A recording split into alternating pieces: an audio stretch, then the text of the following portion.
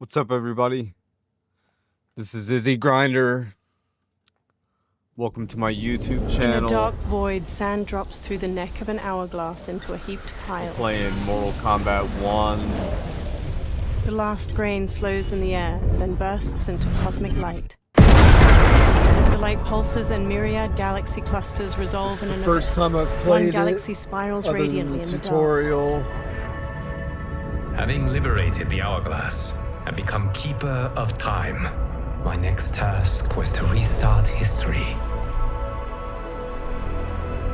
Not beholden to past events, I was free to craft a new era.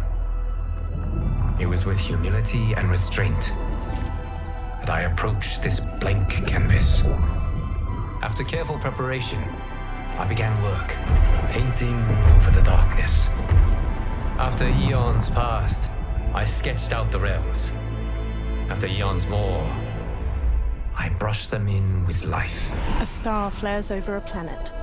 In my new era, all beings will have the opportunity to find peace. Whether or not they do will be their responsibility. For my power only permits me to begin this endeavor. It is the duty of mortals to finish it. A title appears over a vista of mountains and red-leafed trees surrounding a shimmering lake. Mortal Kombat 1.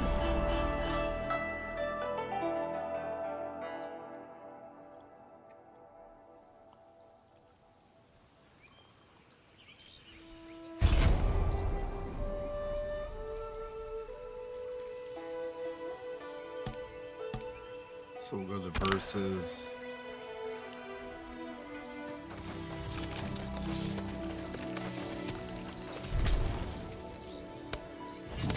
Who we want to be? I guess I'll be Sub-Zero. Sub-Zero.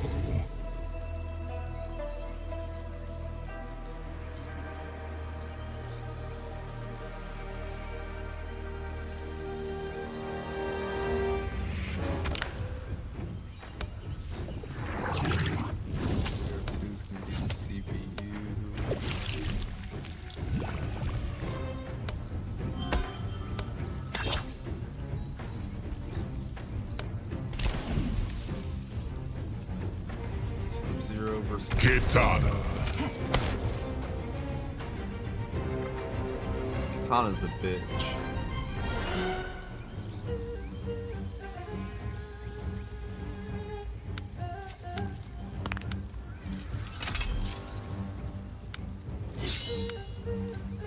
Cameo.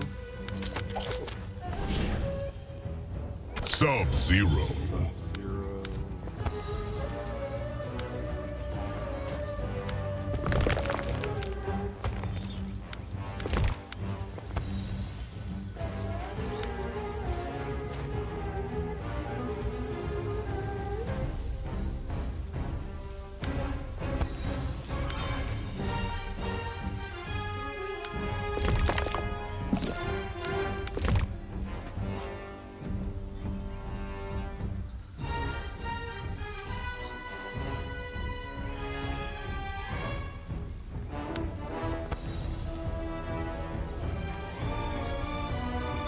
Frost.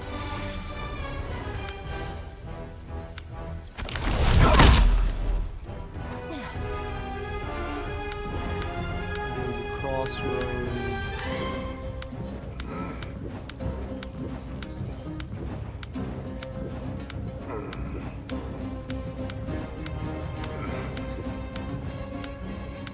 Crossroads.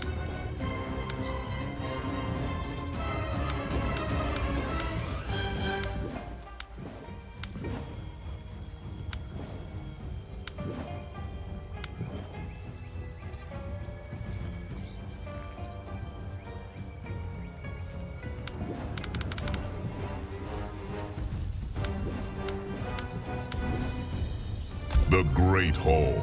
We have no cause for dispute. You aided Shao's attempt to steal the throne.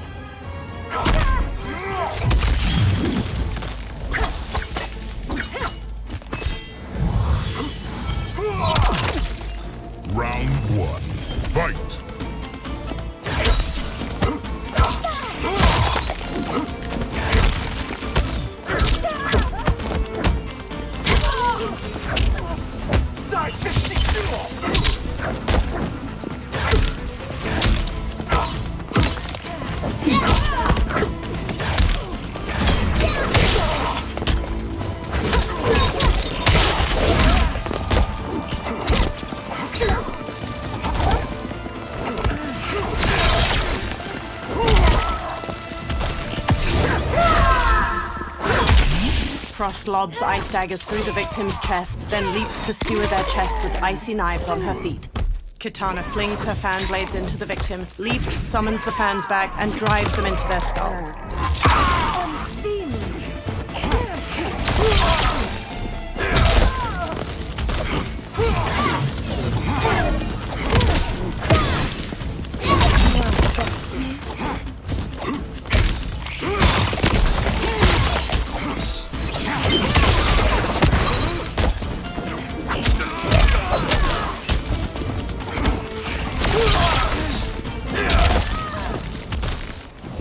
I'll put you on ice. Round 2.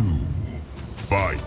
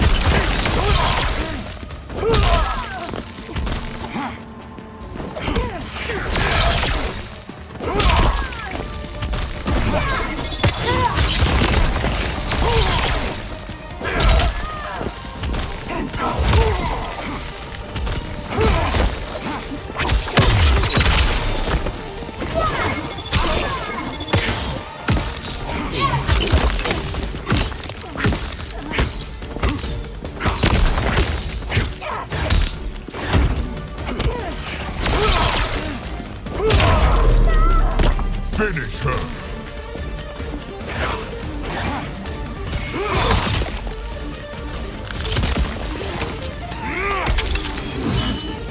Sub-Zero wins.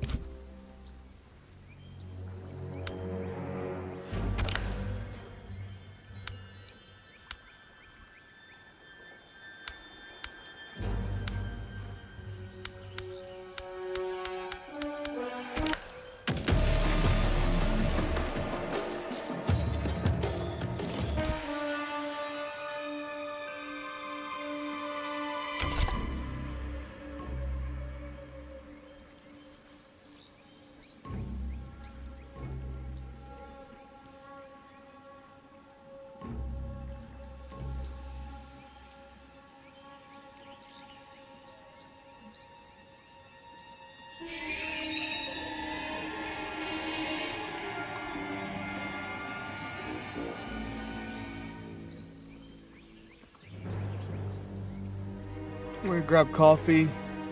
Be right back.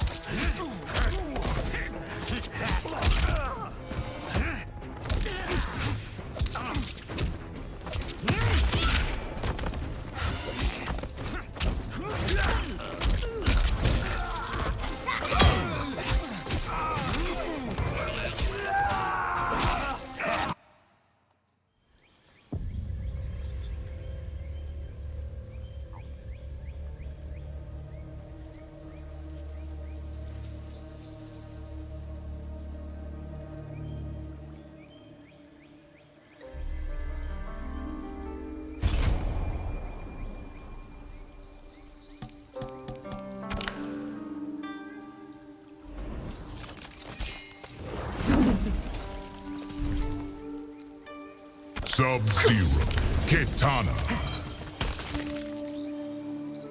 Sub-Zero, Frost. The Hourglass.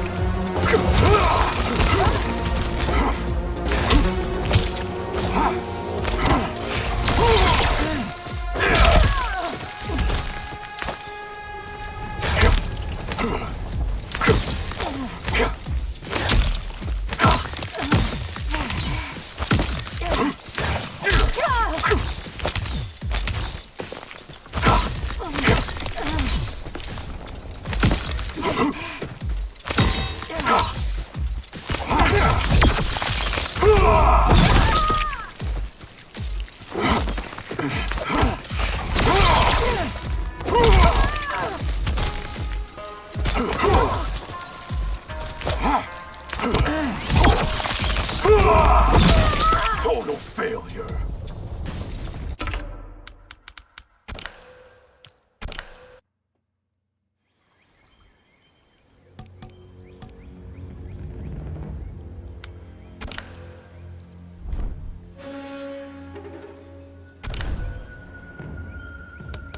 Sub-Zero. Sub-Zero.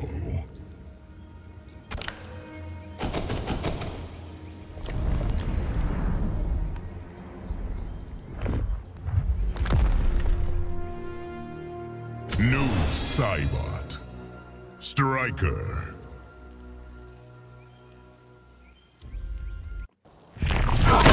How do I become you? By letting emotions dictate your actions.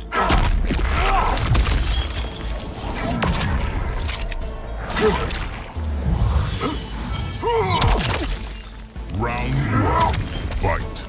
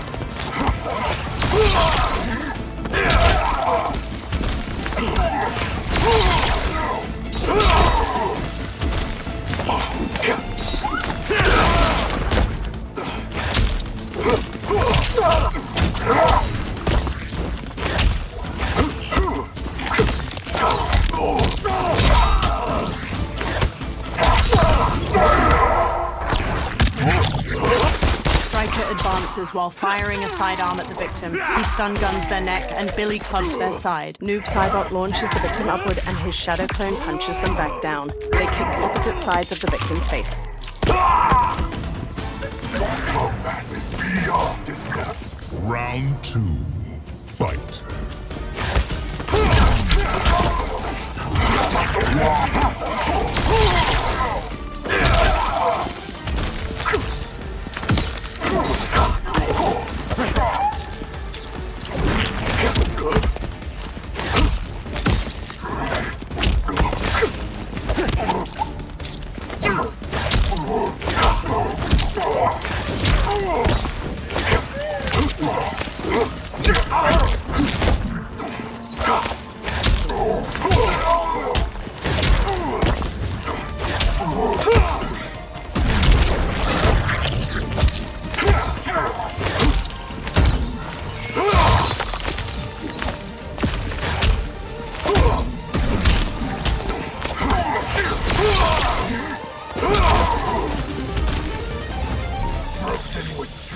Final round.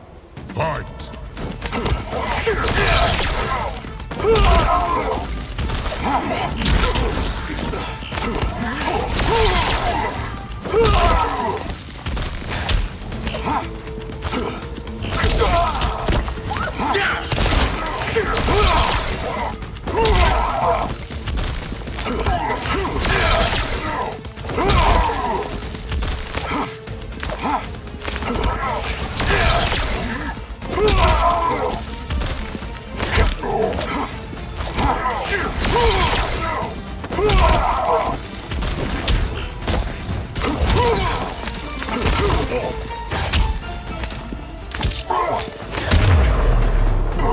Finish him.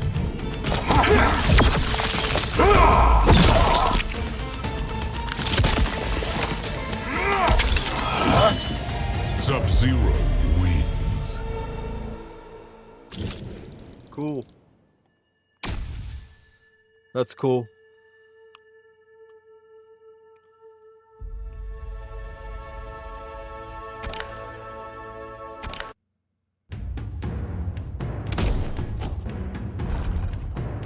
T-1000. Sector. T-1000 versus Sector. Stay clear of the Lin Kuei. Who is Lin Kuei?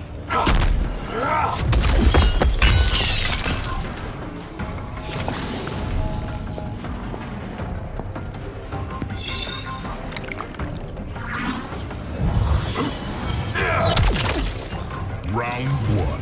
Fight!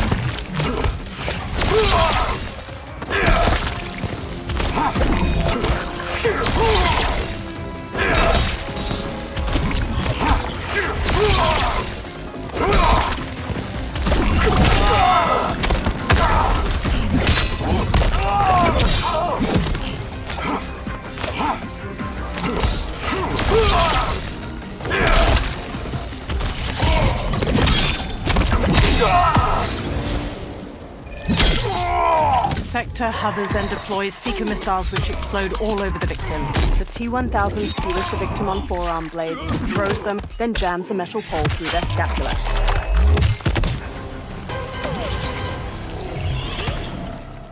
Round two. Fight!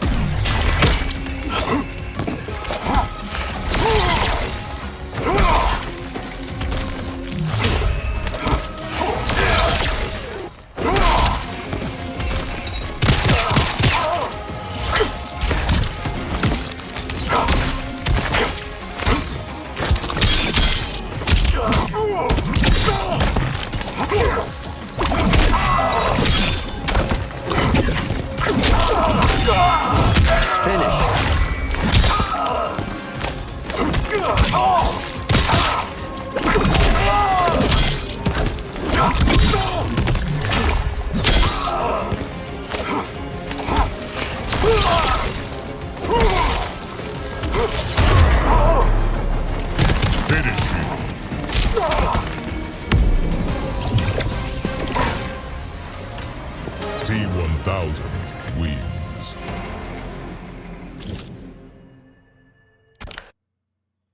Retry. Now that I have touched you, I can copy you. My form or my abilities?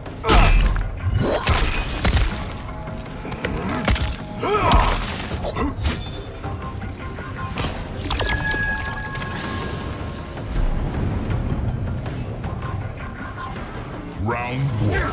Fight!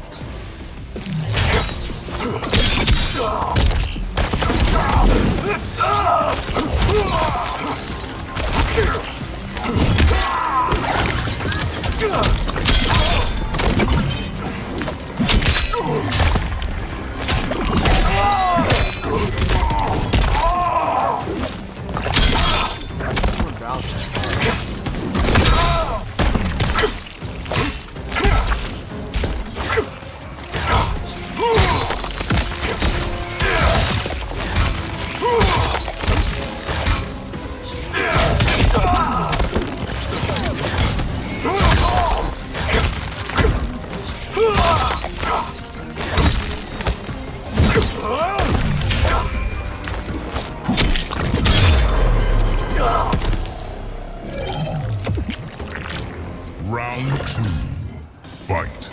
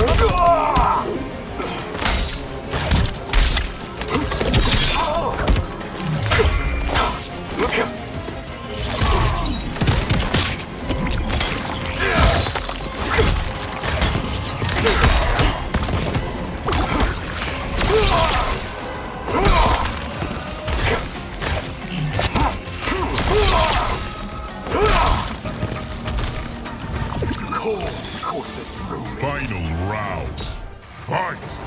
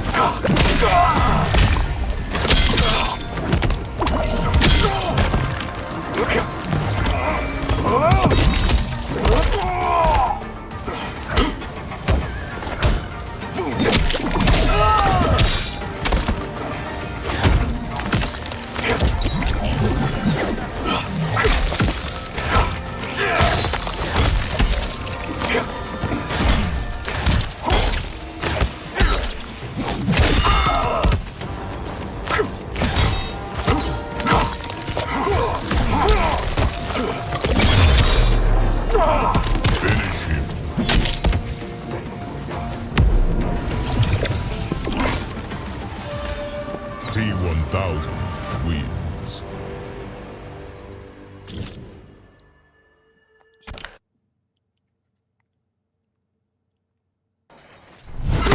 Your Lin Kuei's strategies and tactics. Will bring me victory, Terminator.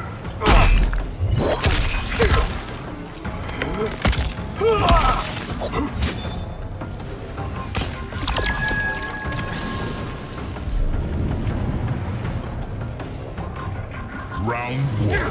Fight!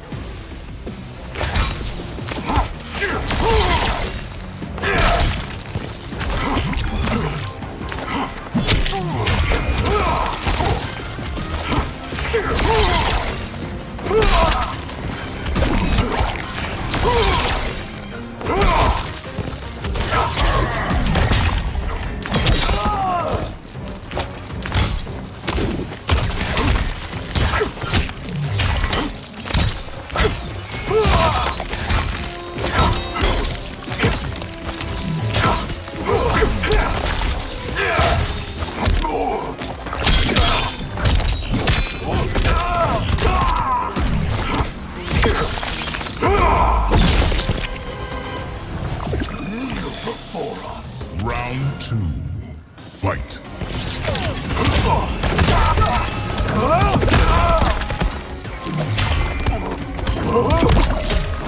Ends here.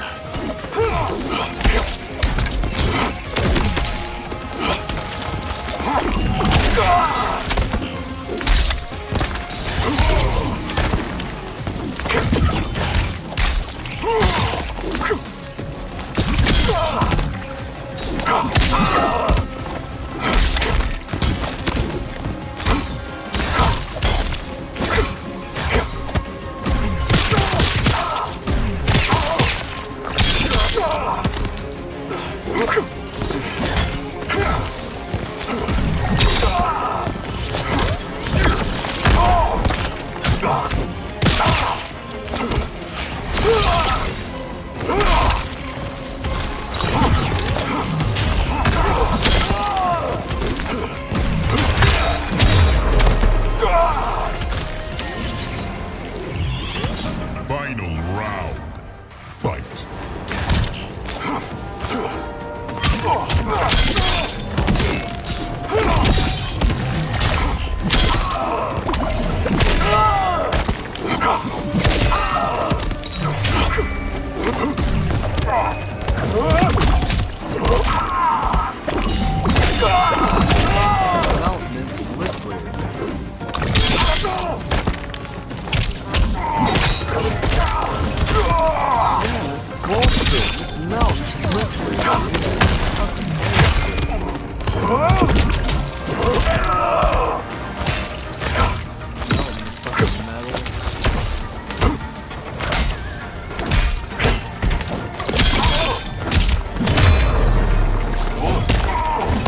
Finish him!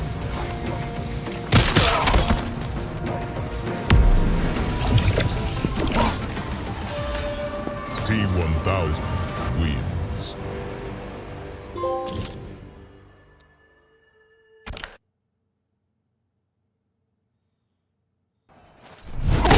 Now that I have touched you, I can copy you. My form or my abilities?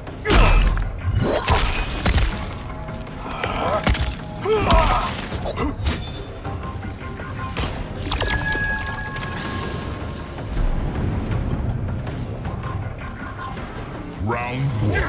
Fight!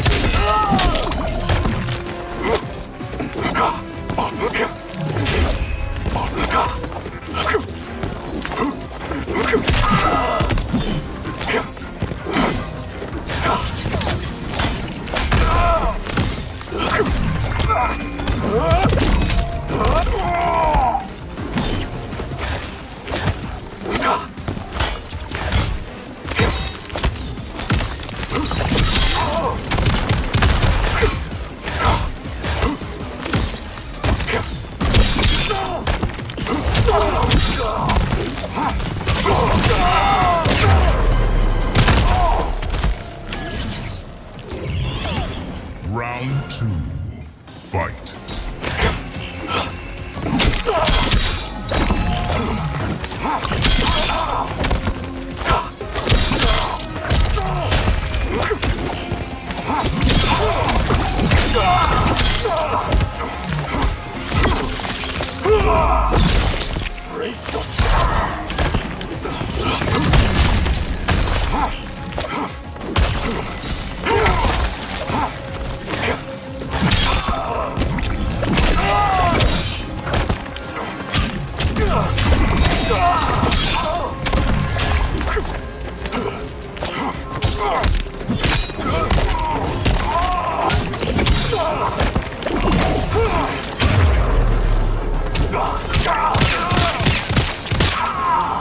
Finish him!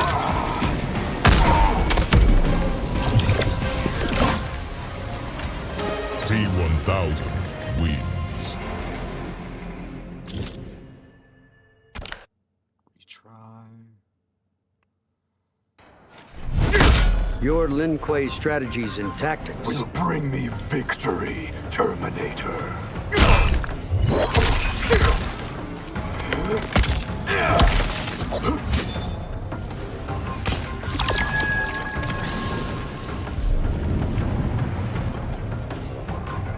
Round 1. Fight!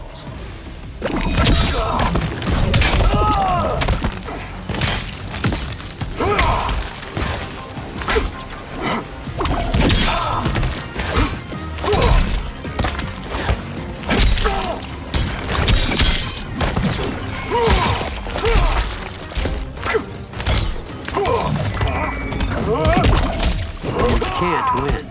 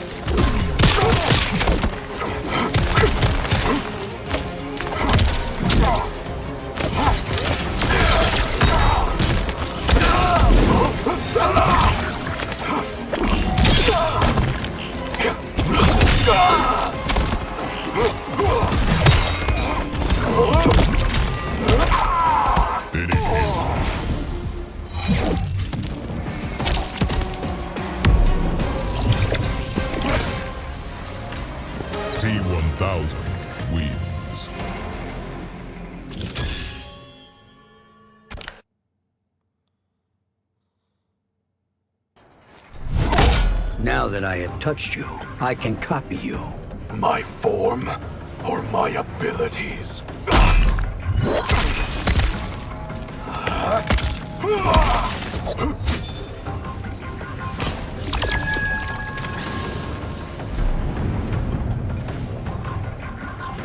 Round one. Fight!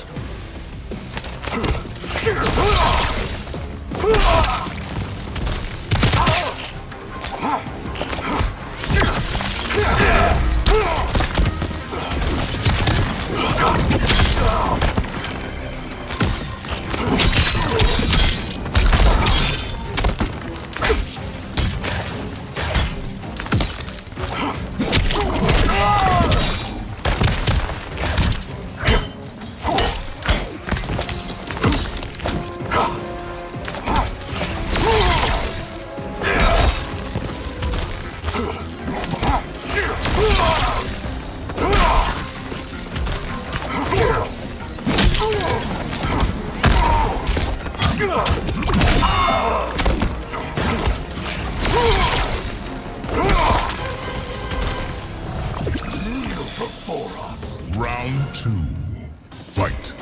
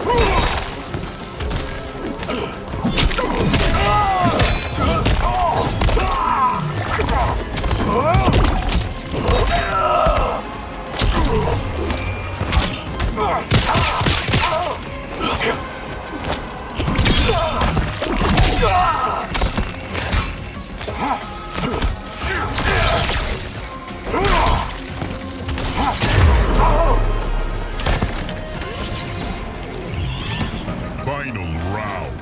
Fight!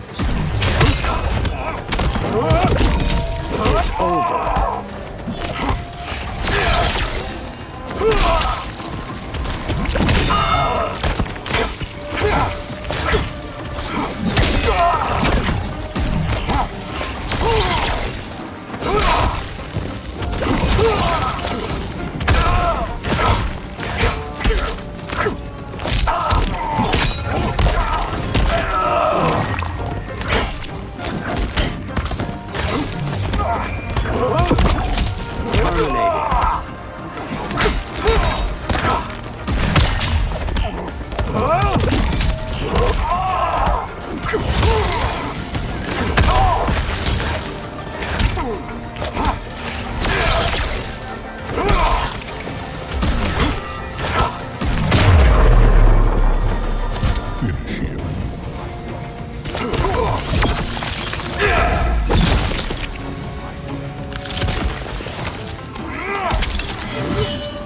Sub-Zero wins.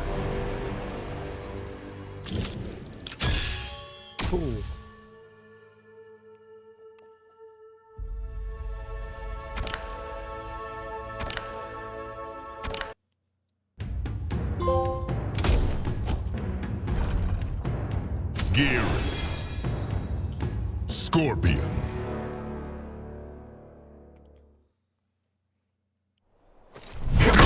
How long have you served Liu Kang? Since the beginning of time beyond.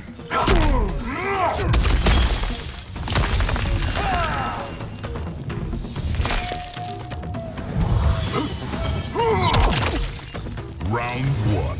Fight!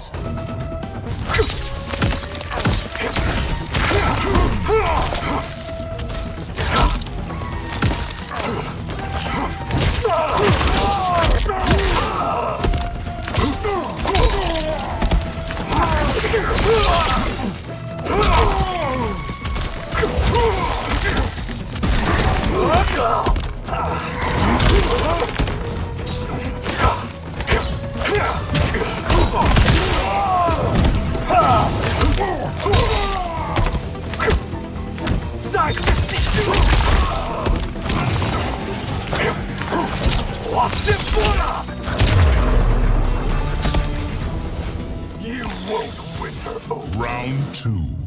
Fight.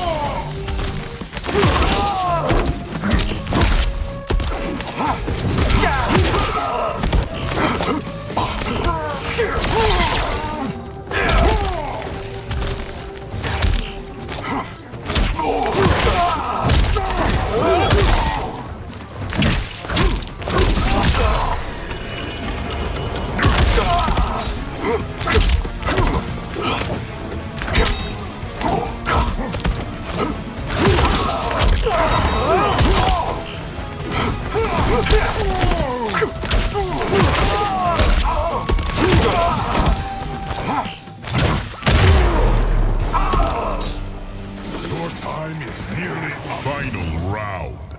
Fight.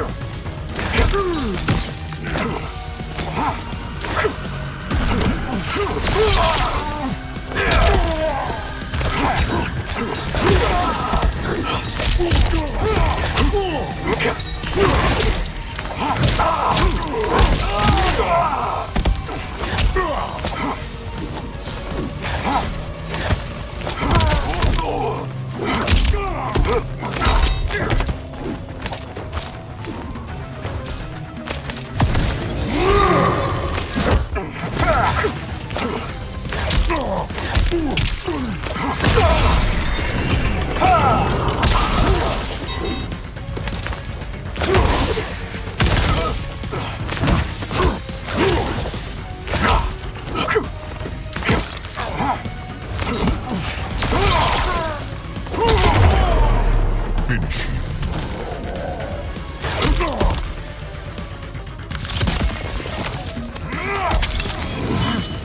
Sub-Zero wins.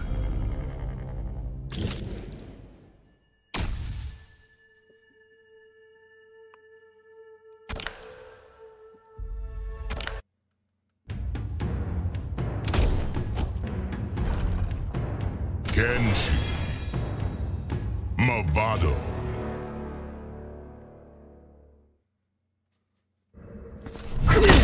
I've learned your secret. Have the others? Is that the Lin Kuei's new tactic? Extortion?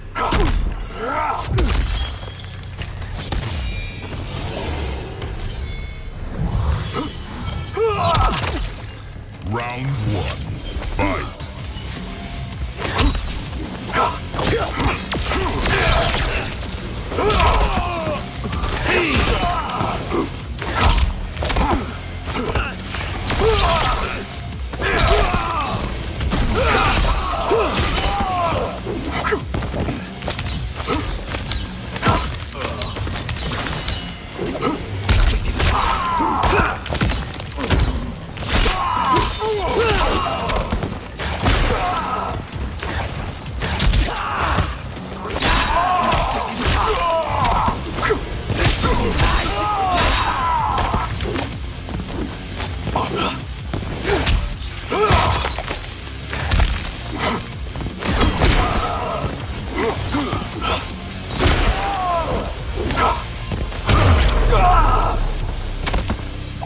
I was a gangster, you know.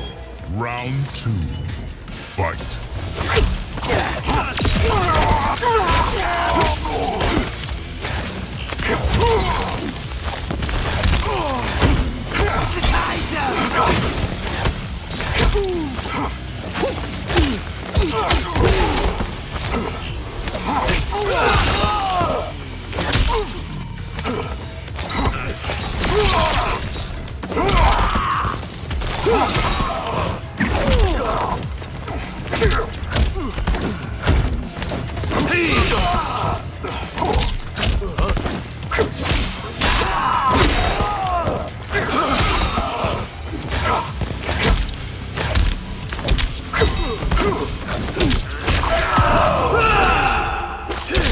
Movado leaps, then slings himself toward the victim, driving his heels into their skull.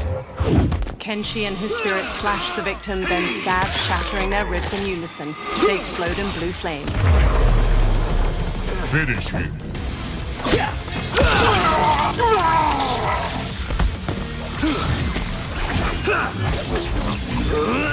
Kenshi wins.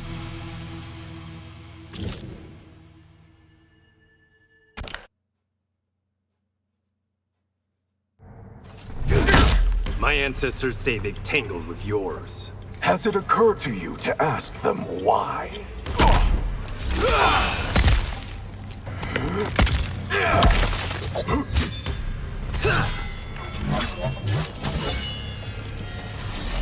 Round 1. Fight!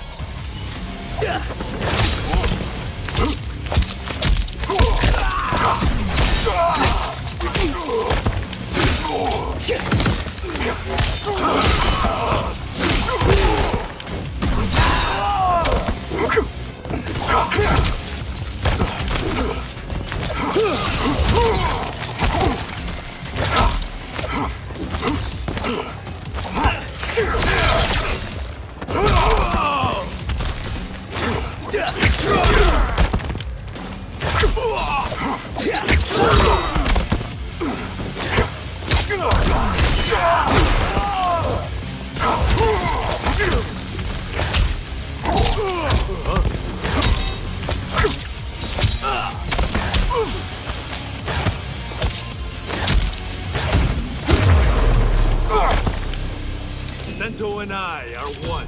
Round 2. Fight!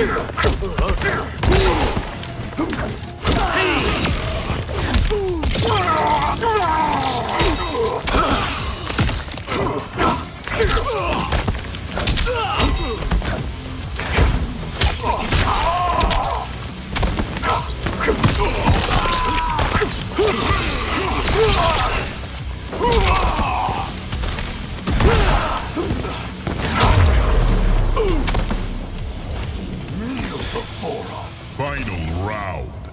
Fight!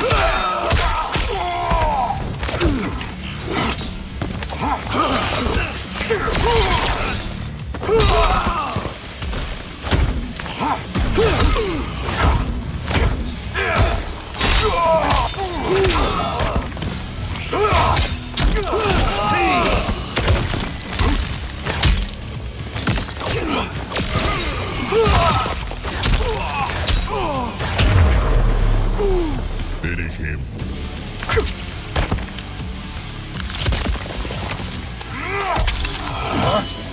Sub-Zero wins.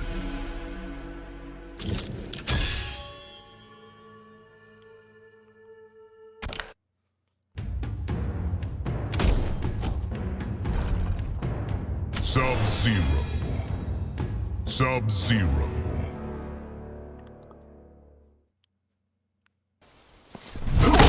How did you come to be? Thank Shang Tsung's experiments.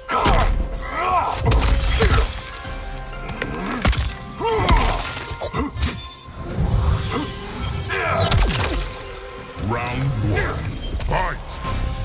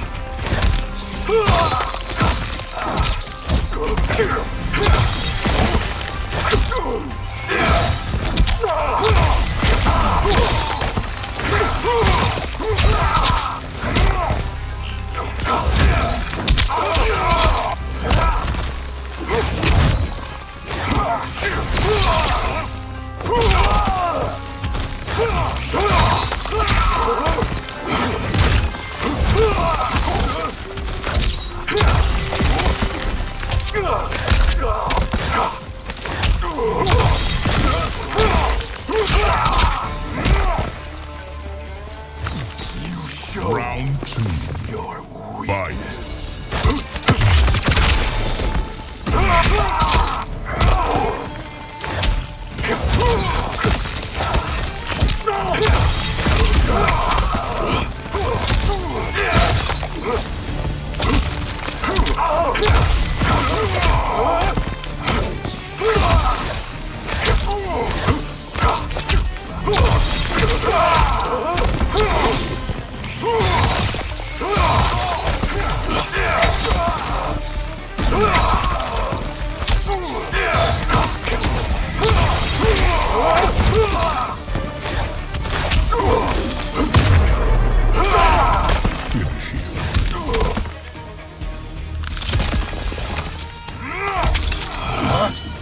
Sub-Zero wins.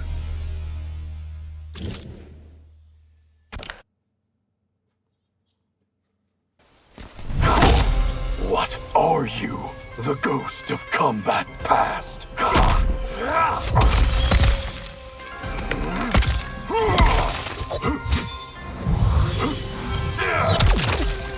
Round 1. Fight.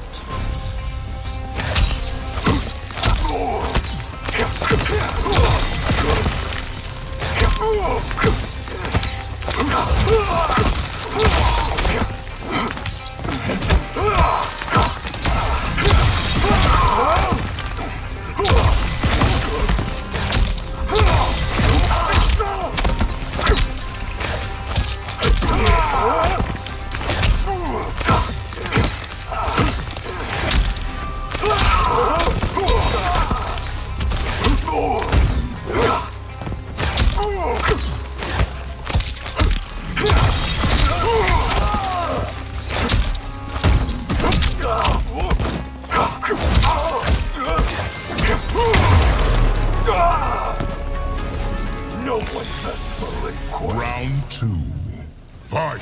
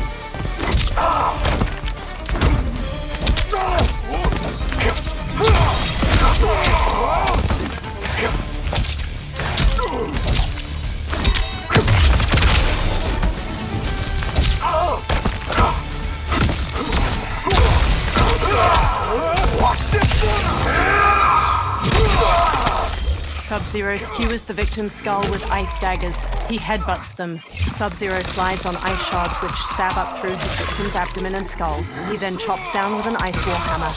Finish him.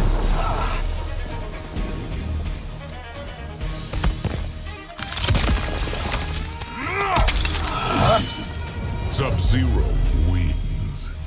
Fuck.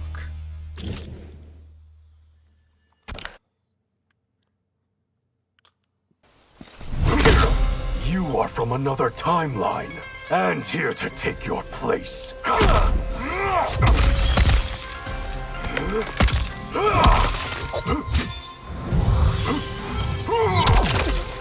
Round 1. Fight. What's up, Jason?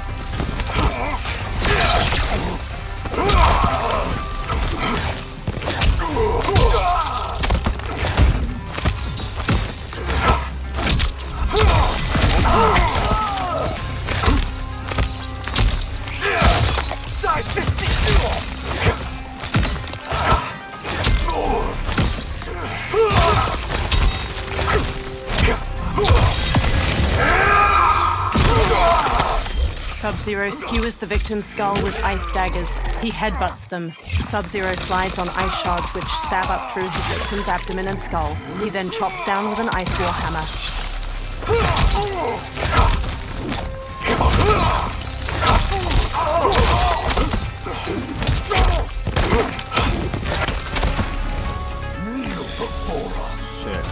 Round 2. Fight. Yeah, here in a minute. I gotta finish my tower.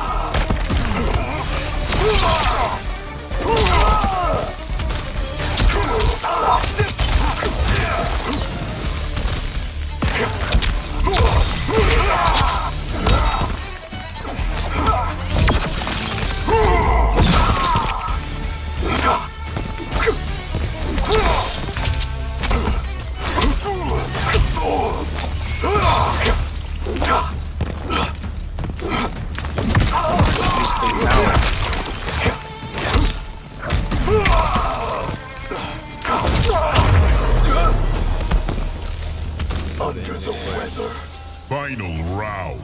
Fight.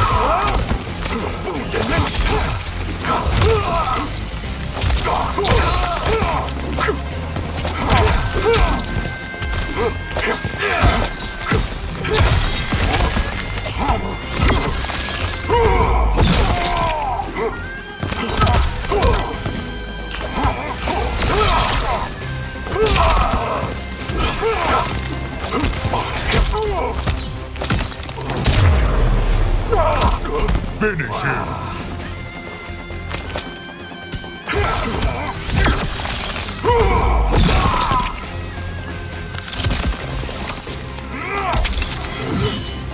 Sub-Zero wins.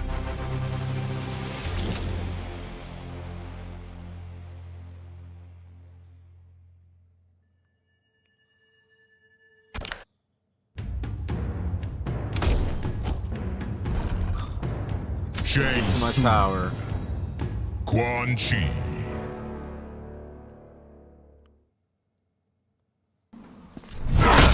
You aren't as scared as you should be, sorcerer. Why should I fear a second-rate cryomancer?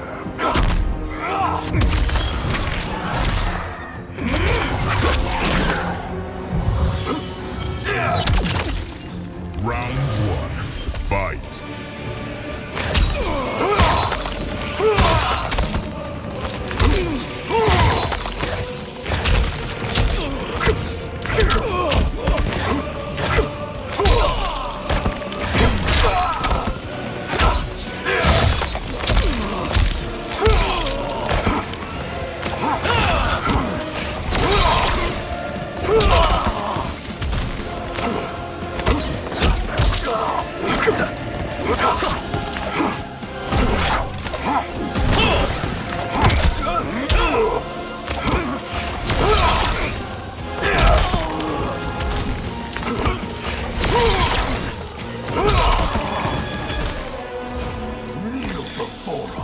Round 2. Fight!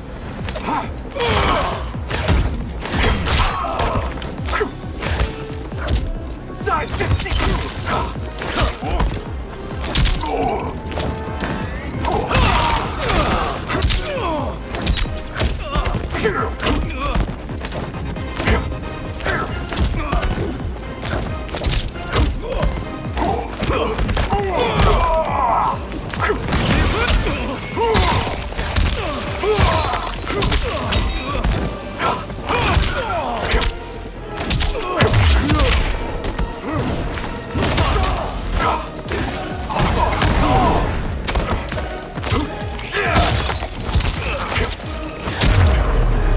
Hero strikes Shang Tsung's jaw while their companion beats Quan Chi bloody. Nearby, the ground crumbles away into a glowing green chasm. The hero front kicks Shang Tsung, then punches his face with a shower of blood. Their companion strikes Quan Chi's throat with a knife hand while the hero pummels Shang Tsung's face. The hero and companion fling their opponents toward the chasm's edge. Together, they strike their opponents into the abyss. Flesh melts from the falling bodies of Shang Tsung and Quan Chi. As their skeletons tumble, a column of green light bursts up from the chasm.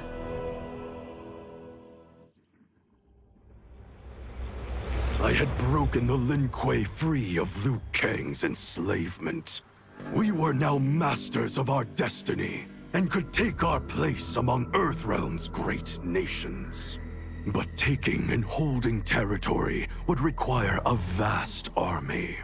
I needed more fighters to make our presence felt. Then I recalled Shang Tsung's I gotta take a piss real dragon quick. warriors. An army of them would be unstoppable. But trafficking in such strong magic would surely draw Liu Kang's attention. Sector advised that we avoid detection by building our army using science, not sorcery. We've invested much into this endeavor, and we are beginning to see results. Once again proving the depths of Sector's genius. When we are done, all of Earthrealm will honor our desires and heed our demands. If not, they will face the Lin Kuei's wrath.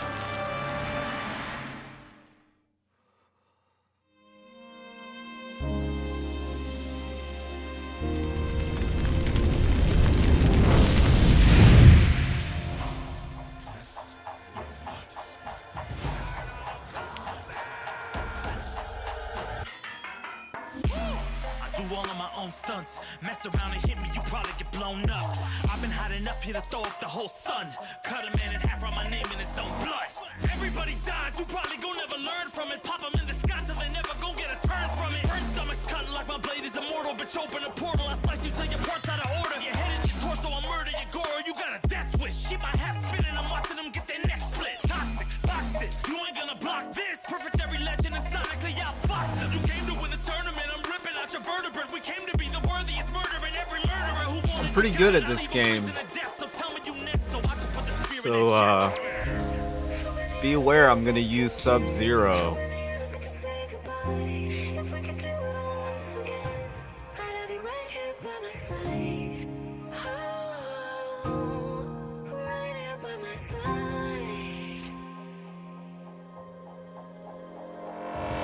Some say we could be defeated. I'ma call it Kenshi. We ain't ever seen it. Hit you with an X-ray. Real orthopedic. Now it's time to take your spine out. You ain't gon' need it where we're going. Both legs broken. Head split open. He's like, okay. Human is smoking. You wanna try again, bruh? Instead of token. Now. We be unmatched when it comes to endurance. Spit hot fireworks, burn like a furnace. Cook your epidermis, yo, I hope you got insurance, because losing all your limbs is a frequent occurrence. Ain't no doubt we're the #1 team. We got Elder God power in our bloodstream. We be crushing brains erupting. Like, I just beat the game in one night, dude. I just got the game tonight. I just beat the game. IZZY Grinder. IZZY dash Grinder. Yeah, I think it's figurative and literal, standing in opposition to the God that I have risen to can cause you harm in the physical as well as mystical. While praying on the vices that I gotta be this position to. Flawless victory, my record's solid gold. But if we got a common foe, he gotta go. I'm down the road, full contact, been well versed in combat. Violence, we stick around that. This fight here is the soundtrack. Just takes a simple bit of pride instead of differences aside, instead of ripping out your eyes. But this isn't a surprise, I got no time, and my patience is in limited supply. I'm unwell, so cold like when the sun fell. You want help? We come together just like the one realm. This war's endless, rest partially mended. Oh, another story mode? Okay. Then why am I seeing the credits? I beat the tower. I beat the first tower.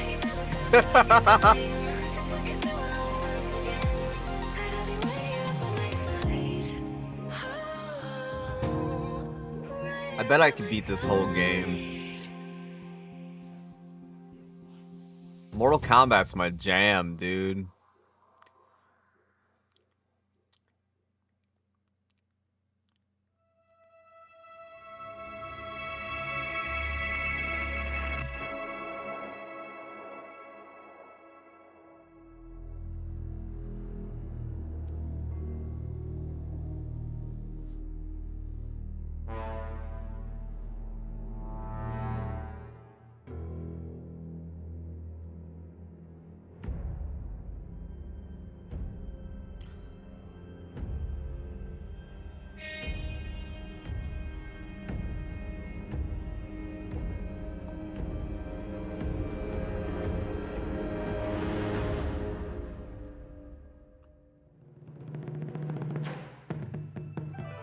There's a lot of people that worked on this game. Now I want to see how many people worked on this game.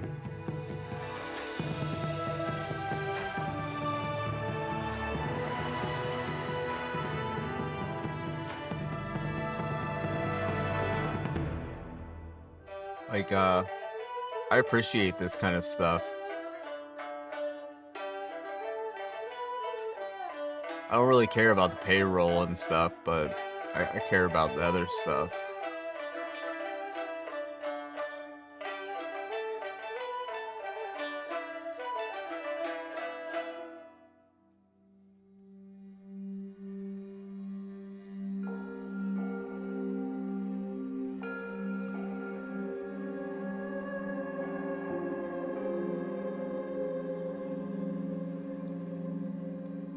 Audio project manager, audio production, post-production, sweet.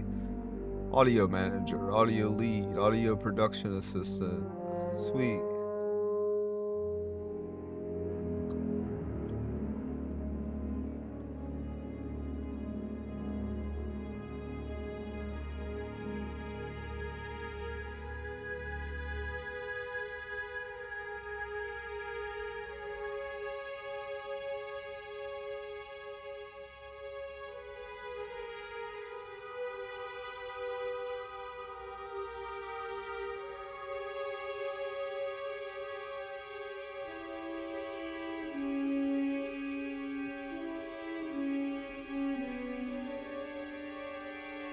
Is it going through it again?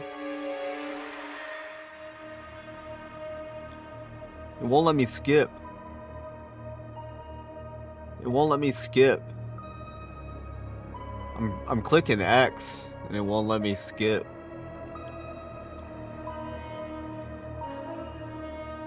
There we go. Yeah, I had to go click B. Tower complete. Score 1,000,000. 7,026,600. Continue.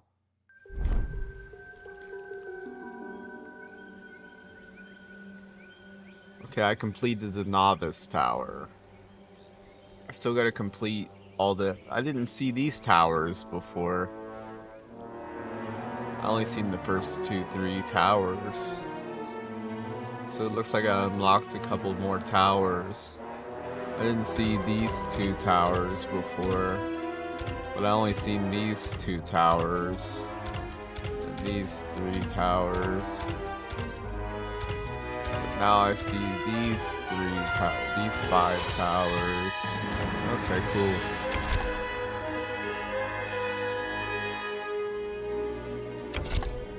Dismiss versus online.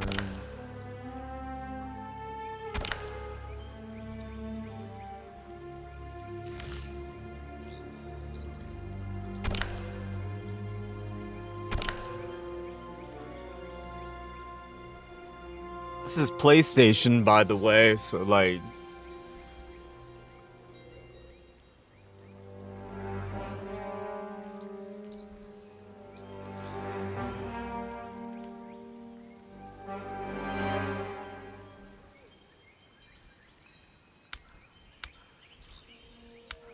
Private...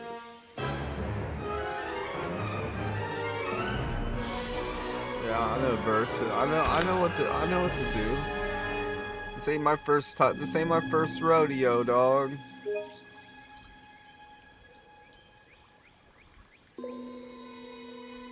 Who do I gotta search for?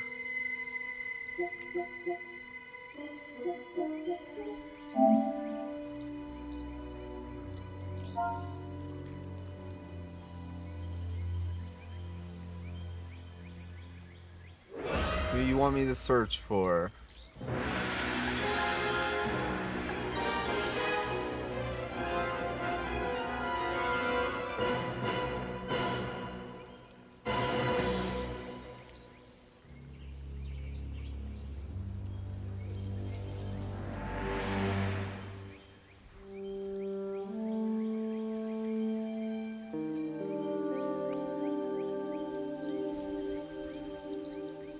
Who do you want me to search for?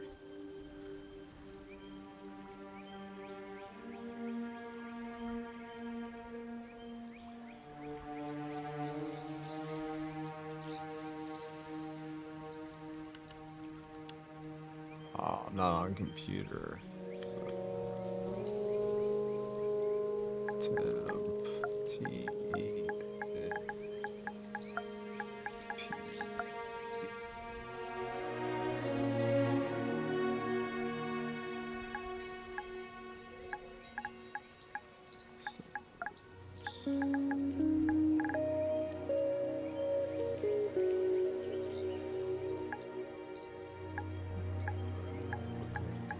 Dashes.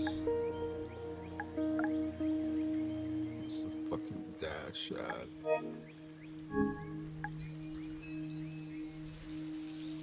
What's the fucking dash at? Oh, there's the dash. Temp. 10, 3, 1, 9, 0,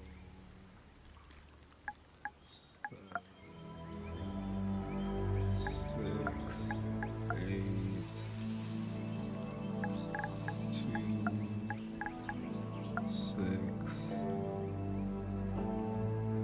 I'm on PS5 too, bro.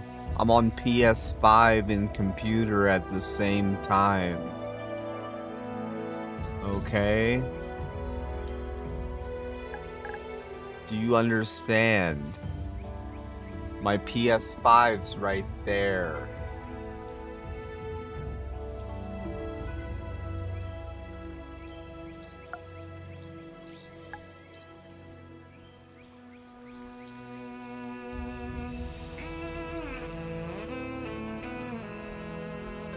There's my PS5 controller.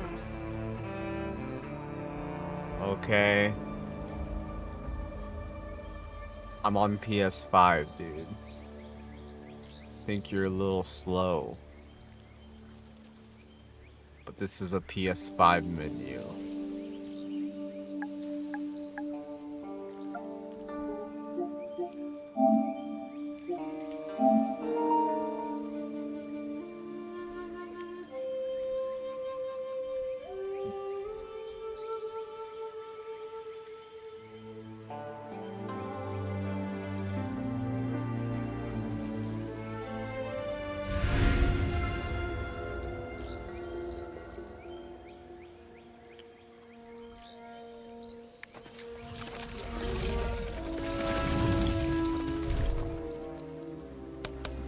Sub-Zero.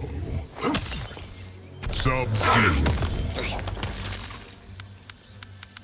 Serena. Sub-Zero.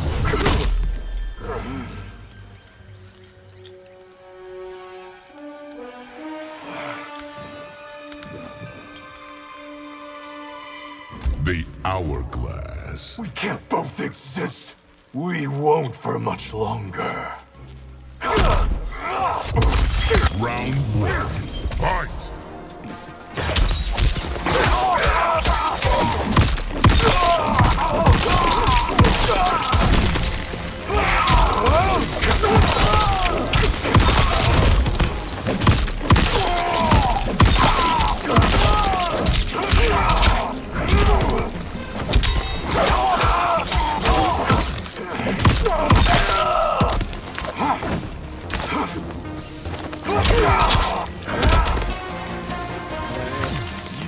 Round Gonna get a little adjusted. fight!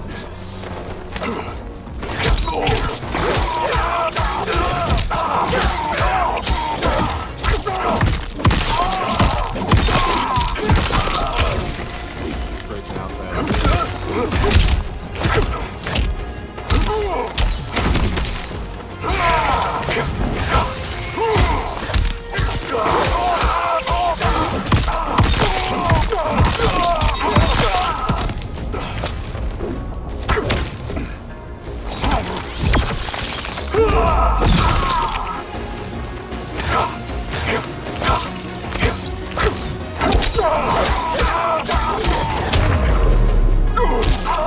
Finish him.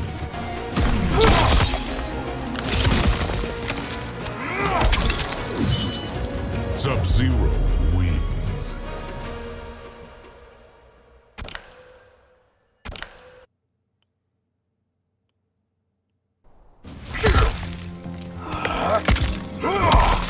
Round one. Fight.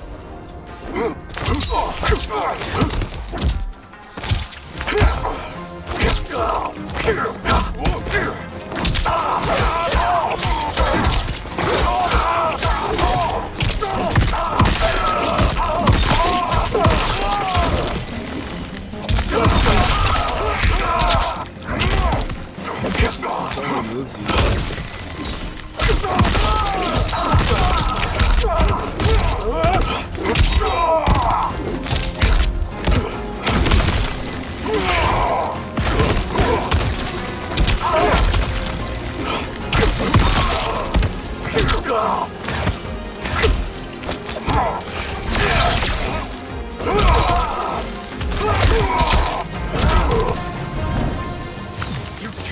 Round two. Fight.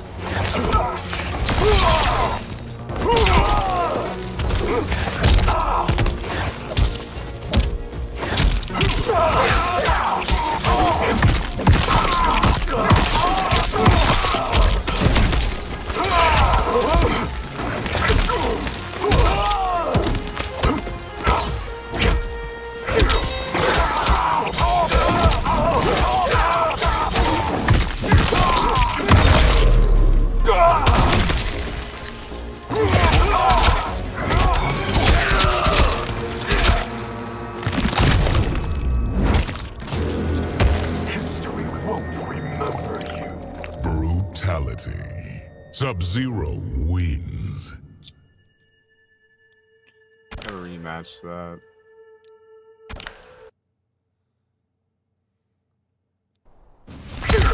Round one.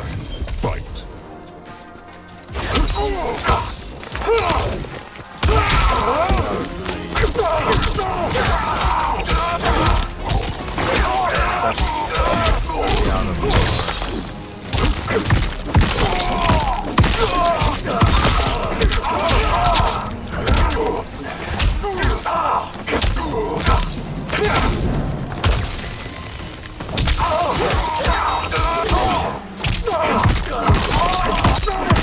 Obviously, playing this game longer.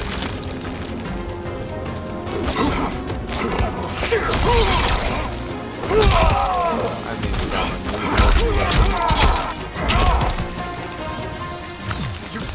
Round two. Fight!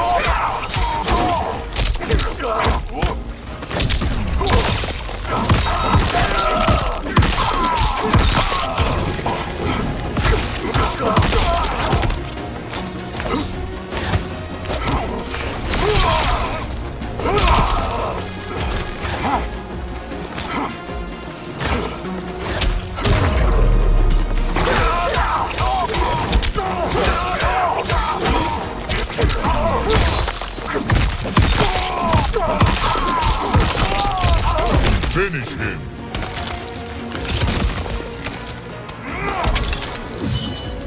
Sub-Zero wins.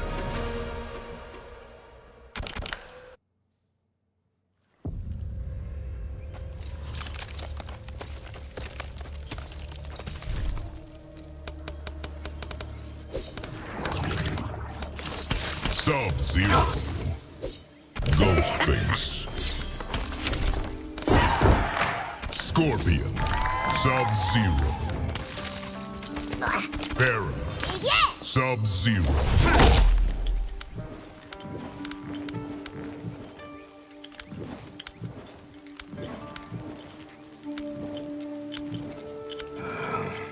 Wu Shi Academy. From the ashes, the Lin Kuei will be reborn. Do not presume you can burn it down. Round one. Fight.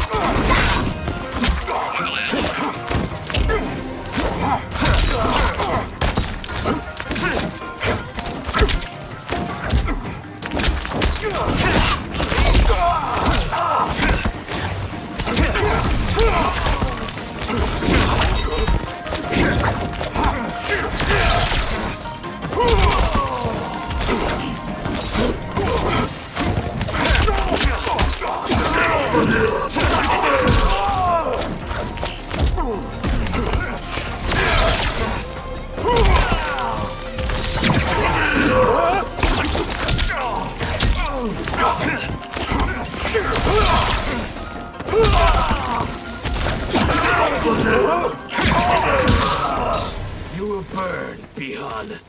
Round two. Fight.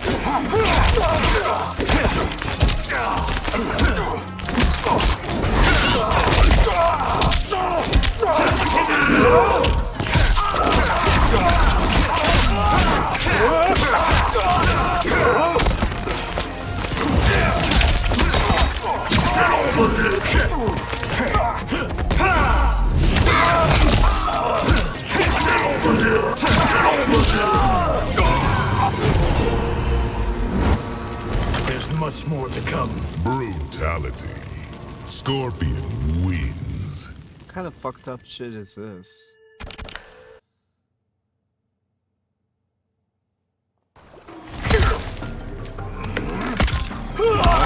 Round one. Fight.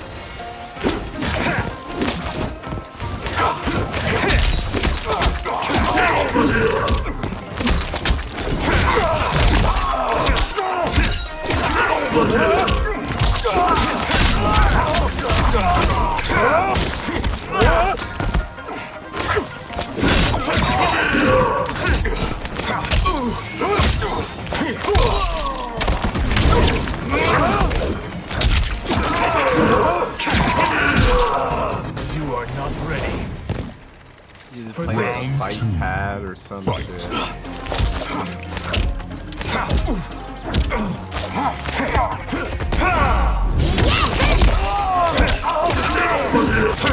Fight pad.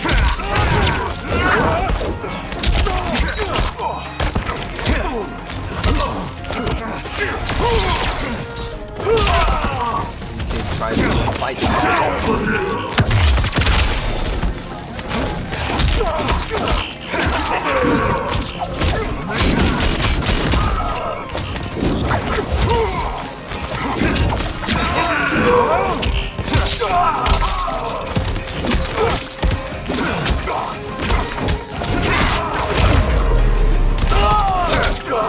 Finish him. Scorpion summons 3 clones. 2 attack the victim with a katana and an axe. Then the third breathes fire on them.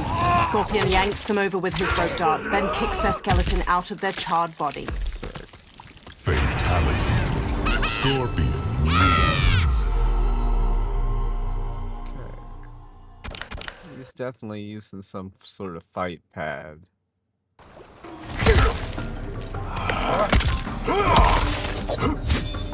Round 1. Fight. My fight pad. Put this guy's ass on YouTube.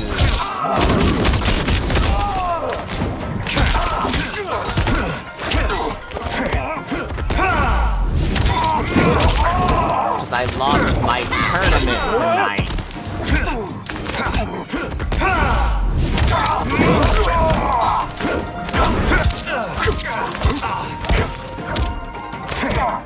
Oh no, he got a 3-hit combo on me with the fucking regular controller.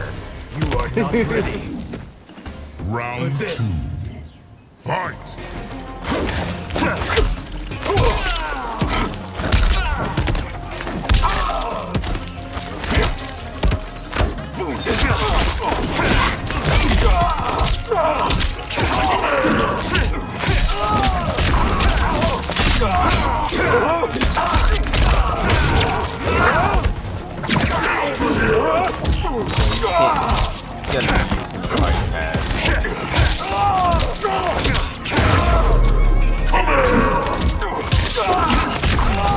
Finish him.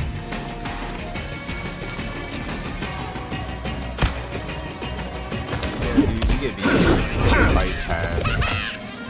Scorpion wins.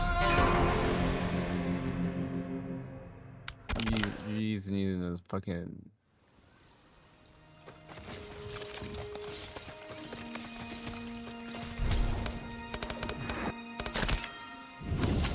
Liu Kang. Sub-Zero. Movado. Sub-Zero. Striker.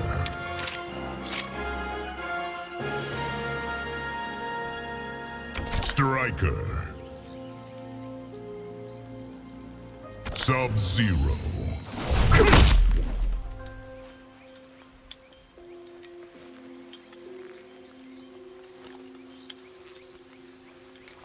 The Flesh Pits. I wasn't aware of Shang Tsung's experiments. Had you known, would your choice have been different?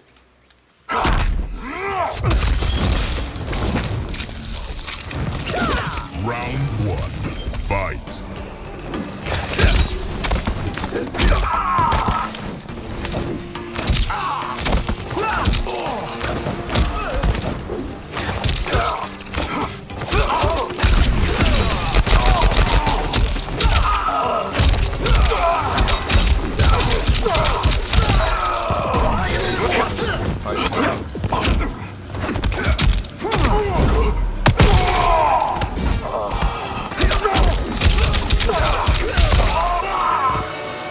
I protect this time. You can tell. Round He's using 2. Liu Kang with a fight Fight. pad.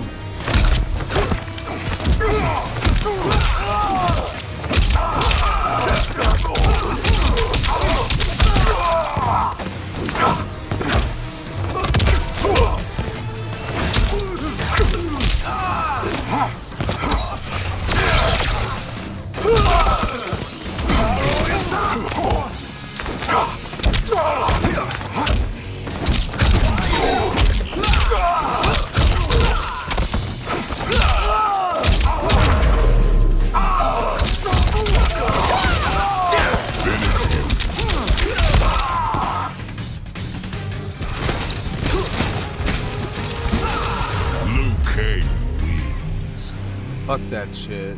Fuck your fight pad.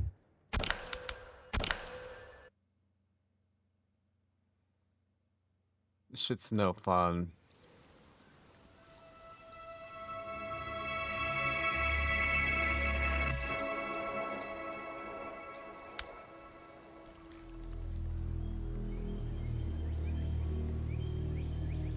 GG, but fuck your fight pad. That shit's no fun.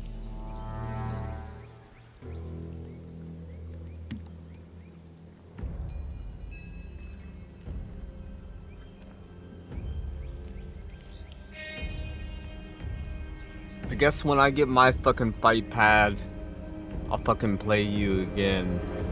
But until then, I'm not playing you again until I get my fucking fight pad. And then I'll fucking see you again. But until you see a fight pad sitting on this desk, you're not fucking getting played again.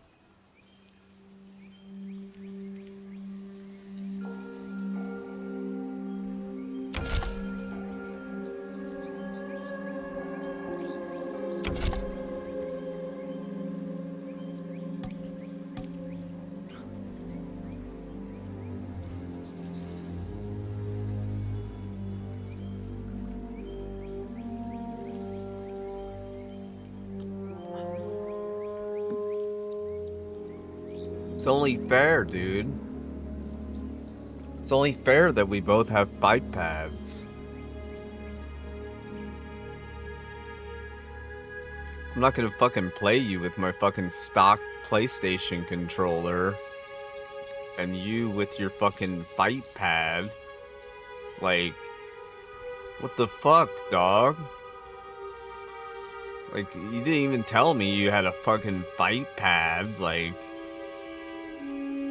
Fuck, dude. Like, I could tell you had a fight pad as soon as you started playing me.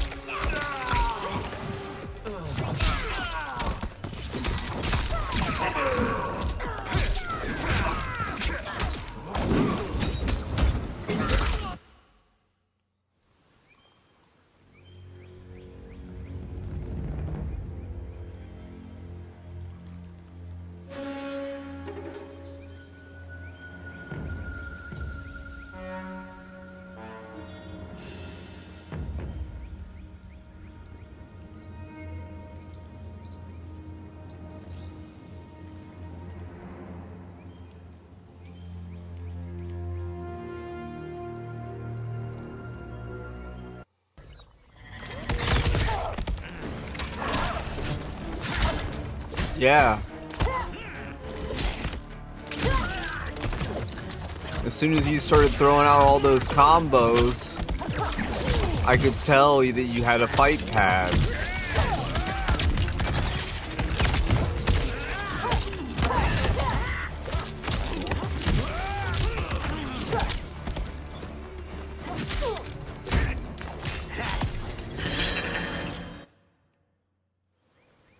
Like, you can't do that shit with a stock PlayStation controller. I've been playing this game like 30 fucking minutes and I can tell you can't do that shit.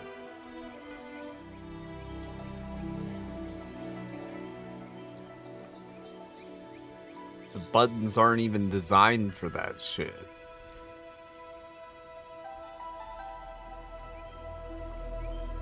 I don't even think you could do that on that Victrix thing. You gotta have one of those Razor Kitsunes. Or like fucking PDP.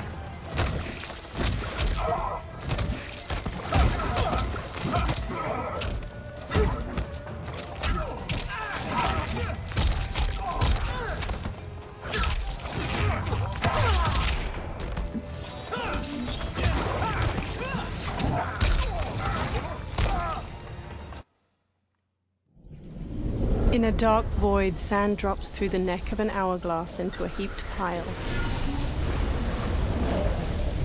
The last grain slows in the air, then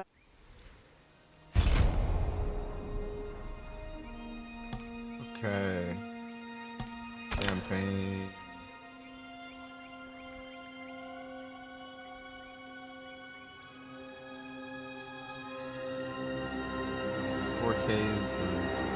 Like to download it free now.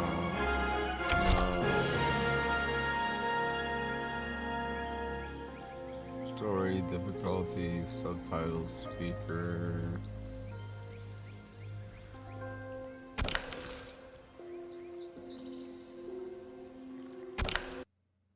words appear. WB Games presents a NetherRealm Studios production. An old man stands in front of a caravan near a crowd. My friends, your patience is about to be rewarded. For I have saved the best for last. I have recently discovered a cure-all of unrivaled potency. It will soon be on the shelves in every home of Outworld. This elixir is crafted from an ancient recipe. It has Patreon flowers, Margovian nectar, powdered teeth of an Arctican dragon. All this and more, infused with powerful Lycorian magic. There is a village in the next canton over, where everyone has purchased this miracle cure. Overnight, all diseases, even Tarkat, have disappeared. Now, magic this potent is expensive. And I am sure you're asking yourselves, can I afford it? But the true question you must ask is, can I afford to be without it? You lie, Shang Tsung. Your cures are useless. The crowd parts for a bald man as he strides to Shang Tsung, fists hanging at his sides. I'm sorry. You are? Someone fool enough to have believed you. My daughter was dying when you came to my farm. You promised a miracle, and I gave you all I had. But only days later, she was dead. That is impossible. My magic could not have failed her. There was no magic! I took your elixir to an Imperial mage, and you know what she said? The bald man snatches a potion from him and throws it down. It's nothing! Just bourgeois tea! The mage is mistaken, kind sir. My elixirs are of superior quality. Their efficacy is guaranteed. The bald man flings him to the ground. Shang Tsung raises his hands as the crowd closes in around him.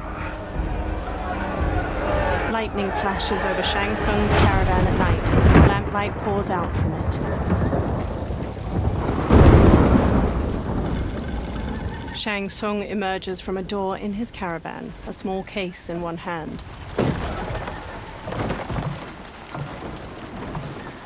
He slowly takes a seat on the small wooden stairway leading from his caravan door. He opens the case, revealing a mirror inside. He squeezes his eyes shut, then reaches for his head. His long gray beard drops to the muddy ground. Shang Tsung regards his reflection, now younger, beardless, and with shorter hair.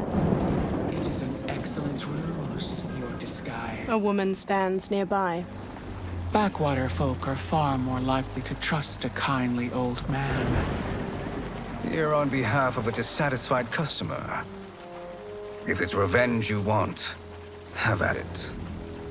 If it's restitution, there's nothing left. What I want, Shang Tsung, is to elevate you, to make you the great sorcerer that now you can only pretend to be. A generous offer. Why me? You are uniquely resilient. Who else could eke out a living traveling Outworld's hinterlands, selling quack cures and fake magic? A living? It is barely survival. And you were meant for more. To live among kings, not peasants. But since before you were born, you have been conspired against by those who fear how formidable you could become. How do you know this? Who are you? I am your deliverer, Shang Tsung. Join me, and I will put the realms at your feet. Water streams down Shang Tsung's face as he meets the woman's glowing blue eyes. He smiles toothfully. A title appears, Mortal Kombat 1. 3 men wearing sun hats plow a farm by various cottages. Power line towers hang crookedly near them. An ornate building sits on a mountain peak looming behind. This is a good harvest, Kung Lao. Yes. It is a blessing, Raiden. You would rather we starve? No, of course not. But we've worked these fields since we were kids. In 40 years, we'll still be here. Stooped and feeble like Old Man Wei. An old man You probably glares have at a them and fight spits. stick. Kung Lao waves. As long as I've known you, you've dreamed of leaving Fengjiang. Why can't Fuck you be your happy fight here? stick. Our ancestors fought in great wars. They died with honor and glory. Stories of our great adventures will be passed down for generations. It may not be glorious, but what we do helps the village thrive. I know. But is it so wrong to want some excitement? If that's what you want, may I suggest a bet? Dinner at Madame Beau's tonight. Last to fill their cart pays. You work faster than me? Ha! Since when? You're on, Raiden. Kung Lao and Raiden both smirk while they shake hands. The 2 men pass the day harvesting cabbages from their field and throwing them into separate parts. Kung Lao Avery? wipes sweat from his brow, then quickly pushes his cart with I Raiden fucking down knew a it, dirt road to the Avery in cottages. high school. A woman uses a kettle to pour tea into a pair of small porcelain cups on a table in a crowded restaurant. She carries a platter with the cups and kettle away as Kung Lao and Raiden walk in. That is amazing. I am starving. I wonder what Madame Beau is making tonight. An old woman approaches. For you two, whatever you want. I knew it, Avery in high Thank school. you, Madame Beau. You spoil us. Avery Like was the hot. sons I never had. Madame Beau leads them to an outdoor dining area. They sit at one of the many tables. Like real Have you hot. two been practicing my lessons? As we can. The harvest leaves us little time for martial arts. Since your first words, Kung Lao, you've mouthed nothing but excuses. If you fail to prepare... I remember when she Your moved to our preparations high will school. fail you. Good. You haven't forgotten. But we'll see if I make you anything special tonight. My damn trick I'm glad of a you're girlfriend paying. was like, Madame Beau might just pad the bill quit with looking her at anger. that Avery I am girl. paying. You finished work first. But I delivered my cart first. Delivered? Huh. The bet was filled. That's not what I remember. So that's how it is, eh? What do you say we settle this man to man? Hmm? They walk off. Wait, you mean fight? Yes. Right here, right now. Madame Beau can watch, critique our form. A hooded man with glowing white eyes watches them pass by. Best 2 out of 3? Fair enough. We must be careful. Madame Beau will kick us out if we break something. Oh, this won't last long enough for that to happen. You will be down in no time. Fight! Oh, I gotta fight. Oh, this sucks. God damn. God God damn, I don't know the moves.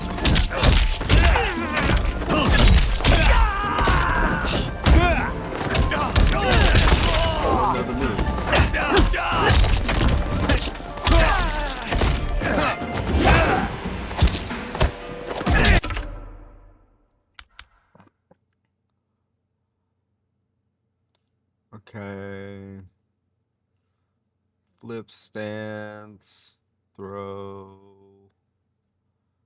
L1, okay.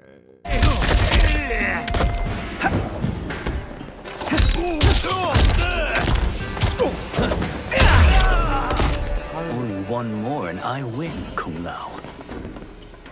Fight!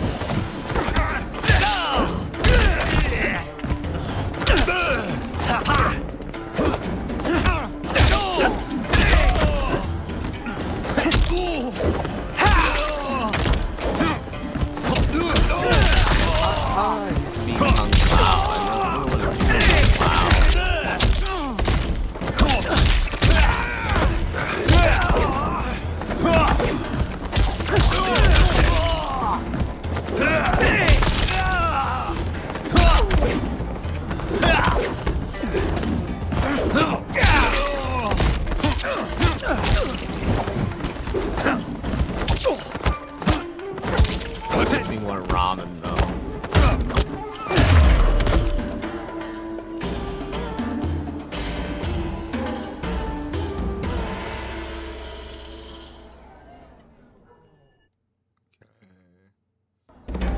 Oh, this won't last long enough for that to happen. You will be down in no time. Fight!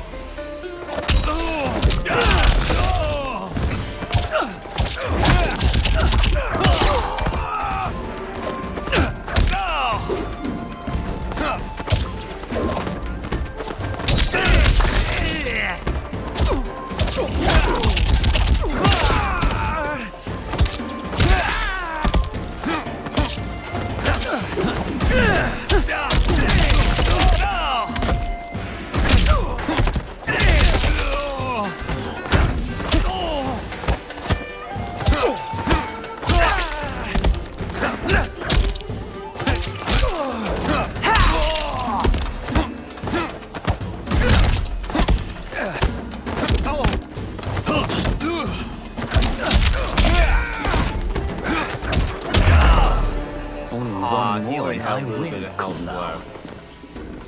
Fight!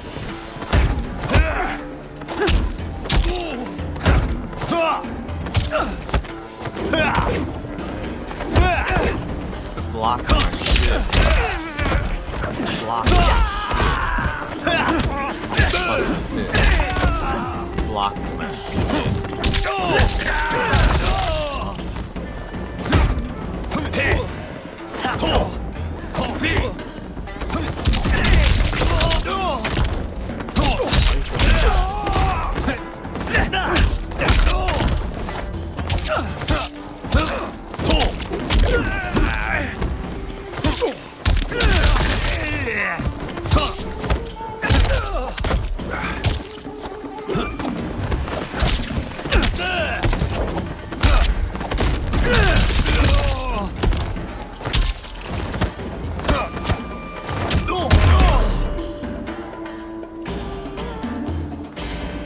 What's up?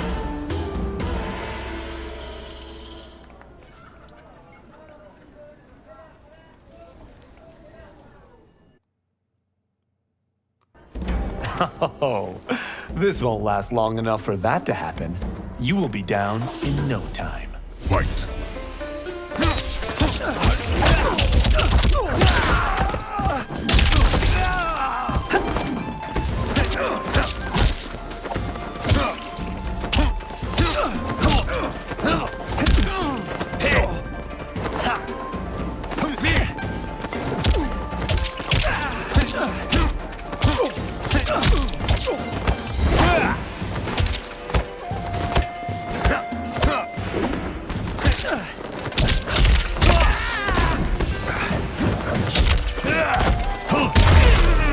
Must we go another round? We both know how this ends. Fight!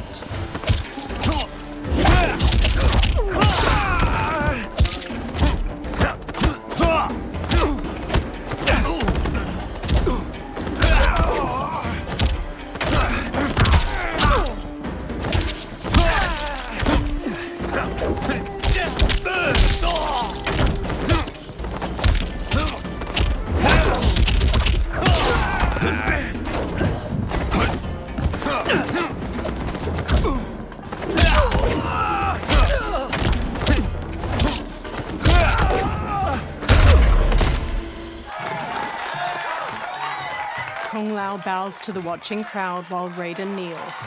Kung Lao helps him up. You haven't beaten me yet. The day's coming, Kung Lao. Keep telling yourself that. A variety of plates and bowls with scraps of food in them Spam sit on uppercut. Kung Lao and Raiden's table. You were hungry. Oh. Everything was delicious, Madame Bo. Thank you, Raiden. You boys are always a pleasure to cook for. Raiden hands her cash, but his face drops as she beckons for more. A breeze wafts a bill from his hand toward a man in a dark garb and gas mask. He closes his fist around the bill, then looks toward Kung Lao and Raiden. Madame Bo, the Lin Kuei await your answer. 5 people in dark clothes and cloth masks stand with him. He advances on Madame Bo. I have been busy, Smoke. She steps away. The Lin Kuei? Who are they? Don't know, but I don't like where this is going. What do we do? Stay ready. Madame Bo, it is a simple choice. Pay for our protection, or risk harm to this fine establishment. You'll get nothing from me. That, Madame Bo, is unfortunate. He turns to the Lin Kuei warriors and nods. They flip tables and chairs. Madame Bo punches Smoke's face. He blocks her next flurry of jabs, then flips her through a railing. She falls onto a table below. Madame Bo! Kung Lao and Raiden quickly get up from their table and fight their way through the Lin Kuei warriors. Smoke throws a smoke bomb, then jumps through the spreading cloud and kicks Kung Lao and Raiden to the floor. You two are brave, but against us, you are in over your head. We don't care who you are or who you are with. You will not menace Madame Bo. Fight!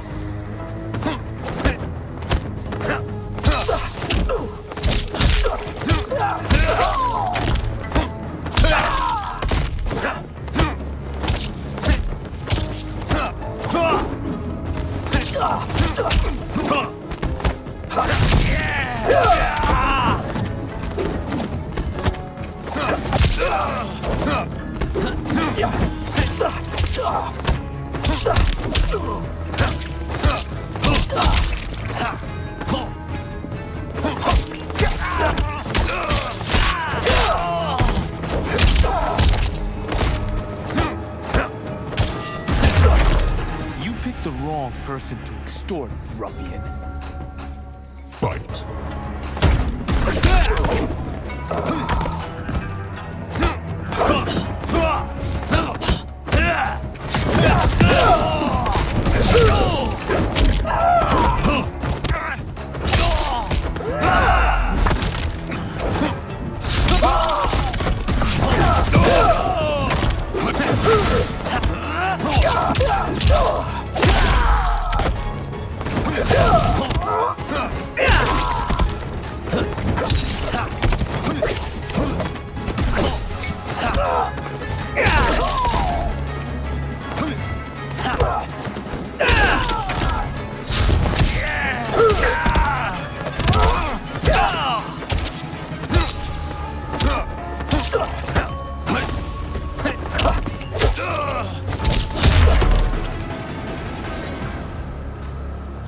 Now who's in over his head? Raiden punches a Lin Kuei, who stumbles back. Kung Lao grabs him, then drops him. This was you? Honestly, I'm surprised too. Come on, let's help Madame Bo. A figure in blue, Sub-Zero, watches from a rooftop. He throws a bolt of ice at their feet. A man in yellow, Scorpion, paces over while spinning a kunai-tipped rope dart. His upper arms are bare, showing a scorpion tattoo. Sub-Zero shoots another ice bolt. It strikes the railing behind them. How does he do that? I have no idea. You interfere with Lin Kuei business. Leave, or face our wrath. Abandon Madame Bo. Not happening.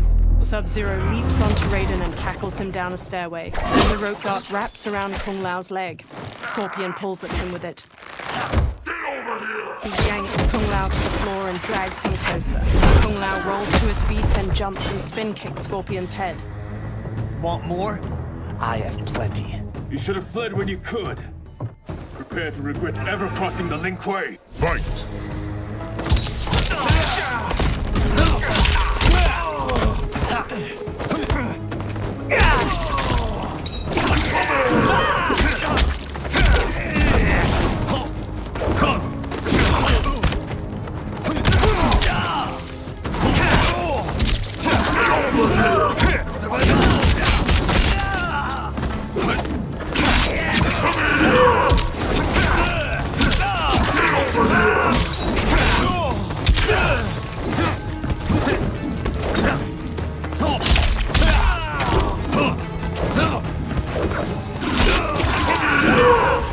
Second-guessing your choice to confront me?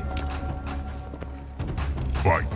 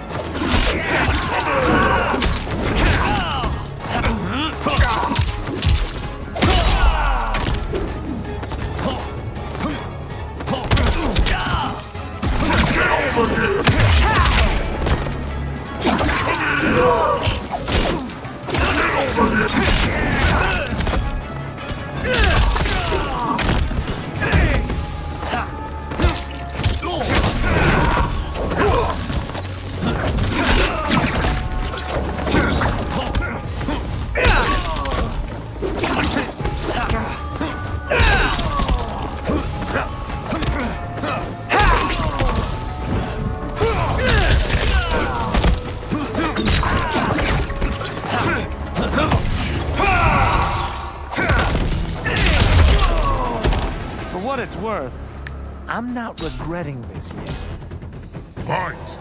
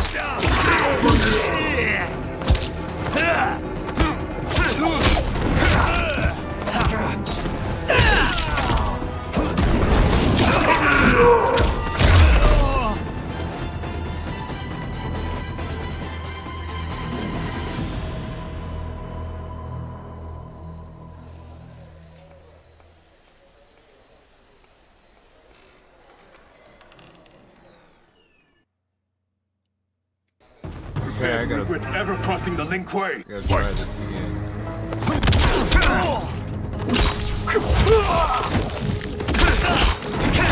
I looked at it for a second, fucking lost it.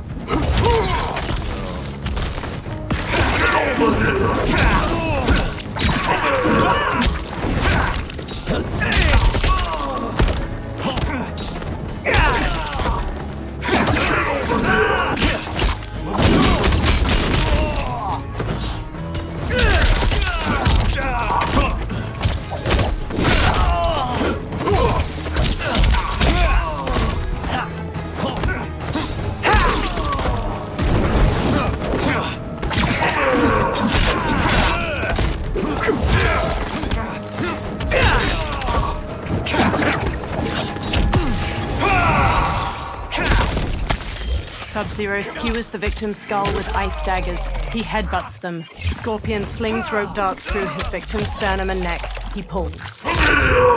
Scorpion slams them. Second-guessing your choice to confront me? Fight!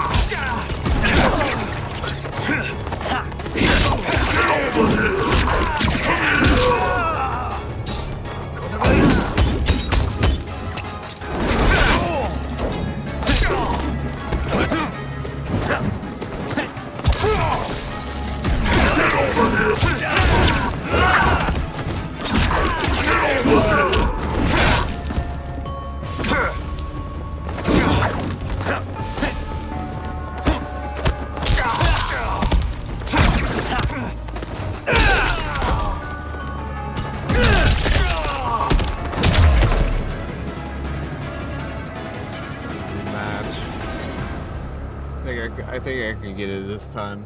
Need coffee. Okay,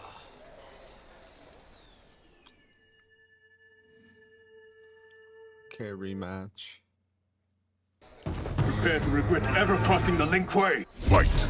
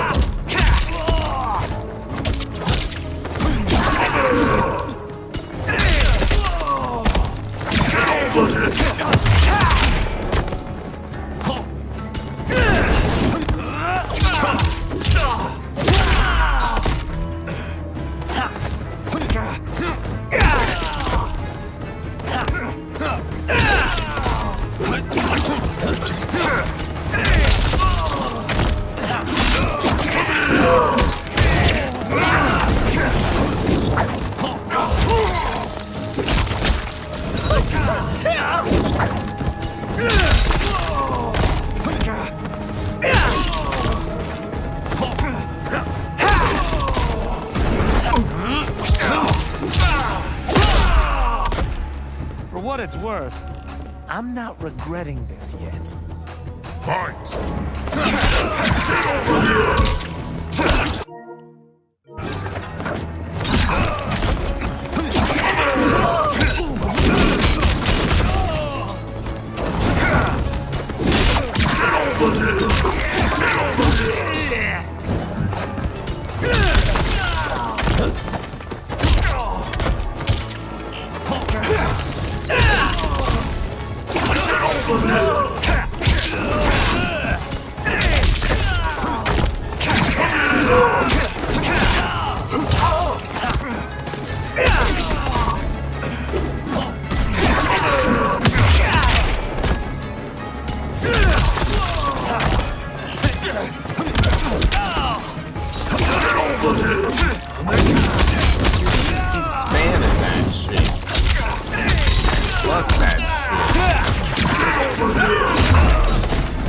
Second-guessing your choice to confront me?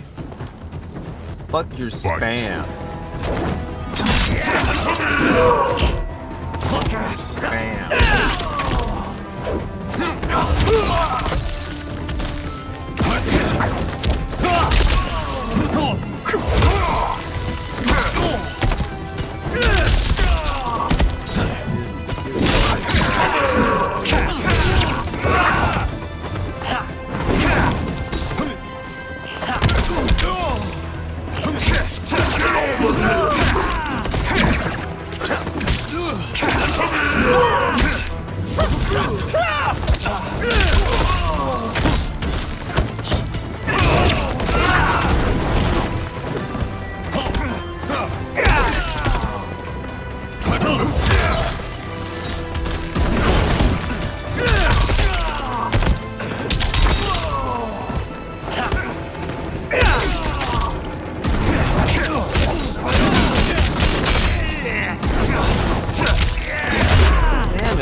Why'd you comment right then, dude?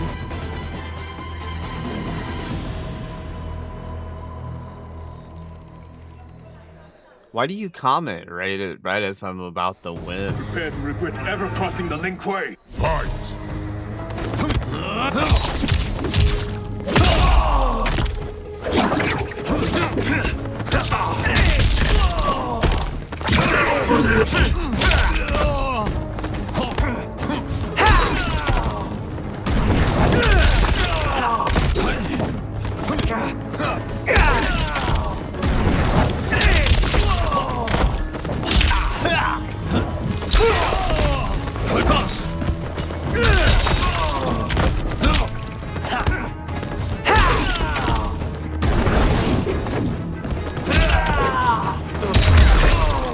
For what it's worth, I'm not regretting this yet. Fight!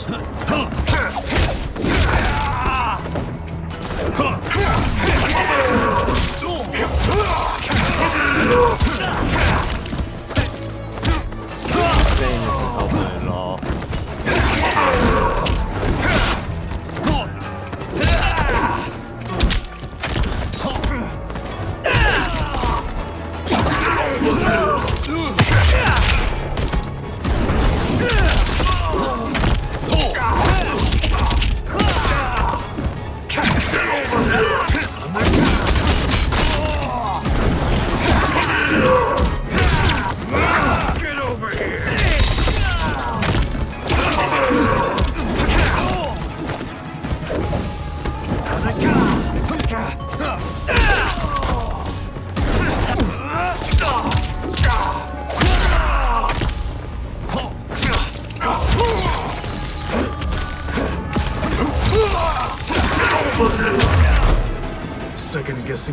chance to confront me?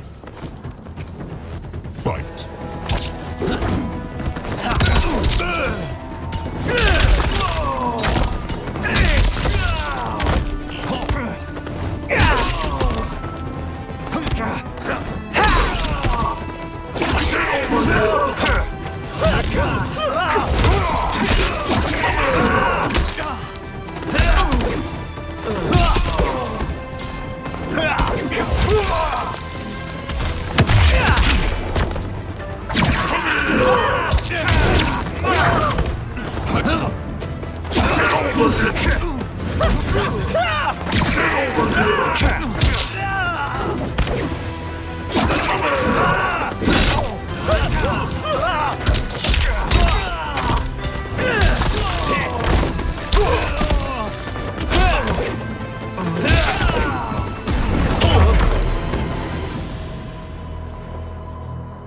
It is you who will regret crossing me. Kung Lao watches Sub-Zero kick Raiden into a pillar from the balcony. Raiden looks up, then climbs the pillar to the level above.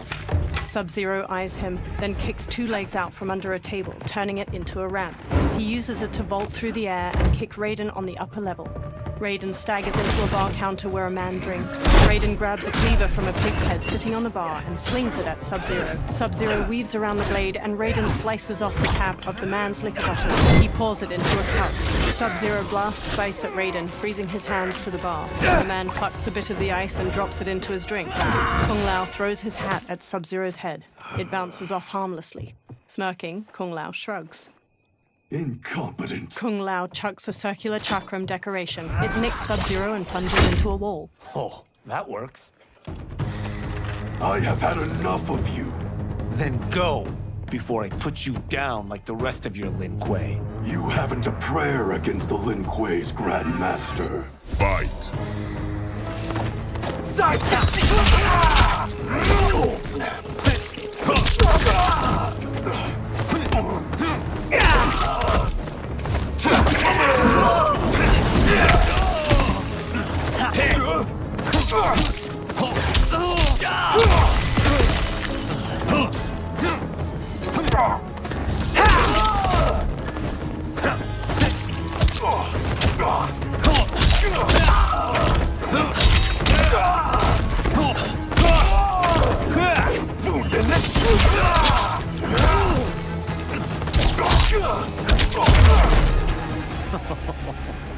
Sorry, but I have to ask.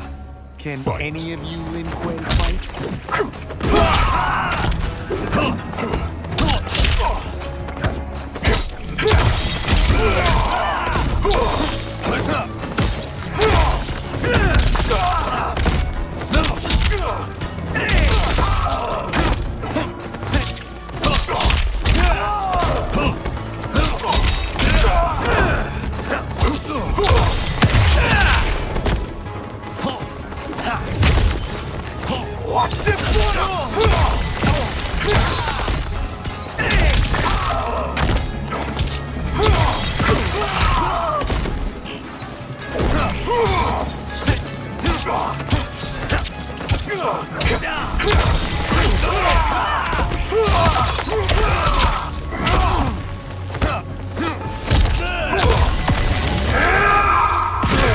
The attacker hits the victim's face with a hook, then twists their arm to break their shoulder. Sub-Zero slides on ice shards which stab up through his victim's abdomen and skull. He then chops down with an ice wall hammer. You are outwitted and outmatched.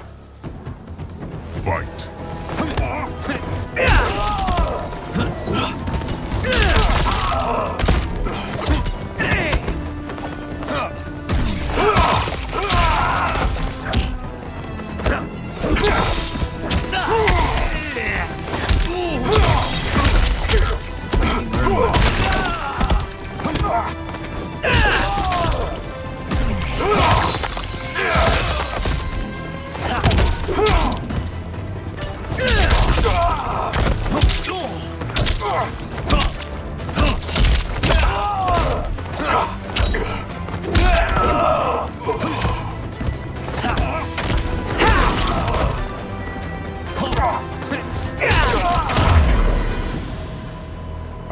sure you're a grandmaster? Kung Lao picks up his hat, then eyes the chakram decoration stuck in the wall. He strokes the hat's brim. Interesting. Kung Lao! Over here! Raiden checks Madame Beau's pulse as she lies inert, eyes shut. Kung Lao hurries over to them. Madame Beau. She's out cold. Oh no, is she? Dead? Not yet. She gets to her feet, lips a cigarette, then ignites it with a lighter. Madame Beau, how are you? Kung Lao. The hooded man with the glowing white eyes approaches them. Madame Beau takes a drag from her cigarette while the man meets her eye. So, Madame Beau, are they ready? A bit thick in the head, perhaps. But they are ready. His eyes are glowing. I am Lord Liu Kang, God of Fire and Protector of Earthrealm. God? Earthrealm? Madame Beau has been preparing you for this moment since you were boys. Today, you have proven worthy of joining my champions. This fight was a test? Of your ability and character, yes. Liu Kang looks to the upper level. Ihan, Kuai Liang. Smoke, Scorpion, Sub-Zero, and the other numerous Lin Kuei warriors get to their feet. Kung Lao crosses his arms and crinkles his nose as Sub-Zero and Scorpion step to him and Raiden. The others stand along the balcony. Sub-Zero and Scorpion stand on either side of Liu Kang. So these two aren't thugs? The Lin Kuei is a centuries-old clan dedicated to Earthrealm's defense. You keep saying Earthrealm. Don't you mean Earth? You boys have so much to learn. Earth is only a part of Earthrealm. Earthrealm itself is one of many realms. Together, they comprise the whole of the universe. The realms can be fierce, bitter rivals. That's why we need champions to defend ours. The time draws near for the grand martial arts tournament between Earthrealm and the realm of Outworld. Held once each century, it allows each realm to demonstrate its strength. While our realms are at peace, there are Outworlders who would prefer us to be at war. Our victory in the tournament will temper their zeal. I've taught you everything I can. You must finish your training with Lord Liu Kang. More training? These two couldn't defeat us. What? They were pulling their punches. Had we not held back, you would not have survived. Come. The monks at the Wuxi Academy await to continue your tutelage. I am ready, Lord Liu Kang. And you, Raiden? Leave Fengjian? I'm needed here. Earthrealm needs you, Raiden. You'll best serve the village by being one of its champions. I understand. Excellent. I will join you soon. First, there are other champions I must gather. What's up, everybody? Sunlight soaks Play through Mortal a Kombat jungle 1. canopy. A man in a leather jacket and wide-brim hat hacks through the foliage with a machete. Another younger man with a backpack and rifle trails behind him. The men pause. We're off the map.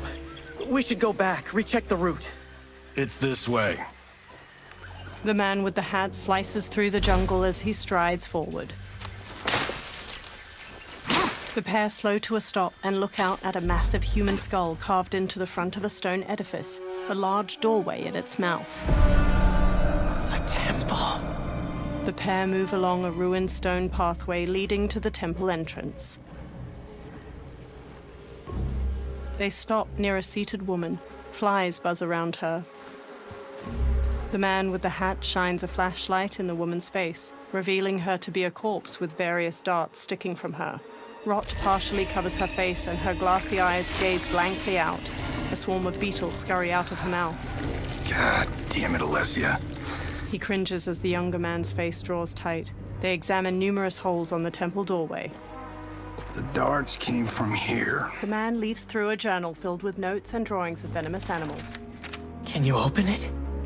Without killing us? Let's hope so.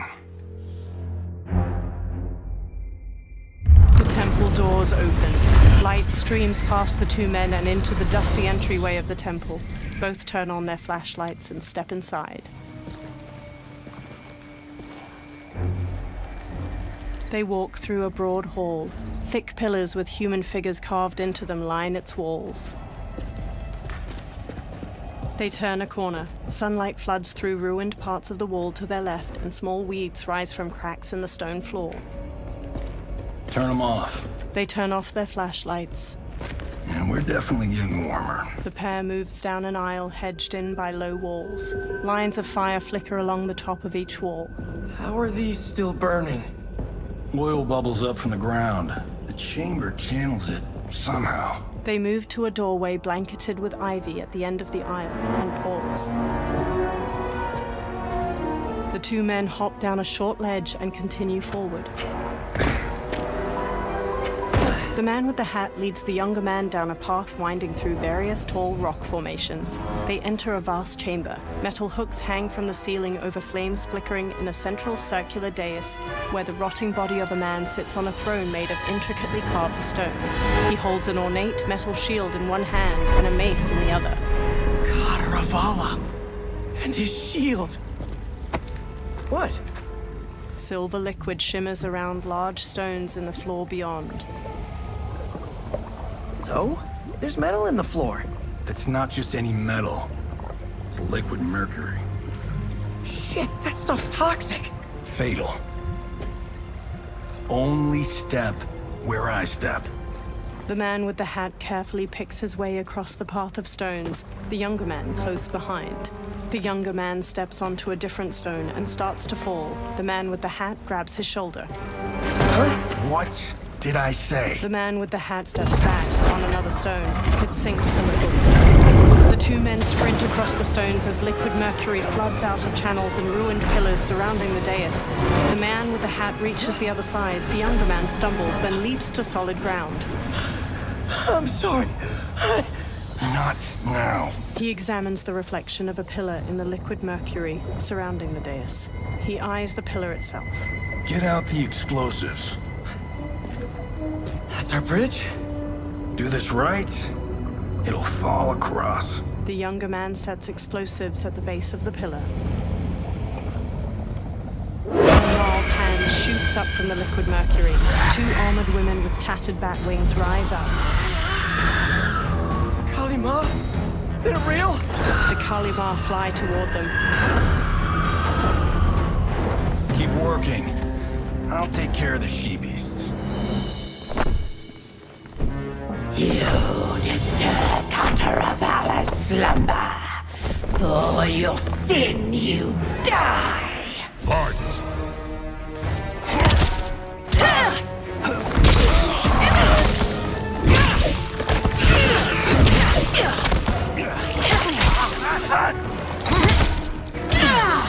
Indiana Jones.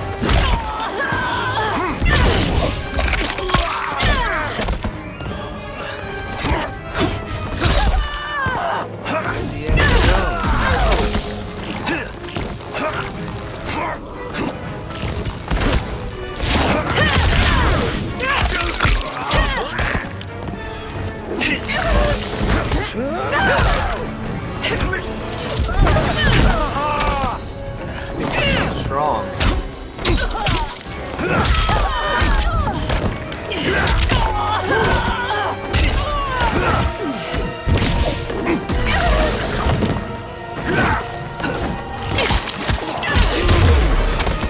You will be skinned alive and fed to Cataravalla.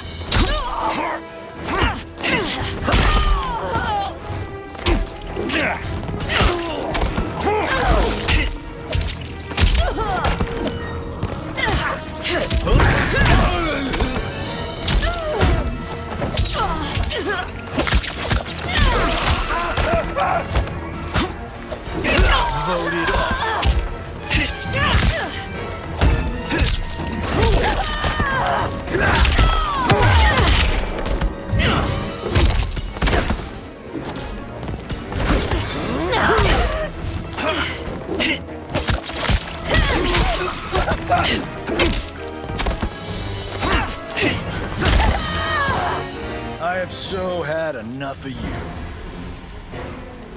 Fight!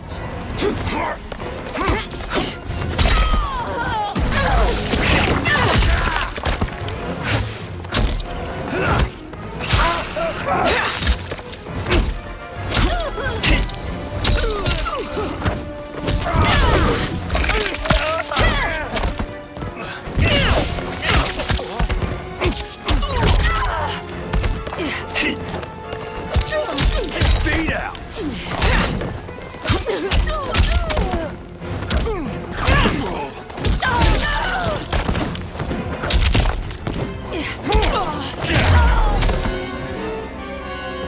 Got no time to die, crazy lady. The man with the hat rushes over. You okay? Yes, we ready? The younger man nods and detonates a bomb that blows up a pillar. The pillar falls and they fist bump. Physics for the win. Let's go. They walk across the fallen pillar above the pool of mercury and explore deeper into the overgrown tomb. They stop by the corpse of Kataravala. The man with the hat brushes his hand across its shield. The younger man exclaims, This'll be worth millions.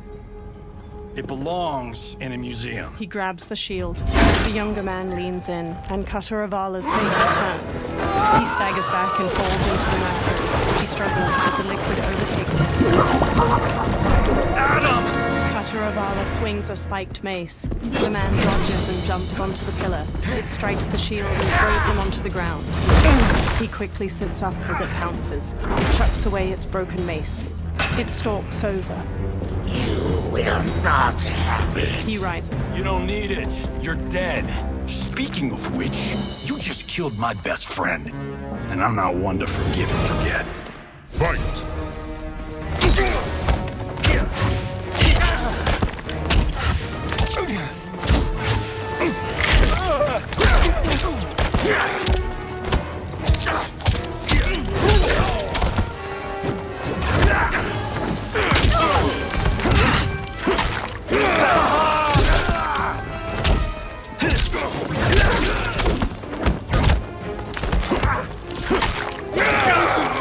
Thanks for all these tips, people.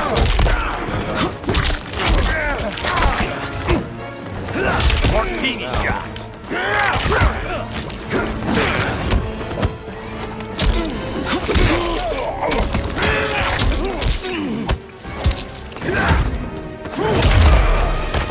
This one's for you, Adam. Fight!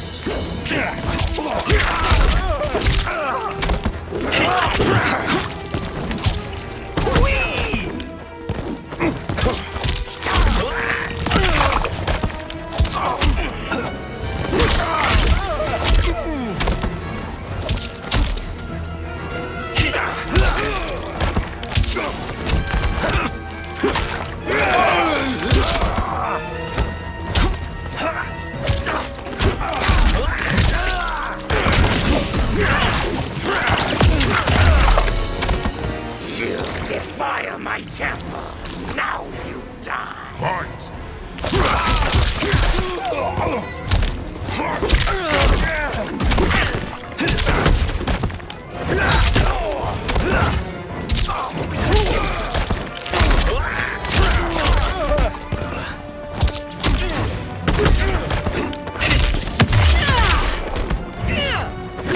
Cue the music.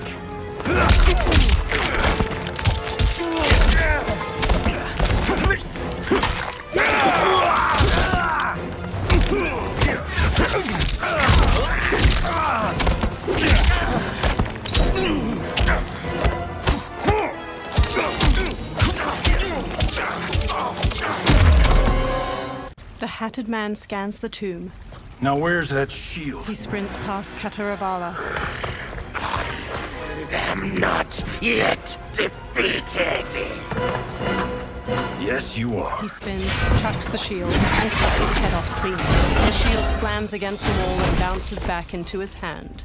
Time to go home. Cut! Printed! I knew it! Woo! I felt that one. You felt it too, right? Crew member. Temple of Kataravala, take 39. Director. That's a wrap. In a studio, crew cheer. The director takes off a headset and hands it to a woman. The hatted man shakes his hand. Steven, this was fantastic. Thank you. Oh, just like the old days. And these props. Jimbo killed it. Steven takes the shield. You did too, Johnny. Hey, about my pitch. You know, the karate zombie thing? I'm thinking 4 films. Maybe a streaming series? Johnny, I don't have... You're right. Yeah. Not here. I'll swing by your office after I know change. about the move list, dude. I played Mortal Kombat before. I've been playing Mortal Kombat Walking since away. the 90s, Marshall bro. will call you. Johnny pumps a fist in the air. Great! Have your assistant call me. A blonde woman. That was great, hon. Wasn't it, though? We need to celebrate. I'm thinking private party. Johnny, we need to talk. She walks off, and Johnny hangs his head. Later, in a luxury mansion in the hills. You're not the martial arts megastar you once were, honey. You're lucky Steven owed you a favor. I'm telling you, Chris, we're fine. Can you join me in the fact-based universe just once? We're broke. We have to cut back. Cut back? On what? Step 1 is selling this place. I need a refill. Johnny, we can't keep this up. You spent $10,000 on that sculpture, $30,000 on that drone, and this damn 30,000 sword. on that $3 drone. million? That's me. Hey, It's Sento me and is Izzy history. That sword comes from... That's not the point, Johnny. Chris, honey, the parts, the money, they're coming. Steven's movie is just the beginning. That's why I can't cut back. To be a success, I have to project it. If I don't, Johnny Cage is done. She frowns. Johnny rests his hands on her shoulders. She pushes one hand aside. I didn't marry Johnny Cage. I married John Carlton. I'd give anything to have him back. She leaves. Chris, come on, Chris, where are you going? Johnny puts his hands on his head. Where are you going, Iz? He grabs his drink and downs it, then walks back to pour himself another. How you like that, Mr. A-list? Look, you got me drinking A again. black-haired man strides in. Thank God. Oh, Chris, honey, Johnny turns and sees the stranger, who wears a sleek black suit and brandishes a long sword. Where's my wife? What did you... Your wife left. She's fine. You will be too if you cooperate. What do you want? Sento. It hangs above a fireplace. You some kind of hired gun? Or do you know Sento's history? I know it. It's my family blade. They circle each other. No. No way you're Tyra clan. They've been dead for centuries. Not dead. Hiding. With Sento in my hands, I'll lead us out of the shadows. That's a great plan, stranger. Except for one thing. Sento's mine. And I won't give it up without a fight. Fight!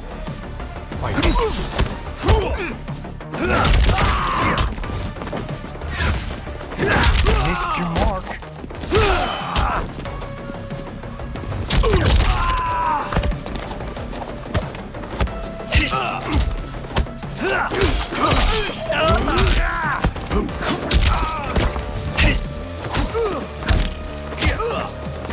Back to one.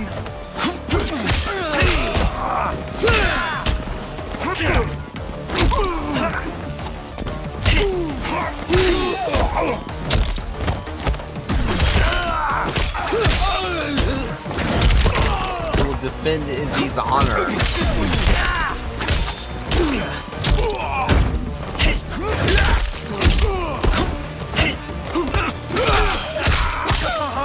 You will not kill me. You tried robbing the wrong house. I am the ultimate home security system.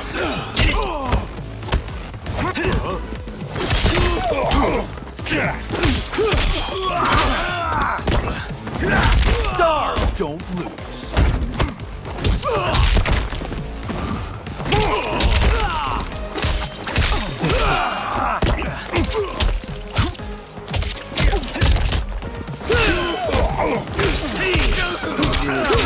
blade, I'd have this.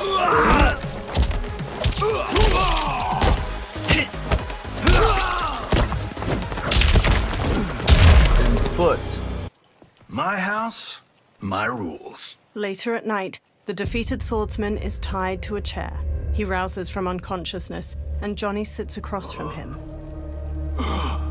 So, you have a name or what? Kenshi Takahashi. I knew you weren't Taira clan. You know nothing, Cage. 400 years ago, the Taira clan were one of Japan's first families. They lost Sento after getting slaughtered at the siege of Aomori. There were survivors. They hid themselves by shedding the name Taira for Takahashi. They joined the Bakuto for its protection. The Yakuza's predecessors. From first family to crime family. I will break us free of the Yakuza's corruption. Reclaim our name and our position. But my clan won't follow me unless I prove that I can lead. That's why I need Sento. And that's Malibu's finest. He walks toward the door. It's a great story. Bullshit. But great. You should seriously consider becoming a screenwriter. Liu Kang, Scorpion, and Sub-Zero wait outside. What in the actual fuck? Good evening, Johnny Cage. I am Liu Kang, protector of Earthrealm. May we enter? Nothing's being shot here tonight. You sure you're in the right place? Yes. We come on a matter of grave importance. We must speak to you and your guest.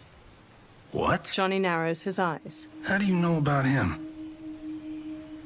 Because I am the god of fire. Chris, you vixen. Nicely done. Sure. I come right in. Glowing eyes are a nice touch. They approach Kenshi, who remains tied up beside an indoor pool. Kenshi Takahashi. A tragic figure with a noble cause. Your actions this evening do you no credit. Who are these people? You tell me. They're your scene partners. I also know of your struggles, Johnny Cage. I am here to offer you both a path forward. Dun, dun, dun. Oh, come on, guys, let's call this. Chris was a doll to set this up, but as pranks go, this one's a bit obvious. This is no prank. Bihan, Kuai Liang, if you please. The blue-robed Sub-Zero starts to untie Kenshi. All right. I'll play my part in this martial arts LARP. The missus ought to get what you paid for.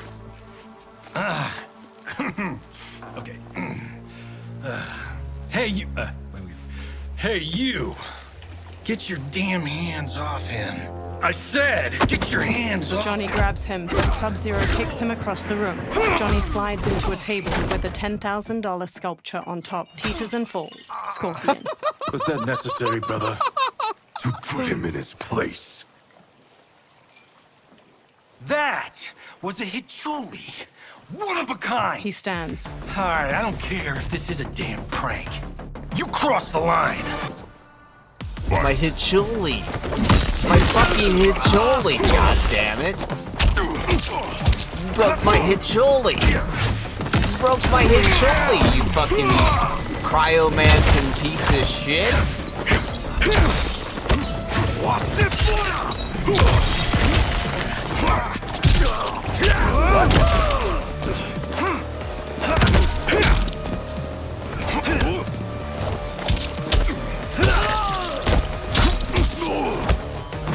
Now pay up!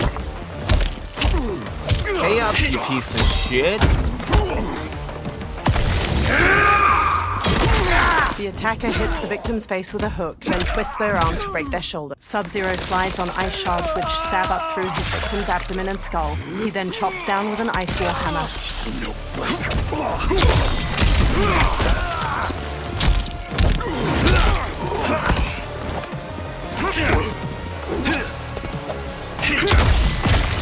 Broke my Hicholi. How will you take this seriously? No, I'll take it seriously after you pay for my Hicholi. Broke my Hicholi. You better make me ravioli for breaking my Hicholi. And it better not be Chef Boyardee. Fade out.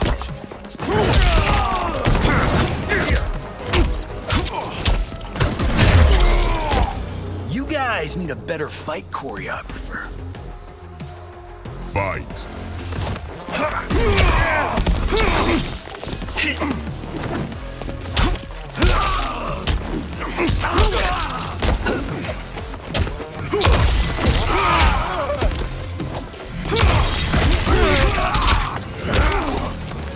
Broke my Hicholi. Broke it. Broke my Hicholi. Missed your mark. Broke my Hicholi.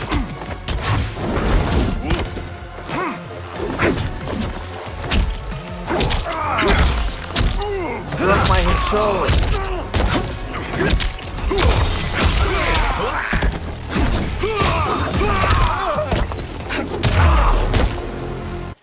And scene. I hope you're insured, because you're paying for my Hichuli. Imbecile! You have no idea with who Paying you're for my dealing. Liu Kang bursts into flames. The flames dissipate. That's no special effect. Indeed, Johnny Cage. Johnny shifts his footing and glares. Kuai Liang. Scorpion bows. Okay, let's go back to one here. Who are you again? Lord Liu Kang, protector of Earthrealm, god of fire. Well, that last one tracks. But what's an Earthrealm? All will be explained, Johnny Cage. For now, what is Okay, important cool. is that you both have been chosen to join its champions. Why him? Thanks, JD. Or me, for that matter. Because I have faith that you will rise to the challenge.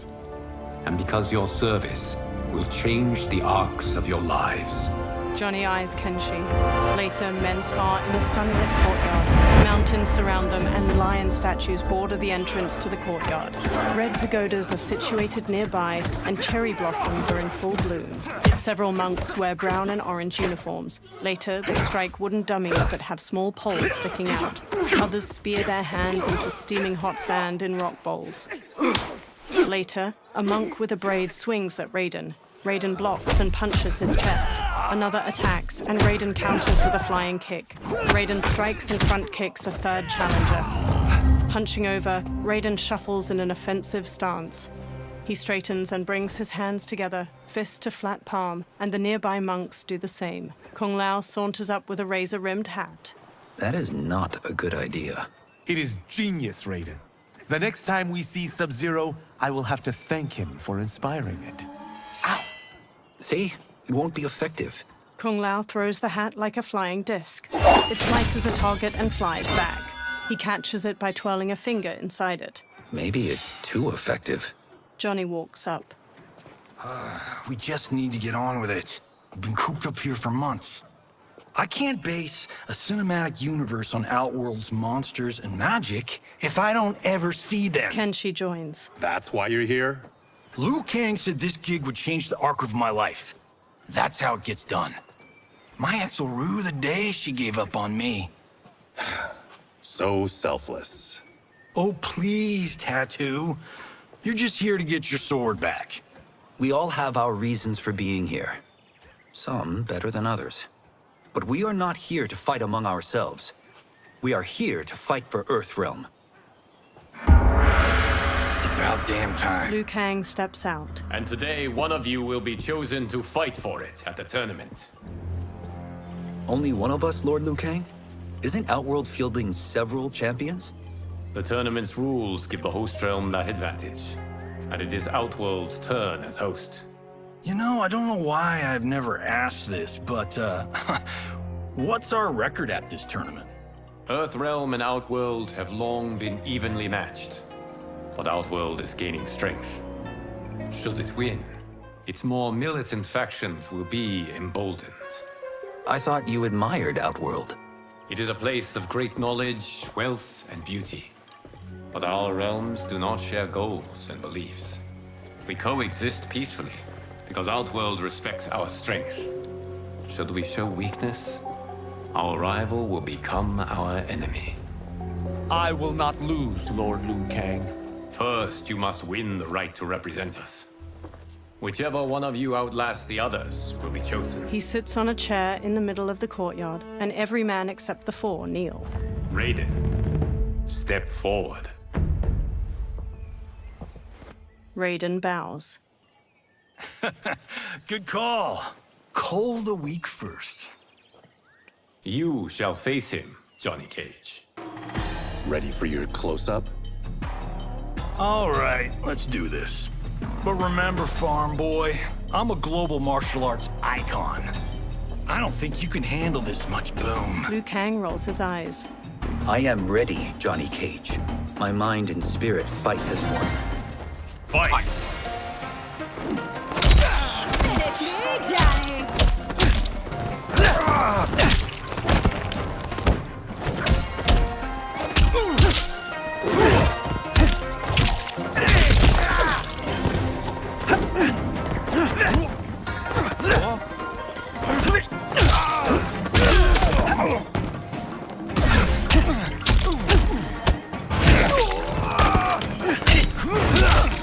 Oh, come on!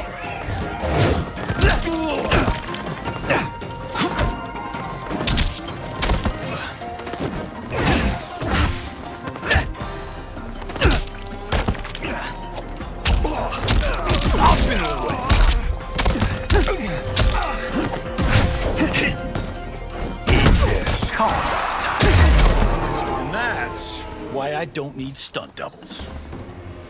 Fight!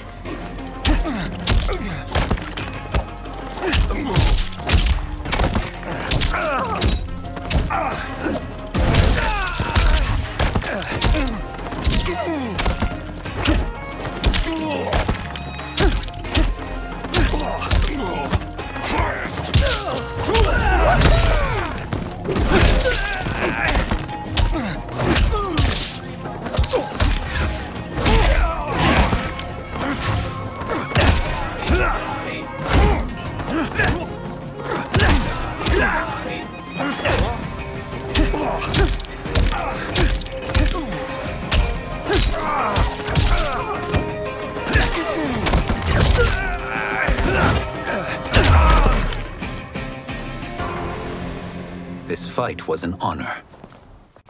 Raiden helps Johnny up by the hand. You're welcome. Kenshi Takahashi, you are next. Kenshi steps toward Raiden, his sword in hand. He shoots a hard look at Johnny as they walk past each other. You have skills, Raiden, but you're inexperienced. Whatever experience I lack, I make up for in heart. It's nerve, not heart, that wins fights. I should know. I've been in hundreds of them. Fight! Fight!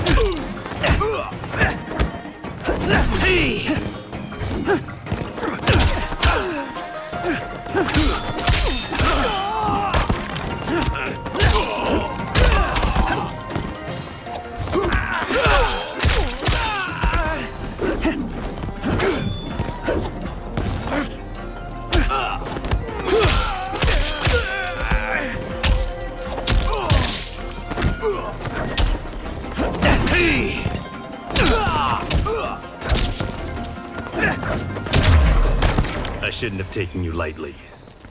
I won't do it again. Fight!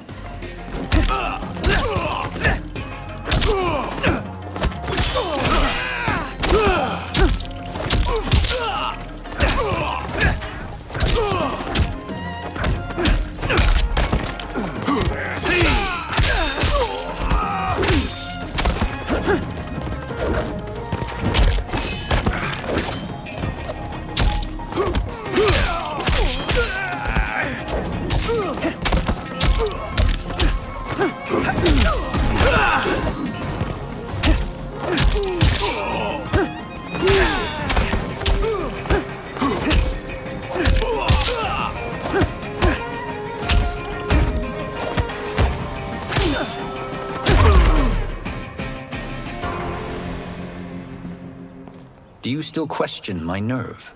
I do not. Yours was a well-earned victory. Kenshi and Raiden bow to each other. You may rest, Raiden. This evening, you will face your final opponent. Kung Lao smiles at Raiden. That night, Liu Kang sits on a chair among the other monks. Raiden and Kung Lao kneel facing each other, then get to their feet in unison. $50 says Kung Lao wins. Make it interesting. Bet me cento. Not on your life. Liu Kang stands. Raiden, Kung Lao. The winner of this match will represent Earthrealm against Outworld. It is a grave duty, not to be undertaken lightly. You may step back now and suffer no dishonor. I choose to fight, Lord Liu Kang.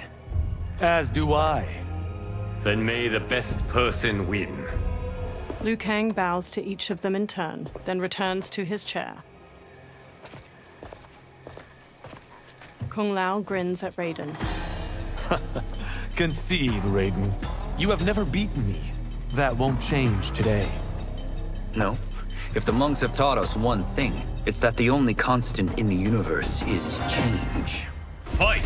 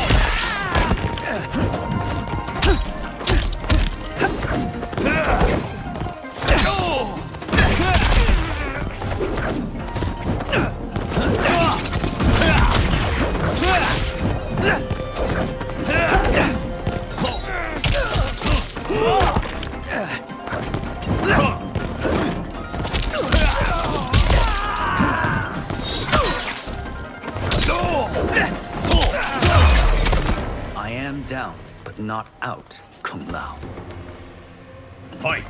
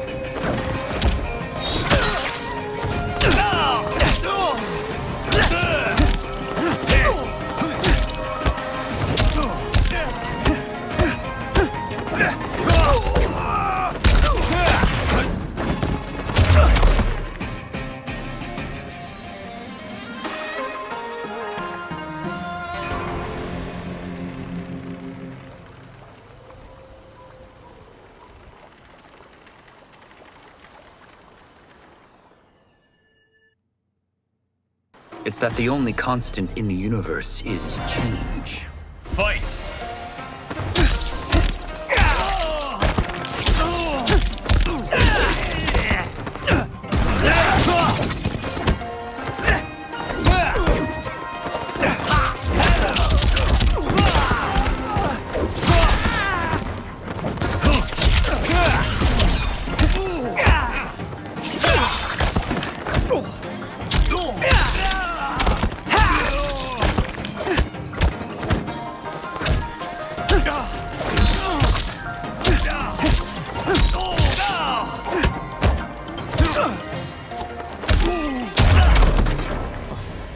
That was pure luck, Raiden. Like lightning, fight! You won't strike twice.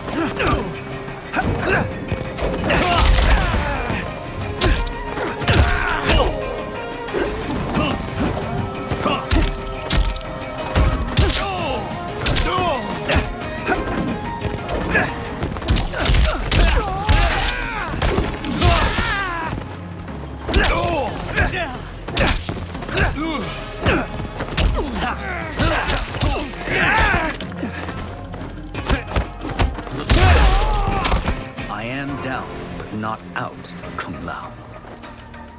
Fight!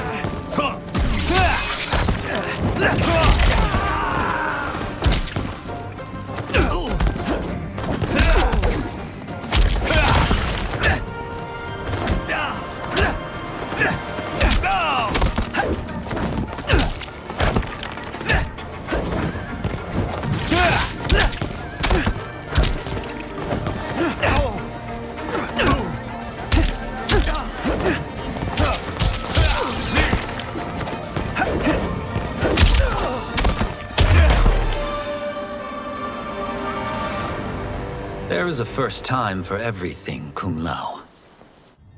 Raiden helps Kung Lao up. Although you have all trained well, Raiden has excelled. This outcome does not surprise me. Kung Lao hangs his head. How could I have? He gathers himself. Congratulations, Raiden. For the tournament, you will need this. Raiden takes a small metallic amulet with a dragon symbol glowing on its surface from Liu Kang. Electricity crackles from it onto his palm. Forged by the Elder Gods, it gives the wearer power over lightning and thunder. Go ahead, try it. Kung Lao and Liu Kang watch as Raiden slowly turns around, staring at the amulet. Electricity surges from it into his fingertips. Johnny records video with his phone as Raiden channels a bolt of lightning a large statue. Holy Ark of the Covenant. Raiden stops. It is incredible. But is it necessary?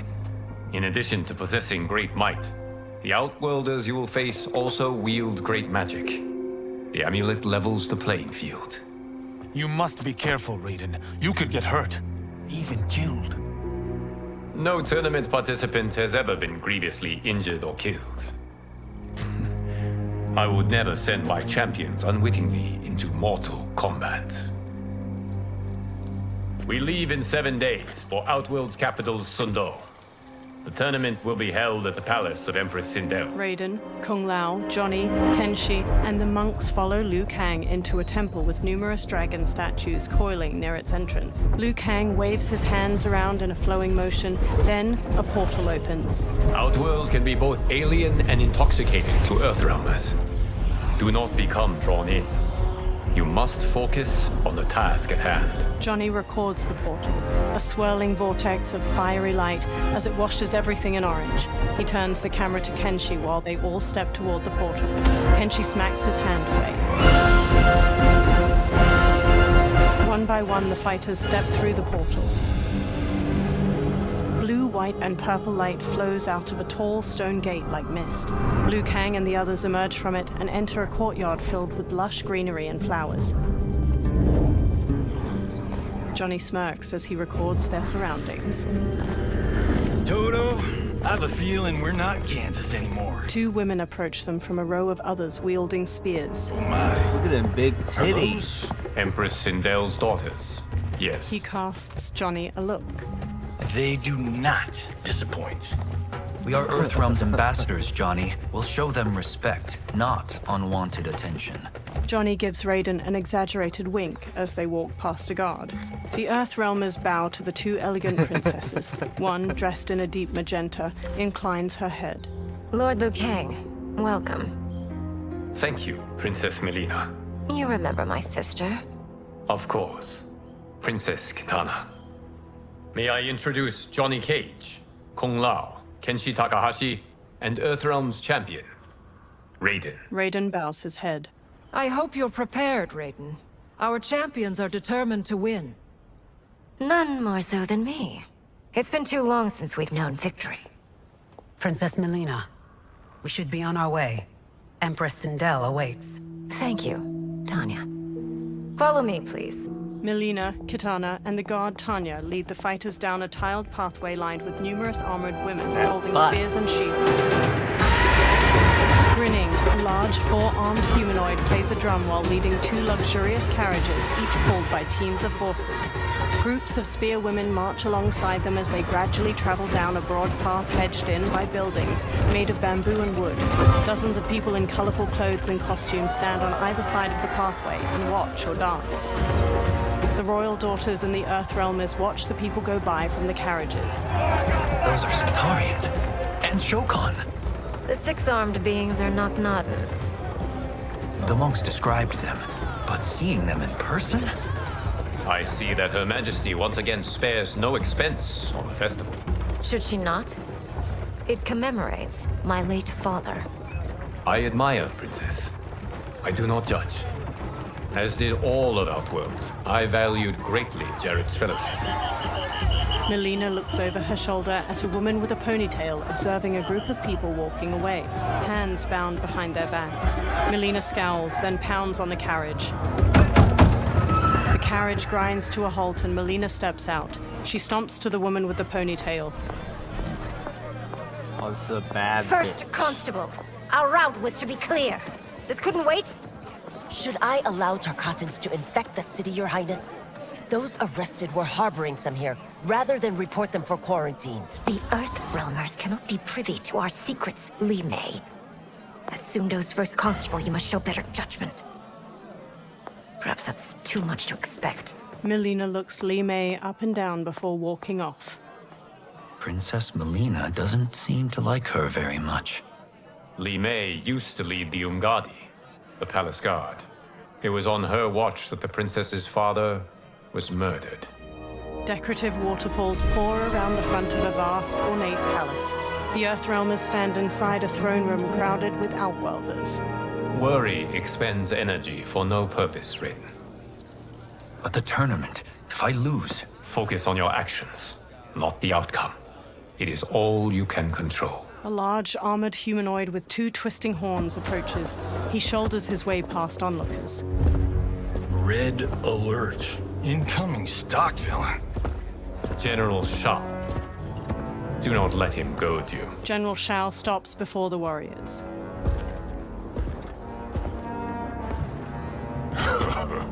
Is it me, or is Earthrealm's champion scrawnier than usual?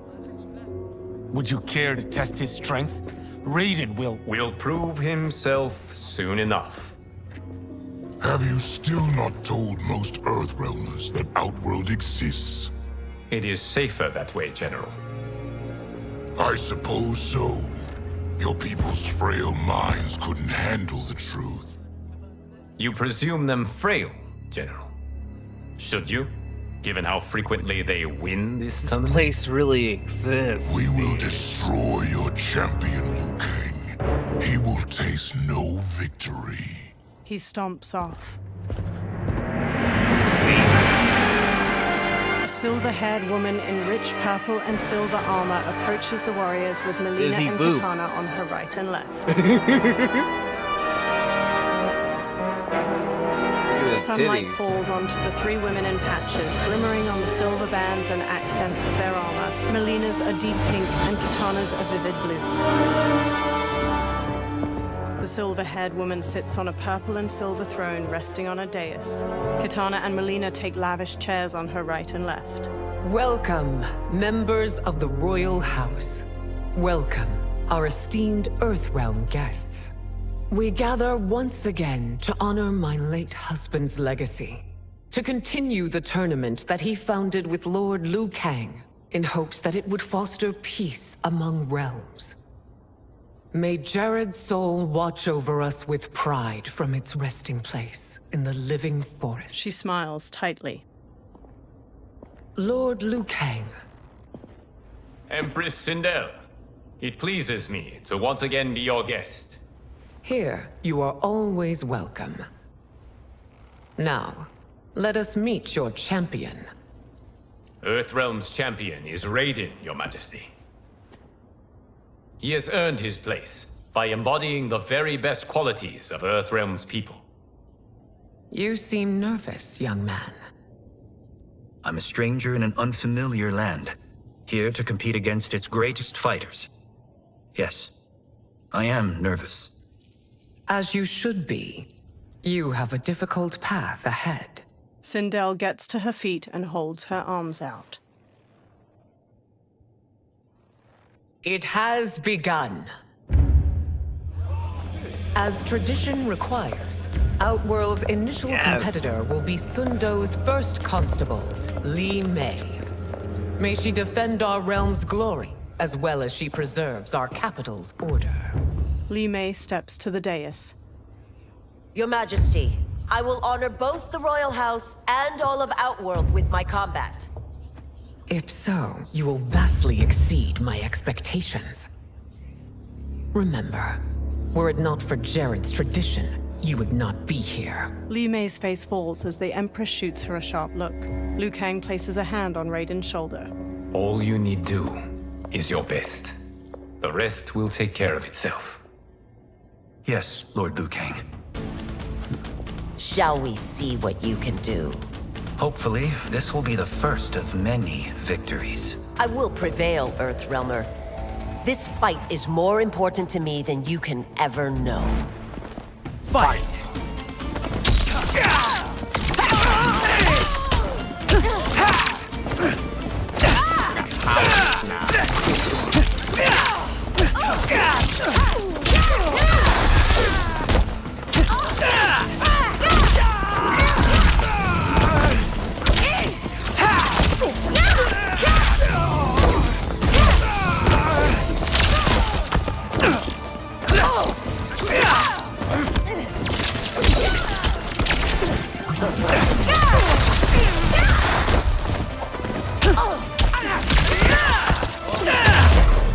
I will admit it.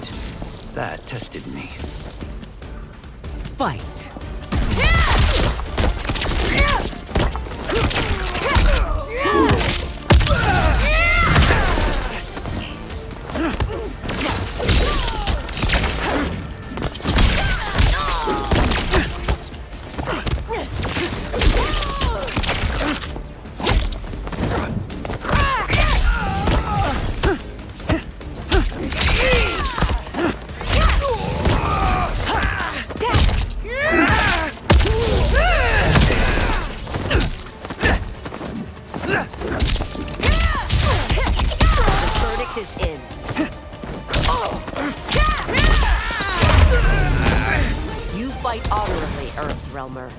But not nearly well enough. Fight!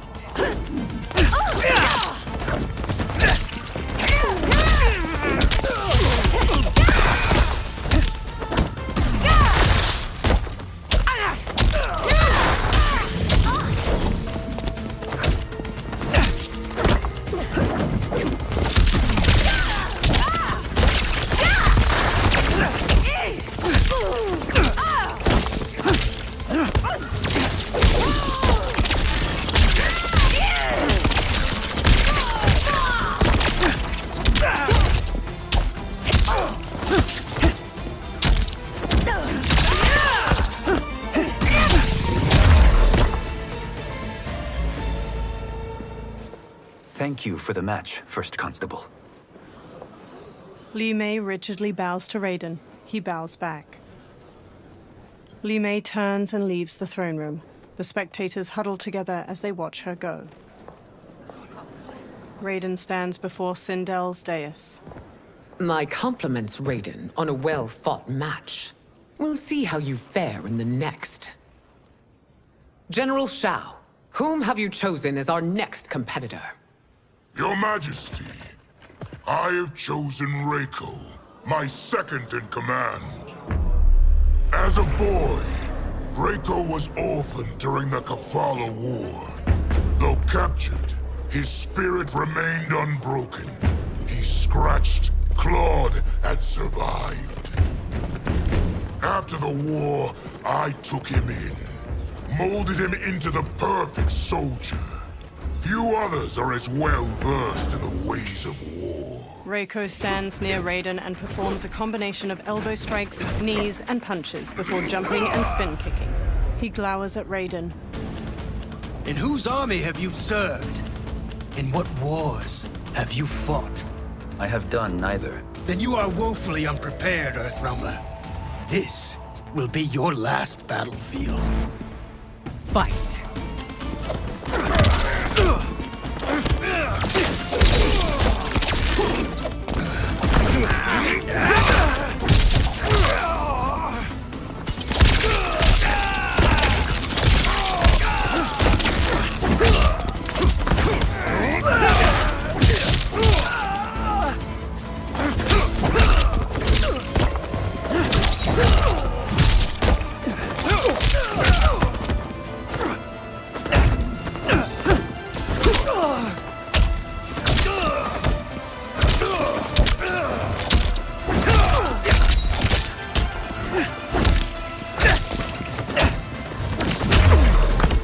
Submit, Earthrealmer, or risk more than your pride being wounded. Fight!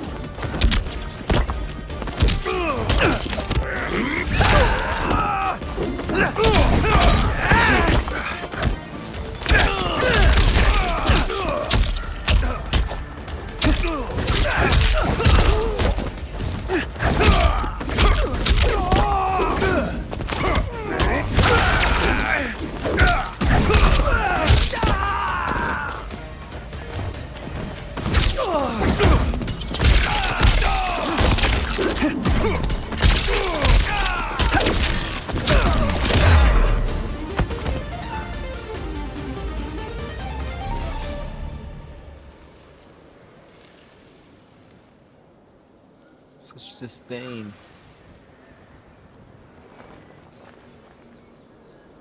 Aw. Rematch. This will be your last battlefield. Fight! Fuck you.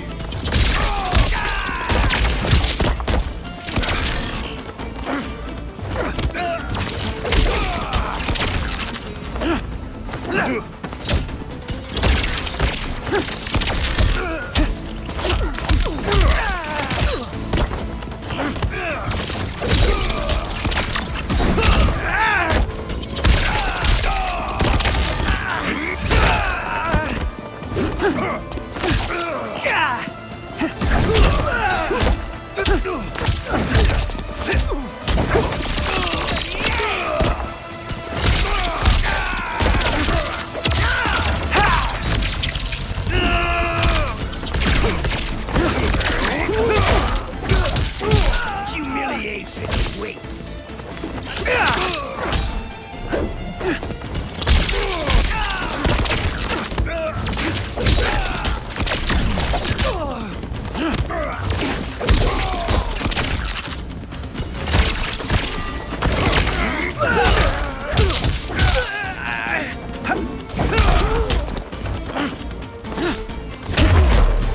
I may not have faced war, but I am a warrior.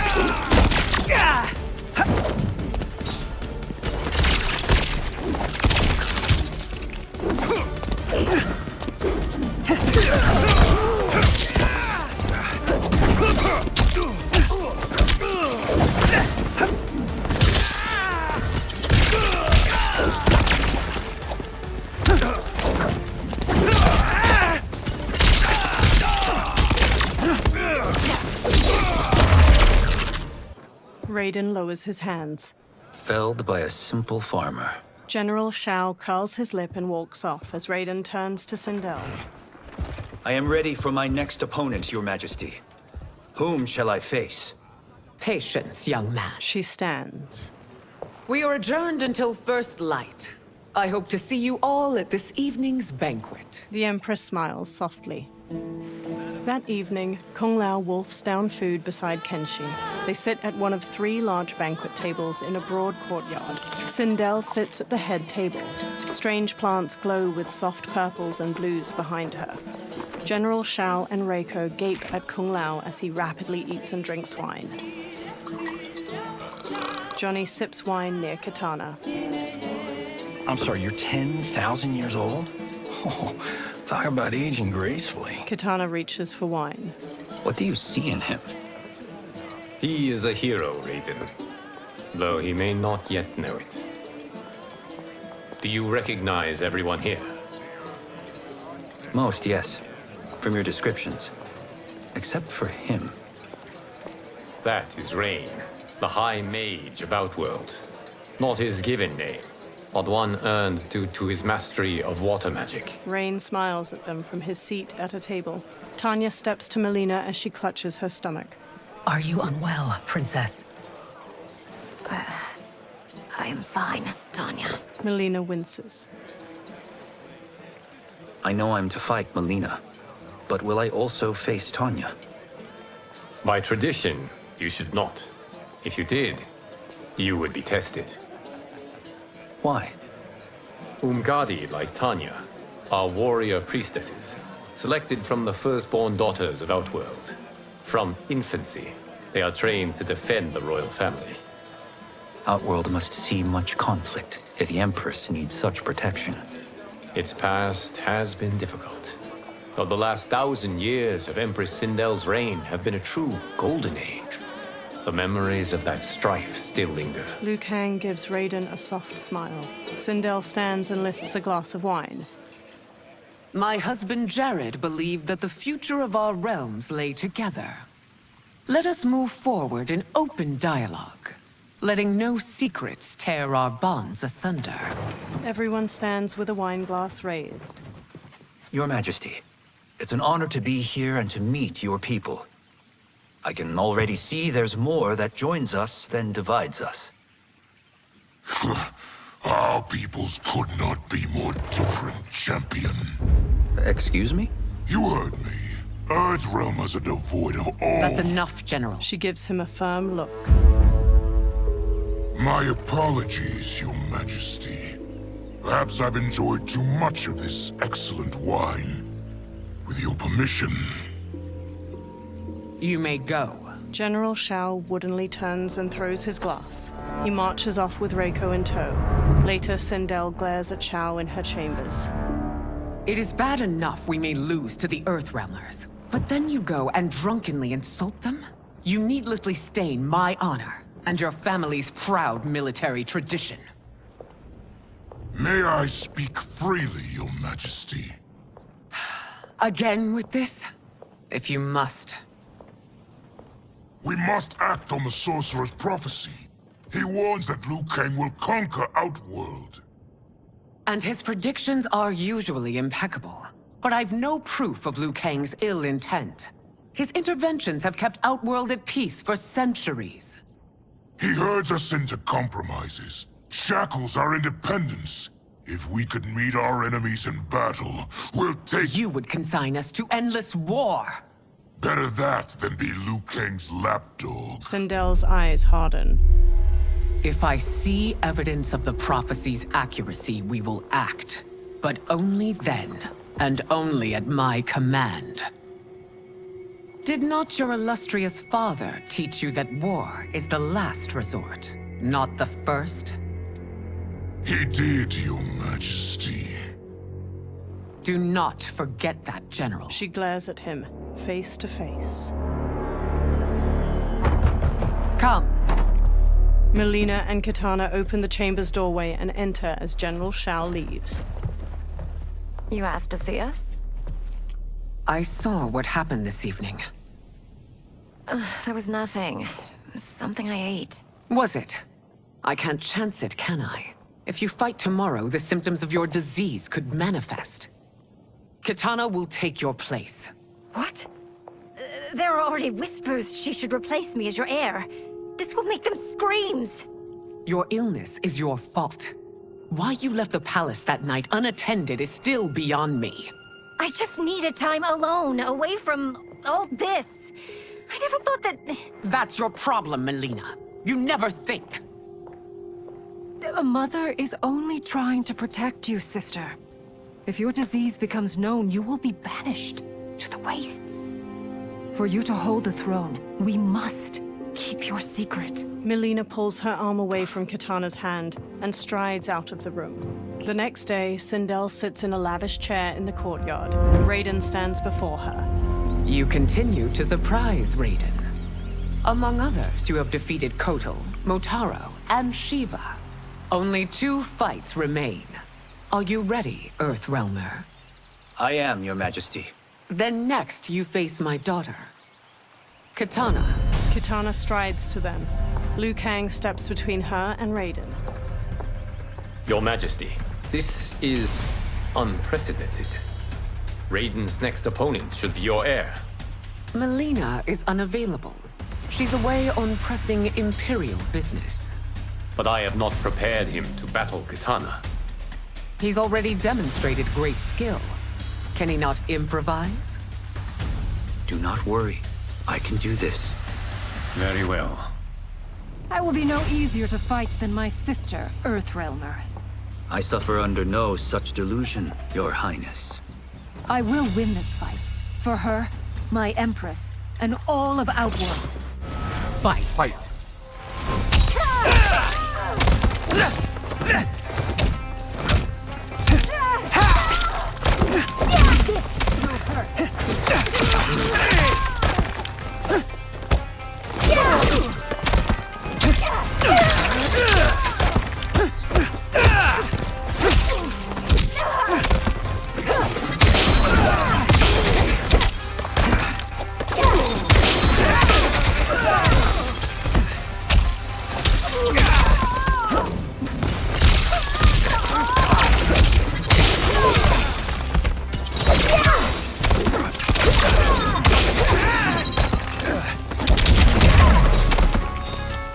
Boasting.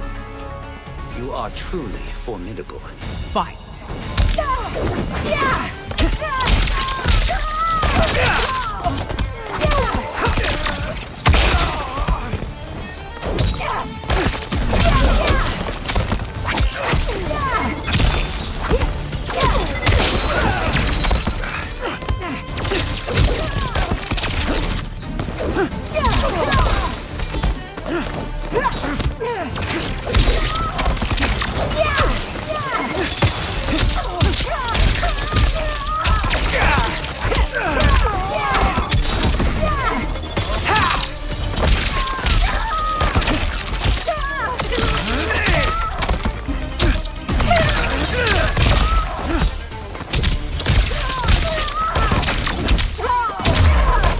This isn't done yet. Face me. Fight.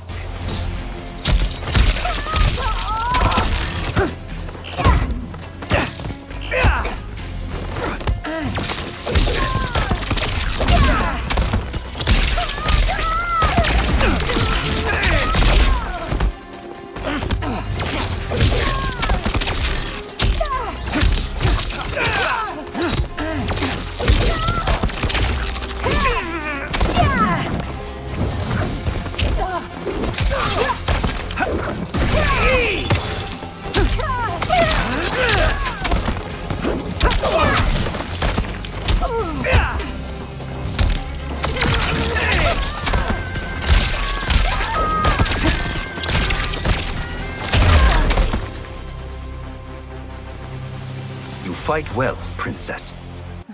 Kitana stands. As do you, Earthrealmer. Surprisingly so. I hope we meet again. Under different What's circumstances. up, everybody? He beams at her. It's time Thanks for the tuning final in. match. It's a testament to your abilities that you've made it thus far.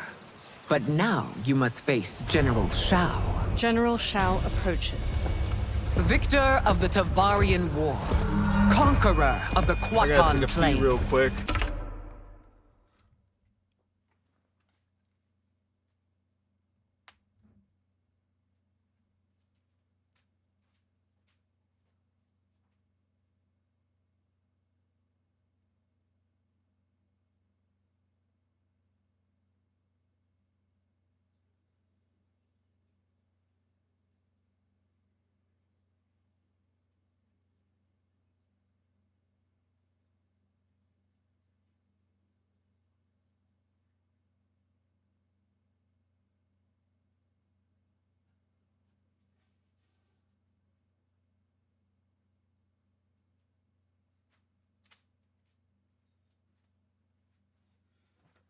we're gonna take a quick break to listen to some music and make some ramen noodles. So like it'd take me about like 3 minutes to make some ramen noodles. So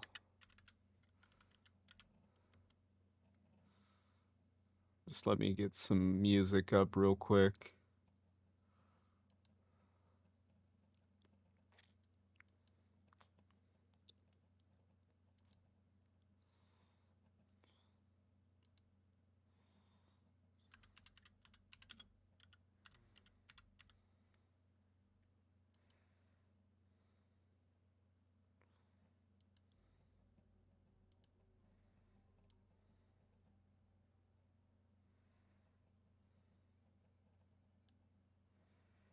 Okay, we got some music. We got some music up, and we're gonna go make ramen noodles real quick. We'll be right back.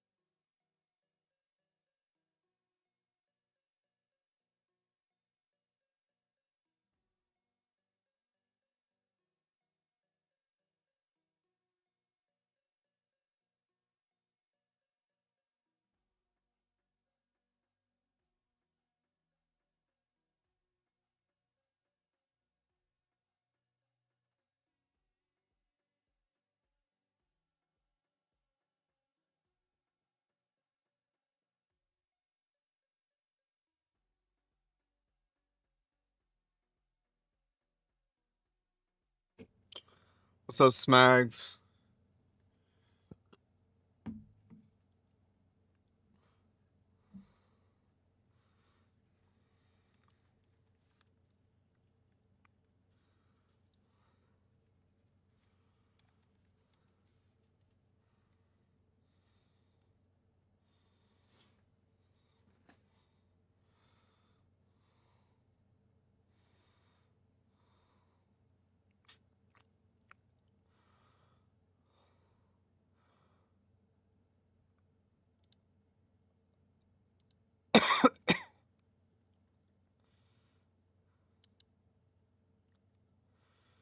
So I'm gonna eat my fucking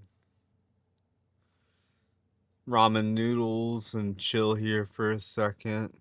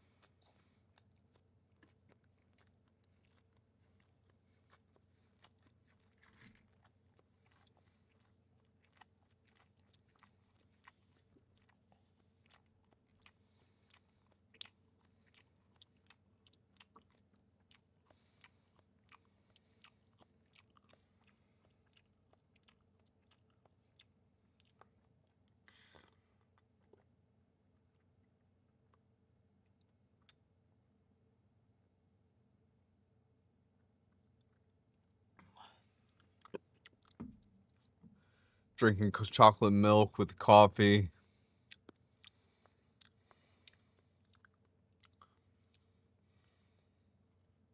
About to beat Mortal Kombat 1. I've almost beat it. I got one more fight to go.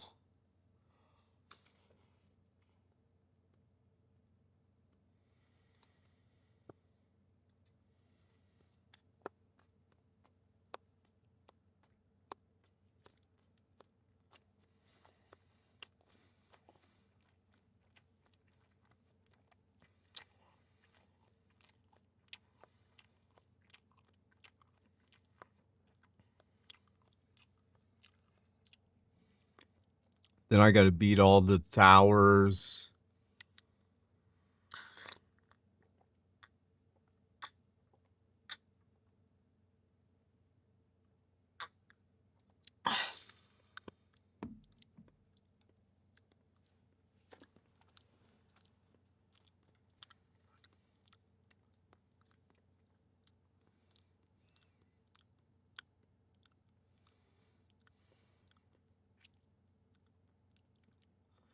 We're doing this in record time, too.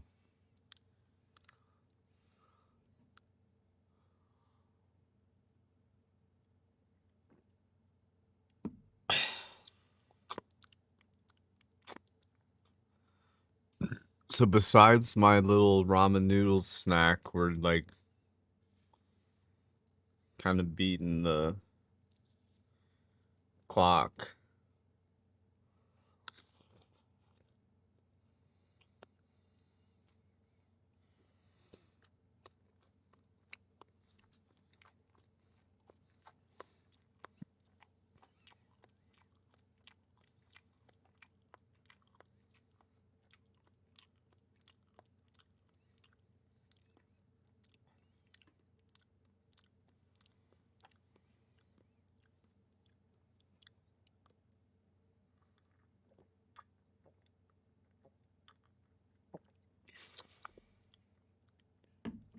Hot chocolate milk is so good.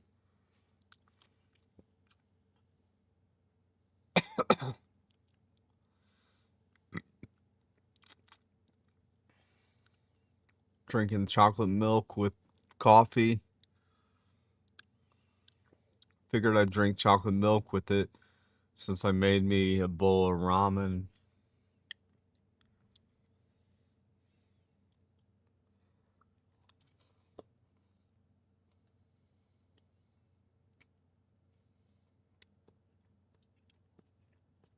I put soy sauce in here. I put sweet and sour sauce in here. I put oregano in here. I put mustard.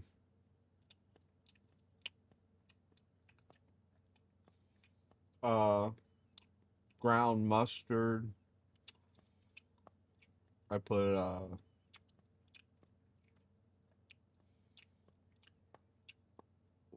what else? Hungarian paprika.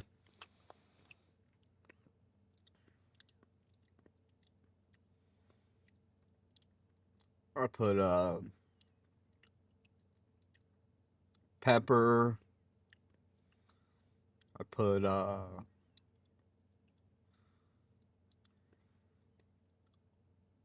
should have put salt. It needs more salt. But what else? What else did I put in here? I put chicken seasoning. The little vegetables that you get with it.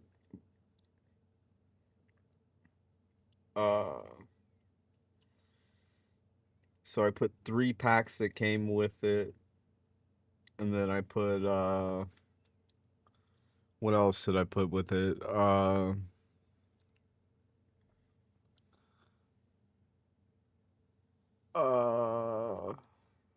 Trying to think.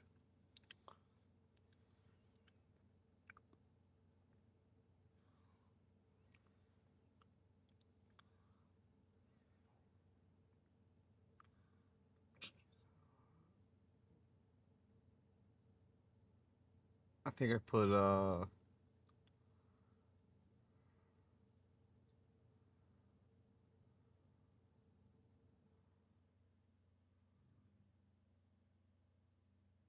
garlic powder. I put garlic powder in there too. A lot of garlic powder. I like garlic powder. That shit makes me immune to garlic. Just in case you were wondering, I'm a vampire and I'm trying to gain my immunity to garlic.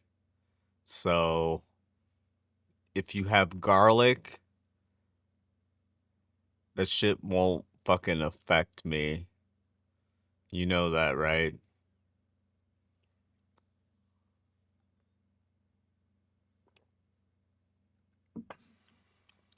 So putting garlic on your door is not going to affect me.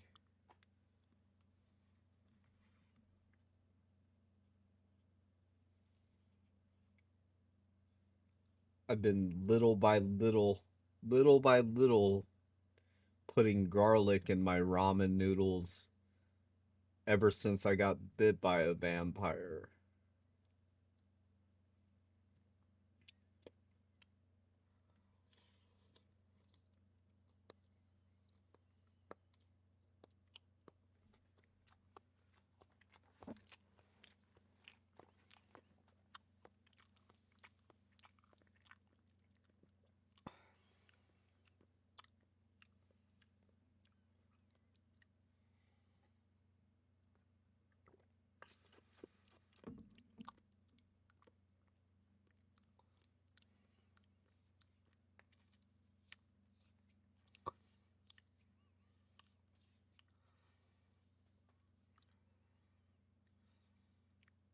You guys know I have fangs, right? I don't really show them, but I have fangs.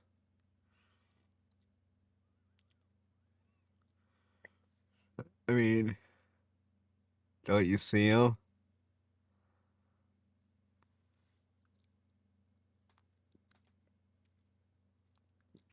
Baby fangs. They grow bigger. That just happens when the moon's full. When the moon's full, my fangs grow bigger.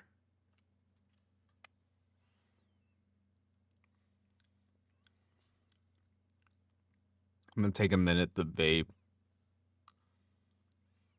But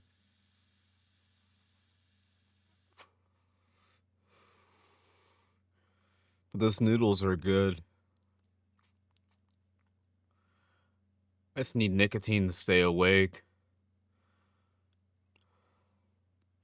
What's up, everybody?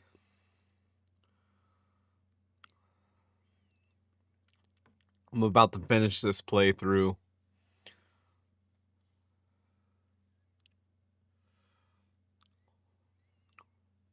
We're on this part right Defender here. of the Navala coast.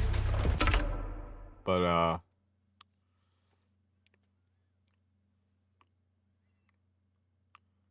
I don't want to give you any more spoilers.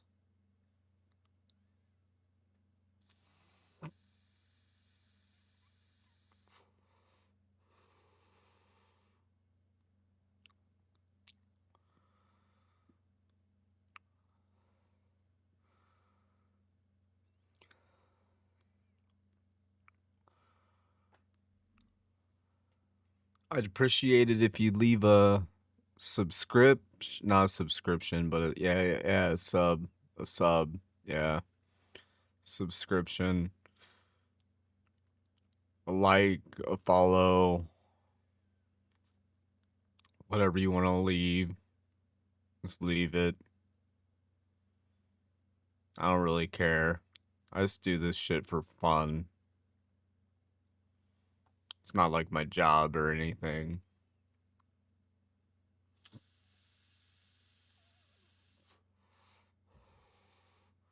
I do other shit for work.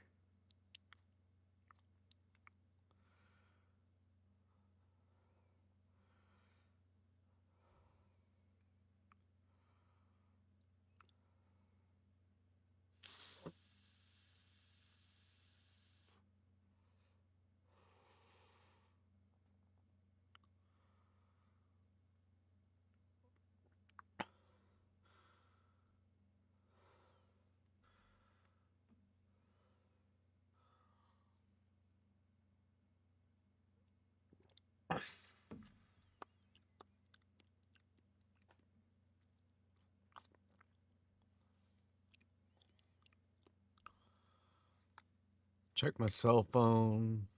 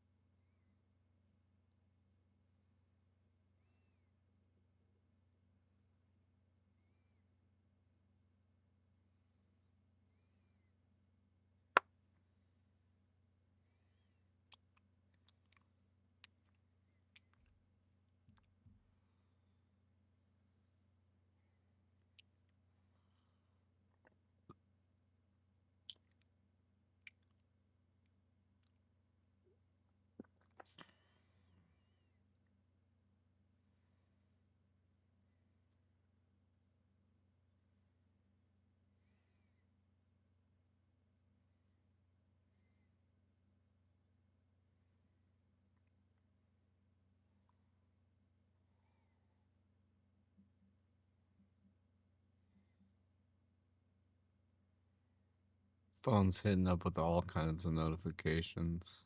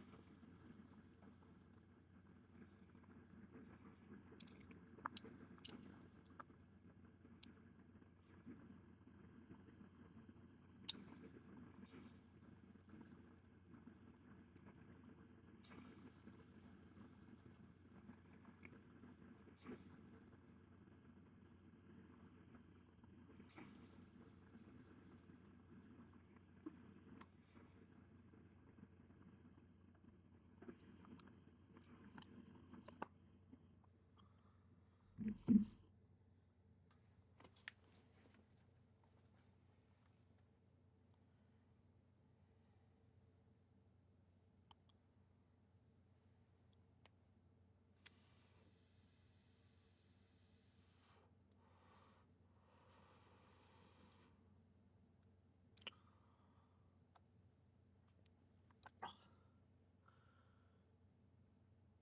need a bottle of water.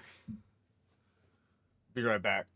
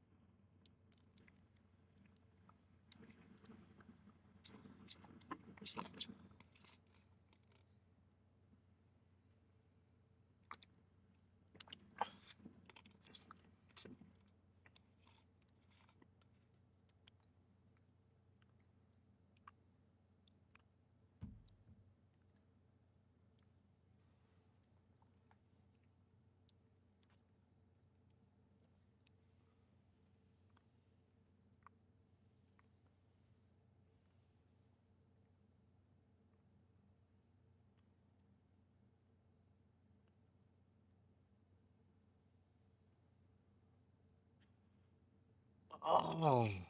Okay, anyways.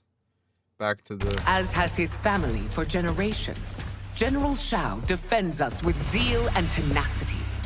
All of Outworld is grateful for his service. That's a notable list of accomplishments, General. It is a mere fraction of them. A full recitation would take days. Fight.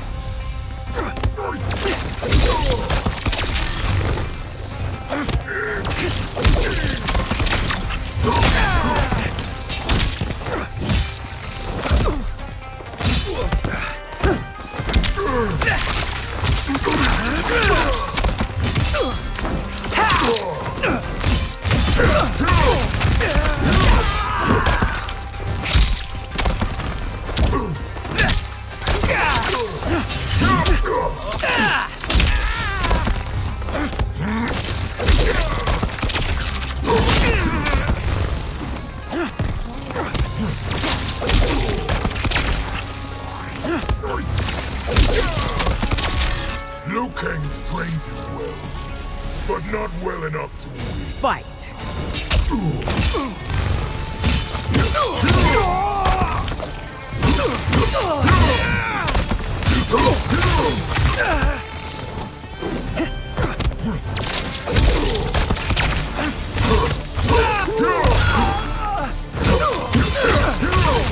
Spamming me.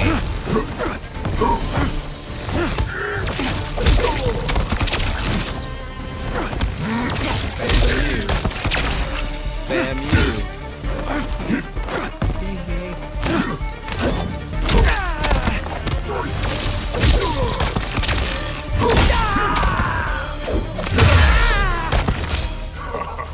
Can you survive another round? Or should we Fight.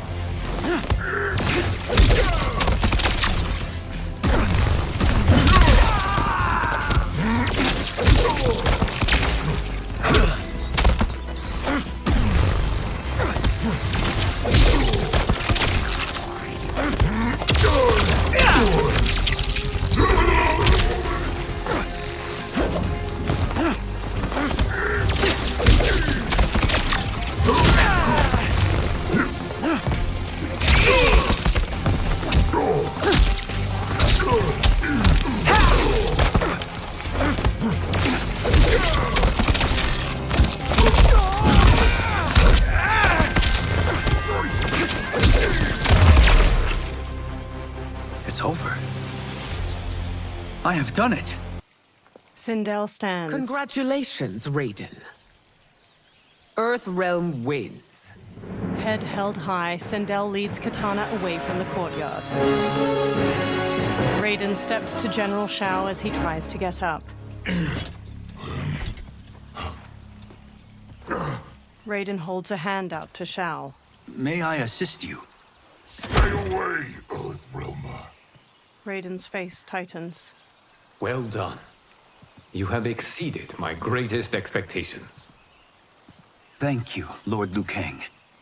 Because of you, the Outworlders who would disturb the peace will once again be held at bay. Smiling, Liu Kang places a hand on Raiden's shoulder.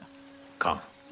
Let us bid our hosts farewell and return to Earthrealm. Kung Lao, Johnny, and Kenshi bow to Raiden. All right, yeah. That was great. Very impressive. That night, Liu Kang sits in an ornate room before a fire in a brazier, his eyes shut. He opens his eyes. Sand whirls on the other side of the room. It resolves into a dark-skinned man with glowing eyes and a bald head. Geras, my old friend. It's been eons. It's good to see you. Likewise, Lord Liu Kang. I have watched you with the Hourglass. You are relishing your role as Earthrealm's protector. It suits me far better than being Keeper of Time ever did. I never wanted to replace Chronica. Being history's architect drove her mad. I had no wish to share her fate. Which is why I am forever grateful that you volunteered to safeguard the Hourglass. Despite my having relinquished its power, the new era has unfolded as it should. Geras takes a Jaguar figurine from a shelf. You created me in your own image. Duty is my highest calling. While I am glad you are here, you are not one for social calls. Is there trouble with the hourglass? With something it has shown me. What, Geras? When you restarted history, you altered the destinies of certain malefactors to neutralize them. At least one of them is defying that destiny. Shang Tsung. Go on. He has escaped his meaningless life and is on his way to becoming a powerful sorcerer. He has already infiltrated Sindel's court. I saw no sign of him during the tournament. But if that snake is in Sindel's ear... Your vision of peace may already be compromised. I appreciate this warning, Geras. I will investigate. Please return to the hourglass and see what else you can learn. The next day, Kenshi looks at a drawing of Shang Tsung with Johnny and Kung Lao. So we find him in Outworld and bring him here for questioning? Yes. If what I fear has happened, he is a grave threat to the realms. Anything else? Shang Tsung is a master of deceit. Do not trust a word he utters. Sounds a lot like my first agents. It's a tricky mission. I'd rather Raiden go along than this one. Hey, this one is up for the job. This mission must be done quietly. I am breaking my word with Empress Sindel by sending you into Outworld without her knowledge. Due to the tournament, Raiden is now a familiar face there. Sending him will only increase your risk of being discovered. He raises a metal device. This talisman is attuned to Shang Tsung's chi.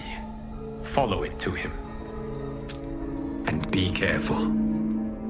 May the Elder Gods protect you. Kenshi takes the talisman, then trades a look with Johnny. The three men walk through a vast desert at night, flashlights shining through the dark.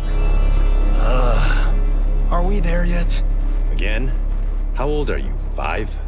What can I say? These boots weren't made for walking. If that is the most pain you feel today, consider yourself lucky. Oh, I'm already lucky. I've got Sento strapped to my back. I will reclaim it, Cage. Got 3 million? It's yours. You know I don't have it. I bet your Yakuza pals could come up with it. Oh, that's right. You blew them off. If there's one lesson Hollywood's taught me, it's never burn bridges. You never know who can help. The Yakuza are leeches, bleeding out those too weak to resist. I grew up in that life, and I never understood it. Why my gain required others' pain. I got out. I need my clan out too. We can't be part of their crimes any longer. Scowling, Kenshi looks down at the talisman in his palm as it glows red. He turns around and walks off. Kung Lao shines his flashlight in Johnny's face before following Kenshi away. Johnny walks after the other two. Kenshi holds the talisman out while standing on the edge of a cliff. They survey a village made of buildings carved from large rock formations. A mass of soldiers with spears battle a horde of humanoid creatures with long fangs jutting from their mouths.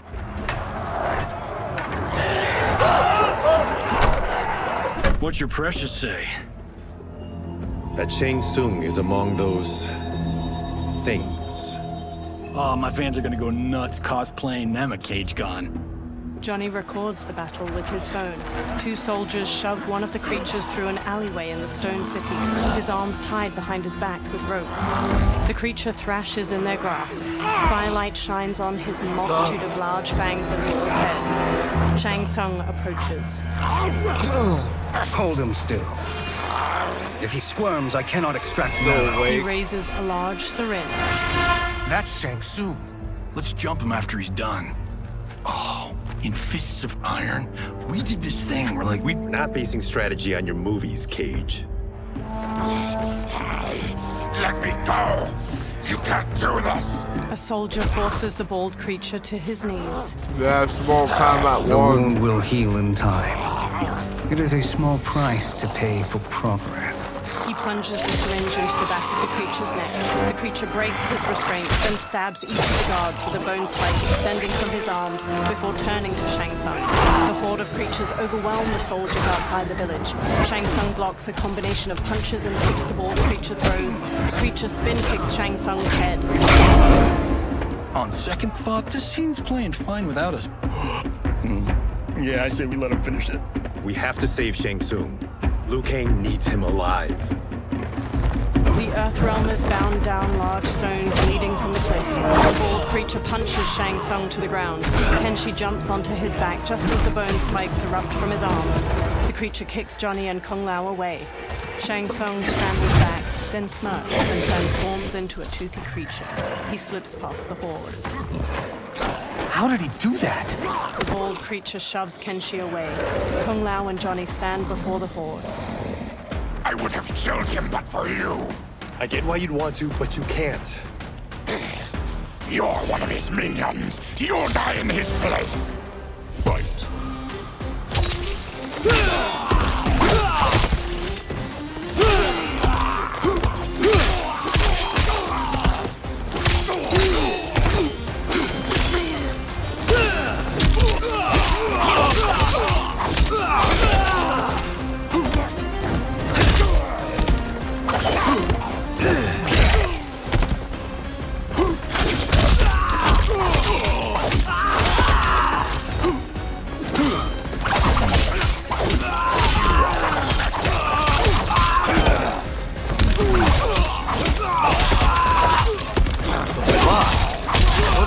I'll send you back to Shang Tsung the corpse. Beat me. Fight.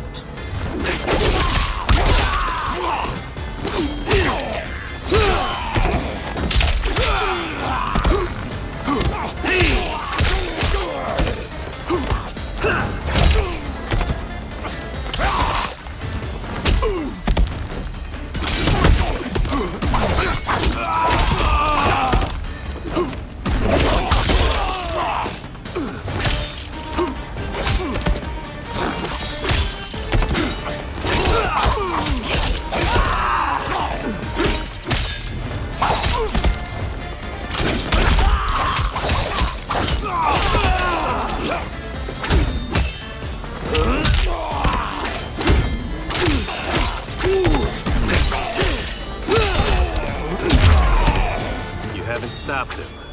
You've just made him angry. Fight.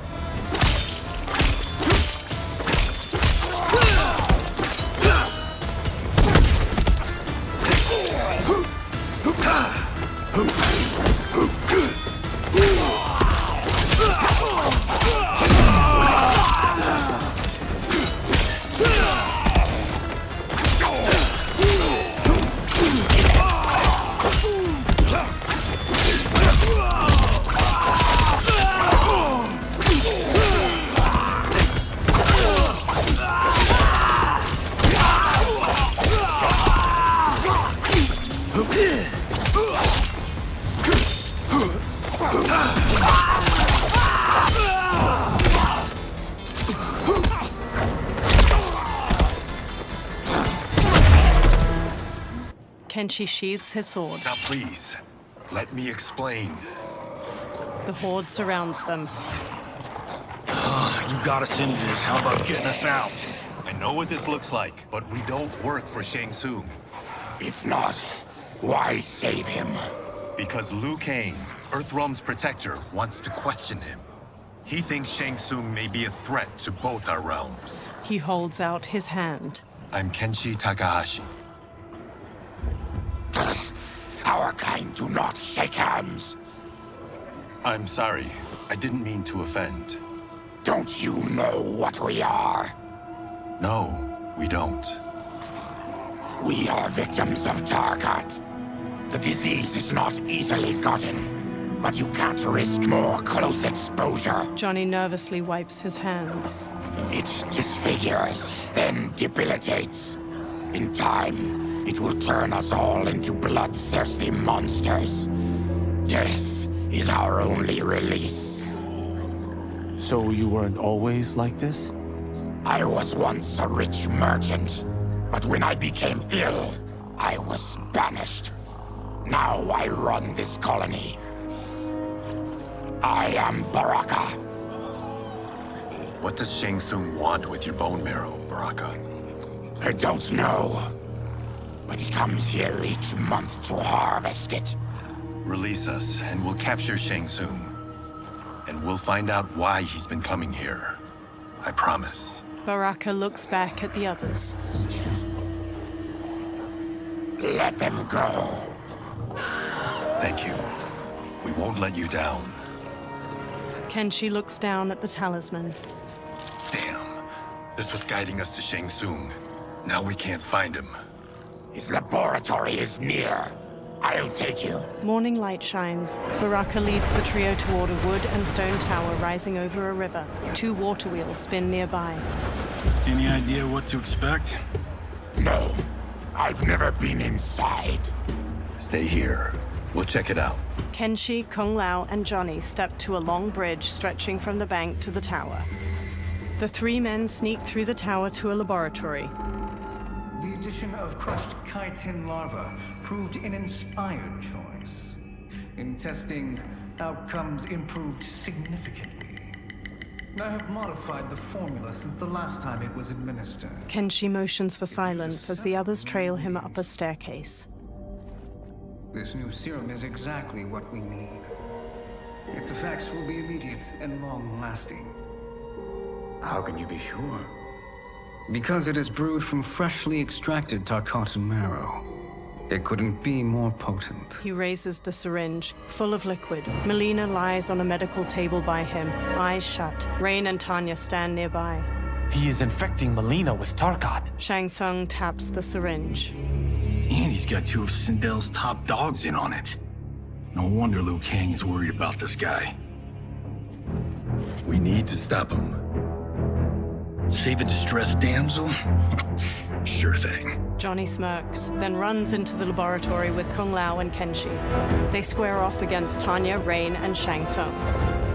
Get away from her! You bitch. Excuse me? You know, the movie. Tiny girl, ginormous alien. Ripley! No? Seriously? Earthrealmers. How did they find it? They've already seen too much. Tanya charges with a 3-section start. Johnny blocks her attack, then Kung Lao kicks her back. Kenshi spin kicks the syringe from Shang Tsung's hand. I need time. Buy it for me. Liu Kang sent you, didn't he? Sent you to learn our secrets. He sent us here for Shang Tsung, but it looks like he's just part of the problem. Fight. Fight.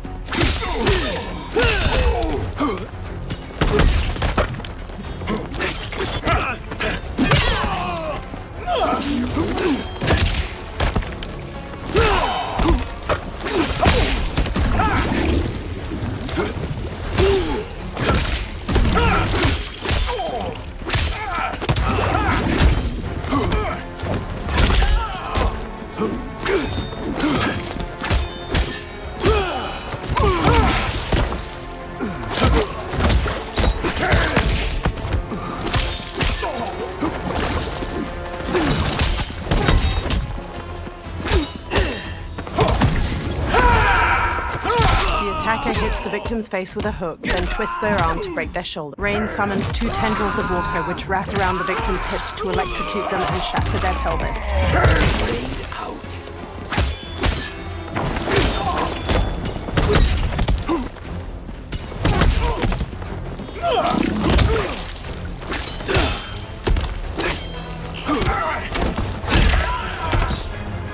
Think you won? We are just getting started. Fight!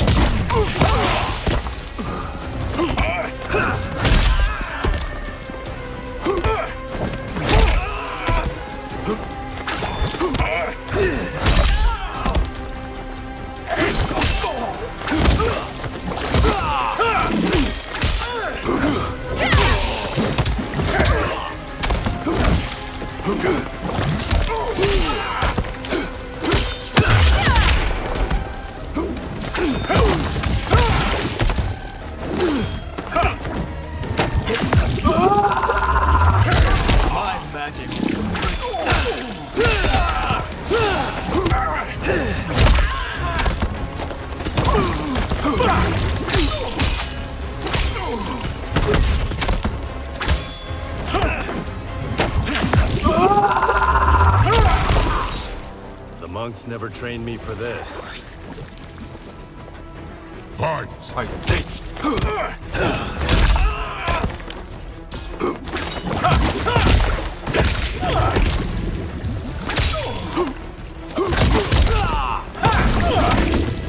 Fucking water bubble. Fuck that water bubble.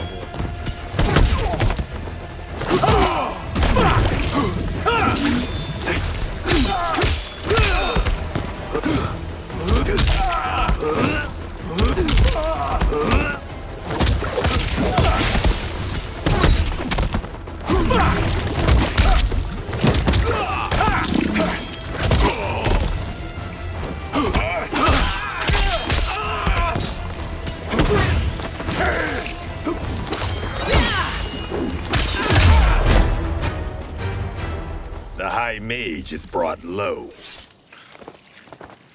Tanya whirls her three-section staff around and strikes Kung Lao's face, then jumps and bashes Johnny's head. Kenshi grabs her from behind. He starts to throw her back, but she rides the momentum and flips away. I thought Umgadi were loyal to the royal house. Yet here you are, scheming against the princess. You trespass in Outworld, interfere in Imperial matters.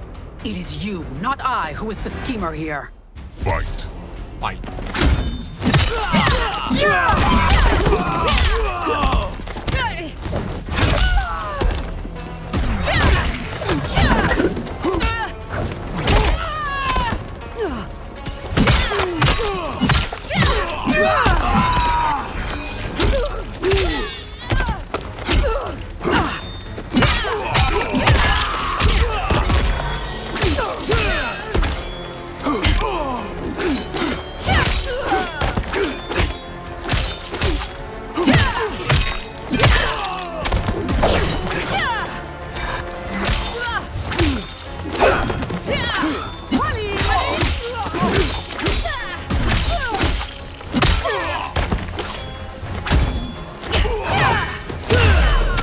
Your plot ends here, Umgadi. Fight!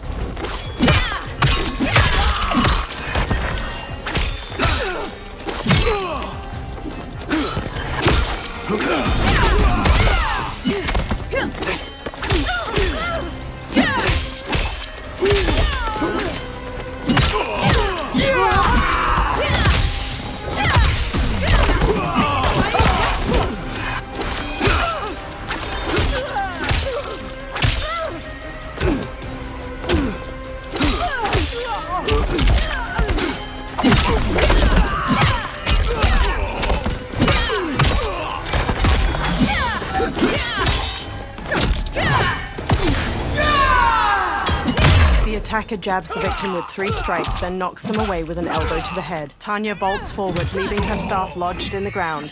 She leaps to kick the victim's face through the staff. Once you're caught, the Empress will decide your fate. Fight! Fight!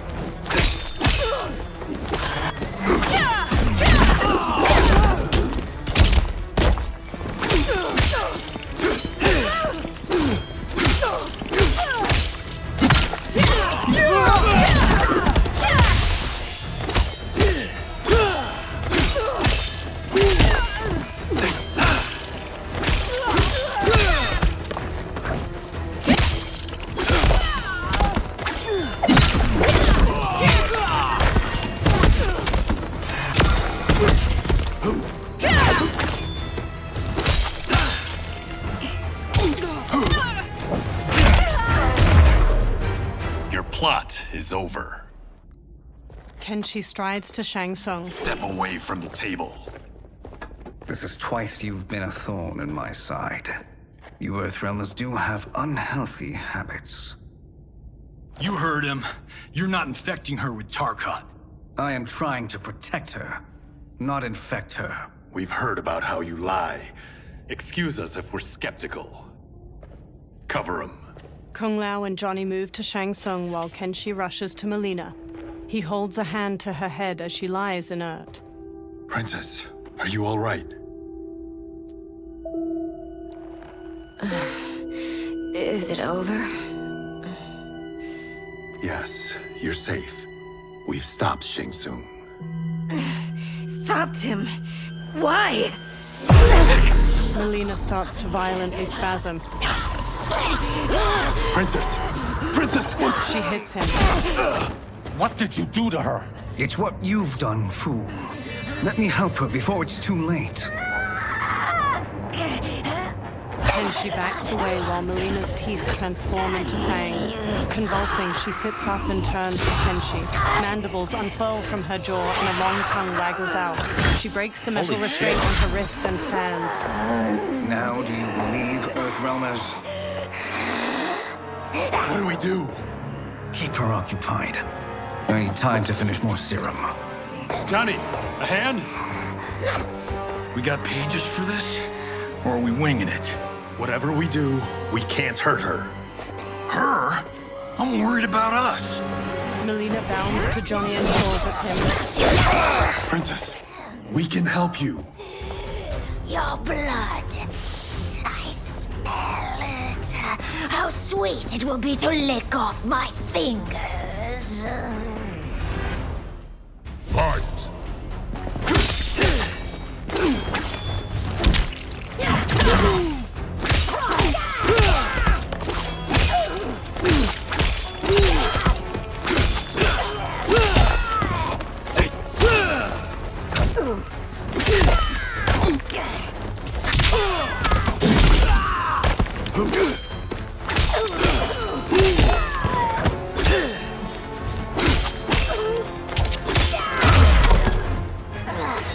Don't deny me your flesh. I must fight.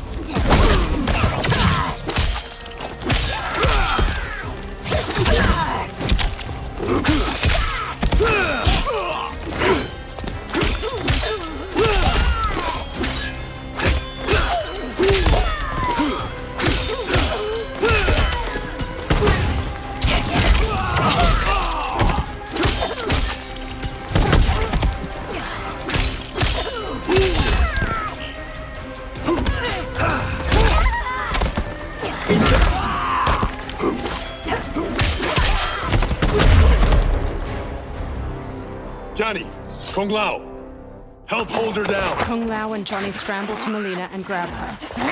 It's now or never, Shang Tsung. Shang Tsung fills a syringe with liquid as Melina throws Johnny and Kung Lao off. Melina dashes to a table and grabs her side blades from it, then leaps at Kenshi and impales his eyes with them. Kenshi! She rips the blades free. Shang Tsung injects a syringe into her neck. He holds her as she goes still. She sags to the floor as her Takatan features transform back to normal. By the gods! Melina! Katana, General Shao, and an armored Shokan burst into the lab. What's happened here, sorcerer? These men were sent to disrupt your sister's treatment and scandalize Outworld by revealing her illness. What? That's totally fake news! Princess, we were— The Shokan punches him hard, then pummels Kung Lao to the floor. Thank you, Goro. I've no stomach for Earthrealm lies. We should detain the Earthrealmers and the Tarkatan we found outside. At least until the Empress is ready to respond to this incursion. Agreed. General Shao gestures to 4 soldiers. They haul Kenshi, Johnny, and Kung Lao away. But she must realize that this incident proves Earthrealm's bad faith. We must strike them now to protect ourselves. No. They would not do this. There must be a misunderstanding.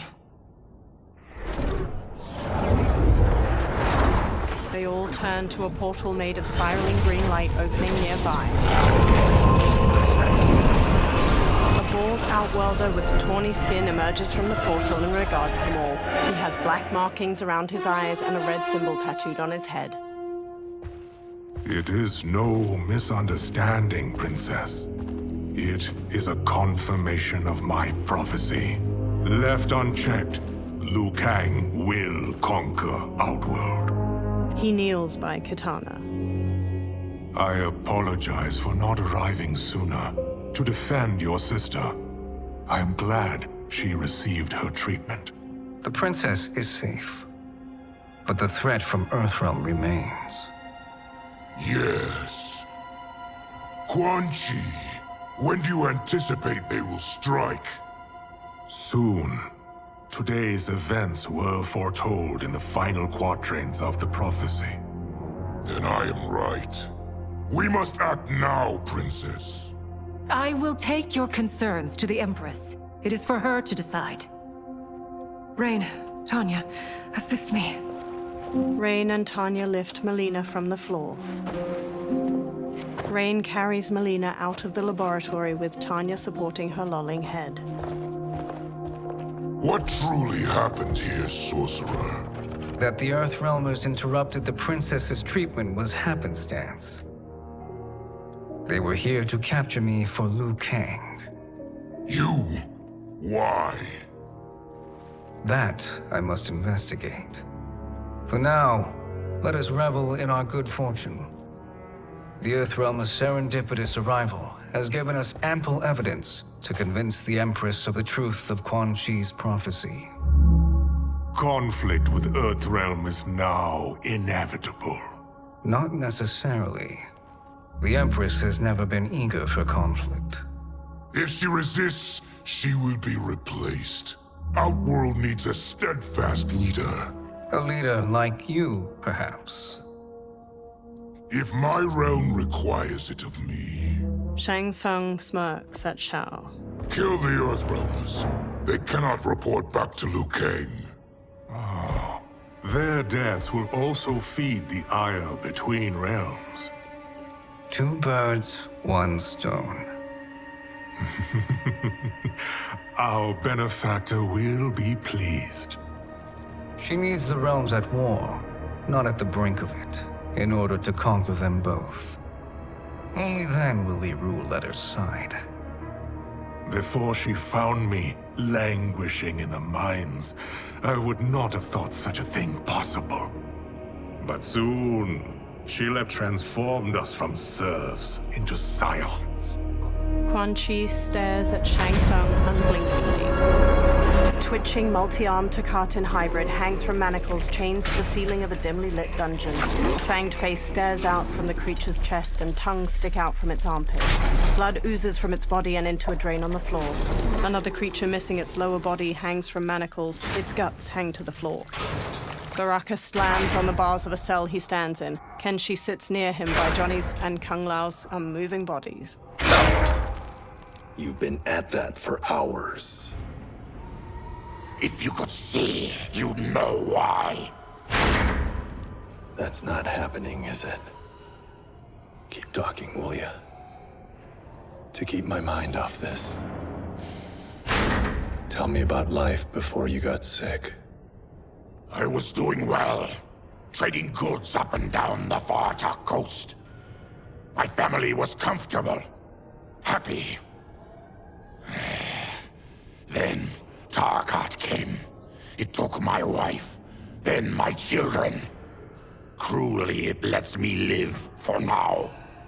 I think it enjoys ravaging my body more slowly. Johnny sits up. This hangover. Kenshi. God damn it. How bad's the pain? Excruciating. You saved me. I won't forget that. But you may just regret it. What are you doing? Johnny gawks as he stares through the bars of the cell. Various Takatans dangle from chains in the dungeon, many missing large chunks of their bodies. One spasms as they hang from a torture rack. What in the... When did we take the left turn into survival horror? This is Shang Tsung's real laboratory. We're beneath where we were before. That was a false front. Reminds me of this cheap-ass film I did in my early days. Flesh Pits. God, that was trash. Reptile, a masked man in a green cloak, opens the dungeon's doorway and enters. Who's that? Our jailer. Reptile strides through the broad cobblestone space. By a cell, he stops by a bucket filled with chunks of bone and meat. He throws one of the chunks to a Tarkatan hybrid inside. The creature grabs it and rips into it with their fangs. Reptile steps to Baraka's cell and looks at Kenshi. How is he? His eyes are gouged out. Guess. Reptile hands Johnny a small jar. That will dull the pain. You're vile to be part of this. You are Shang Tsung's prisoner. I am his slave. He has my family. He'll kill them if I don't obey. Johnny opens the jar, then pulls a long red cloth from his belt.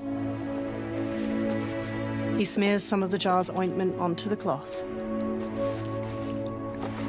He covers Kenshi's gaping eyes with the cloth, then ties it around his head.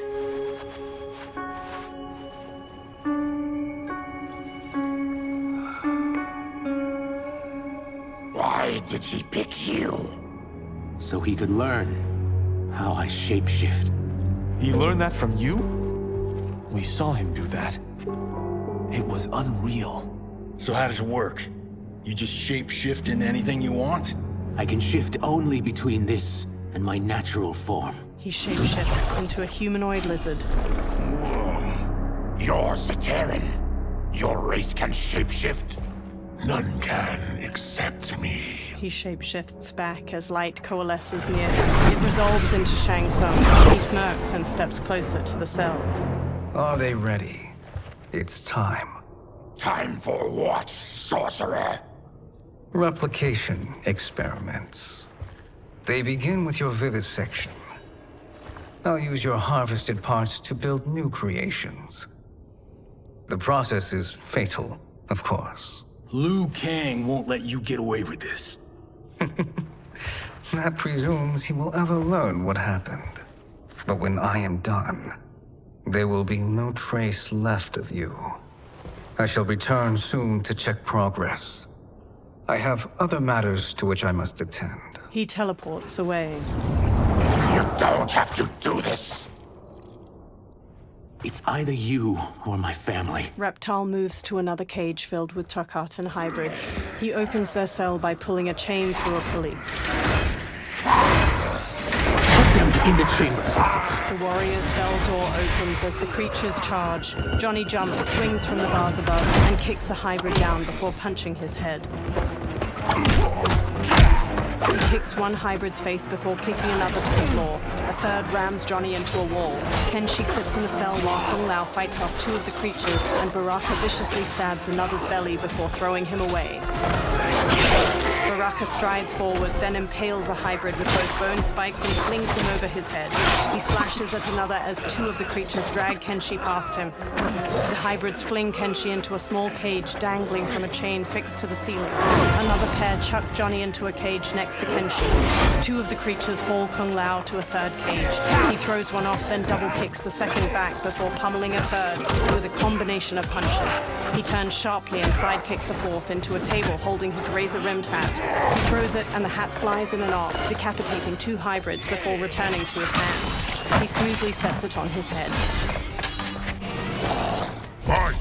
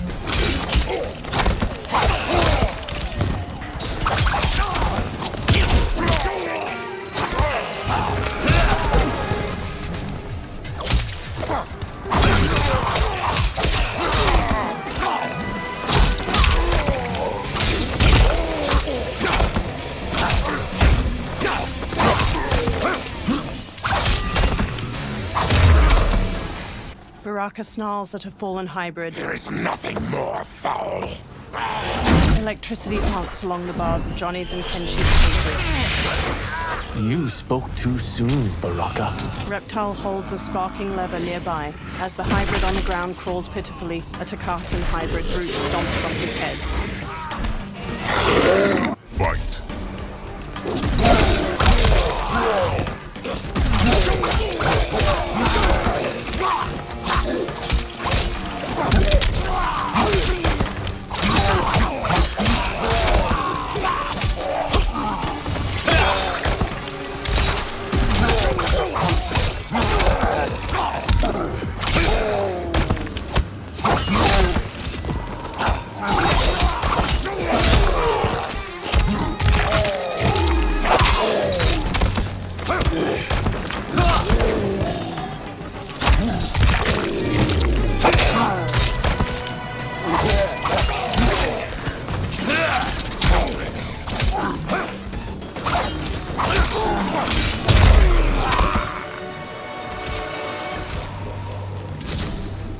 Fight.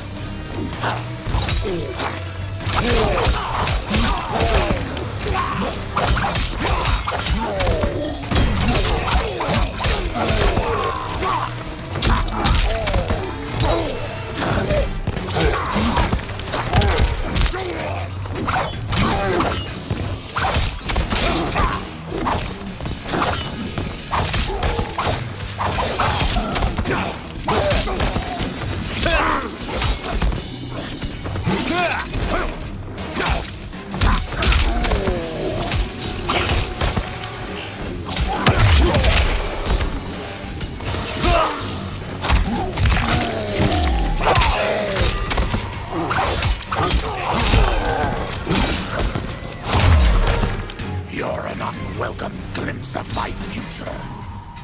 Fight!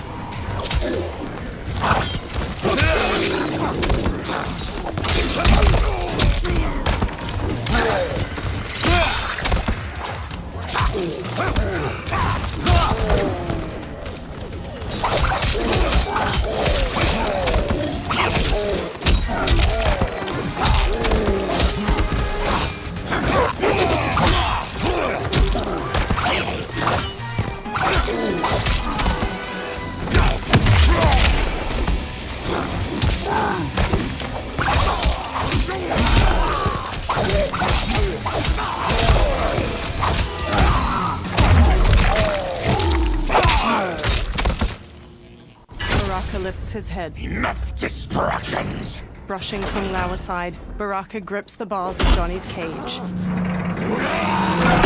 He rips it open, then does the same to Kenshi's. Kenshi stumbles weakly. Johnny and Kung Lao help him along, each supporting his weight with an arm over their shoulders. As they shuffle toward the exit, Reptile walks after them. I'm ruined! Shang Tsung will punish me for this by torturing my family. Baraka narrows his crimson eyes. You'll pay for their suffering, Tarkatan. Fight!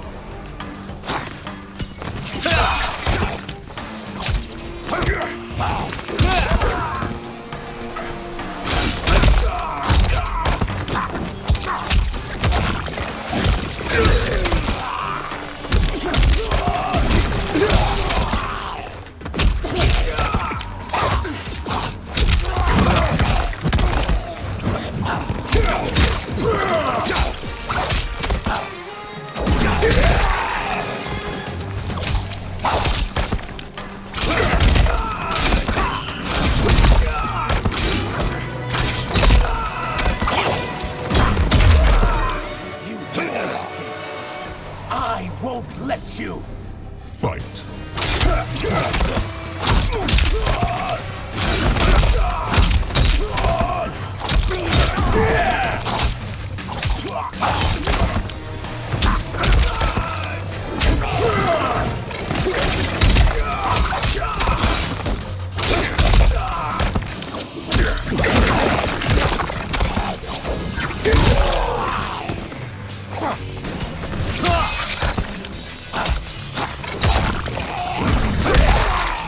Yeah!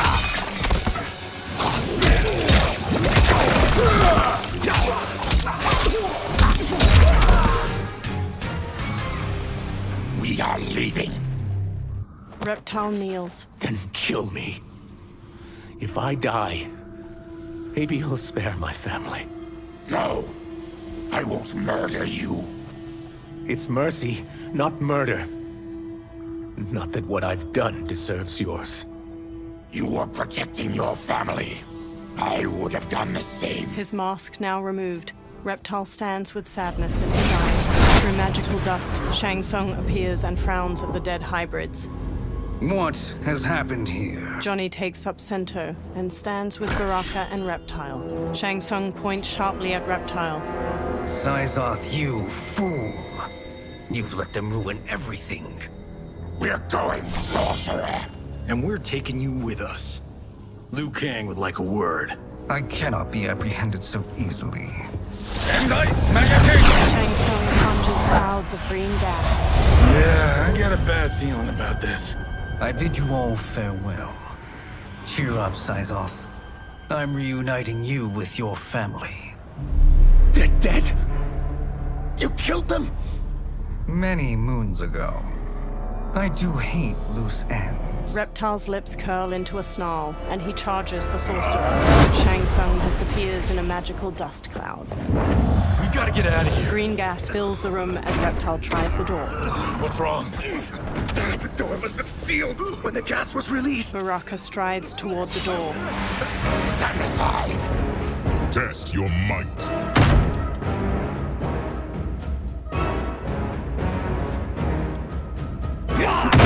The thick green gas fills the air as Baraka punches the door. Reptile and the Earthrealmers collapse.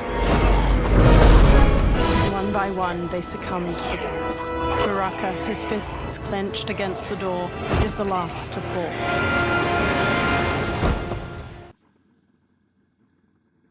Test your might.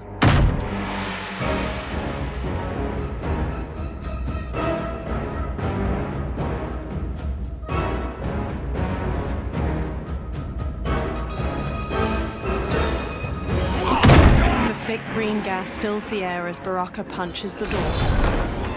Reptile and the Earthrealmers collapse. One by one, they succumb to the gas. Baraka, his fists clenched against the door, is the last to fall.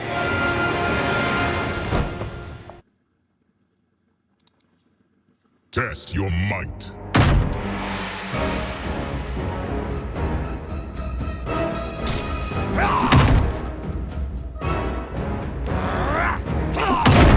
Thick green gas fills the air as Baraka punches the door. Reptile and the Earthrealmers collapse. One by one, they succumb to the gas. Baraka, his fists clenched against the door, is the last to fall.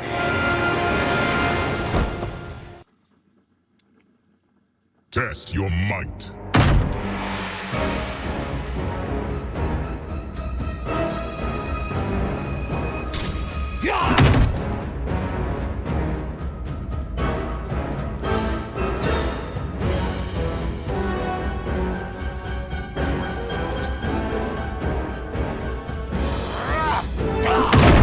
Thick green gas fills the air as Baraka punches the door. Break my control. Reptile and the Earthrealmers collapse. One by one, they succumb to the gas. Baraka, his fists clenched against the door, is the last to fall. I need like a fucking fight. Test your might.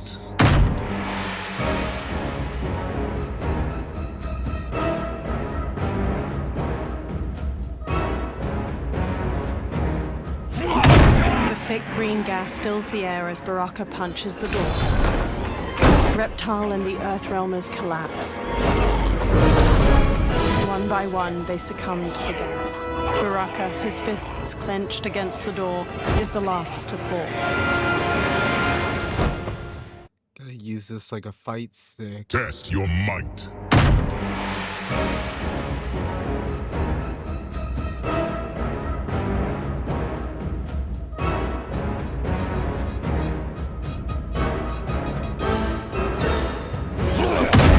Thick green gas fills the air as Baraka punches the door.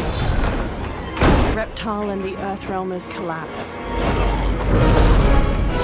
by one, they succumb to the gas. Baraka, his fists clenched against the door, is the last to fall.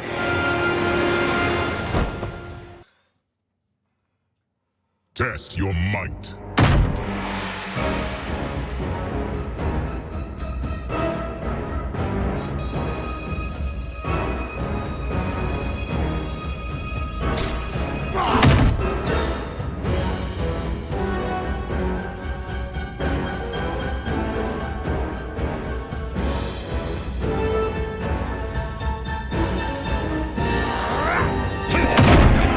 Green gas fills the air as Baraka punches the door. Reptile and the Earthrealmers collapse. One by one, they succumb to the gas. Baraka, his fists clenched against the door, is the last to fall. Because it seems to go down. Test your might. It seems to go down.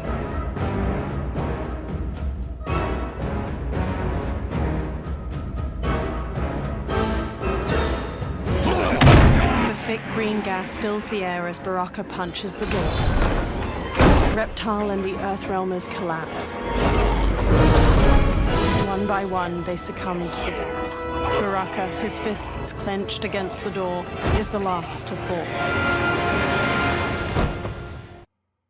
Rematch. Test your might.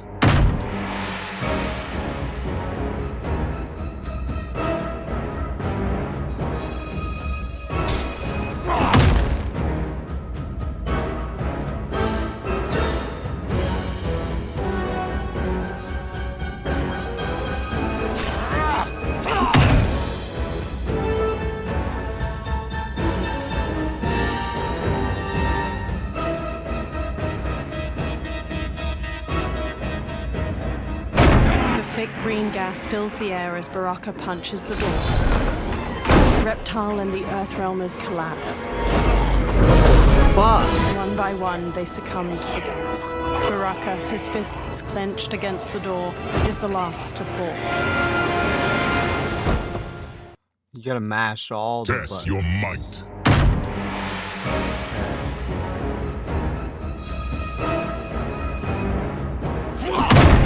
Thick green gas fills the air as Baraka punches the door. Reptile and the Earthrealmers collapse. One by one, they succumb to the gas. Baraka, his fists clenched against the door, is the last to fall. You gotta mash all the buttons. Test your might. So this you go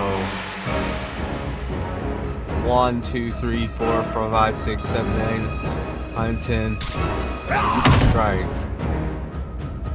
1, 2, 3, 4, 5, 6, 7, 8, 9, 10, 11. Strike. 1, 2, 3, 4, 5, 6, 7, 8, 9, 10. Strike. Baraka throws the door open to a hallway. Harry! Follow me. This way. Johnny and Kung Lao support Kenshi. Leave me. I'll just slow you down. What? Shang Tsung finds you, he'll kill you. Look at me, Cage. I'm useless. Don't risk your lives to save mine. Hey, you are not giving up. The Tyra need you, remember? We are gonna get back home and figure out how to help you. Got it? Baraka and Reptile march ahead, leading the way out of the laboratory and into a bright, clear day. They make their way into a lush forest. We can't linger. We'll be captured. We need help getting Kenshi to the portal at Sundo. I can take you only to the city's gate. Tarkatans are forbidden inside. I'll see you the rest of the way. It's the least I can do to make amends. Reptile trudges on. Dozens of trees have tall faces carved into their trunks. Kenshi walks with a hand on Johnny's shoulder. God, this reminds me of Wicked Planet. We had this forest in the second act. The Manticore battle. Yes! It was a pain to shoot, but man, did it come out epic. I can picture it exactly. Kenshi and Johnny smile. This is the living forest. Aren't all forests living, Baraka? No others have trees that house the souls of the dead. Whoa, wait a tick. We're talking ghosts? good ones, not evil. You guys know anybody in here? Some distant relatives. You will find no Zaterrans. Why not? The Warmbloods don't welcome us. So we keep to ourselves, living underground in Sikander province. Then how did you meet Shang Tsung? That I could take human form made me a freak among my people. I was terrorized and run out, starving and beggared. I joined a traveling carnival. Turned out there were many who would pay good money to see my gift. Back then, Shang Tsung was a huckster. We crossed paths and he saw what I could do. When he began to learn real sorcery, he asked to study me. When I declined, he took my family hostage. Well, that's an offer you can't refuse. He is dangerous, and he has plans. He, General Shao, Rain, they are conspiring. To do what? I can't say for certain. I've only overheard fragments. The group freezes. Reptile transforms into a green lizard with a thick tail and elongated arms. He and Baraka charge into a clearing where a woman dressed in white fights off demons. Her pale skin contrasts her dark lips and all-black eyes, while red scarification zigzags up her forehead. She twirls with a jagged Chris sword, slicing skillfully at the demons. She stabs the last one, then spots Reptile and Baraka. Quan Chi sends more demons? Wait! We're not! Feathery white wings appear on her back as she charges and kicks Reptile. Baraka squares up. With each of you I kill, my absolution grows nearer. Shedding your blood brings me closer to the light. Fight!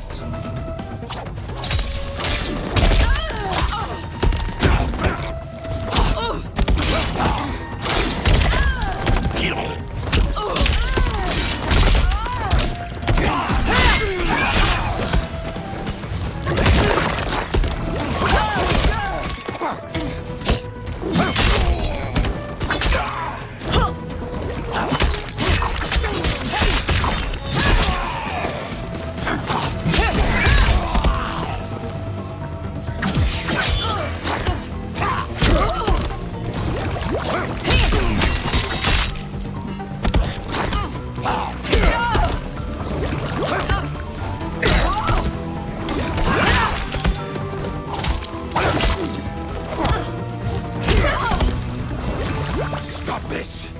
Killing me won't absolve your sins. Fight!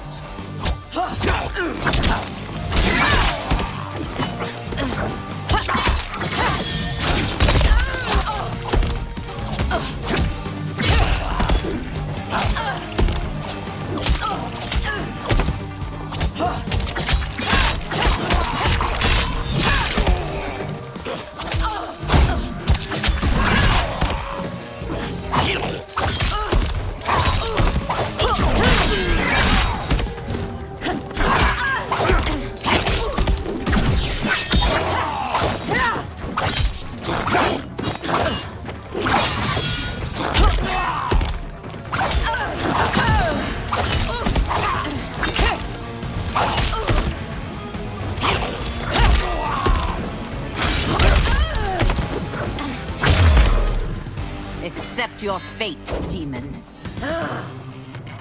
Fight!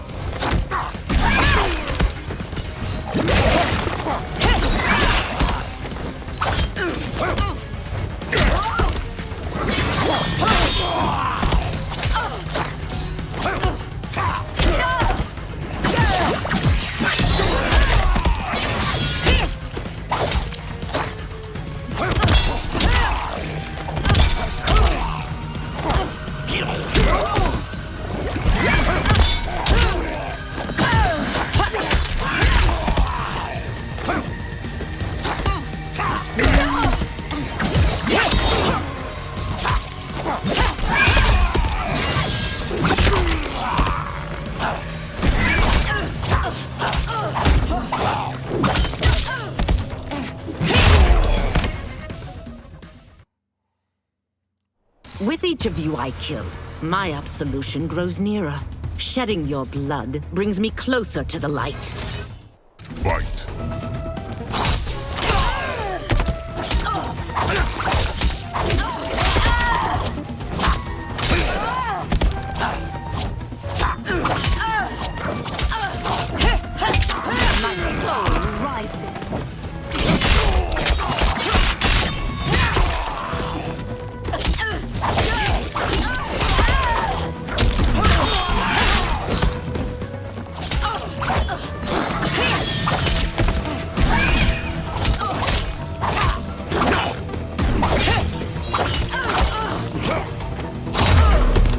Stop this!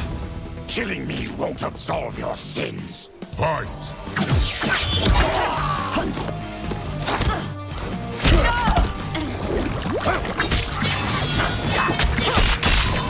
Your evil ends.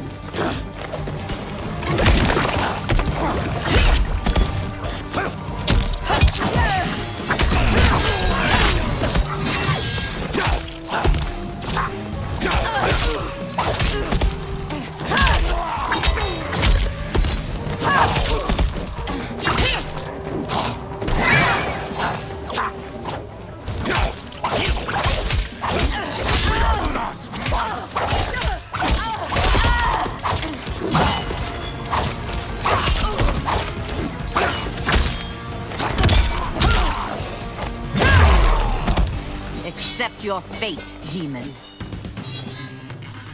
Fight!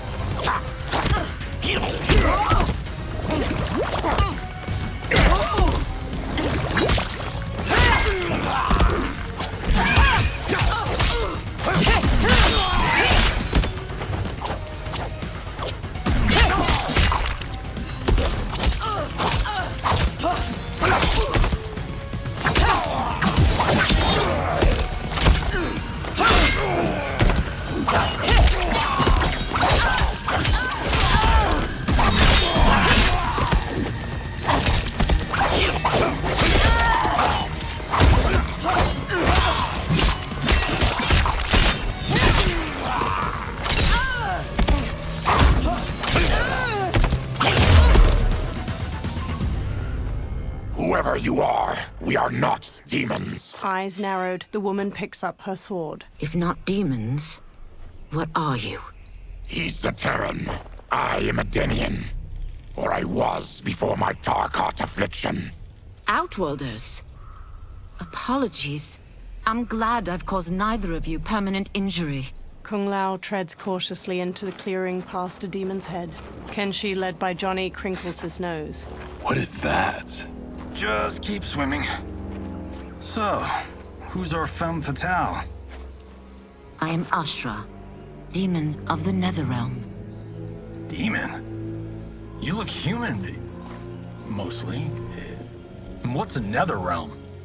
The monks covered that with us. Did you sleep through every lesson? That one, apparently. Netherrealm's hell, but real. No shit.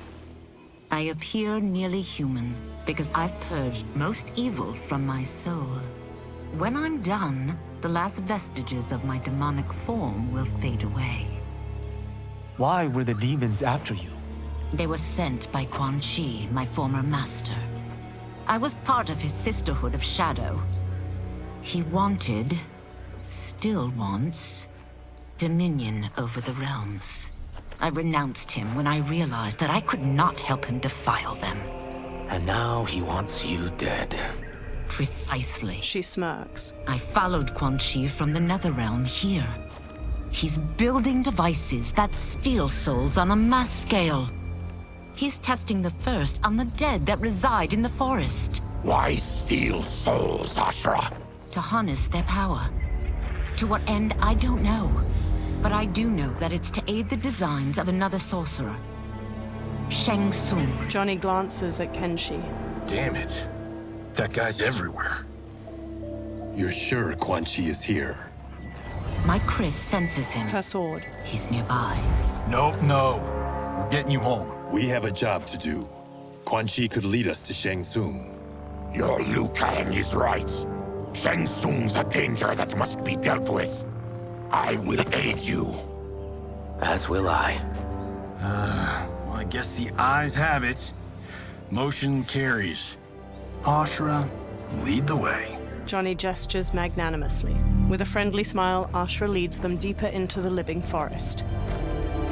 Ashra's jagged Chris sword glows white as they walk onward. Quan Chi is close. The emanations of his evil grow stronger. That is a powerful weapon. And my perfect ally. As I smite the evil it finds, I am further purified. Now, I've done steps, so I'm all for self-help. But since when does a demoness want to be less evil? I had spent eternity damned to the Netherrealm. I had assumed that's all there was to existence.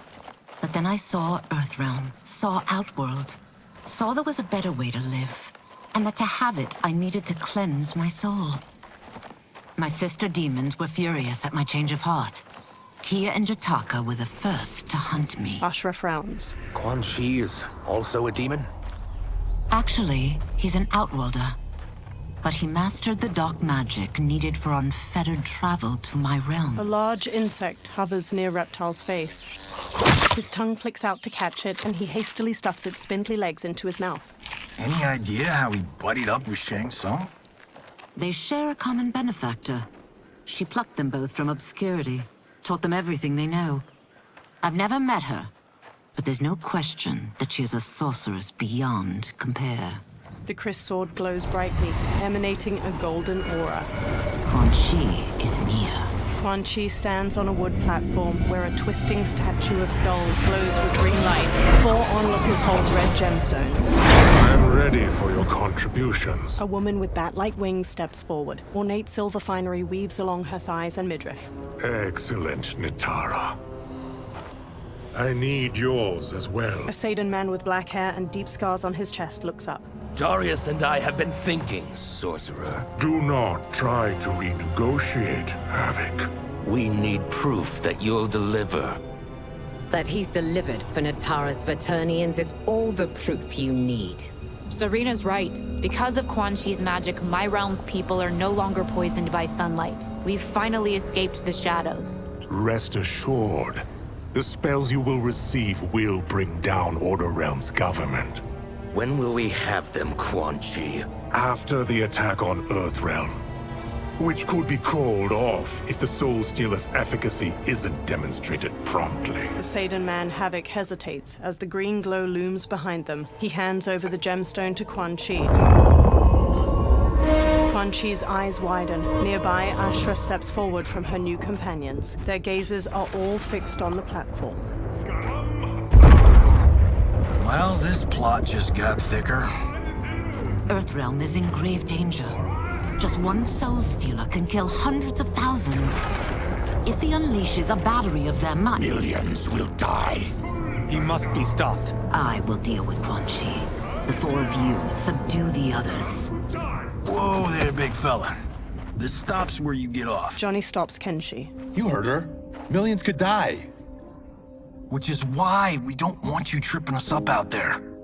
Now, give me your sword. Why? Just give it. A small smile tugs at Johnny's lips. Kenshi hesitantly removes the sword from his back and offers it to Johnny. Johnny takes it, then replaces it with the sword Sento. Kenshi grips its black scabbard tightly. What? I can't. Not when You've saved my life. It's yours. Johnny fixes him with a serious look and touches his shoulder. Kenshi squeezes Sento, thumbing its golden detailing. At the Soul Stealer, Quan Chi casts green magic from his hands. Nitara spots Ashra's group charging in. Quan Chi! They stop before the platform as Quan Chi turns. Yet again, you evade capture, Ashra. And now it appears you've found allies. We are joined against you, sorcerer. You won't be stealing any souls. Ashra flourishes her sword and charges in. Nitara flies forward to meet her, slashing with red claws. Baraka bowls into havoc, and they brawl with clenched fists. Kung Lao kicks at the demon woman Serena, who parries him with swift ease and counters with a gut punch. Johnny exchanges blows with Darius, a Seder man with dark umber skin and orange sunglasses. Ashra manages to slice Natara's arm. That blade's enchanted. It was forged to destroy evil. It's slain many of your vampire kind. We can't help what we are. That we feed on blood doesn't make us evil. Fight.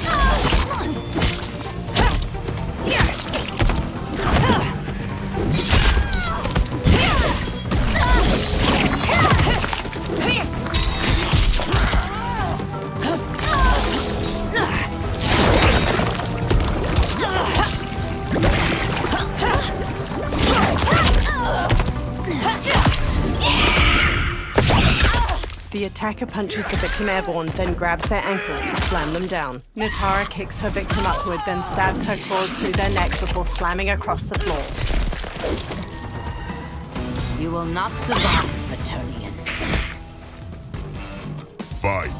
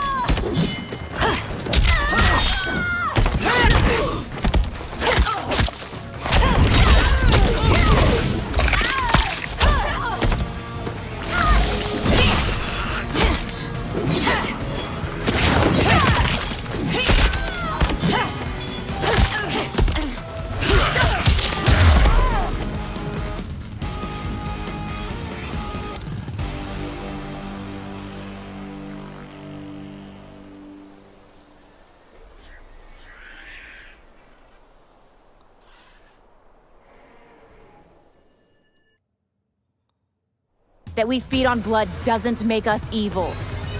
Fight. IZZY move.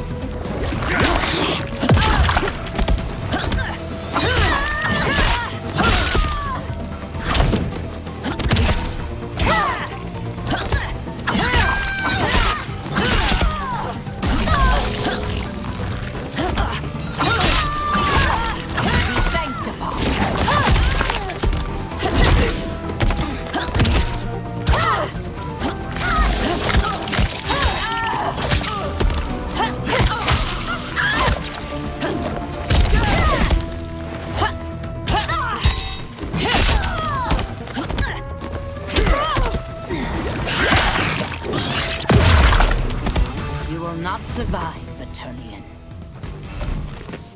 Fight.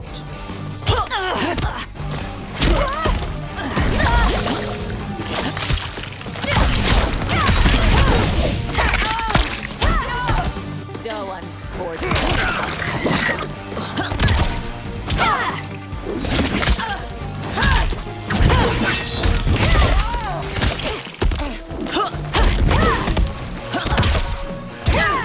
Countering my shit.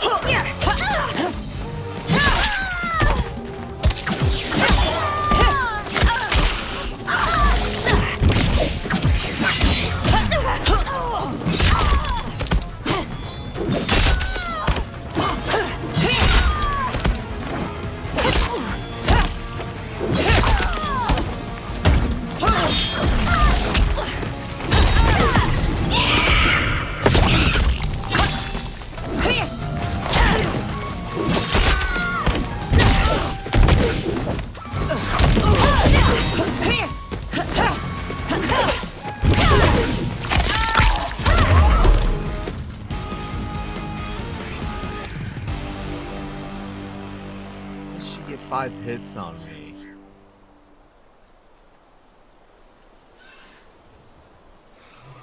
Get 5 hits on her. That we feed on blood doesn't make us evil. Fight!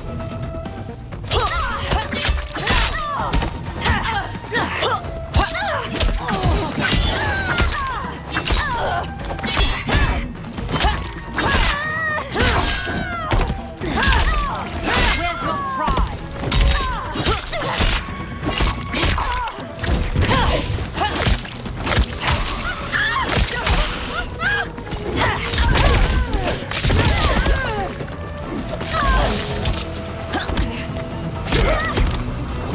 Is that your best, demon? You'll need much more. Fight!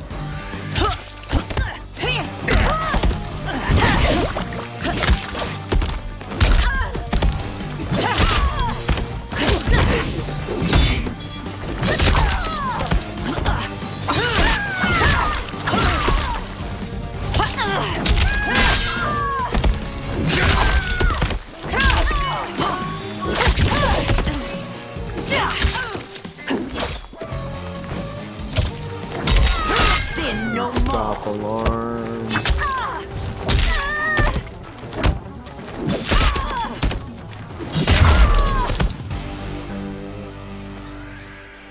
I am one step closer to redemption. Twisting green light erupts from the Soul Stealer and spirals toward the sky. Dozens of ghosts, translucent skeletal figures, fly from the trees toward the Soul Stealer. The ghosts swarm around the twisting light.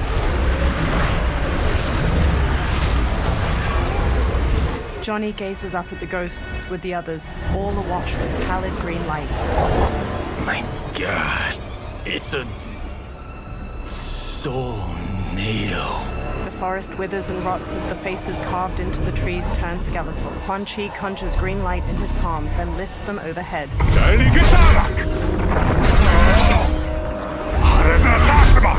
Teeth gritted, Quan Chi thrusts his hands to the Soul Stealer and channels green magic into the Soul Nado. Strands of light from the Soul Nado coalesce into a humanoid form wearing a red and black cloak over corpse gray skin. The humanoid stretches his jaw open, then collects himself and stares out at everyone with glowing green eyes. The humanoid raises his hands while floating in front of the Soul Stealer. Ashra narrows her eyes at him.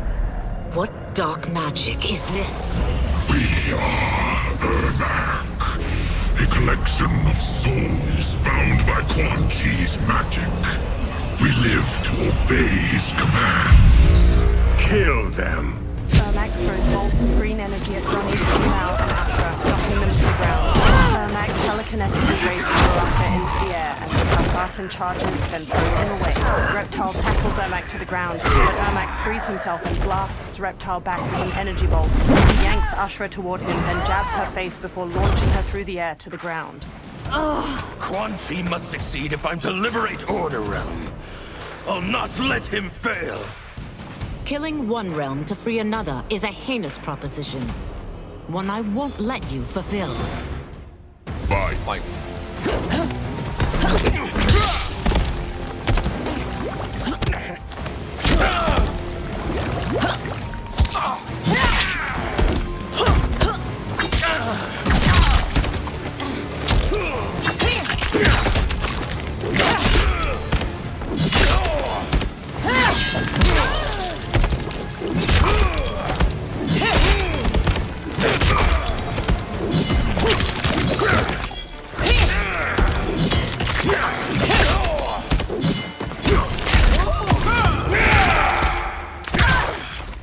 Darius jabs the victim's jaw, then stomps on their knee to shatter their femur and shin.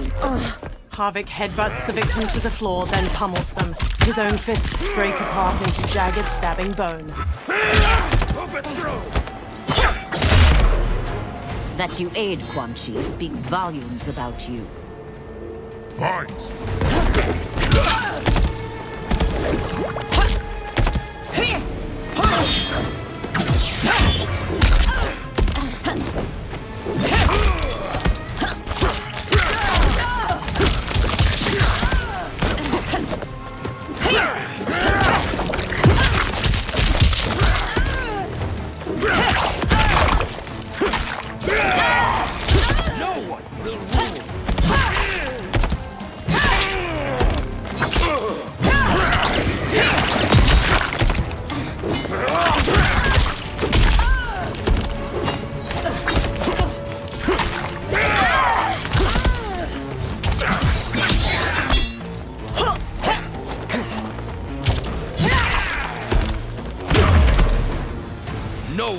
stand in my way.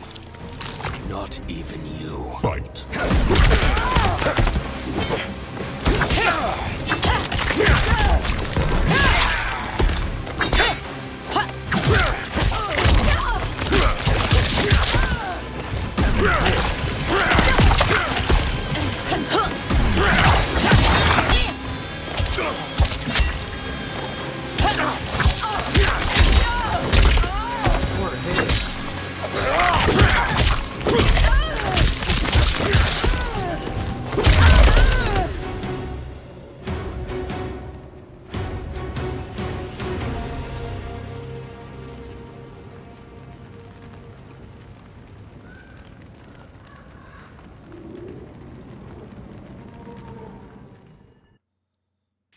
Killing one realm to free another is a heinous proposition.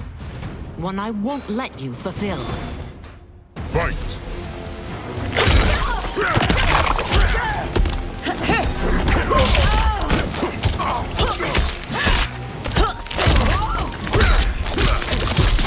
All will be free!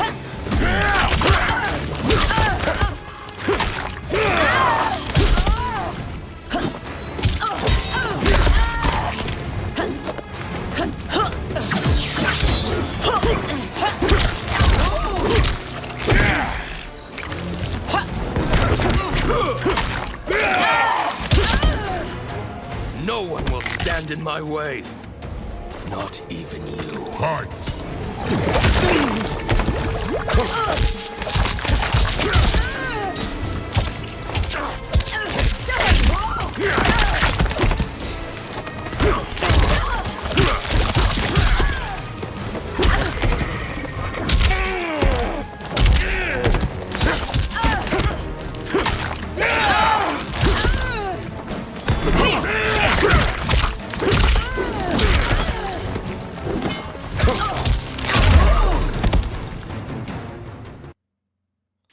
Killing one realm to free another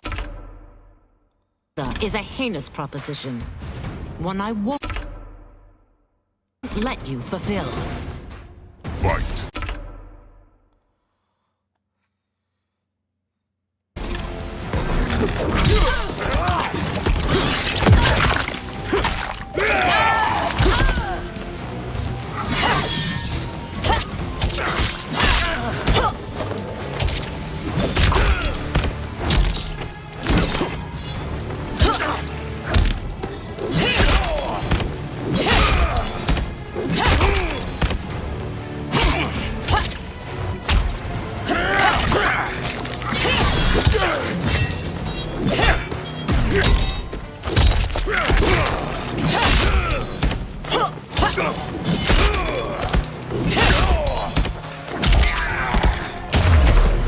That you aid Quan Chi speaks volumes about you.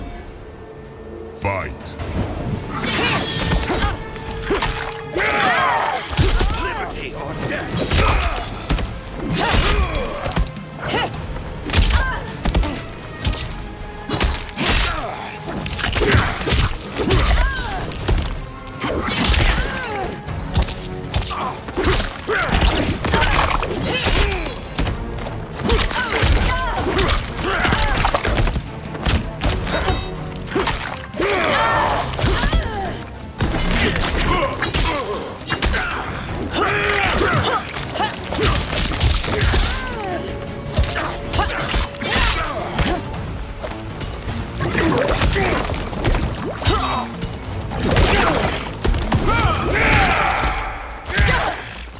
Darius jabs the victim's jaw, then stomps on their knee to shatter their femur and shin.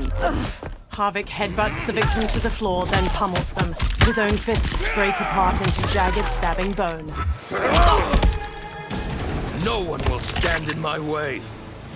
Not even you. Fight!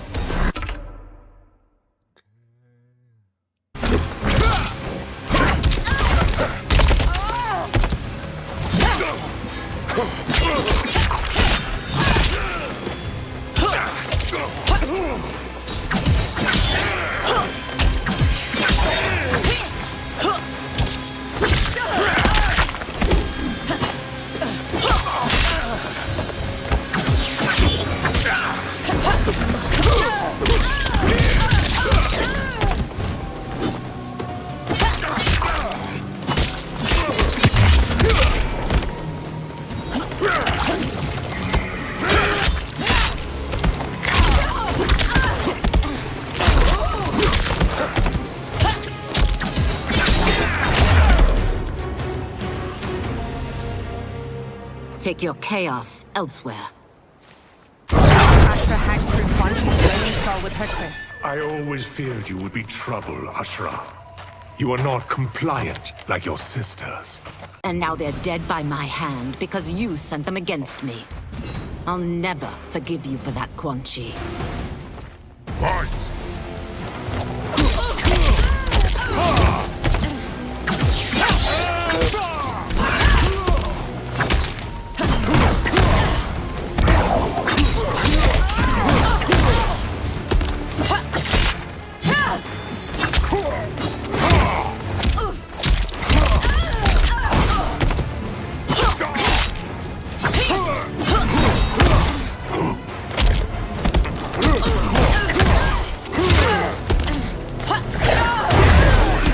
Resist if you wish, but soon you will join your sisters.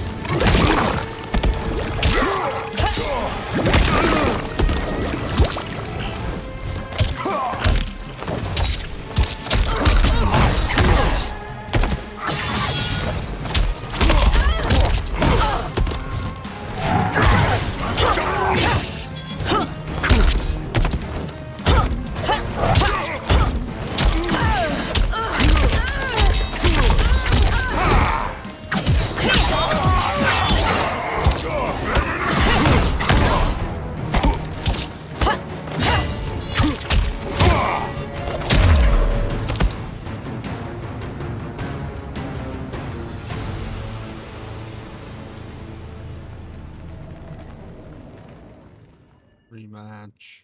And now they're dead by my hand because you sent them against me. I'll never forgive you for that, Quan Chi. Fight!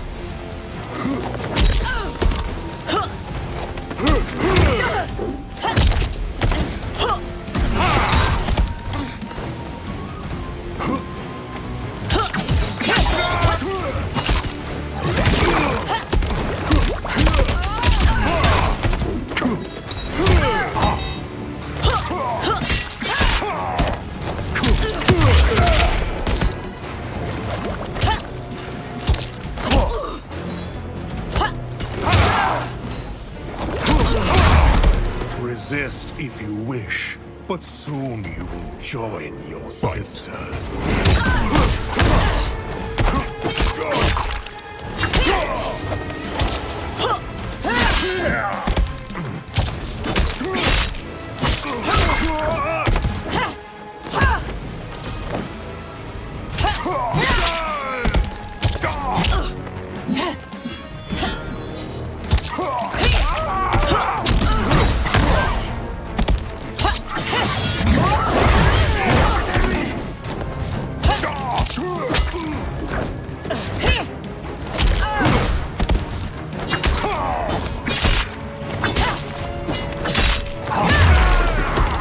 This has been a long time coming, sorcerer. Fight!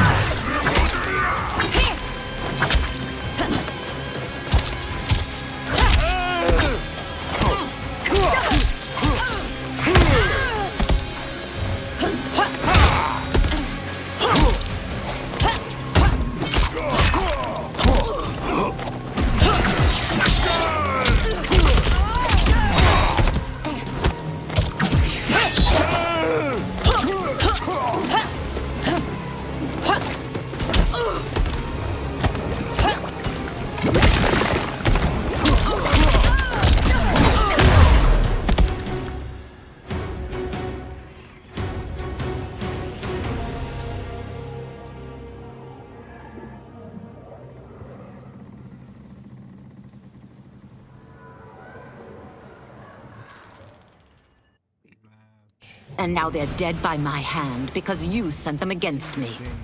I'll never forgive you for that, Quan Chi. Fight!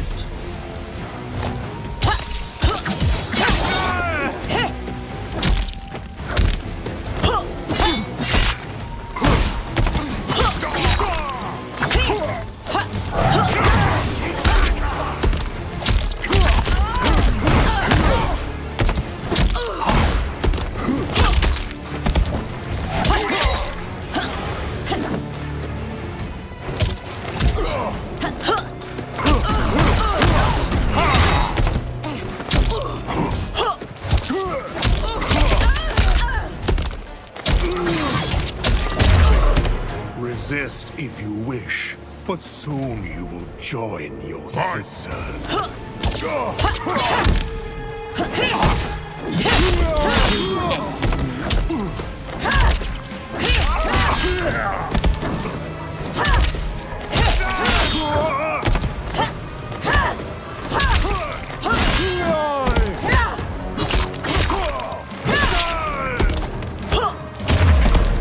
This has been a long time coming, sorcerer.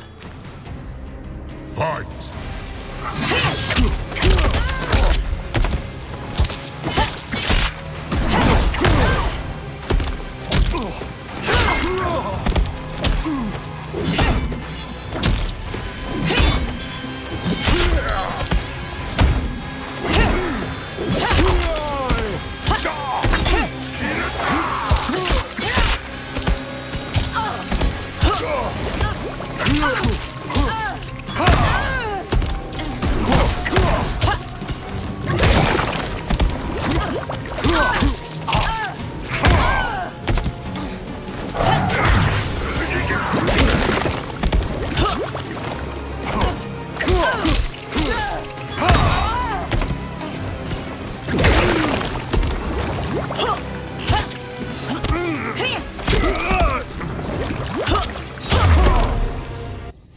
Ashra scowls. When I'm finished here, I will finish you.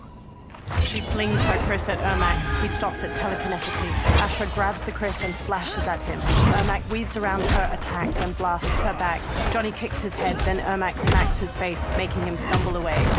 Ashra spins while slashing at Ermac. He evades her, then slams Reptile into the ground as he charges. He levitates Ashra into the air and hammers her down. She lies inert. Ermac throws a fallen log at Reptile and Baraka, then floats Johnny up and slams him into the dirt. He raises Johnny again and flings him away. Johnny goes still. Kenshi raises Sento, face hard. I can't let them die. He charges Ermac. Ermac launches him away. Sento pierces the ground. Kenshi gradually sits up. He frantically feels around the ground. Dim lighting reflects on Sento's sleek blade. What? Who is that?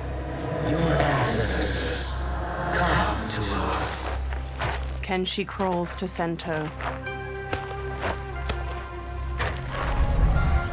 He clutches the sword's hilt, then lifts it as he stands.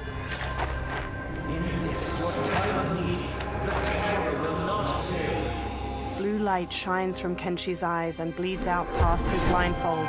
He sees Ermac speed through the air to him. He dances around Ermac's punches, then runs Sento through his chest. Blue light flares from Ermac's eyes and mouth and starts to get sucked into the blade. Then he blasts Kenshi away. He tosses rocks at Kenshi, but Sento floats in the air and deflects each of them. Kenshi gently takes the hilt. It siphoned his souls. It now has his power. Ashra runs over. That was unexpected. You're telling me. Shall we finish this? Let's. Ashra and Kenshi face Ermac with the Chris and Sento at the ready. This fight's not over. I'll defeat all of Quan Chi's minions. We are many. You are one. We will destroy you. Fight.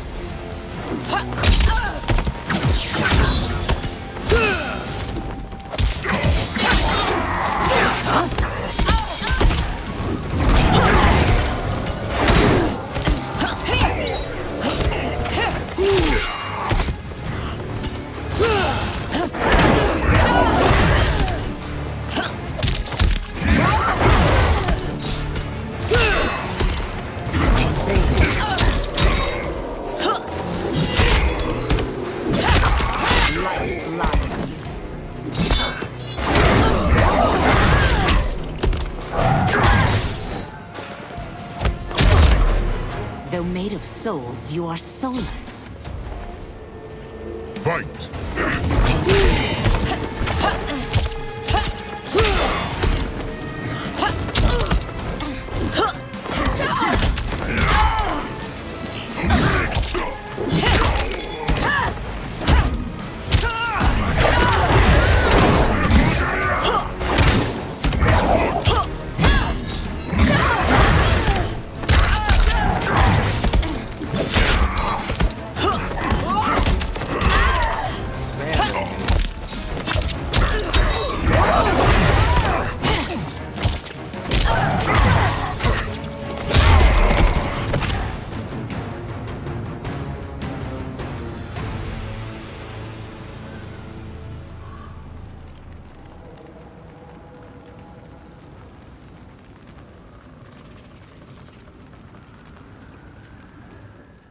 match. We are many. You are one. We will destroy you. Fight.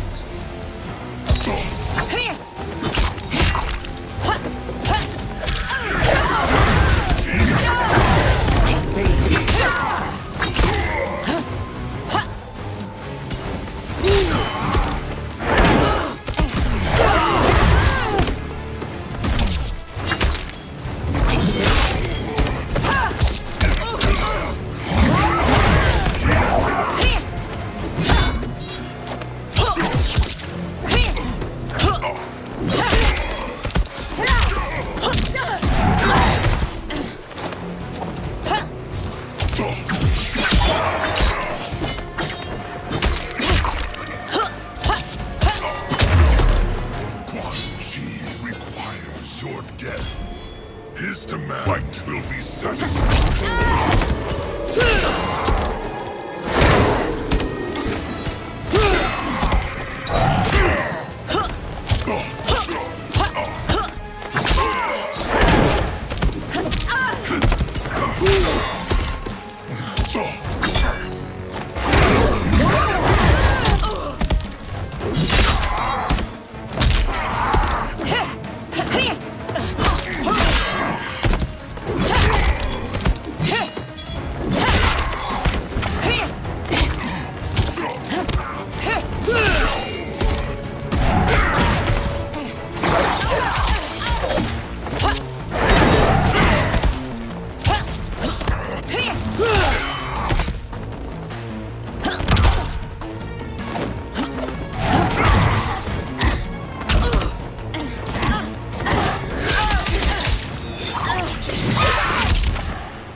Though made What's up, of souls, Twisted? you are soulless.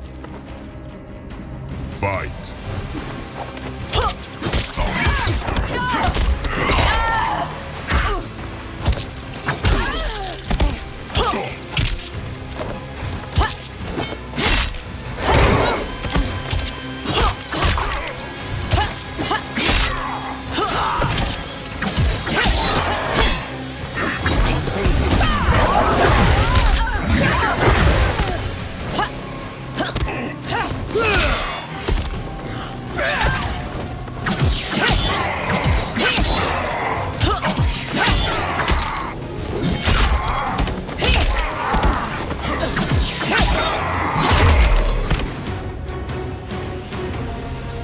Resistance is never pointless. We are many. You are one. We will destroy you. What's wrong with him? Combat must have weakened the magic that binds his souls together. I'll find you. How you Her doing, leg sags Twisted? to the ground. What was that? Watch him. I'll shut down the Soul Stealer. Ashra dashes to the Soul Stealer. She plunges her kriss into its red gem, making it split. Quan Chi raises a hand to her. The gemstone splits and releases energy that launches Ashra away. The ghosts pour out of the Soul Stealer. One flies to Quan Chi and grabs his head. The ghost sucks blue energy from his face, turning his skin ash white, then vanishes. Quan Chi staggers back before collapsing. Ashra regards Quan Chi's motionless body, then strides to him. Since that didn't kill you, I will. Go, Ashura! He's too dangerous to let live. Liu Kang needs to question him. He knows Shang Tsung's plans. Ashra lowers her kriss. Very well. Well, clearly I underpaid for that. Did you know what it could do? The legends never mentioned mystical powers. The souls of my ancestors live within it. They intend to guide me. Just don't forget who gave it to you, Takahashi. I won't, Cage. Now, let's get him to Earthrealm. They all look at Quan Chi. I know home's here for you, Baraka. Let's size off, Ashura. You can come with if you want. I'm sure Liu Kang will welcome you. I've never had a home. That would be wonderful. Snow falls around the ruins of an immense stone fortress nestled among tall mountains. Shang Tsung waves his hands around on the top of the fortress and conjures a portal made of fiery light. The benefactor emerges from it. Report, Shang Tsung. The Soul Stealers are under construction. Quan Chi tests the final components as we speak. And the army? Will obey your every command, once it's been fed sufficient souls. I've also conceived a plan to break the Lin Kuei away from Liu Kang. Instead of defending Earthrealm, they will betray it. Excellent. You have learned quickly, Shang Tsung, and well. You will soon reap the bounty of what you've sown. He beams. Moonlight falls over the rooftops of Sundo. Reptile leaps from one roof to another.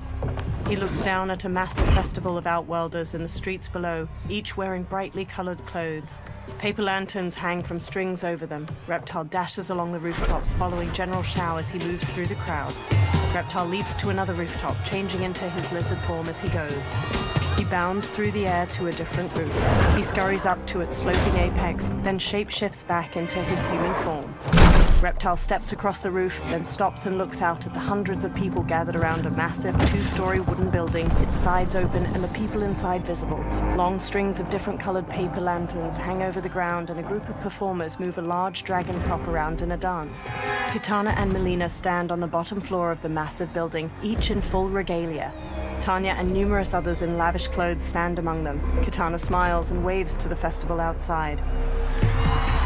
Li Mei steps to General Shao and walks with him. Who are these Earthrealmers we're looking for? You have their descriptions. You could at least tell me why they're here. What they've done. State secrets. Not for your ears. He strides away through the bustling street. Melina and Kitana smile and wave to the people. Melina beckons Tanya. Yes, Princess. Fetch us water, please. Tanya smirks. As you wish. Melina smiles warmly as Tanya leaves. Careful, sister. Entanglements with Ungadi are forbidden. You know their vows. Who told you? No one. I have eyes. As do the snakes at court who would cheer your downfall. The Ungadi's rules are ridiculous. And you can change them when you are Empress. For now, you cannot jeopardize your ascension. Melina stomps off. Quan Chi sits in an alley behind one of the crowded streets. Johnny puts a big hat on him near Ashura, Kenshi, and Kung Lao. Night-night, sweet Prince of Darkness. They all wear festival costumes. Oh, perfect. You'll fit right in. You couldn't steal a more functional hat. What? It hides your face. And honestly, it suits you. Ashura gives him a questioning look. I still don't know about this. Carrying him around will attract unwanted attention. Look at it out there. It's like Mardi Gras. People will think you just party too hard. Reptile jumps down to them from a rooftop. What's the word? Go toward the stage, then right to the portal gate. But there are soldiers and constables everywhere. Are you sure these are enough? One person spots us, and we are dead. And that's why I'll create a diversion. They're out for you too, Syzoth. To catch me, they must see me. Reptile turns invisible. Damn. You didn't tell me you could go full Predator. Kenshi and Ashura lead Kung Lao and Johnny as they carry a listless Quan Chi through the immense crowd of festival goers. People glance at them. Ashura catches her hat as it slips off, then readjusts it.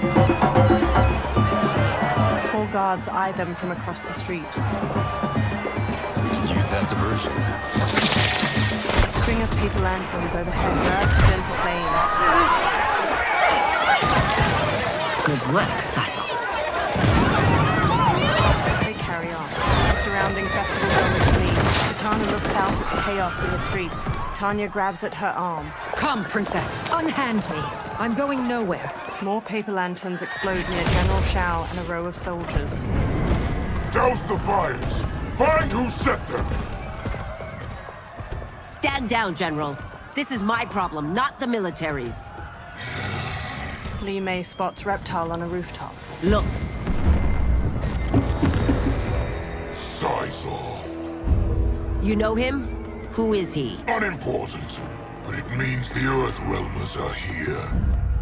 Reiko! Reiko rushes over, then looks at Reptile. He and Li Mei hurry through the crowd toward him as he sprints away. Li Mei and Reiko pursue Reptile while he jumps to another building's roof. They pause. Reiko fixes him with his gaze, then throws a shuriken, striking his hand and making him fall to the ground. Reptile clutches his hand and flees, partially invisible. Li Mei and Reiko examine green blood trailing away. I'll get him. She runs off. Reiko pauses, then hurries after her.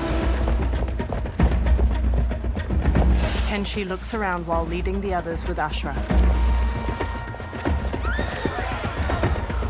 He spots Li Mei and Reiko in the distance, following the blood trail. Size off! Kenshi shoves his way through the crowd after them. Li Mei and Reiko run to a small bridge. Reptile turns visible on the other side. Green blood? You're Zaterran.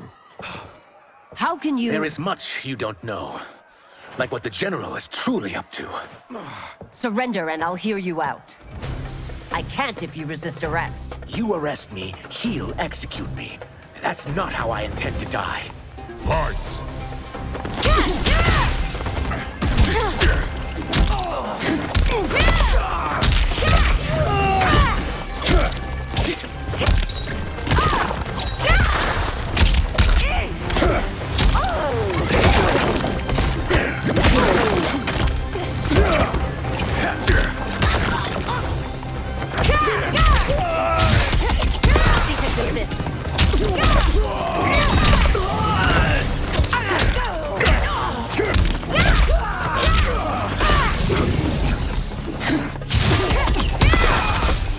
You've one last chance to surrender. For your sake, take it. Fight!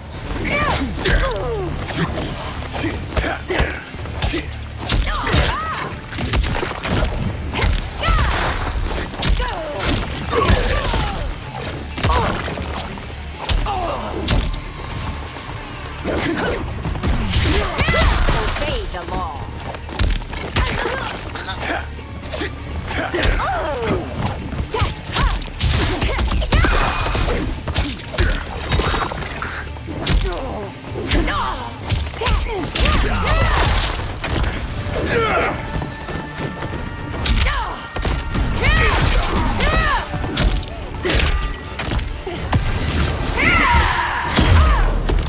My quarrel's not with you.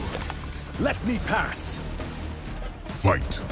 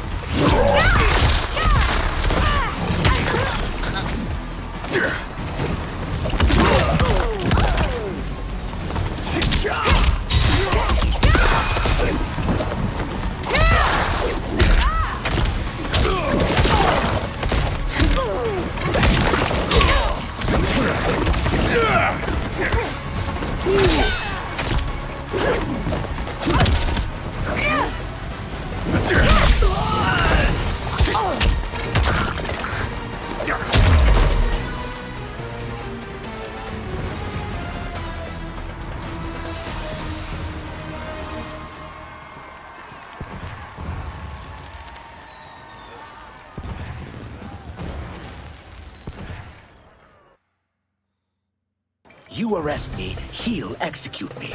That's not how I intend to die. Fight!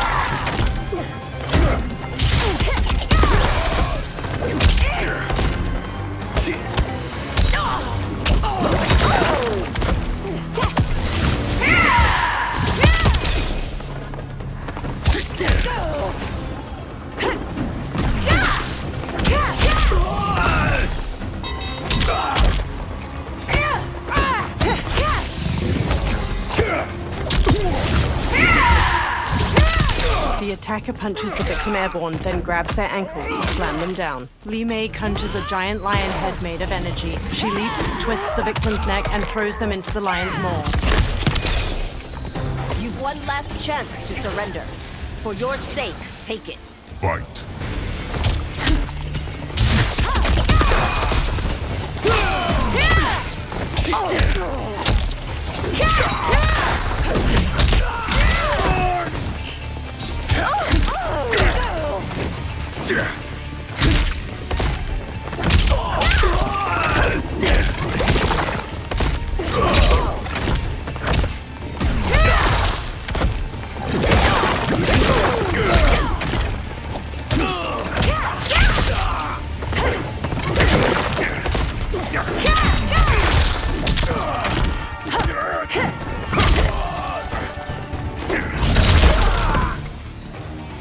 Damn.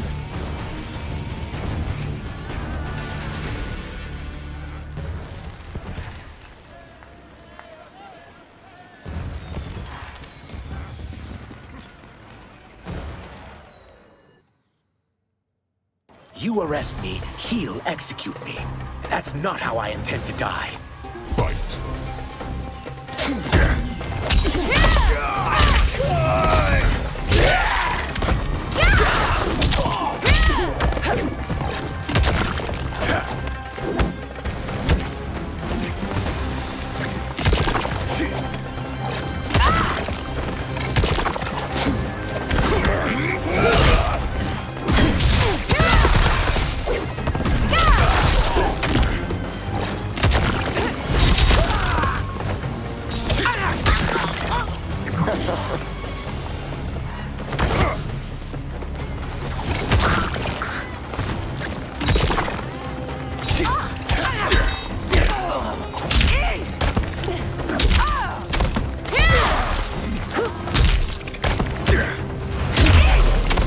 My quarrel's not with you. Let me pass.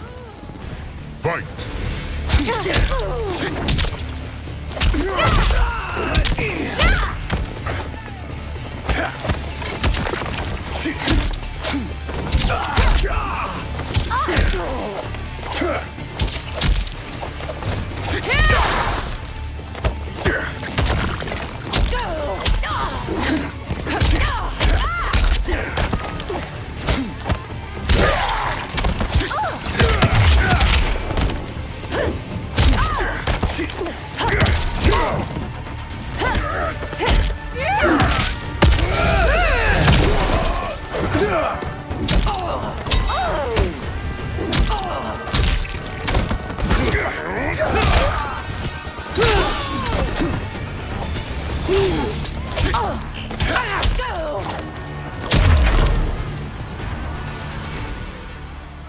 Know that I am sorry for disturbing Sundo's peace.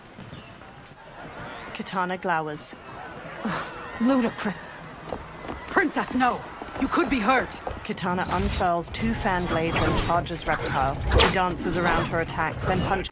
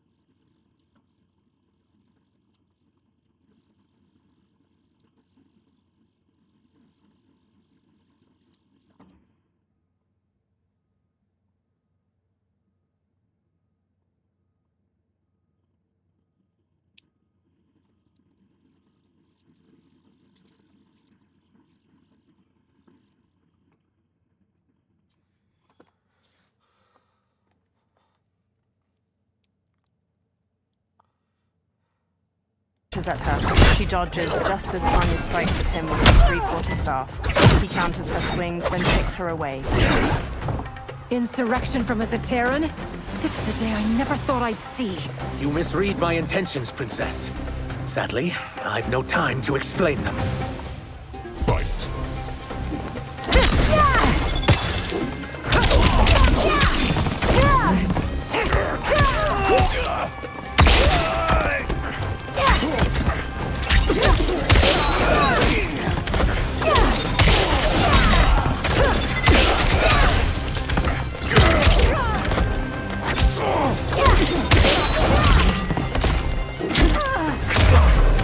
I don't want to harm you, but you're leaving me little choice. Fight.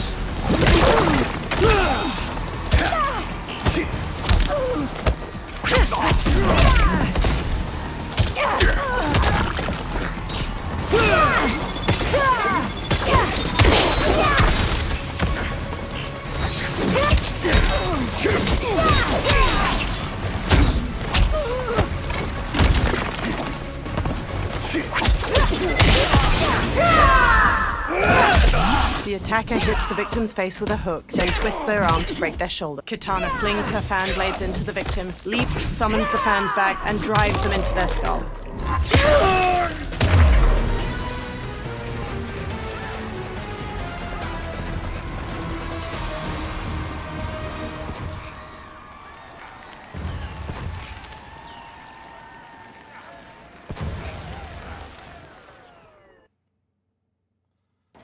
Sadly, I've no time to explain them. Fight!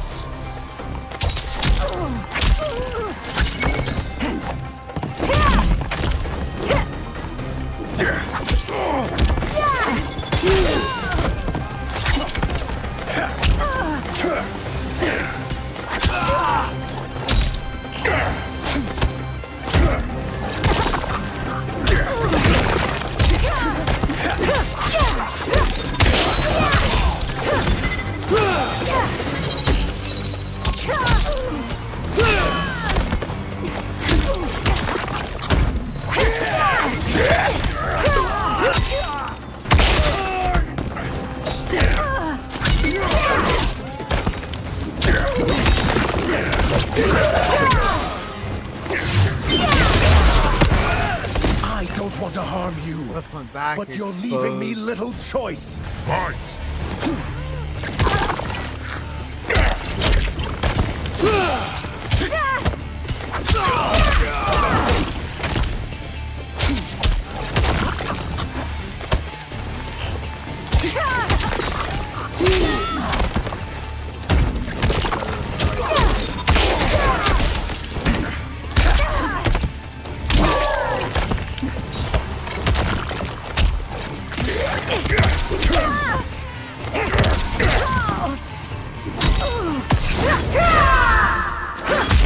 The attacker hits the victim's face with a hook, then twists their arm to break their shoulder. Kitana flings her fan blades into the victim, leaps, summons the fans back, and drives them into their skull.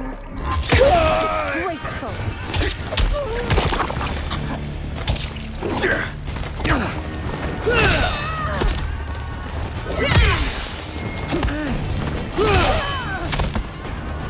one who claims not to be a rebel, and fight tenaciously.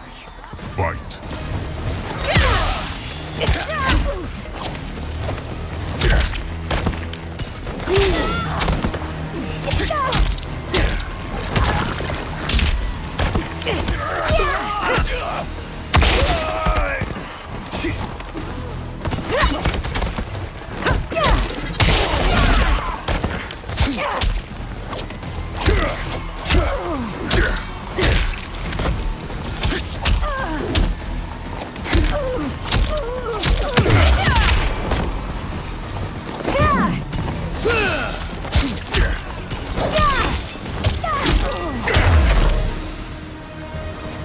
Soon, you will know the truth.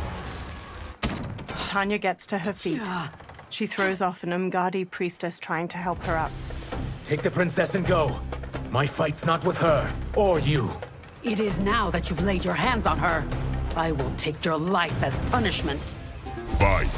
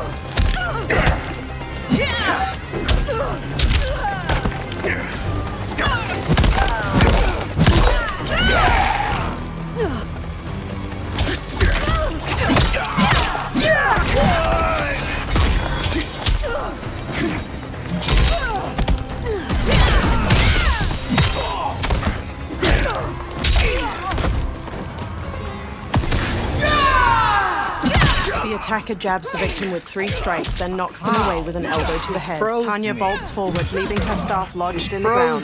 She leaps to kick the victim's face through the staff.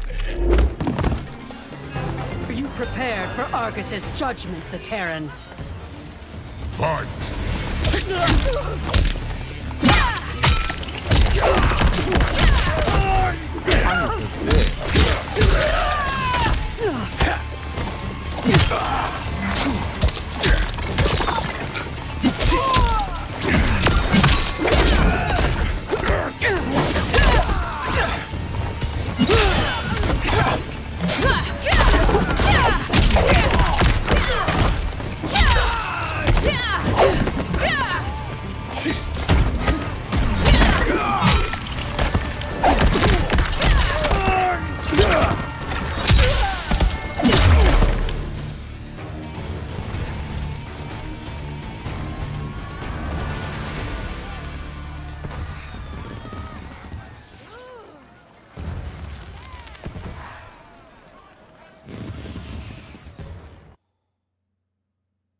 I will take your life as punishment. Fight.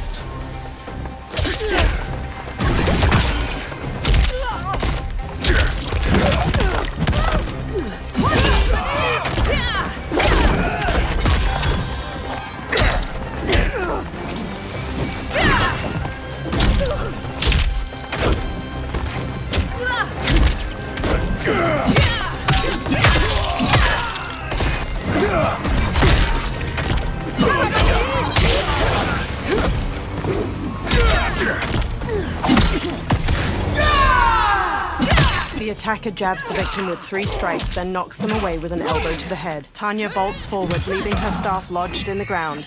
She leaps to kick the victim's face through the staff. You're no.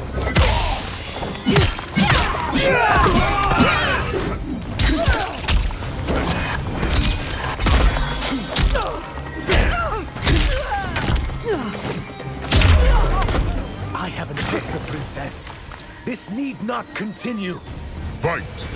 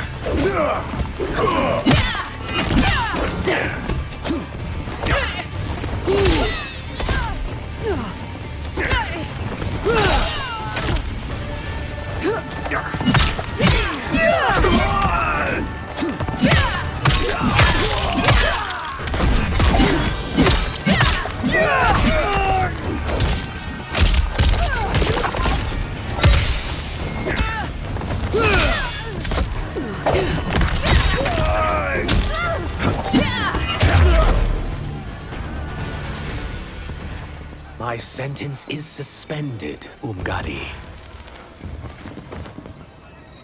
General Shao advances with Goro and other soldiers. Found you. Johnny and Kung Lao let go of Quan Chi as he stirs. Kung Lao and Johnny swap looks, then shrug. They punch and kick Quan Chi until he collapses. General Shao rests his large axe on his shoulder as he paces over. Quan Chi staggers to his feet, then stumbles away. What about him? Worry only about the Earth Realmers. If this was one of my movies, we'd get saved by a plucky comic sidekick. Reptile and Kenshi zipline across a rope leading from one roof to another. They land by them. If we die today, we die together. Not comic, but definitely plucky. Johnny sidekicks Goro, then Goro grabs his arm. Ashra parries the swords of several soldiers and counters. General Shao brings his axe crashing down on Reptile. He dodges, then shifts into his lizard form and bashes Shao away. It's unlike Shang Tsung to leave loose ends. Now that I'm free of him, I'll reveal your conspiracy to all of Outworld. You'll do nothing of the kind. Dead men tell no tales. Fight!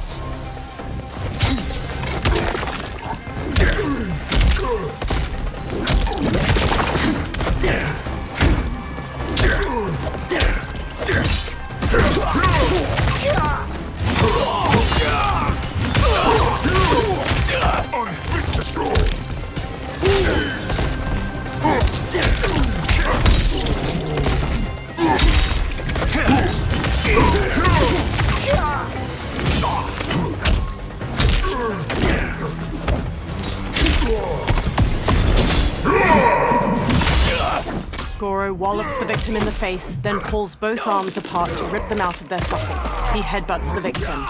General Shao's axe bashes the victim into the air. He leaps and slams the axe to cleave their ribs apart, then dives to stomp them.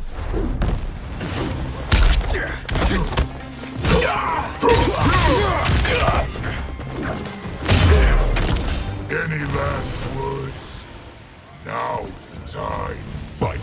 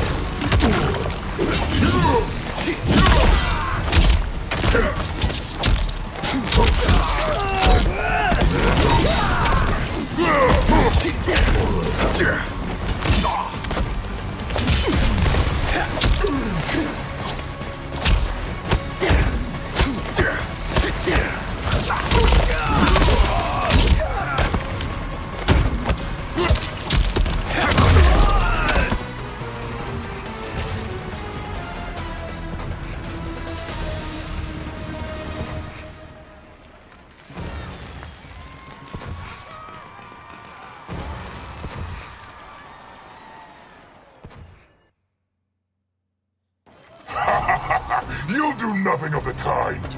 Dead men tell no tales. Fight!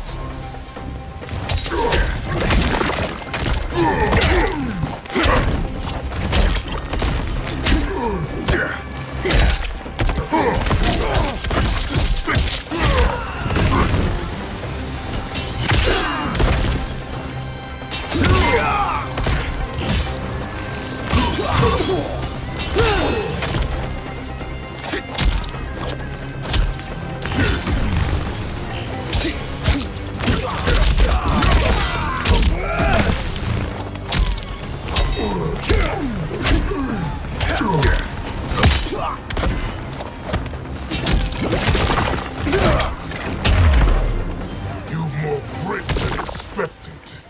It will make your defeat that much more satisfying.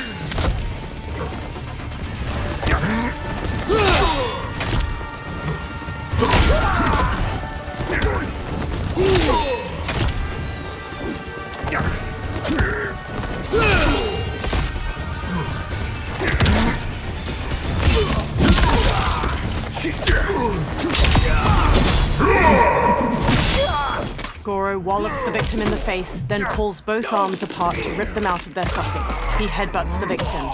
General Shao's axe bashes the victim into the air. He leaps and slams the axe to cleave their ribs apart, then dives to stomp them. Any last words? Now's the time. Fight!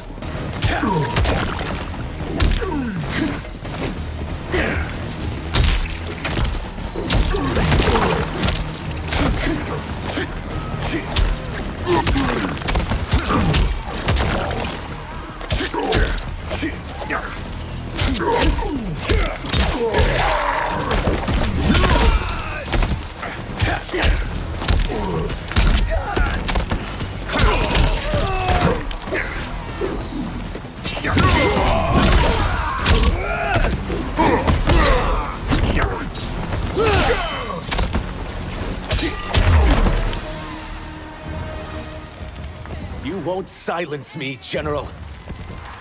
Kenshi, Johnny, Kung Lao, and Ashura knock down the remaining soldiers. More soldiers rush over. We must go. Now! Johnny punches Goro as he gets up, then flees. A portal opens by Liu Kang's temple. Kung Lao, Ashura, Reptile, Johnny, and Kenshi hurry out of it. They turn back to the portal, fists raised. It shuts. Liu Kang approaches from behind. Johnny, Kenshi, Kung Lao, you have safely returned. He looks at Kenshi. By the Elder Gods. We had a run-in with Princess Melina's inner demons. She took my sight, but Sento, in its own way, restored it. I am glad that Sento bonded with you. Though my hope was that the means would be different this time. This time? Forgive me, Kenshi. I misspoke. Go. The monks will tend to your wounds. We found Shang Tsung, but he got away. I can see why you're twitchy about him. He's neck deep in some serious shit. Rest. Eat. Then we will discuss. Can I also get a martini? Shaken, not stirred? Liu Kang smiles. I'm sorry. Meet the newest members of the Earthrealm players. We wouldn't have made it back without them. Astra and Sizos. You know us? As Earthrealm's protector, there is much I know. Do you also know of my former master, Quan Chi? He colludes with Shang Tsung. A new deadly alliance? Come, all of you. You must tell me all you know. Liu Kang leads Reptile and Ashura away. Johnny stands alone. He bows his head. Well, So much for that martini. He walks after them. Liu Kang and Garrus pace around Liu Kang's brazier in the ornate wooden room. Shang Tsung and Quan Chi again conspire against Earthrealm? What Johnny and Kenshi report should not be possible. You witnessed how I rewrote history. I gave the sorcerers meaningless lives. They should have never gained power, let alone joined forces. And your work was flawless. Such would their lives have been, had someone not interfered. Interfered? What do you mean? Garrus conjures images of the benefactor with both Quan Chi and Shang Tsung. Liu Kang examines the images. Both sorcerers were visited by this person. It is her intervention that bent the arcs of their lives. Who is she? Unknown. Her identity has been obscured from the hourglass. Who could have that power? Is it Kronika? Somehow resurrected? Impossible. Titans once destroyed cannot be revived. Then someone else must have survived the previous timeline. Someone with a vendetta against me. It is the only plausible theory. The benefactor circles Quan Chi. You must determine its validity, Garrus. The fate of the realms may depend on it. Sub-Zero paces near Scorpion and Smoke as they sit on a bench in a large room illuminated by lamps on the walls. How long are we expected to linger? Patience, Bi-Han. There are many demands on Liu Kang's attention.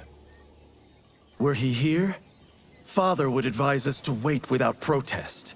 But now he is gone, and I am Grand Master. His teachings did not pass with him. They should still guide us. Guide us, yes. Shackle us, no. We can't abandon tradition. Mind your place, Tomas. Father may have taken you in, made you one of us. But your blood will never be Lin Kuei.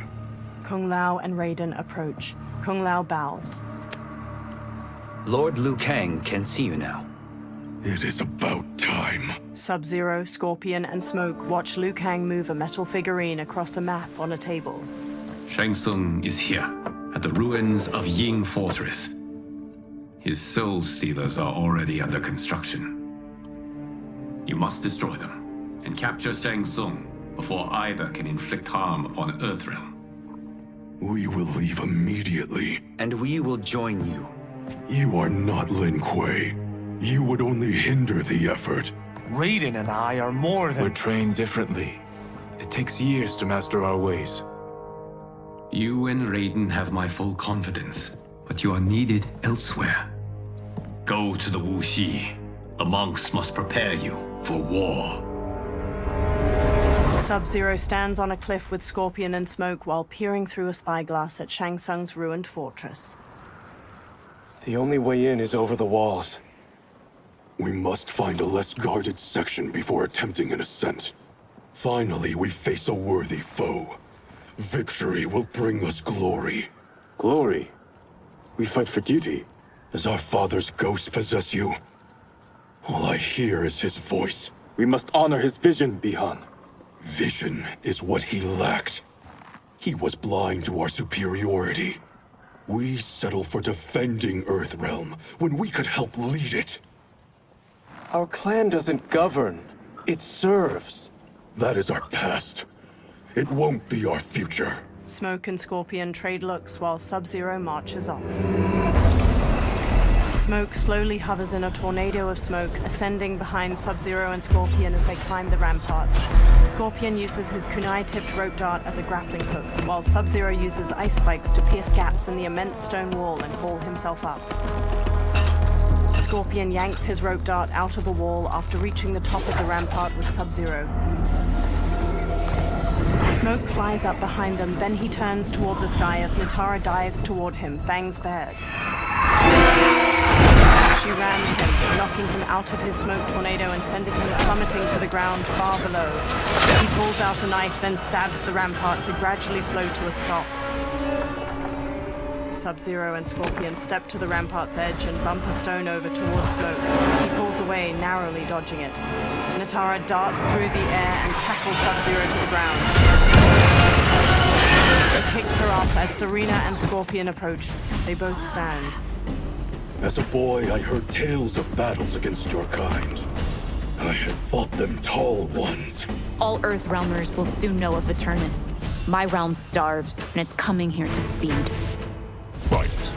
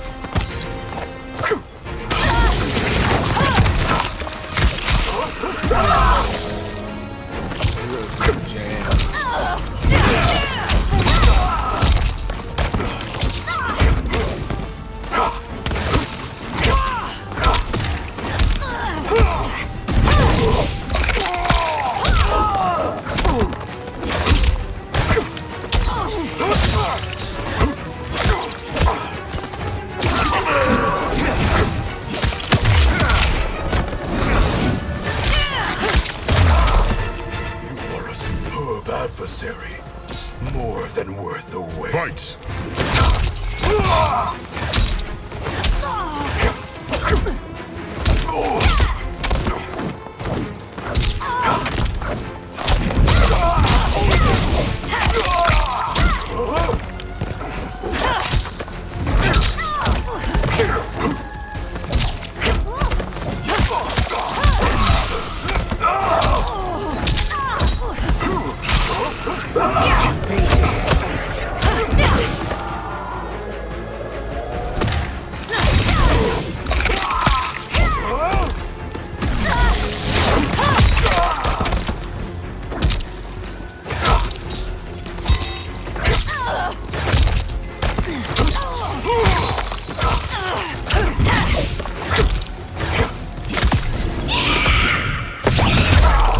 Serena punches the victim airborne, then yanks them back with her tail to punch through their abdomen. Natara kicks her victim upward, then stabs her claws through their neck before slamming across the floor.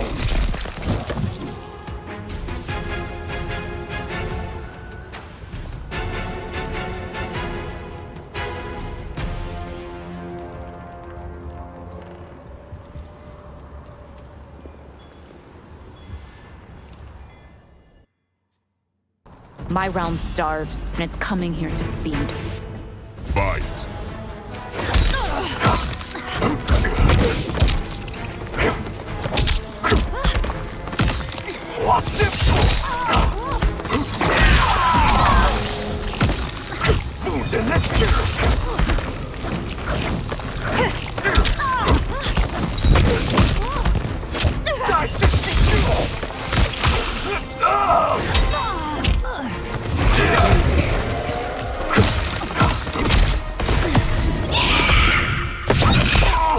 Serena punches the victim airborne, then yanks them back with her tail to punch through their abdomen. Natara kicks her victim upward, then stabs her claws through their neck before slamming across the floor.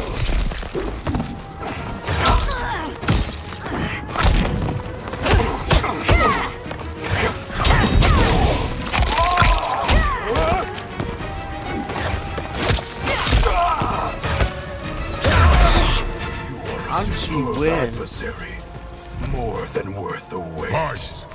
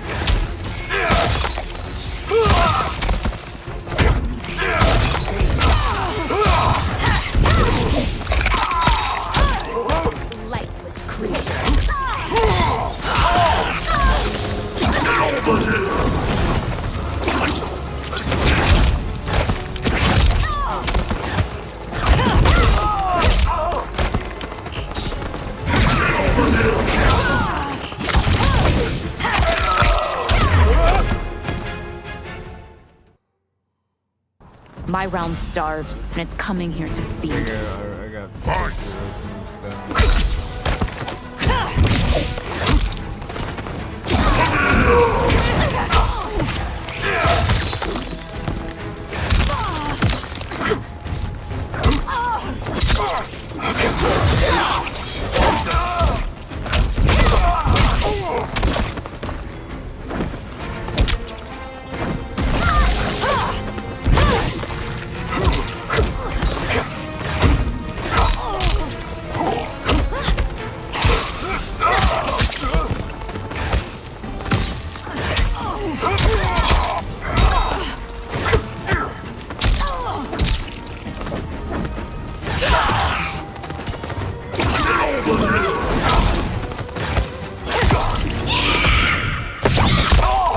Serena punches the victim airborne, then yanks them back with her tail to punch through their abdomen.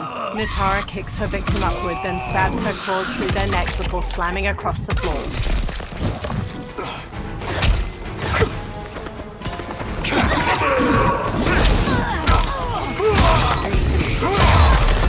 Think you've overcome me? Think again. Fight.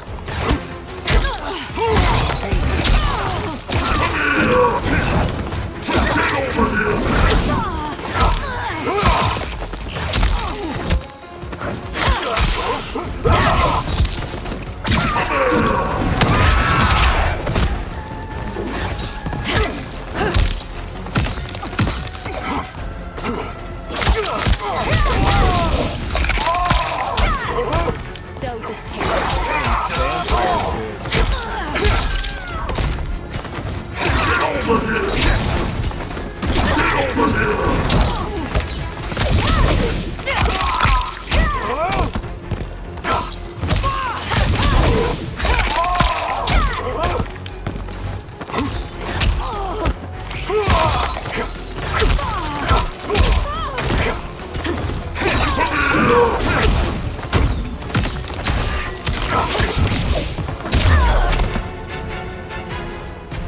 You will end this day hungry.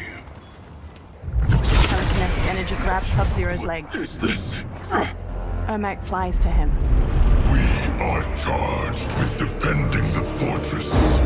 None will escape us. Telekinetic energy grabs Sub-Zero's arms and forces them out to his side. Test your might.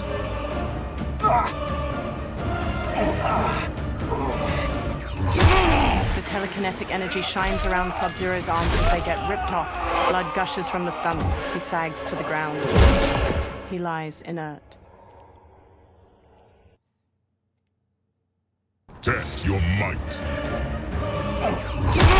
The telekinetic energy shines around Sub-Zero's arms as they get ripped off.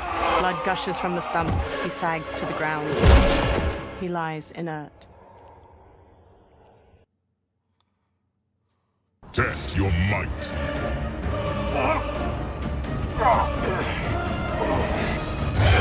Sub-Zero launches an ice bolt at Ermac, knocking him out of the air to the ground. You are Quan Chi's creation. Liu Kang warned about you. I had hoped for the chance to battle your dark magic. Fight.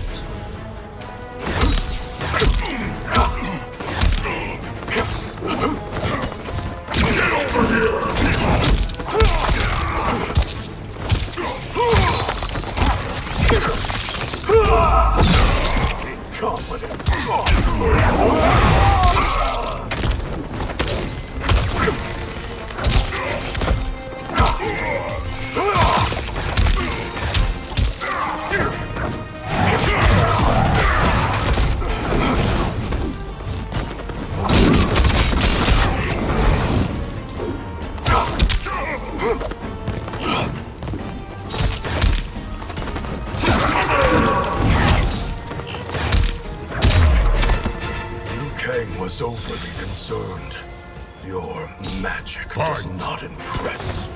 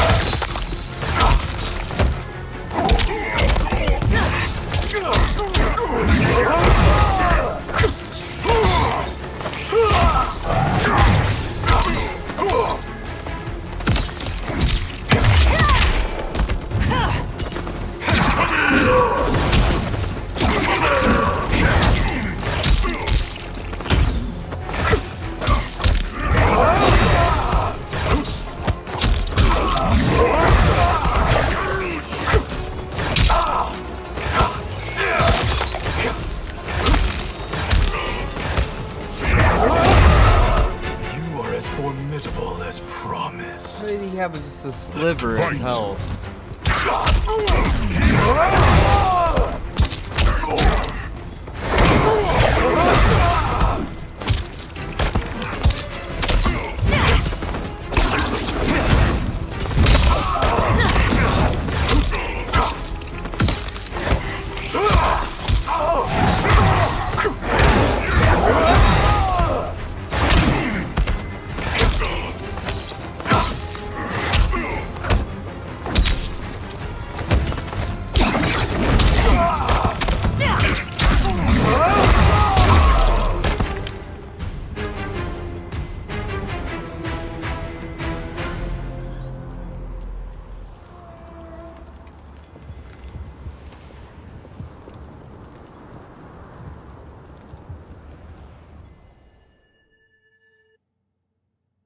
I had hoped for the chance to battle your dark magic.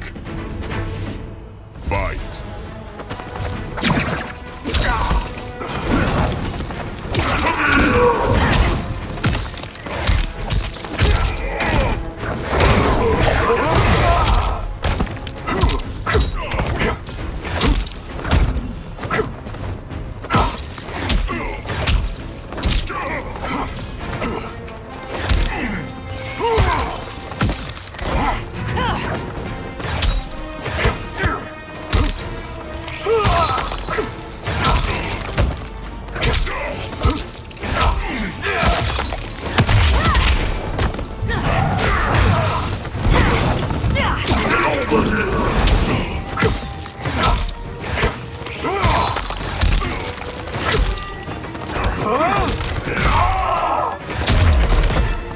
Kang was overly concerned.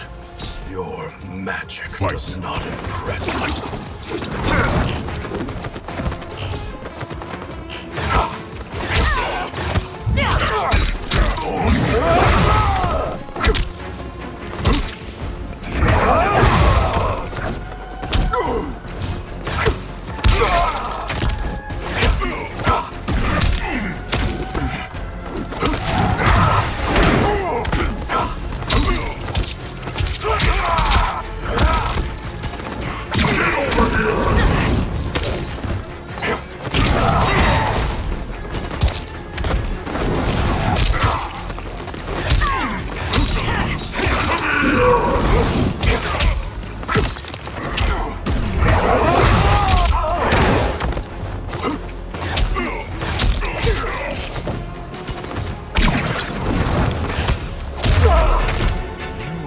How did that not work?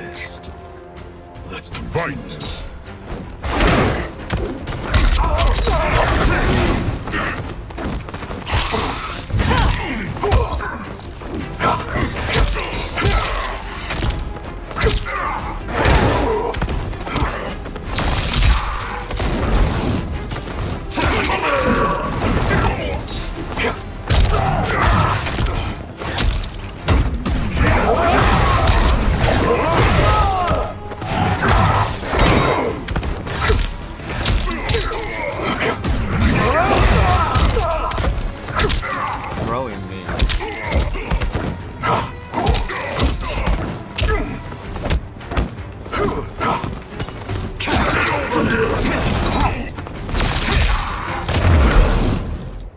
Sub-Zero eyes Ermac. You are not so fearsome. Scorpion and Smoke run to him. You're both unharmed? We are, brother. Good. After our years of idleness, it pleases me to again face combat. I will be pleased when we complete our mission. They sprint across the fortress. Sub-Zero blasts a trail of ice and slides across it to a wall beside a portcullis. Scorpion and Smoke stand on the other side of it. Sub-Zero peers through the opening, then nods to the other two before sneaking through it with them. They step to an inactive Soul Stealer, its fused humanoid bones bound to strips of cloth and shaped into a tall spiral. Sub-Zero reaches toward it. Be careful with what you're handling. We have no time for mistakes. Scorpion, Smoke, and Sub-Zero slink away toward numerous other Soul Stealers. Continue working. I must oversee production of the remaining basins. Quan Chi steps away from cloaked workers constructing a soul stealer. He walks through an enormous archway lined with terracotta soldiers leading into the fortress. Sub-Zero covers the mouth of a guard from behind and impales his chest with an ice dagger before setting him down. That's Quan Chi, the other sorcerer Liu Kang described. Kuai Liang and I will capture him. Stay here. Do not let them activate the Soul Stealers. Quan Chi steps down a corridor hedged in with more terracotta soldiers. Flames flicker in numerous braziers lining the walls and gold coins litter the stone floor. Sub-Zero and Scorpion slowly follow him as he steps through a doorway into another room. Sub-Zero pauses by a heap of gold coins. He picks one up and inspects it in the firelight. He looks past it at mounds of gold coins sitting in the room beyond the corridor. Sub-Zero and Scorpion look past the treasure at Quan Chi on the other side of the room with multiple women in leather armor and skeletal masks. There will be spoils in this war. Let us win it first, brother. They glance at the doorway behind them, then hurry off as Shang Tsung emerges from it. Smirking, Shang Tsung strides across the treasure room toward Quan Chi and the women. Quan Chi steps to him. Will the Soul Stealers be completed on time, Quan Chi? Yes. Our benefactor's guidance has proven most helpful. If we break it, we'll halt their construction. Agreed. Sub-Zero and Scorpion step out from behind a large ruined door and charge Quan Chi and Shang Tsung. Green energy pools around Quan Chi's hands and he blasts heaps of skulls at Sub-Zero. Sub-Zero smashes his way through them while Scorpion trades blows with Shang Tsung. Sub-Zero and Quan Chi each dodge the other's kicks. Then Sub-Zero front kicks him back. Ah, the Lin Kuei. We have been expecting you. Were you told also to expect defeat? This ends no other way. Fight. Fight.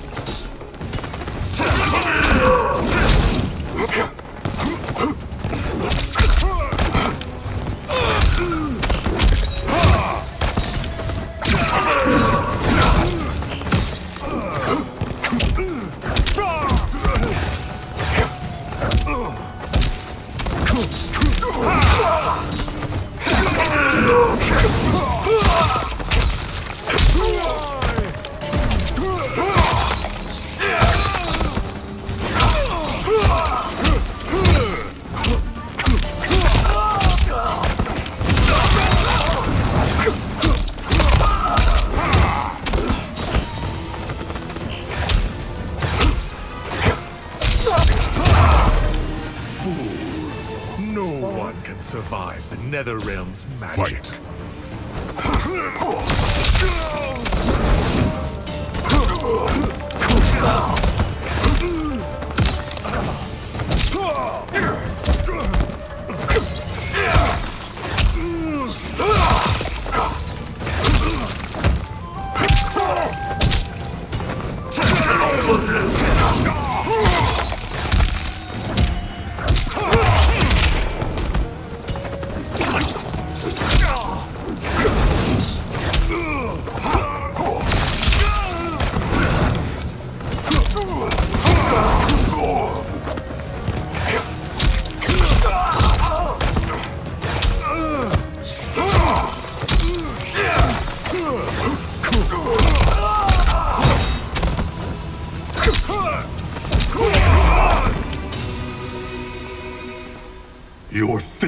was inevitable. Scorpion evades Shang Tsung's knife hand strike, then jabs his gut and sidekicks him back. Shang Tsung shoots the fire skull at the giant pile of coins and jewels behind Scorpion, sending it sliding down and burying the warrior. Sub-Zero shoots an ice beam, but Shang Tsung blocks it with a shield of fire. This is so unnecessary. What I can offer you, you won't decline. Unless it's your surrender, I am not interested. Fight. Fight.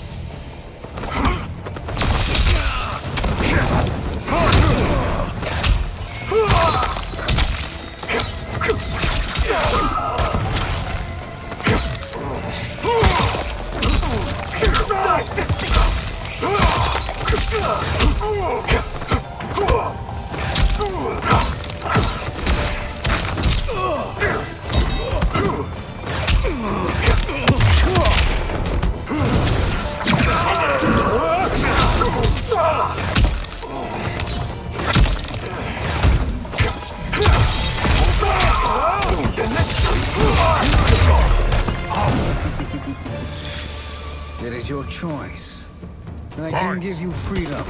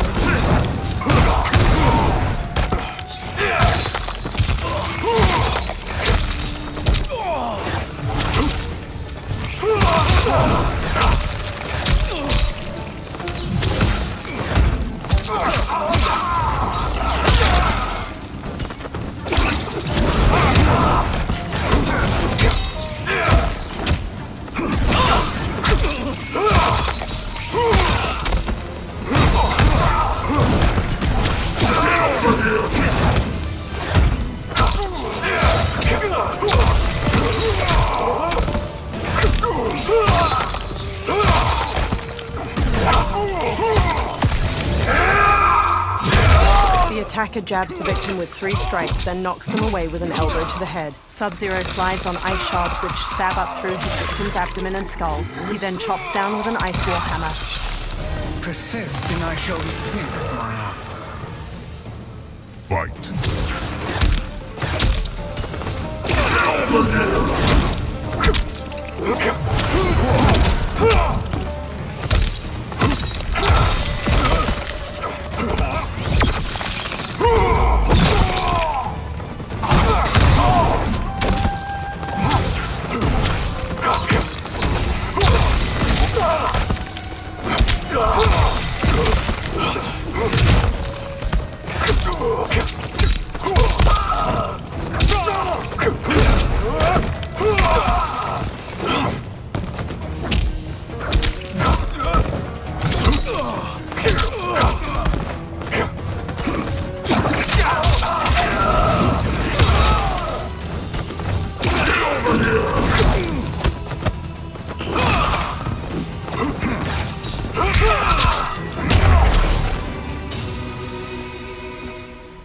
I had hoped for a worthier enemy. Sub-Zero steps to Shang Tsung's body and comes with a large axe made of ice. Scorpion watches him raise the weapon, but he stops when guards pour in from the doorway. One shatters Sub-Zero's ice axe with his sword, and another jump kicks Scorpion. Sub-Zero grabs a guard's arm and twists it around so his sword cuts another's throat. Scorpion weaves around one guard's sword, then throws him into a second. A guard bashes Sub-Zero's face with his shield, knocking him down. Guards quickly grab him and Scorpion, then force them to their knees. Shang Tsung staggers to his feet. He dusts himself off, then steps to Scorpion and Sub-Zero. Perhaps now you wish to entertain my offer. How would you know what I value? We're strangers to each other. I know that you wish to break free of Liu Kang's control, to gain your clan unrivaled power. I offer the means to do both. Ignore him, brother. He promises only corruption. Grandmaster, I am sure you're asking yourself, can I afford to trust a man I have never met? But the true question you must ask is, Can I afford not to? Sub-Zero stares at Shang Tsung. Geras stands before a giant hourglass and shifts his arms around. Sand weaves through the air, then images of the benefactor and Shang Tsung appear in the bottom of the hourglass. And you were meant for war. To live among kings, not peasants. But since before you were born, you have been conspired against by those who fear how formidable you could become. I am your deliverer, Shang Tsung. Join me, and I will put the realms at your feet. Geras examines her. Who are you? He steps closer to the hourglass. Impossible. Shao, Shang Tsung, and multiple soldiers usher Scorpion and Sub-Zero forward, their wrists bound by manacles. My realm and your clan have much in common. We both feel the pull of Liu Kang's leash.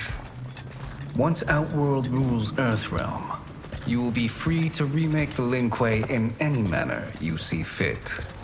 Bihan, don't listen! We must stop them, not— Silence, Kuai Liang. But brother— Obey your Grand Master. Can you win this war? Soul Stealers are deadly, but they're not enough. You only think so because you don't understand their true purpose. Explain.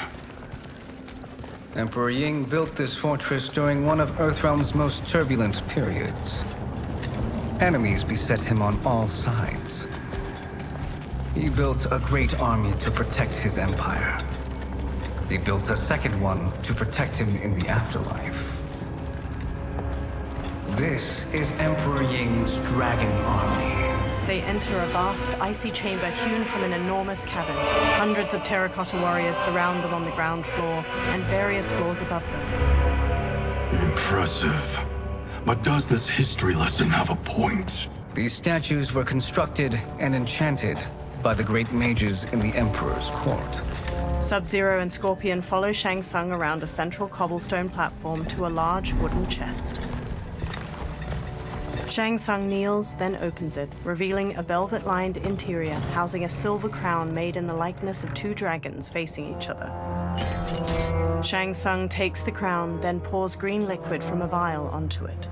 They are animated by fragments of souls. Once alive, they fight tirelessly, unburdened by remorse or pity. Green mist coils off of the crown as Shang Tsung sets it on his own head. Green energy fills the gaps in a row of terracotta soldiers armored, and their faces turn skeletal. They turn towards Sub-Zero and Scorpion, then punch and kick the air in unison. The warriors stop. As our ally, you will be given command of several battalions. Few in Earthrealm could then resist the Lin Kuei. Sub-Zero walks to the row of dragon warriors and examines them.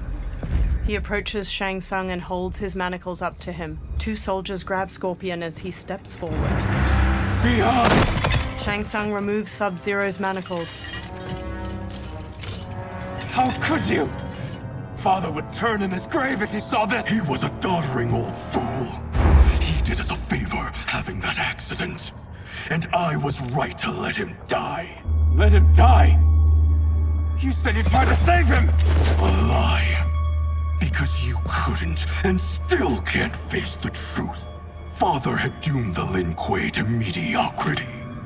Now, we will achieve greatness. Sub-Zero gestures to the dragon warrior. Scorpion elbows the pair of soldiers holding him back, then hammers General Shao's face before whipping Shang Tsung's head with his chain. He whirls around to Sub-Zero and bashes him to the ground. A soldier grabs him, then Scorpion knocks him down and pummels his head. His chains glow orange as he takes down several more soldiers. Then General Shao swings his axe at him.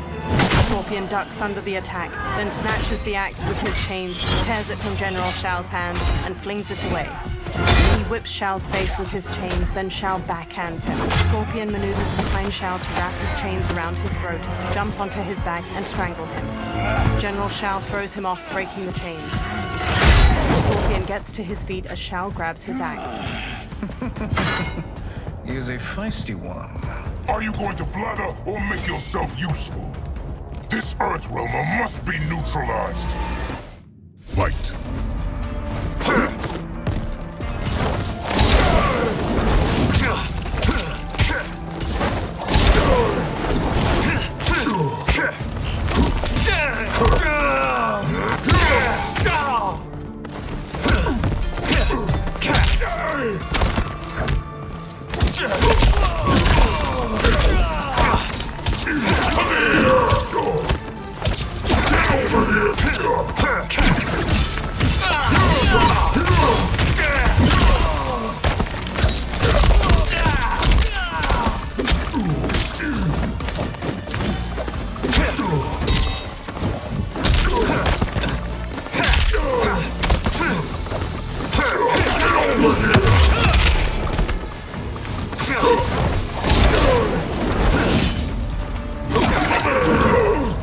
You may corrupt Bihan, but you won't corrupt me. Fight.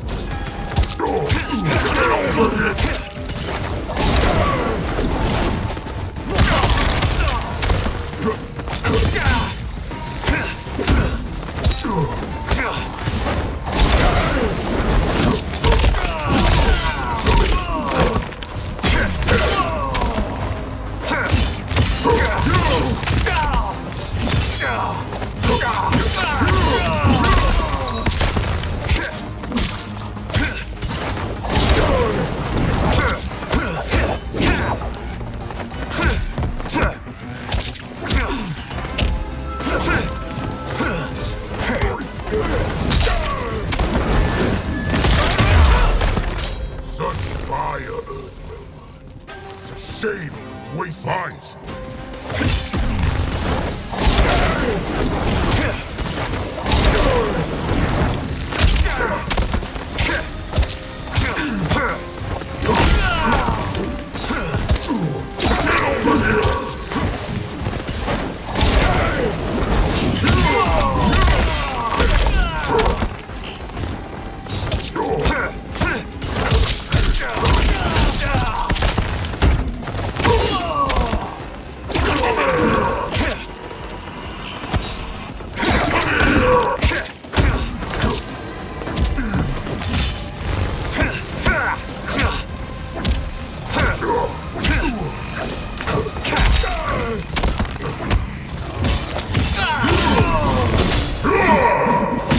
The attacker jabs the victim with 3 strikes, then knocks them away with an elbow to the head. General Shao's axe bashes the victim into the air. He leaps and slams the axe to cleave their ribs apart, then dives to stomp them.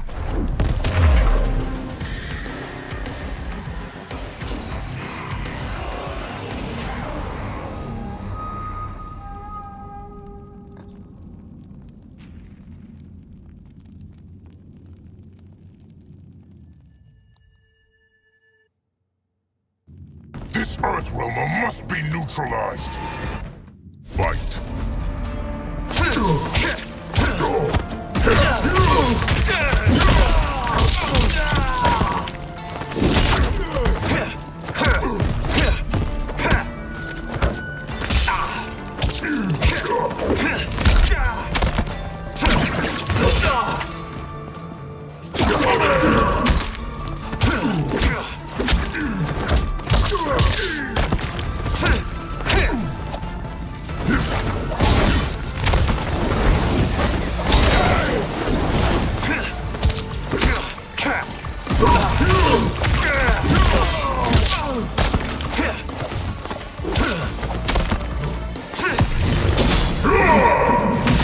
The attacker jabs the victim with 3 strikes, then knocks them away with an elbow to the head. General Shao's axe bashes the victim into the air. He leaps and slams the axe to cleave their ribs apart, then dives to stomp them. Wiped out.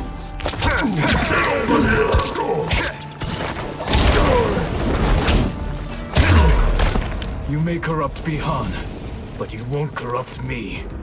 Fight.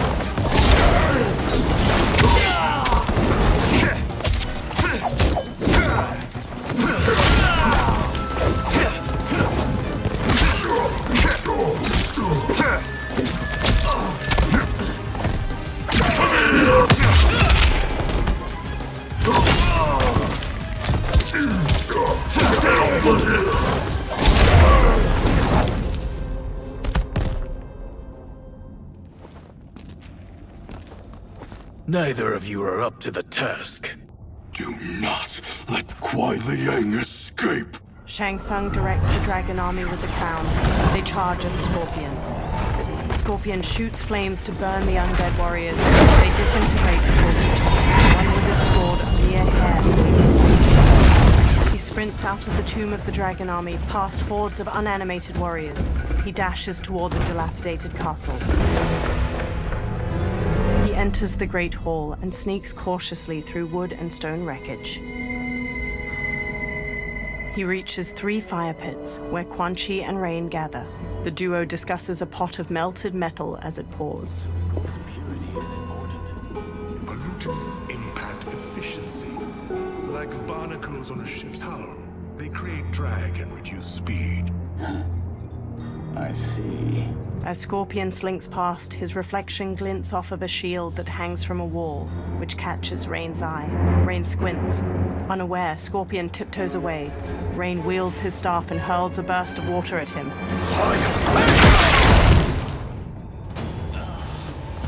So you've declined Shang Tsung's offer. I assume your brother has This not. is fun. The sorcerer tempted him into forsaking I had his a lot oath. of fun doing He can this be today. convincing, can't he? Spurning him is a grave mistake. Fight!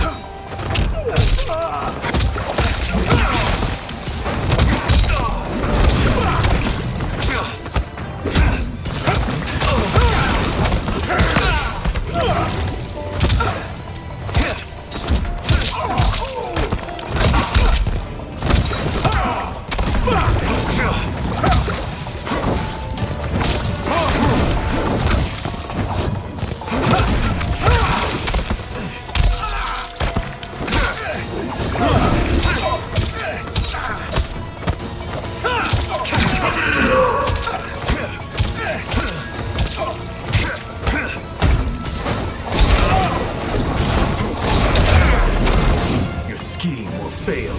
I'll see to it. Fight!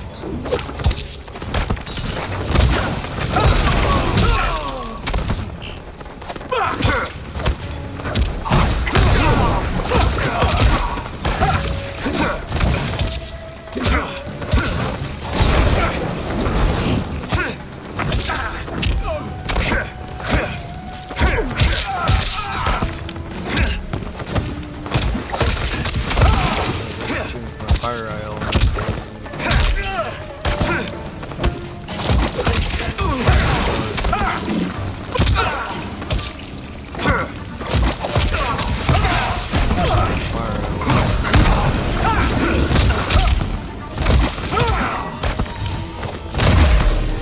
The waters rise against you. Join us. Fight! Or be drowned.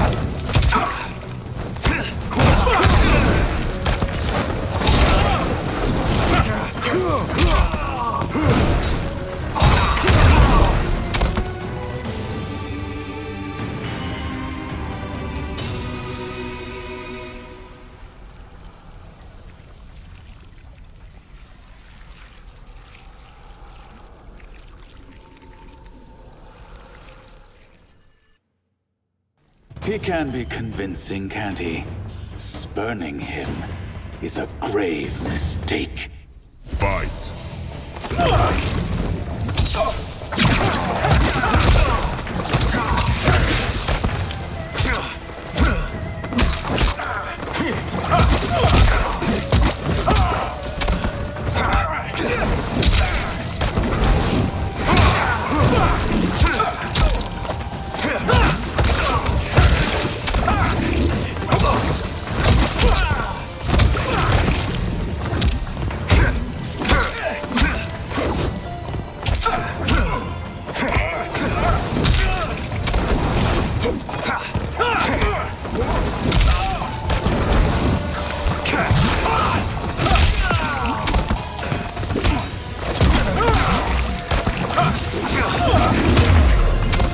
The waters rise against you.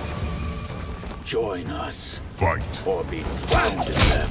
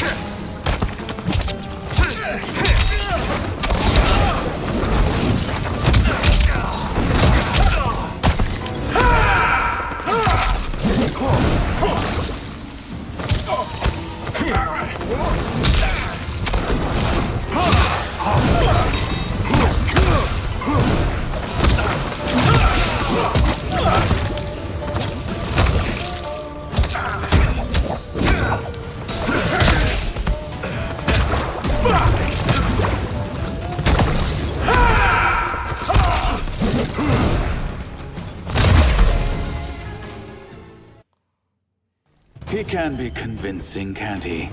Spurning him is a grave mistake. Fight!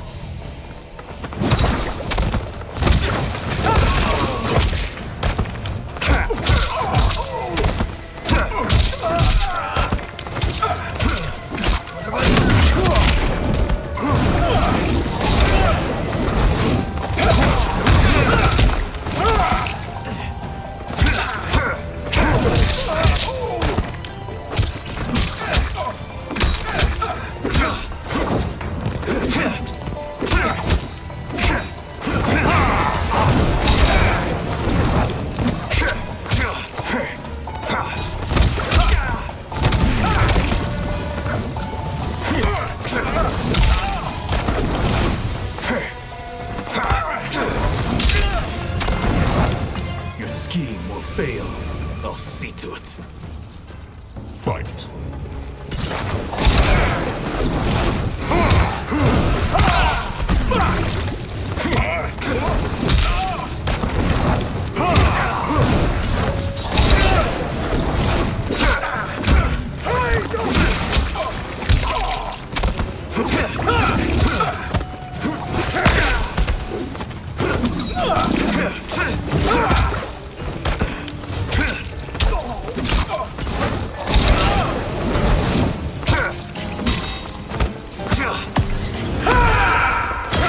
The attacker jabs the victim with 3 strikes, then knocks them away with an elbow to the head. Rain summons 2 tendrils of water, which wrap around the victim's hips to electrocute them and shatter their pelvis.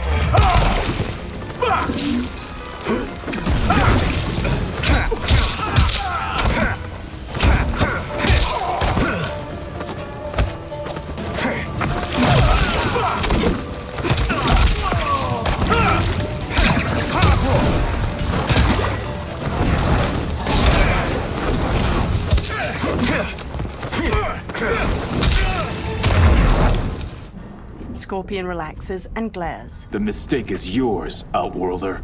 Havik and Darius storm in. What have you done? They rush Scorpion. He dodges Darius's punches and blocks Havik's kick. He grasps Havik's arm and smashes his head. He kicks him away and brawls with Darius. He whips out his rope dart, lances Havik's stomach, and slams him against the wall. He throws a series of punches at Darius. Havik kicks Scorpion towards a pot of melted metal. He holds out his hands to stop himself from falling in and burns them. They hold him down and lower his head as he struggles. Test your might.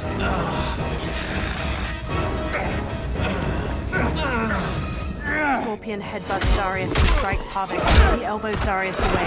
He grips Havik by the neck and shoves his face into the boiling metal. He releases when Havik covers his face with his hands. Havik staggers away, dripping blood that sizzled when it hits the ground. Havik turns to reveal his disfigured face. His nose and lips have dissolved, and his charred teeth are exposed from his blistered jaw. I am not finished. For burning me, you'll burn in the Netherrealm. Fight.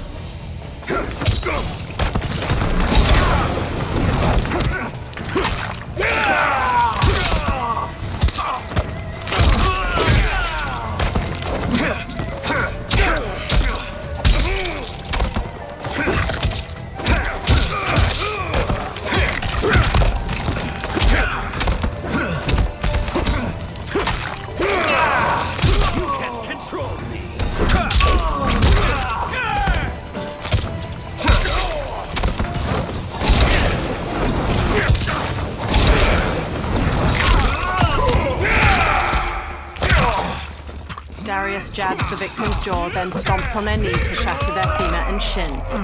Harvick headbutts the victim to the floor, then pummels them. His own fists break apart into jagged, stabbing bone. I have had enough. You will die. Fight!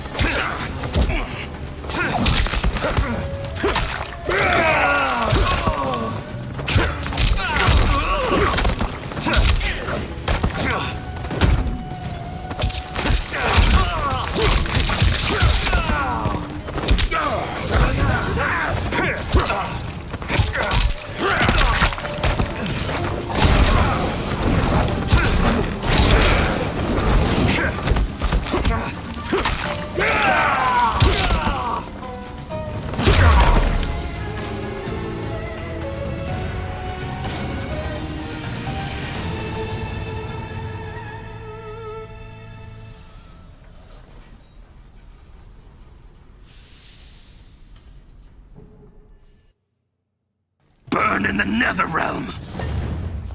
Fight!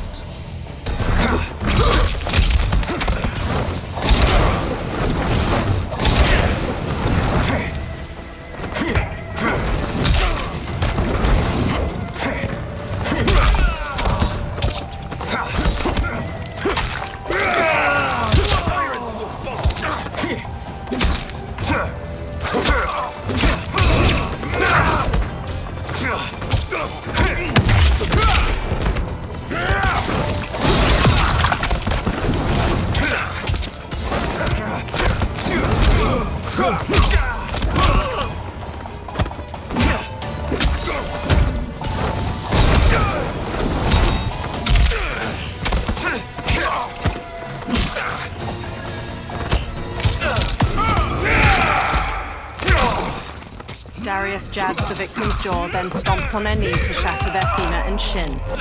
Harvick headbutts the victim to the floor, then pummels them. His own fists break apart into jagged, stabbing bone.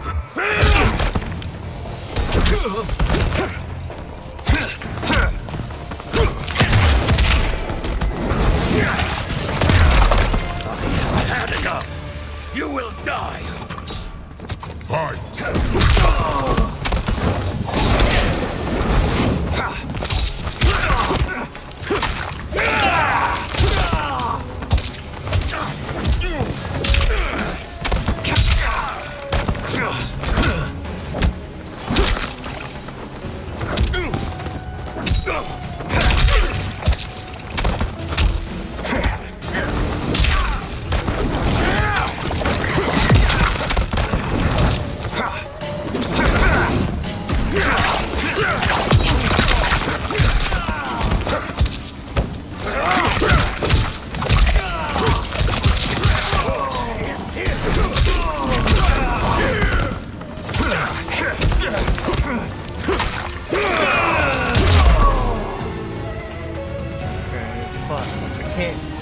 Spamming buttons because they fucking counter my shit. The CPU counters my shit every time I spam buttons. Burn in the Netherrealm! Fight!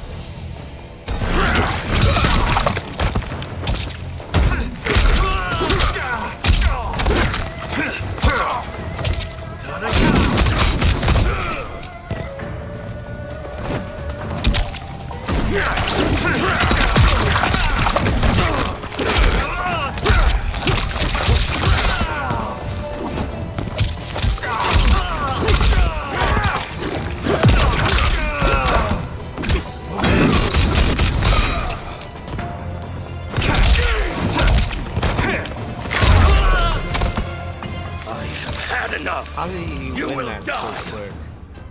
Fight!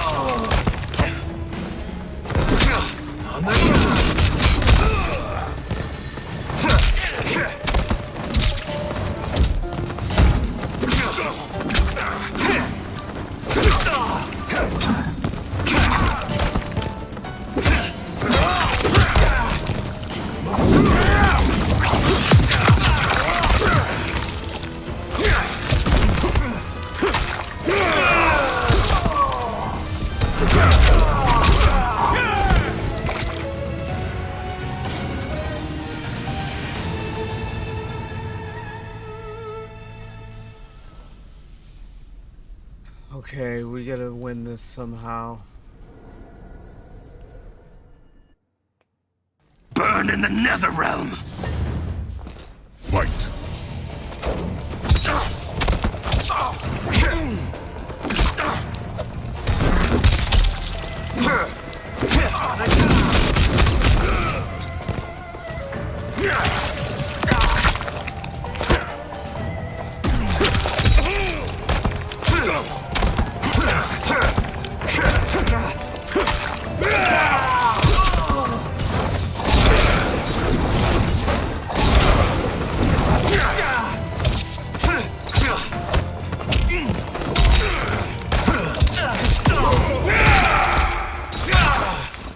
Darius jabs the victim's jaw, then stomps on their knee to shatter their femur and shin.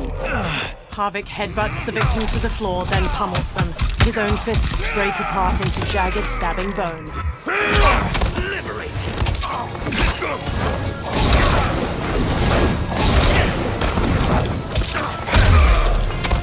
Desist, or I'll scorch the rest of you.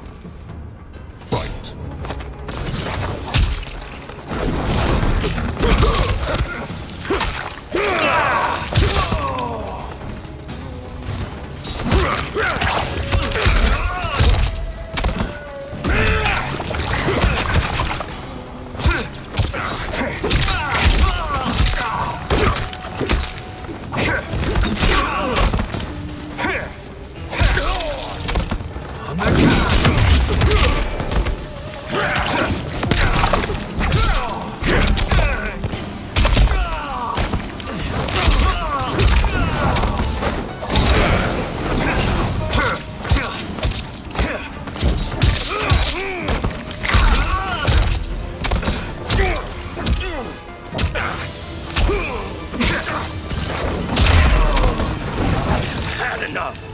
You will die!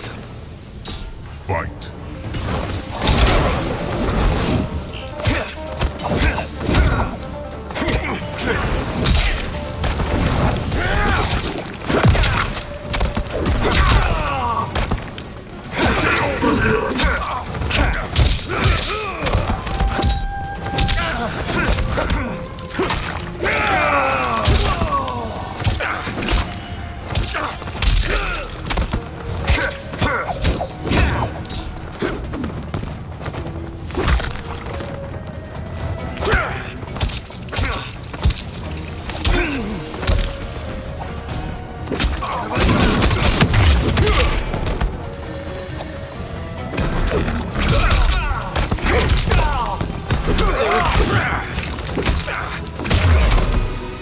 A Lin Kuei's flame is not easily smothered.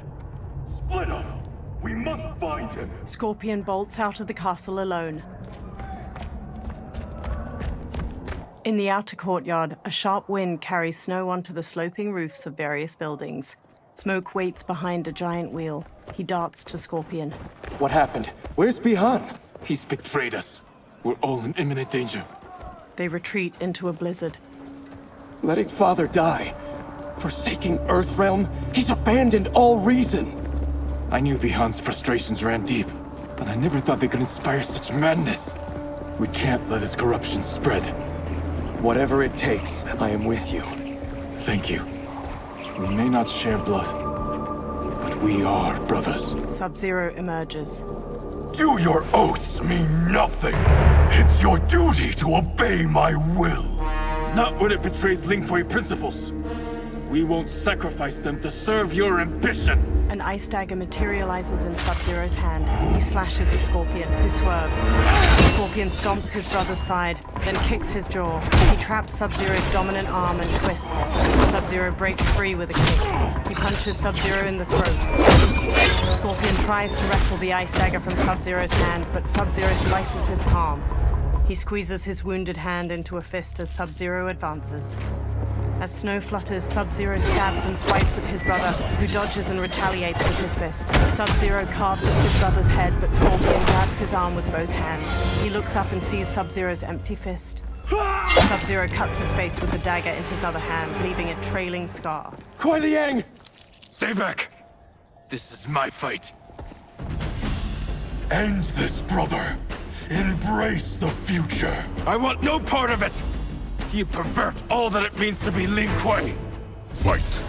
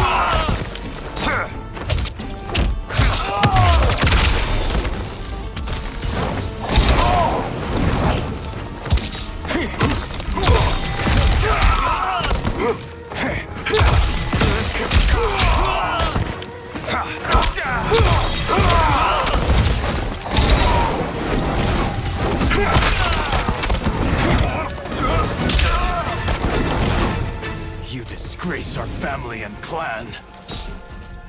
Fight!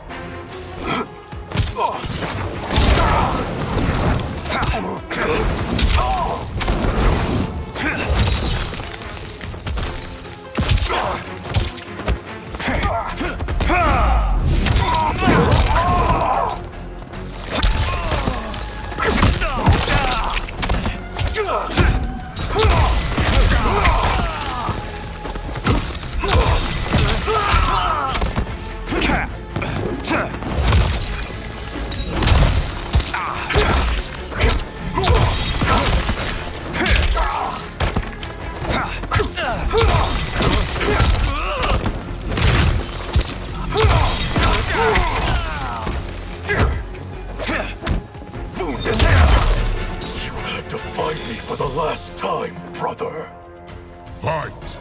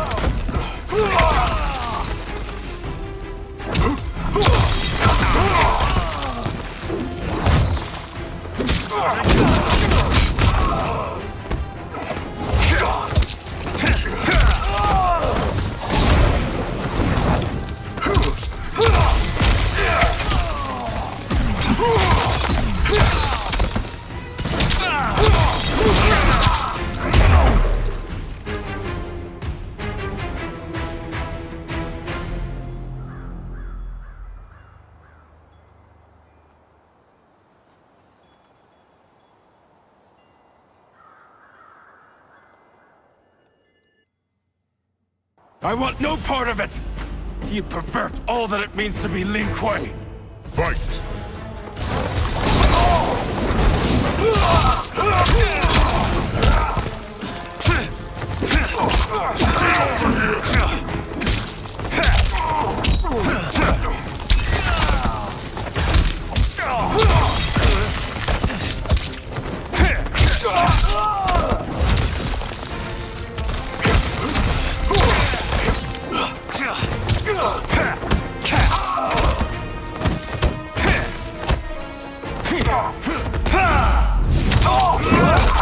Honorably!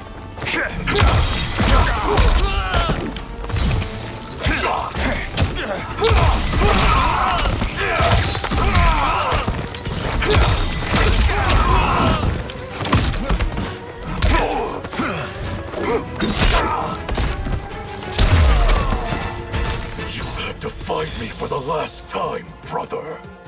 Fight!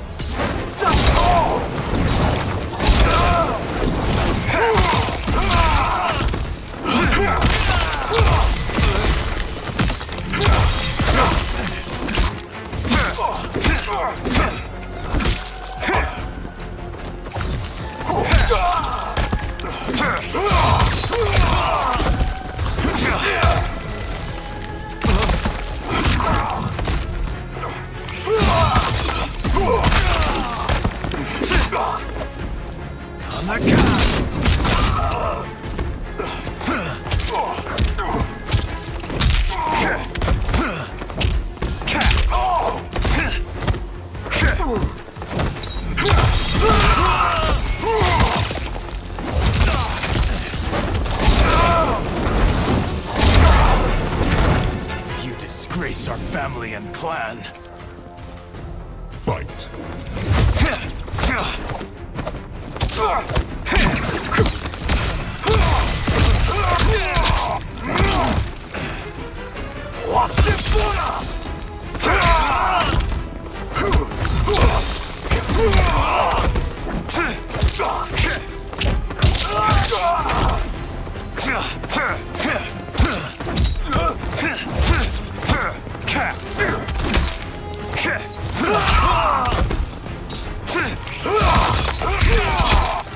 Are you hibernating?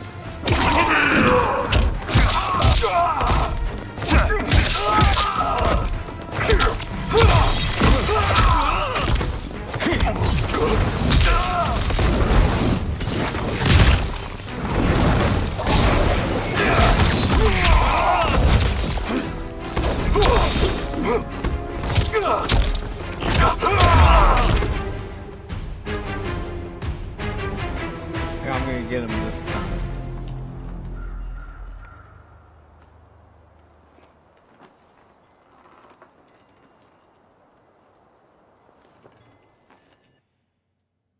I want no part of it! You pervert all that it means to be Lin Kuei! Fight.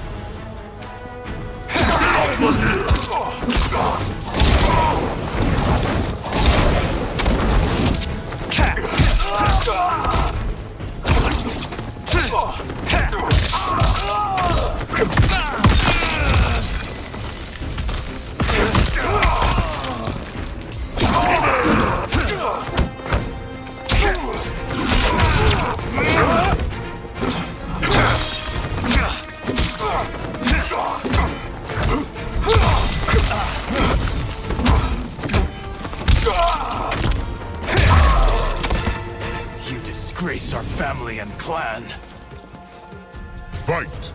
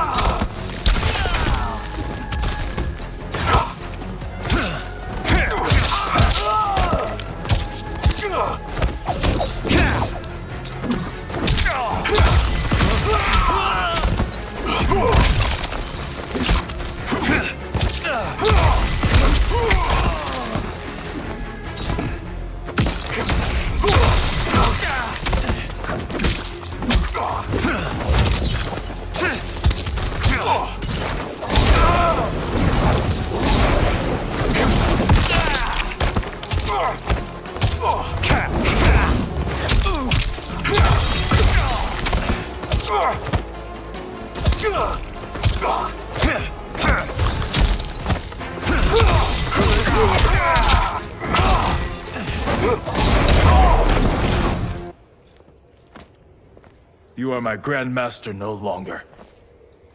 Scorpion kneels. What are you doing? Once he's exposed, won't you be made Grandmaster? You forget Cyrax and Sector. Their loyalty to Bihan is absolute. They'll sooner abet his corruption than follow me. We must chart a new course. One that both honors our father's legacy and serves Earthrealm. He stands behind Smoke. Help me. We can't leave him here to aid Shang Tsung. Later, Scorpion rushes into the surrounding woodland with Smoke, shouldering Sub-Zero's comatose body. They halt and watch 4 columns of green light flare from the Yin Fortress ruins, swirling into the clouds. Simultaneously, at the Wuxi Academy, Liu Kang studies the same Soul Nados. How did you achieve this, sorcerer? Behind him, particles of sand dance with shards of light. The small sandstorm forms Geras. You arrived not a moment too soon, Geras. What have you learned? In scrutinizing Shang Tsung's first meeting with his benefactor, I made an important discovery. Her life essence, the very time crystals that make up her being, are not of this timeline. Not of this timeline? How could someone from a previous timeline enter this one? That cannot happen. If that cannot happen, then what has happened, Geras? There are no other timelines than those that have come before. All evidence points to the presence of a second timeline, which exists concurrently with ours. Two timelines, side by side, moving forward simultaneously? Never in a billion lifetimes have I seen this. But that does not make the other timeline any less real. There can be no doubt that Shang Tsung's benefactor hails from it. And who she is, why she's here, where she's from. All questions we need answered, which we can't while we are under attack. I will go to Sindel, convince her to withdraw from Earthrealm by showing her how history is being manipulated. That will require revealing to her your prior role as Keeper of Time. The situation gives me no choice. I will need your help, Gears, to prove my claims to the Empress. They observe the Solnados while trees sway in the wind. Later, in Outworld, Sundo's portal gate emanates energy, surrounded by tropical greenery and colorful flowers. Liu Kang materializes from within.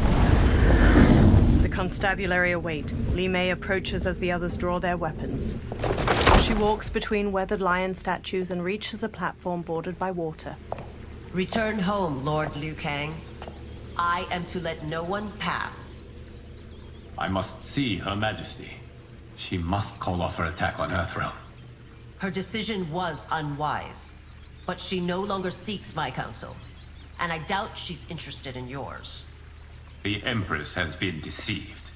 Shang Tsung and General Shao have fomented this crisis as a means to steal her throne. General Shao? I knew he was hiding his true intentions.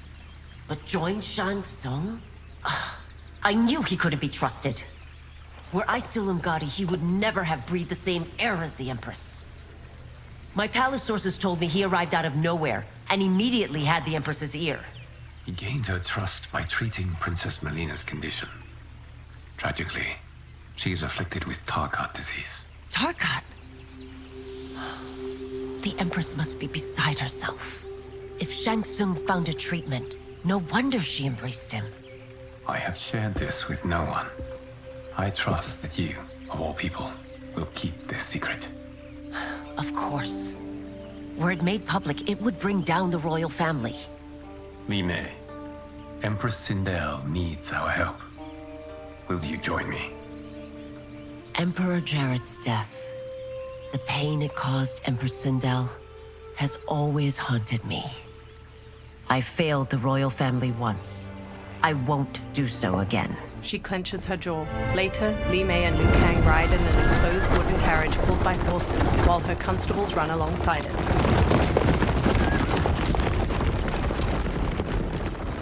Everything now makes sense. My Umgadi contacts had said the general soldiers had been encroaching. But still, I can't fathom it. General Shao committing treason?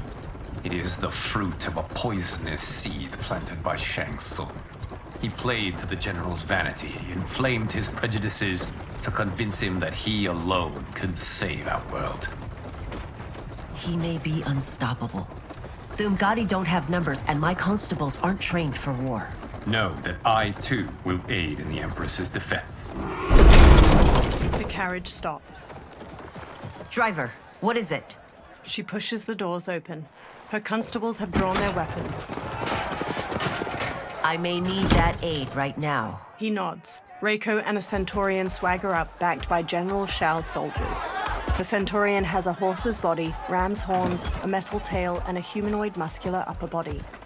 Return Liu Kang to the portal gate, Li Mei.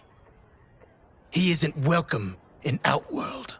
I won't support the General, Reiko, nor his plot to usurp the throne.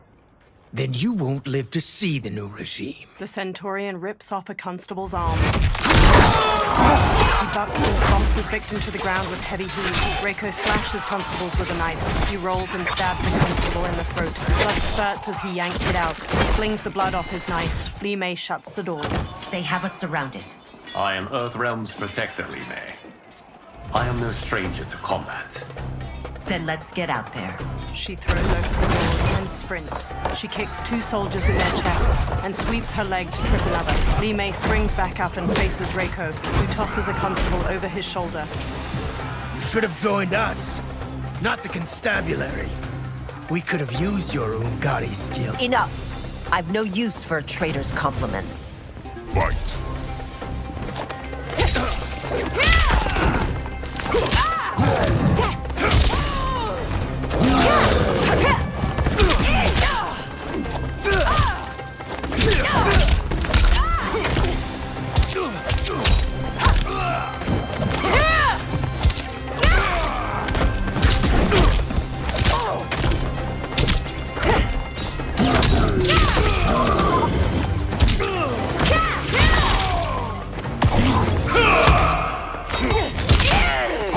Motaro charges the victim with a headbutt, then back kicks their torso to shatter their ribs.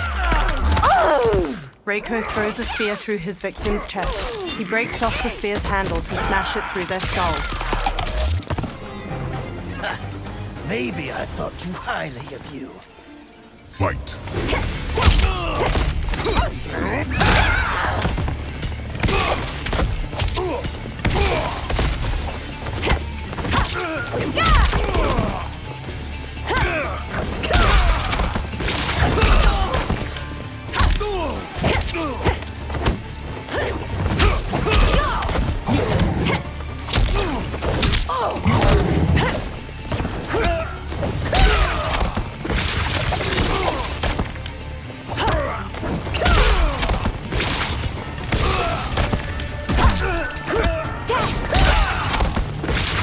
I thought Shao soldiers were better trained.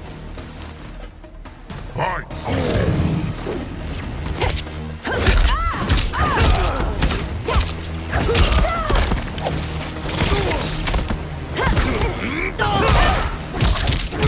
Withdraw or die!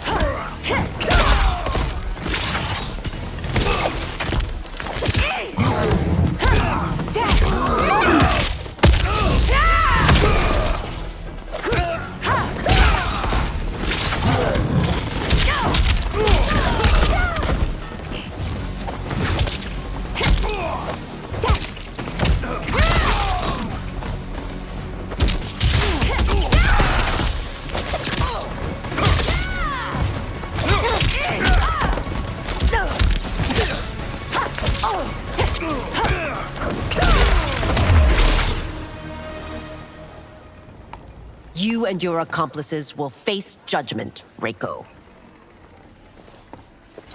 Li Mei hurries Liu Kang as her constables arrest the soldiers. We must leave.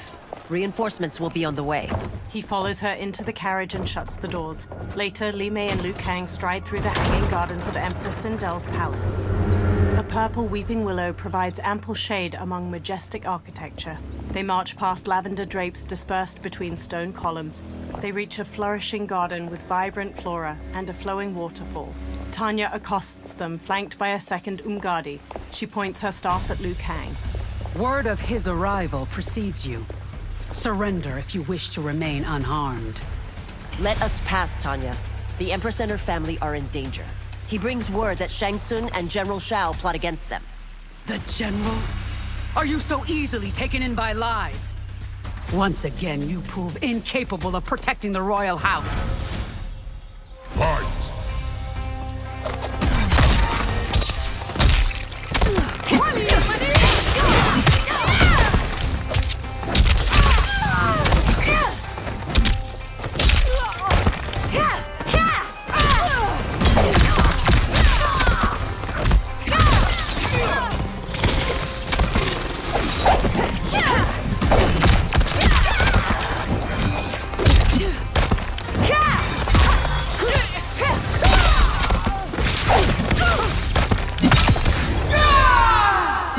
The attacker jabs the victim with 3 strikes, then knocks them away with an elbow to the head. Tanya bolts forward, leaving her staff lodged in the ground. She leaps to kick the victim's face through the staff.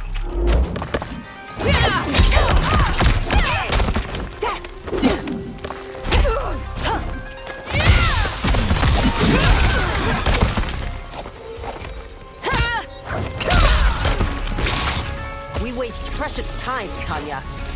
Let's finish this. Fight.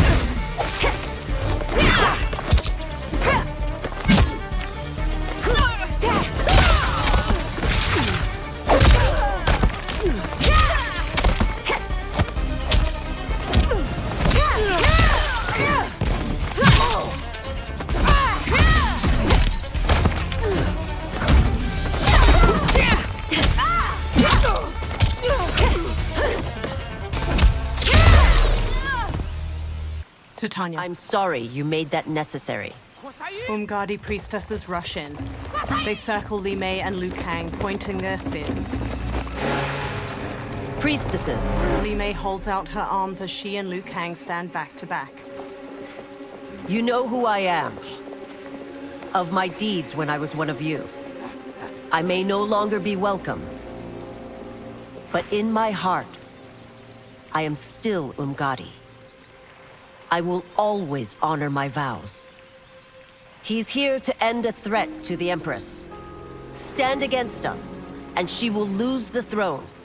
Stand with us, and we will save the Empire. Later, Li Mei and Liu Kang escort a bound Tanya down a hallway. Why didn't you kill me? Because we mean you no harm. And that you live will help prove that fact to the Empress. Umgadi follow as the trio enters the colossal throne room. Purple fabric drapes over the walls and pink flower petals twirl in the air. They reach Empress Sindel, who sits between Kitana and Melina. Umgadi thump their spears. How dare you, Li Mei? It's not enough that you let Jared be murdered. You'd let Liu Kang destroy the rest of my family? My heart broke when your husband died. I lost not only my Emperor, but you, my closest friend. I know you may never forgive me. She puts a hand to her chest. But don't be blinded by anger and grief.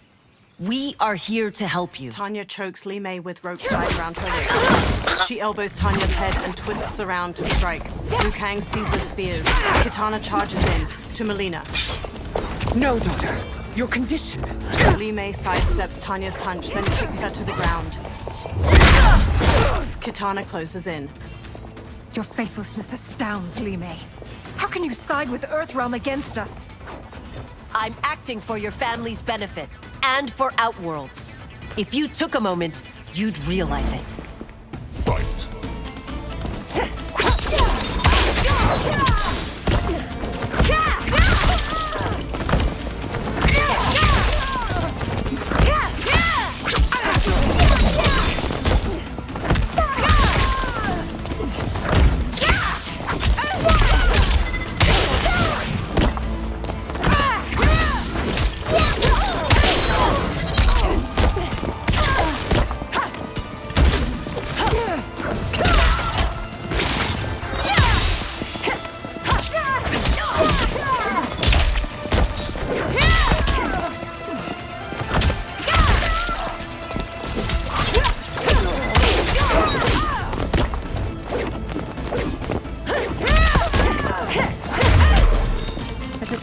I admired you.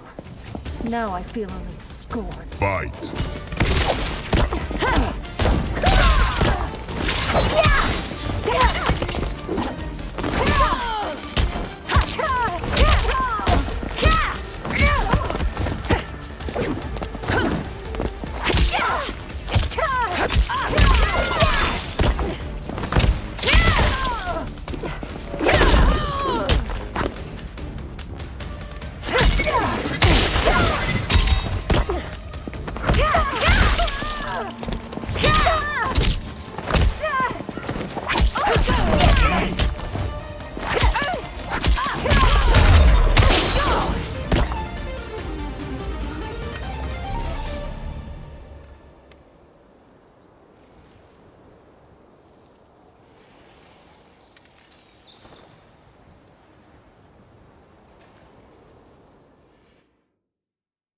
and for Outworlds.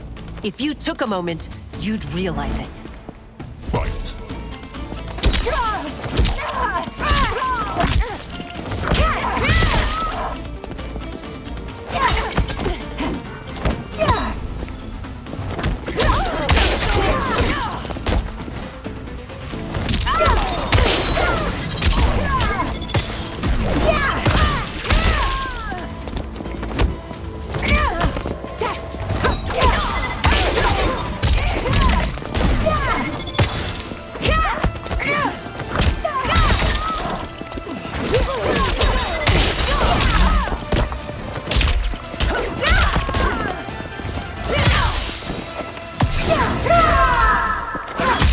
The attacker hits the victim's face with a hook, then twists their arm to break their shoulder. Kitana flings her fan blades into the victim, leaps, summons the fans back, and drives them into their skull. As a child, I admired you. Now I feel only scorn. Fight.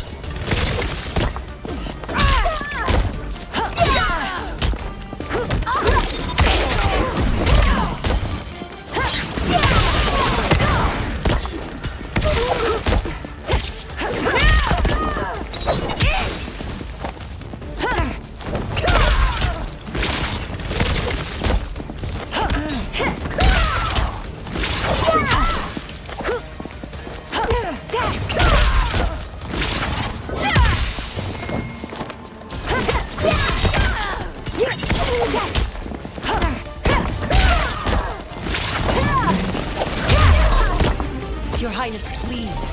You fight the wrong battle. Fight.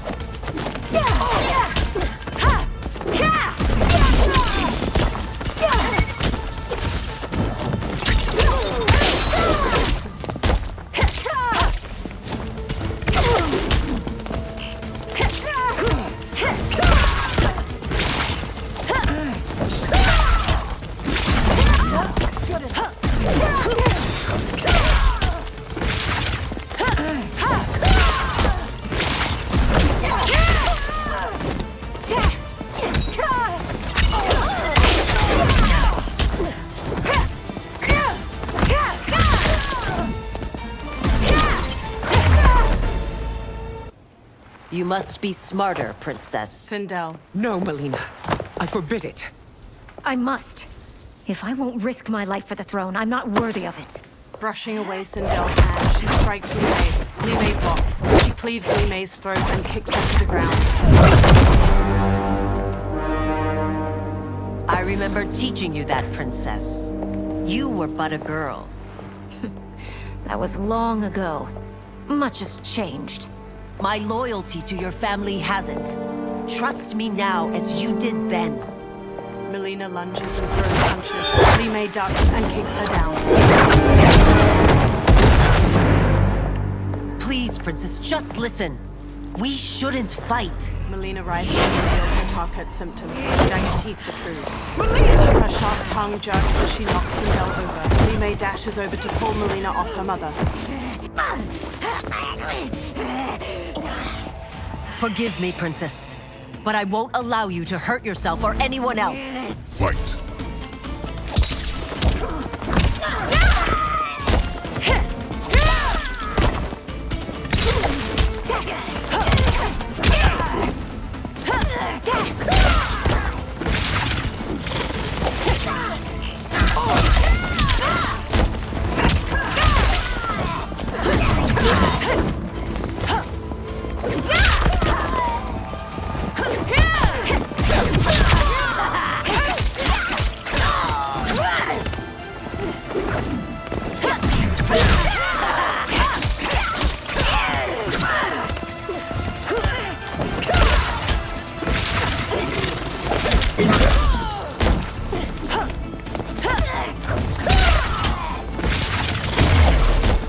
I must be careful.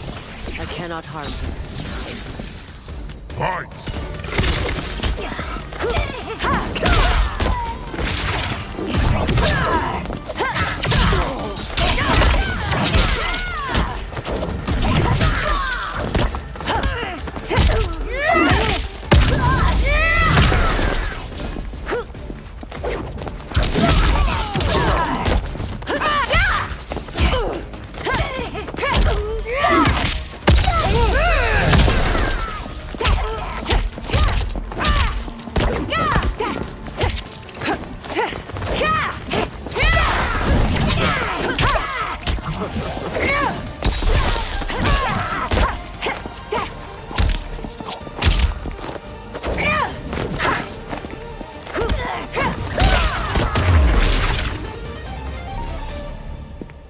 Tarkat makes victims of us all. Tanya rubs her wrists and quickly attends Melina, her black braid swaying. She procures a syringe and injects its serum into Melina's neck. The princess's wide, deformed mouth and jagged teeth recede, and her face transforms back to normal. Life returns to Melina's eyes. Sindel stands to face Li Mei. Melina groggily places her hand on Tanya's. They exchange looks. Tanya smiles. Praise Argus. Thank you. I am in your debt. No, Your Majesty. There can be no debt between friends. Liu Kang steps in. I am glad she is safe, and that our conflict has ended. It is paused, not ended. Li Mei has earned my goodwill. Whether you do remains to be seen. I seek only peace, Your Majesty. She squints. Is that why you send minions on secret missions into my empire? You've proved yourself the enemy I was long warned you would be. I understand your anger, but I had reason to believe that Shang Tsung posed a threat to both of us. Until I confirmed them, I did not want to burden you with my suspicions. And now? They have proven true. Shang Tsung, Quan Chi, the General. They conspire to conquer our realms. A serious charge. Where is your proof? At Shang Tsung's laboratory. If what you see there does not convince you, I will surrender Earthrealm without a fight. Later in the lab, Sindel grimaces at a chained hybrid with amputated limbs and spilled guts. Liu Kang, the princesses, and Umgadi watch. How could I have so misjudged them? For Shang Tsung to indulge in such depravity. For General Shao to condone it. They are not the men I thought them. Despite my best efforts, neither man nor Quan Chi are who they were meant to be. They're not your responsibility. They're outworlders. But it is I who crafted their destinies, along with those of all other beings, at the dawn of history. You created the realms. Is your mind addled, demigod? I am a mere demigod now. But eons ago, I was more powerful than all of the Elder Gods combined. Demigod! I was a Titan, and the Keeper of Time. He pushes air in a circle to create a small sandstorm. Sand and light collect to form Geras. A gold dragon tattoo sits on his bare brown shoulder. He conjures an image of an hourglass. This is Geras. Your Majesty, Your Highnesses.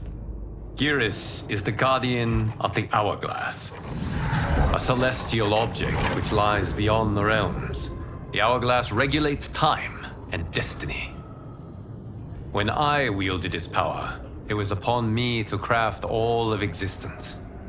Which I did when I restarted history. Restarted? This timeline was preceded by billions more. Though this is the first of Liu Kang's design. The others were designed by his predecessor. Kronika was obsessed with equalizing good and evil. When a timeline veered too far to one or the other, she would halt it and restart history, tinkering with lives and events in the hope of achieving her golden balance. Prior timelines, Kronika gave Shang Tsung and Quan Chi mastery of the most vile magics. Shao was not a general, a tyrannical ruler bent on conquest. You, Sindel, were his ruthless wife, who would do anything to preserve your privilege. When I took the hourglass from Kronika, I vowed to do better. So in this timeline, the sorcerers would not gain their dark powers. Shao would be your loyal follower, and you would rule Outworld firmly, but fairly. But someone has interfered with Liu Kang's design. Shao, Shang Tsung, Quan Chi, all have been groomed by an unknown entity to be the villains they were in previous timelines.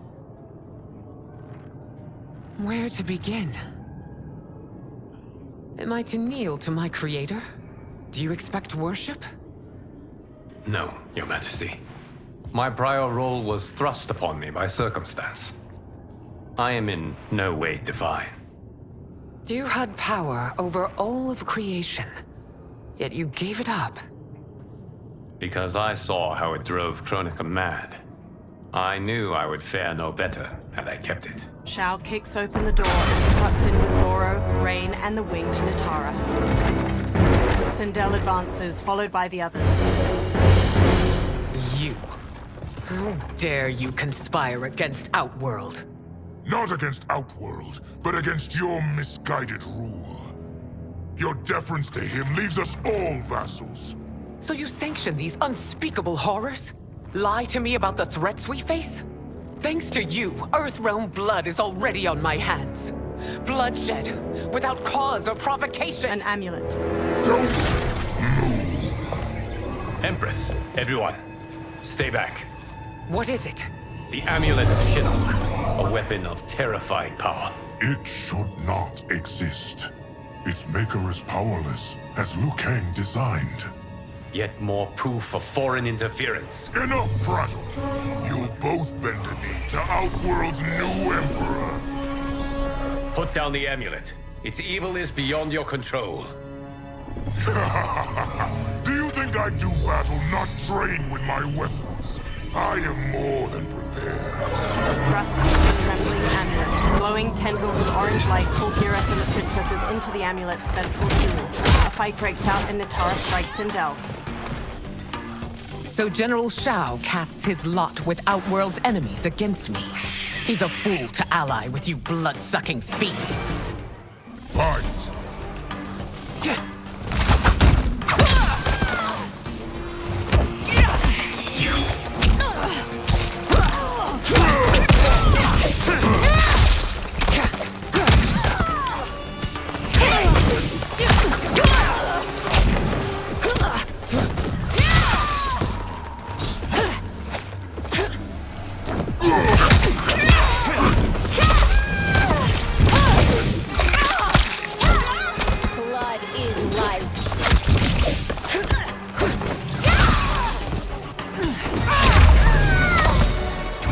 Fight on.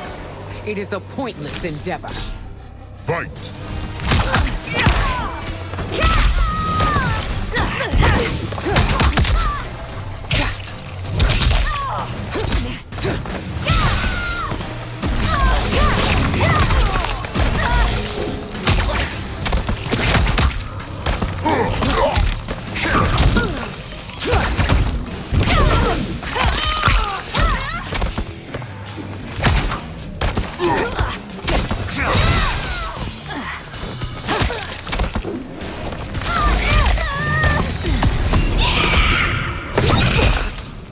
Goro wallops the victim in the face, then pulls both arms apart to rip them out of their sockets. He headbutts the victim. Natara kicks her victim upward, then stabs her claws through their neck before slamming across the floor.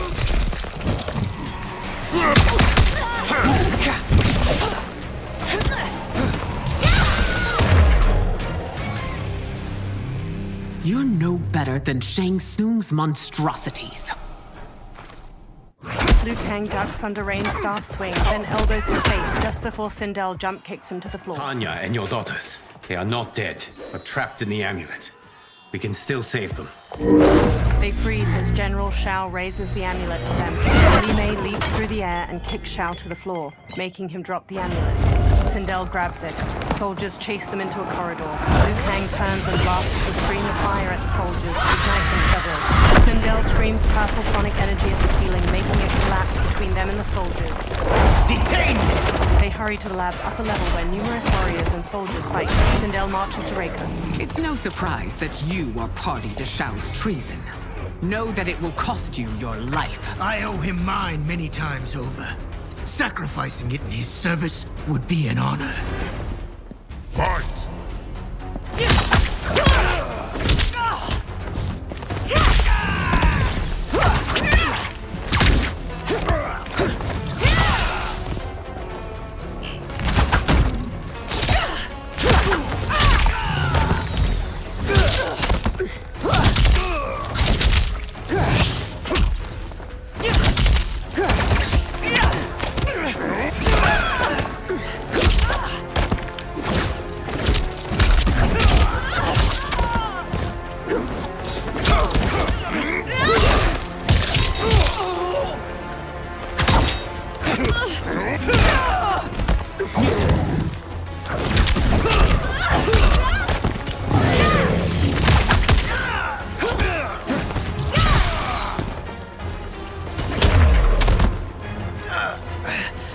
fought this hard against Earthrealm, no one would rise against you.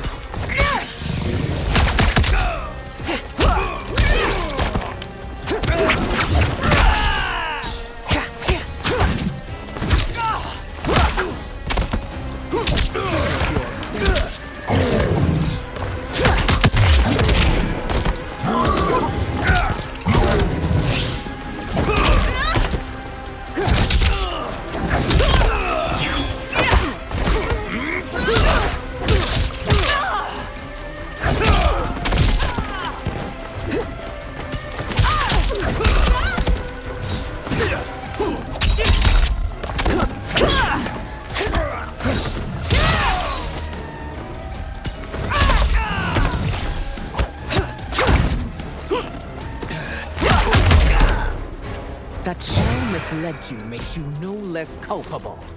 You will answer for this crime.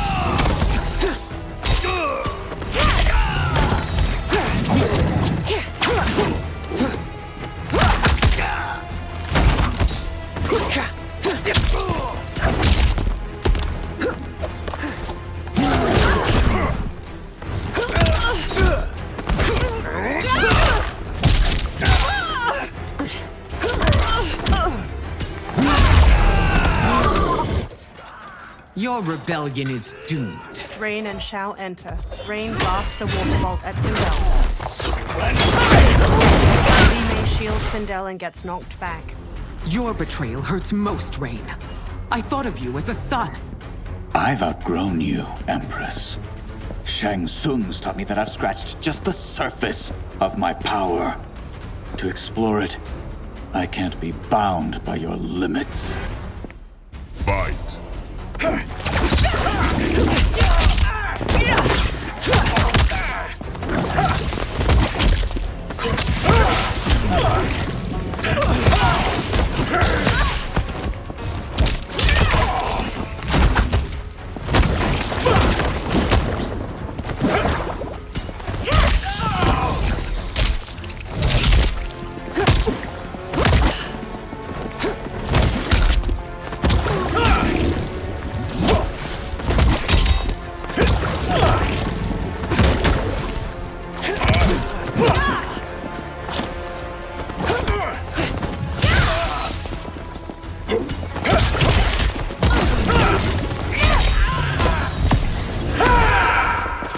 The attacker punches the victim airborne, then grabs their ankles to slam them down. Rain summons 2 tendrils of water which wrap around the victim's hips to electrocute them and shatter their pelvis.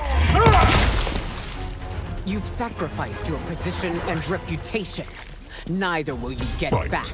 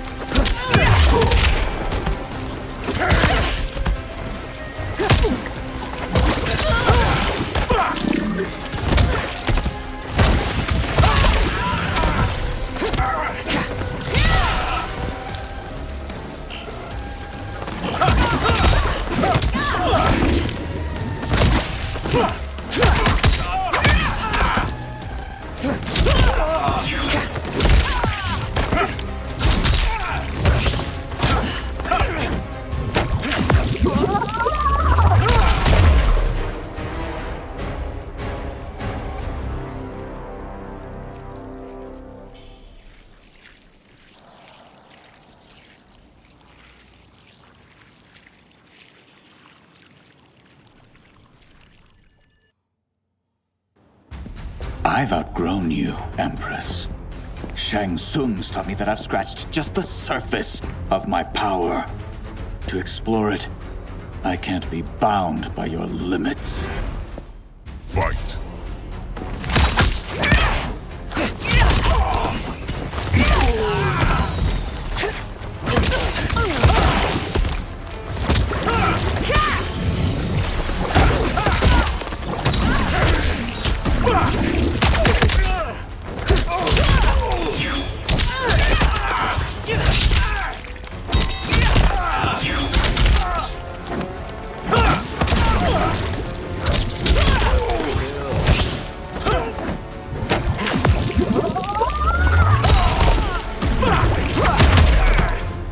Shang Tsung's taught me more than you know. It's time I show you.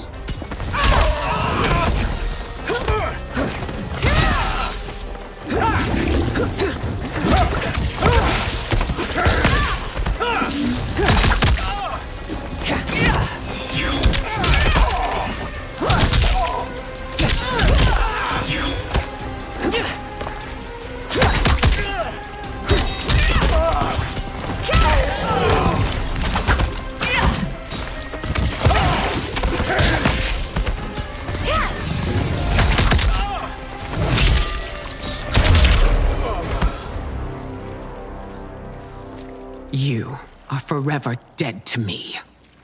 General Shao headbutts an Umgadi, then cleaves off her arm with his axe. He hacks into another shoulder, then wrenches the blade out. Your reign is over, Sindel. I remember the weak, sickly boy you were. How your father fought to push you past your infirmities. Now you repay him by spitting on his ideals? Your revolt shreds every value he held dear.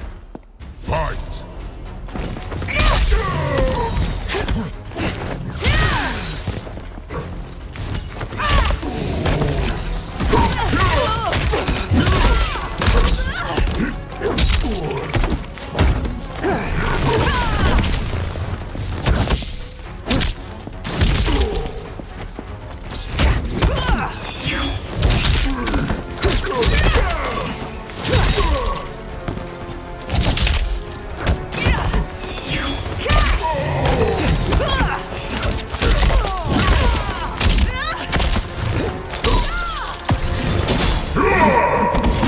The attacker punches the victim airborne, then grabs their ankles to slam them down. General Shao's axe bashes the victim into the air. He leaps and slams the axe to cleave their ribs apart, then dives to stomp them.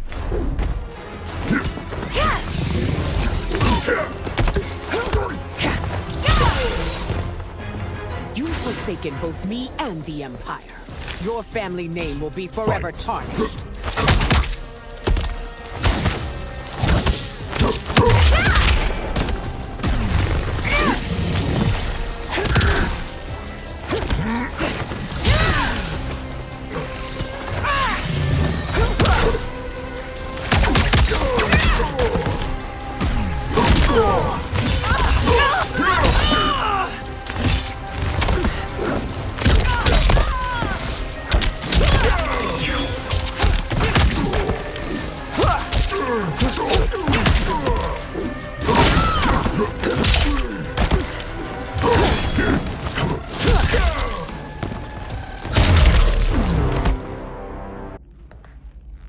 You are relieved, General. The amulet, Your Majesty. Sindel hands Liu Kang the amulet. Fiery light pours from it as Liu Kang holds it up. Orange energy streams from the amulet. Melina, Kitana, Tanya, and Geras materialize. Sindel runs to her daughters, and they all hug tightly. I hate to disrupt, but we must act quickly to save Earthrealm. Is that the command of my creator? No, Your Majesty. It is the request of a friend. He smiles warmly. Later, Liu Kang, Geras, Sindel, Tanya, Melina, Kitana, Smoke, and Scorpion stand in a tree line of the forest surrounding Shang Tsung's ruined fortress and gaze up at 4 green solnados shining from behind its ramparts. Shang Tsung and Quan Chi stand before a large stone well filled with green light. The dragon crown rises out from it. Shang Tsung takes it.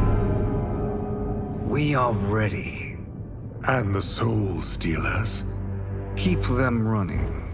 I am sure we'll find a use for the collected souls. They walk to the stone steps of the fortress's immense entryway. A soldier stands with his back to a railing in a terrace. Kitana hops up from behind and stabs his neck with a knife. She throws him over the balcony, then jumps up over it to the terrace with Tanya and Melina. Melina dashes to a soldier manning a siege weapon on the rampart from behind.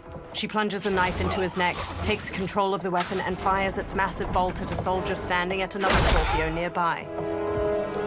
Kitana shoves the soldier over the top of a rampart as she and Tanya hurry past. Scorpion stands at the edge of a tall wall. He throws his kunai-tipped rope dart at the head of a soldier below. It impales his skull, then Scorpion hoists him up.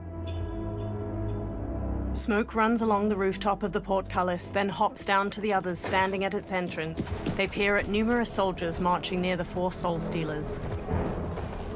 Will they stand down, if ordered? No. Those are the General's most loyal lieutenants. They must be neutralized if we are to shut down the Soul Stealers. Yes, they do. We should split up. Liu Kang, Melina, Smoke, Sindel, Kitana, Tanya, and Gires sprint through the portcullis into the soldiers guarding the Soul Stealers. Umgadi priestesses and other warriors fight the soldiers while Melina and Tanya break away from the group and raise their weapons to a Soul Stealer. They freeze and turn to Ermac as he floats behind them. Stay behind me, princess. No. We fight together. Telekinetically throws chunks of a wall at them. One knocks Tanya to the ground while Melina bounds across the others midair and leaps to Ermac. She launches her back just before she can strike with her side blade. Ermac throws Melina and Tanya up to the fortress ramparts. Tanya tries to sit up, teeth gritted and a hand over her torso. Melina crawls to her. What's wrong? My ribs. They may be broken. Ermac levitates above them, green energy pooling around his hands. Help me up! No, Tanya, stay down. This time, I protect you. We are Ermac. It is pointless to resist us. Come any closer, and you'll feel the points of my blades. We are many. You are one. Your souls will become part of our collection. Fight!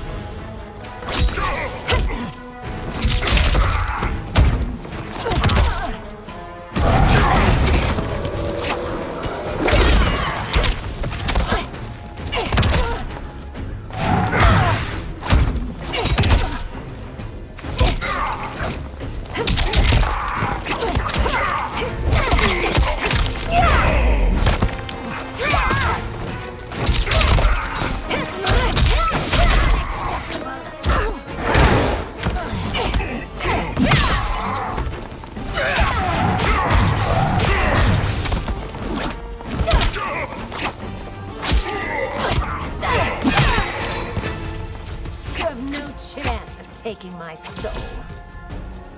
Fight!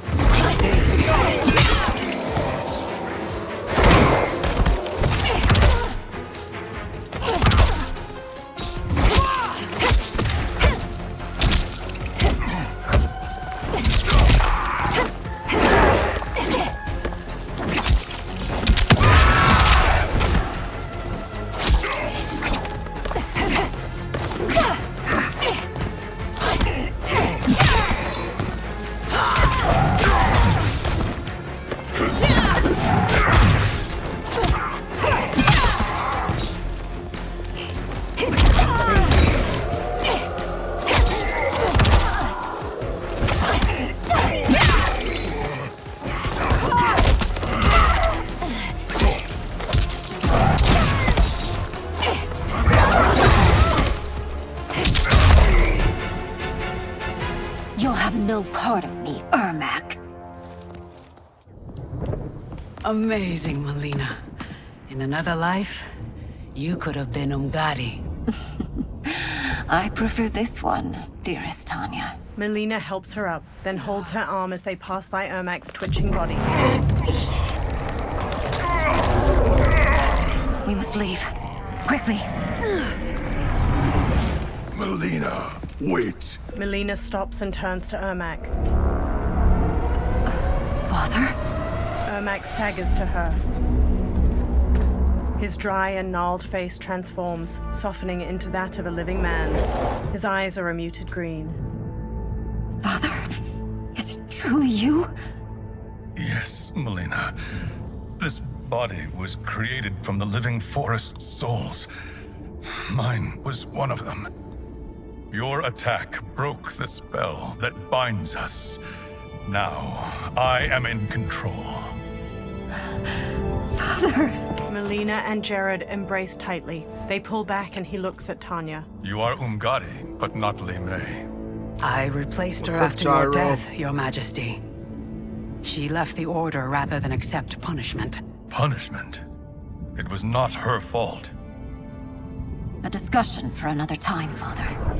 We must go. They glance over their shoulders, then hurry off. Liu Kang and Geras stride across the fortress plaza while Jared floats himself, Melina, and Tanya to the ground nearby. Kitana dashes to Jared and throws her arms around him. My His favorite smile guest drops character. as he turns to Sindel. Jared? She runs Indiana to him. Jones. Yes, Sindel. It's me. The Johnny I've missed Cage you. Indiana They Jones. share a deep smile as she touches his face. Greetings, Jared. Liu Kang bows. Liu Kang, my friend. We meet again. It is good to have you back. We once again find ourselves in challenging circumstances. And once again, we will prevail. As always, Sindel, I am yours to command. She beams as he rests a hand on her shoulder. Shang Tsung wears the dragon crown near Quan Chi in the tomb of the Dragon Army. They watch 10 dragon warriors punch and kick the air in unison. Melina, Kitana, and Smoke sneak behind rows of inactive dragon warriors on the other side of the cavern. Melina observes Quan Chi and Shang Tsung. How is it they're unaware that the Soul Stealers are shut down? We are deep within the mountain. From here, they couldn't tell. Liu Kang, Scorpion, Geras, Jared, and Sindel join them. Look at them conspiring. It is history we should not be repeating. We must take the crown. Without it, he can't raise more warriors. Our odds will improve if we can surround them. I'll distract them while the rest of you get into position. Leave it to me, Mother. She steps away from the others. Shang Tsung. Shang Tsung turns to Melina as she approaches. Princess Melina. I bring news from Outworld. Sindel is deposed. General Shao now rules. And yet you are still free. To succeed, the General needed help on the inside. I provided it. The heir to the throne gives it up willingly. It is a burden I've never wanted. The realm is better left in General... Emperor Shao's hands. A most mature perspective. Outworld benefits from your wisdom. Yes, Shang Tsung, it does. But not in the manner that you expect. Everyone else drops from the upper level and quickly surrounds Shang Tsung, Quan Chi, and the Dragon Warriors before attacking. Liu Kang and a warrior trade punches. Another punches Geras' face. Unfazed, he hammers its head with his fist. Tanya batters a warrior with her staff. Shang Tsung and Quan Chi face Melina. A bold gambit, Princess. It is an impressive display of guile. Who knew she was so capable? You count yourselves among my doubters. I will count you among the dead. Fight.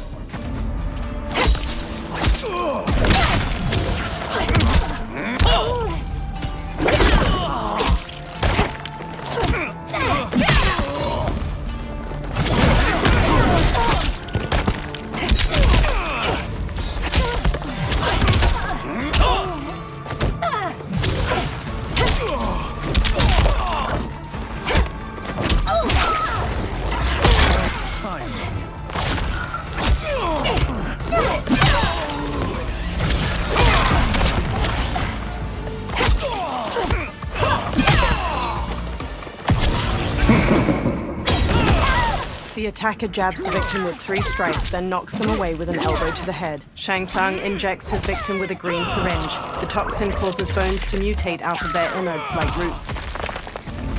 As I suspected, her capabilities are indeed limited. Fight!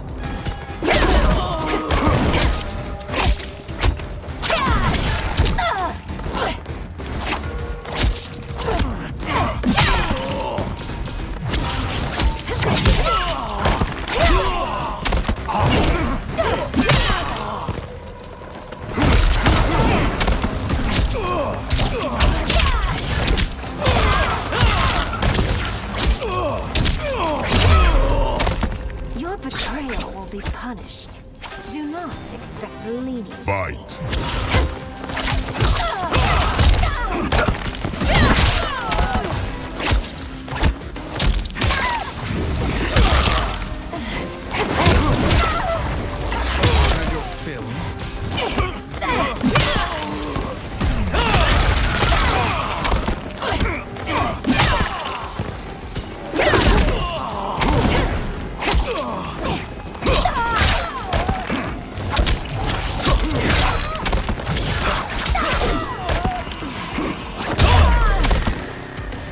Damn it.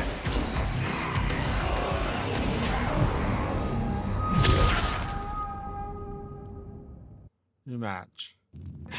I will count you among the dead. Fight! Fight.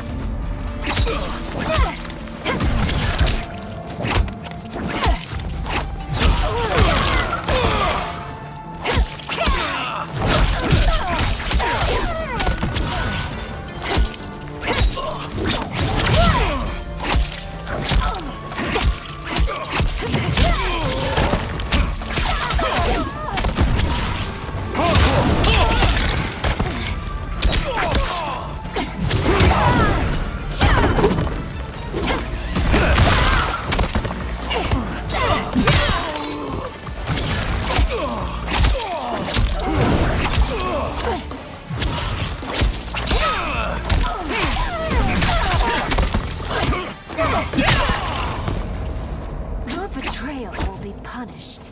Do not expect leniency. Fight!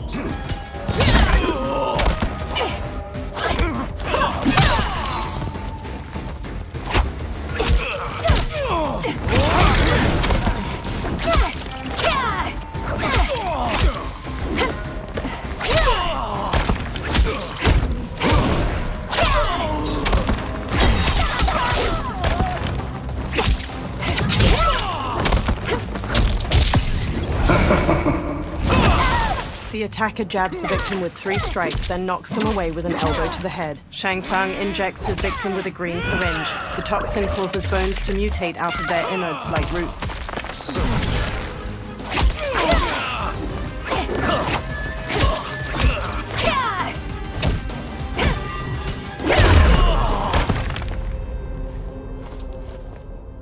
There will be consequences for forsaking Outworld. Shang Tsung clenches his teeth and sits up. He looks at the terracotta soldiers, then turns to the dragon crown on the floor near him. Thanks to the princess, this fight is ended. The fight, perhaps. Not the battle. True. Until your benefactor is caught, the realms remain threatened. Who is she, sorcerer? They turn to the crown as green energy swirls around it.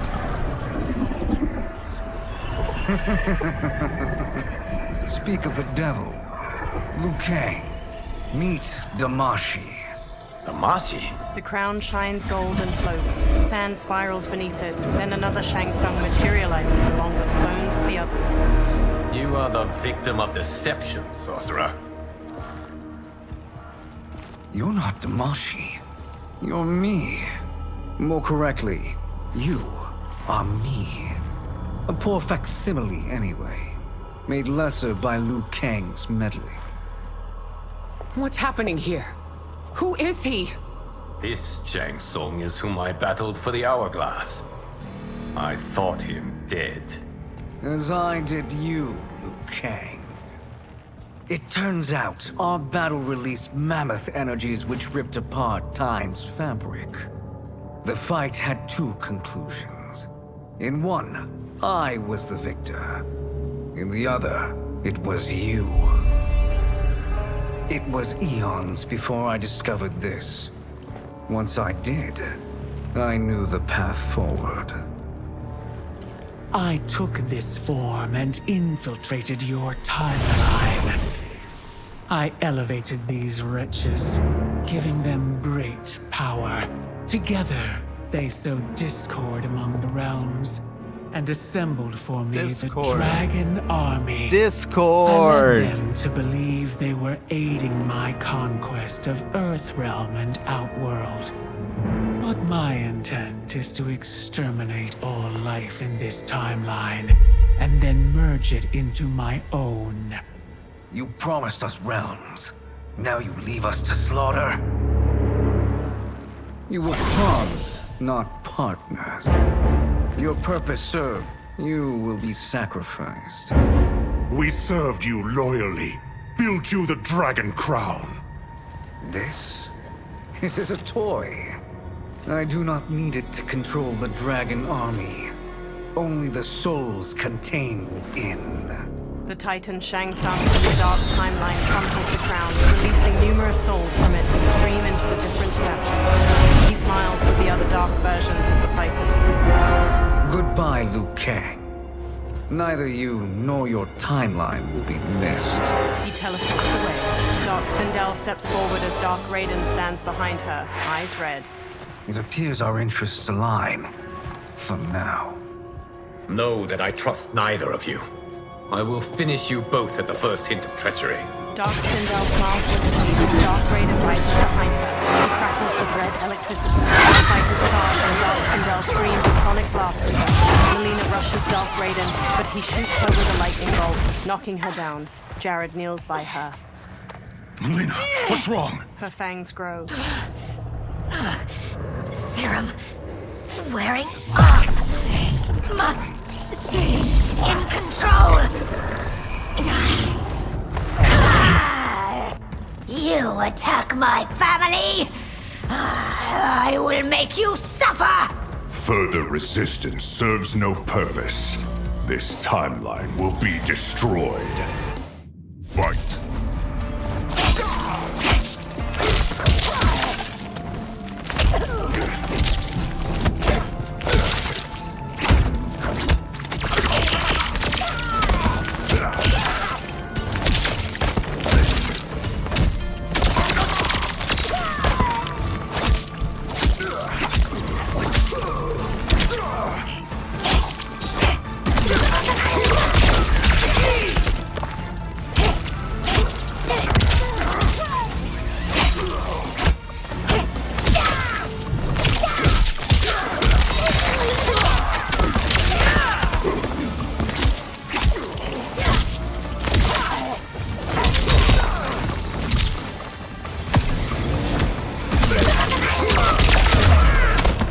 Oblivion awaits.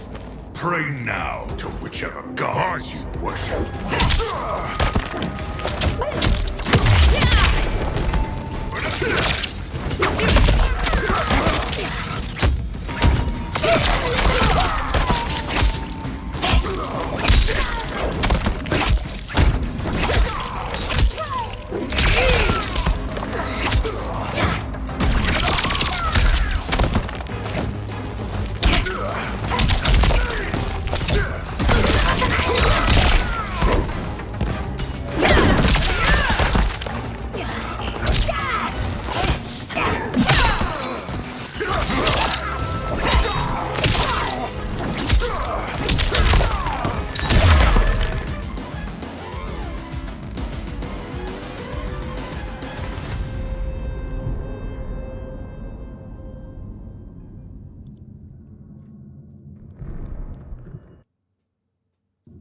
You attack my family. I will make you suffer. Further resistance serves no purpose. This timeline will be destroyed. Fight!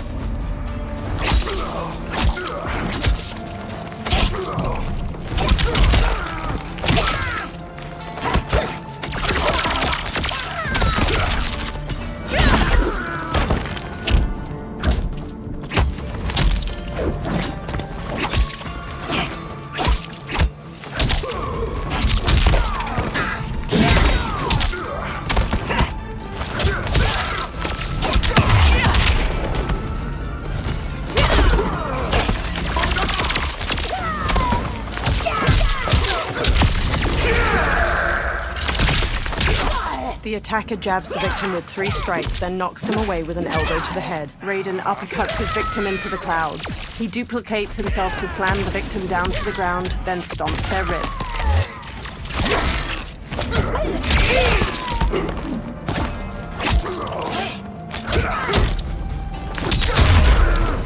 You haven't much fight left. It won't take long to finish.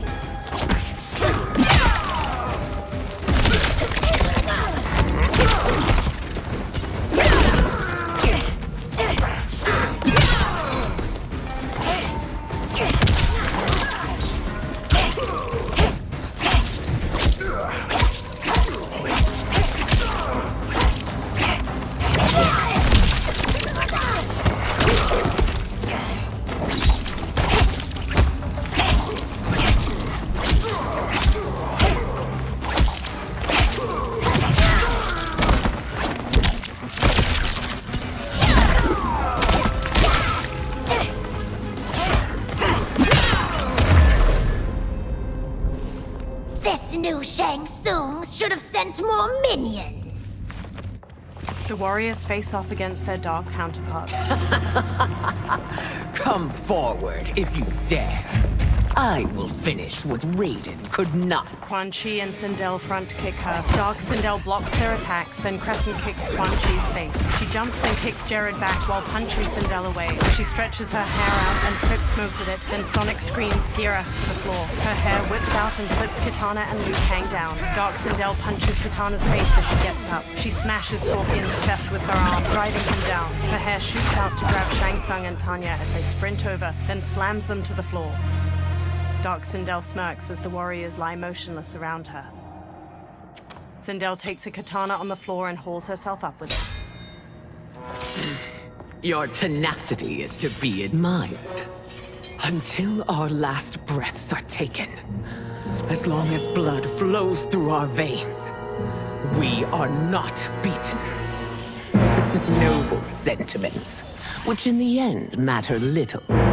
None of you will leave here alive. Dark Sindel's hair lifts a katana from the floor and places it in her hand. She dashes to Sindel and forces her counterpart's blade to the floor, then smoothly stabs her shoulder and front kicks her back. Sindel locks blades with Dark Sindel, then uppercuts her jaw as she starts to use a sonic scream. She bashes Dark Sindel's face with the sword's hilt and flings her to the floor. Sindel raises her blade over her counterpart, then Dark Sindel's hair quickly grabs her sword and impales Sindel's gut. Dark Sindel's hair coils around Sindel and flings her aside. Oh, it's so sad to see a child lose her mother. If my mother dies, she won't be the only Sindel to perish! Fight!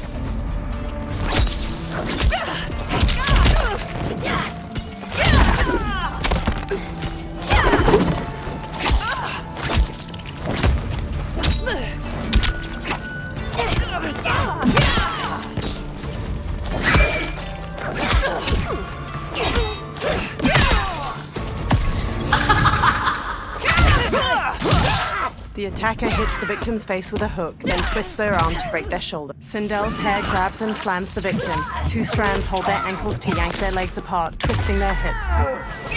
What foolishness!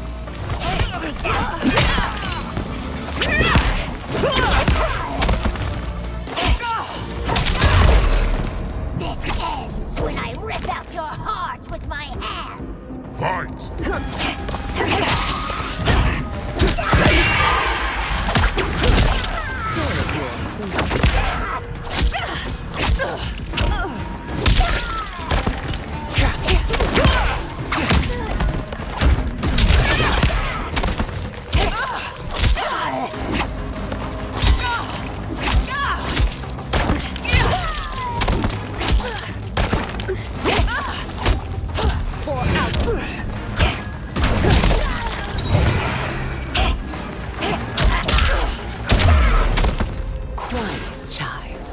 It's time for you to join your friends. Fight!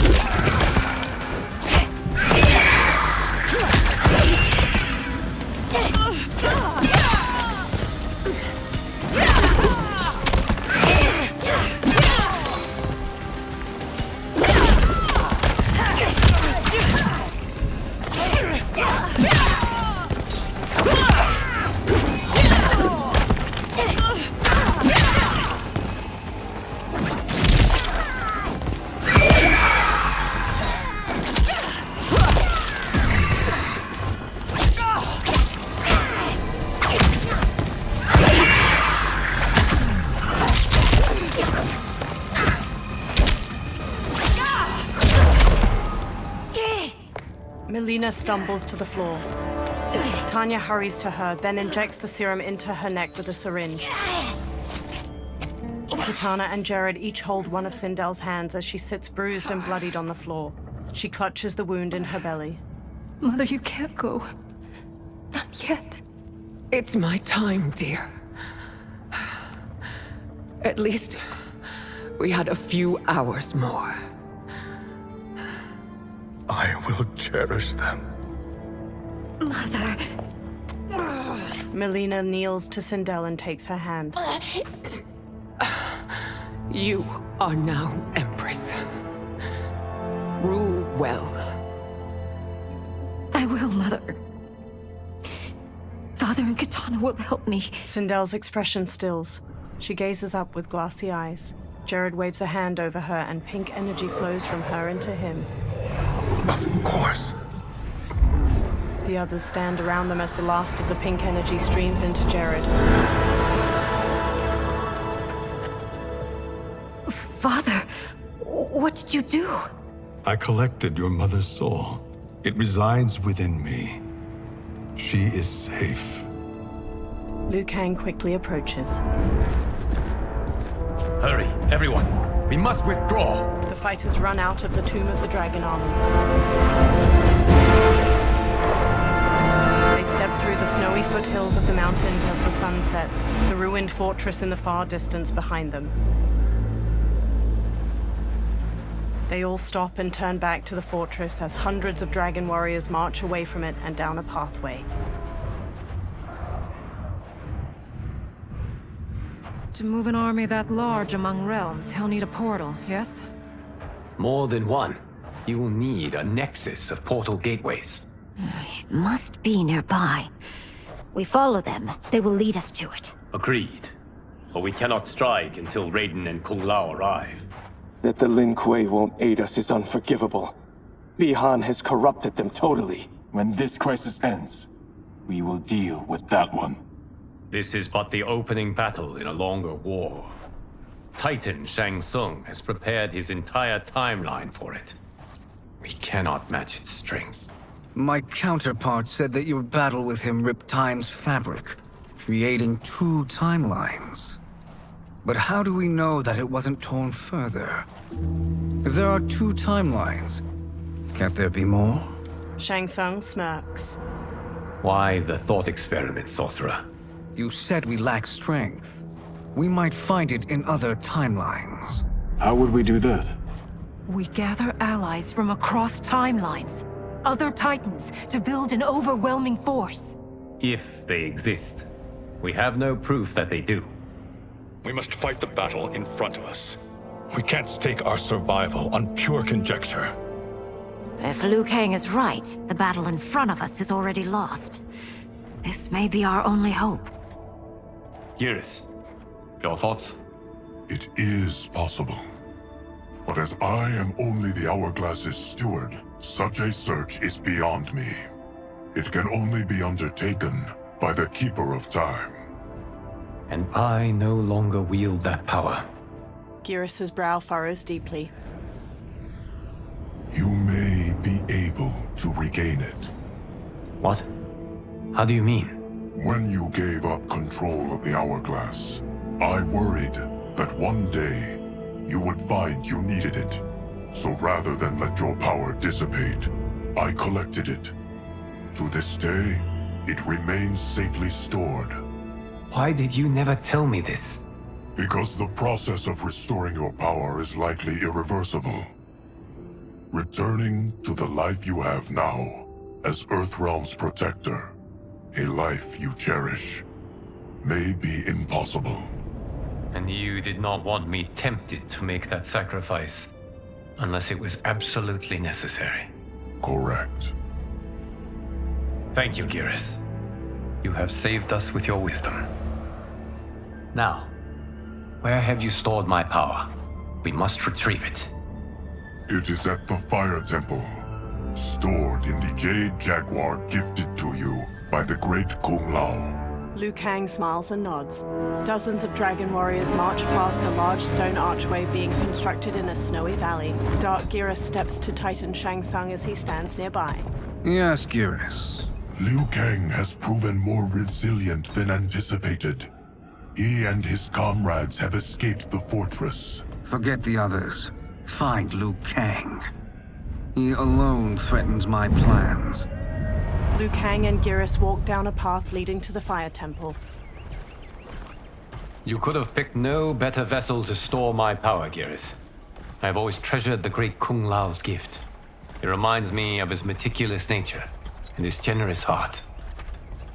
Once we retrieve the Jade Jaguar, we will proceed to the Hourglass. There, we will transfer the temporal power stored within it to you.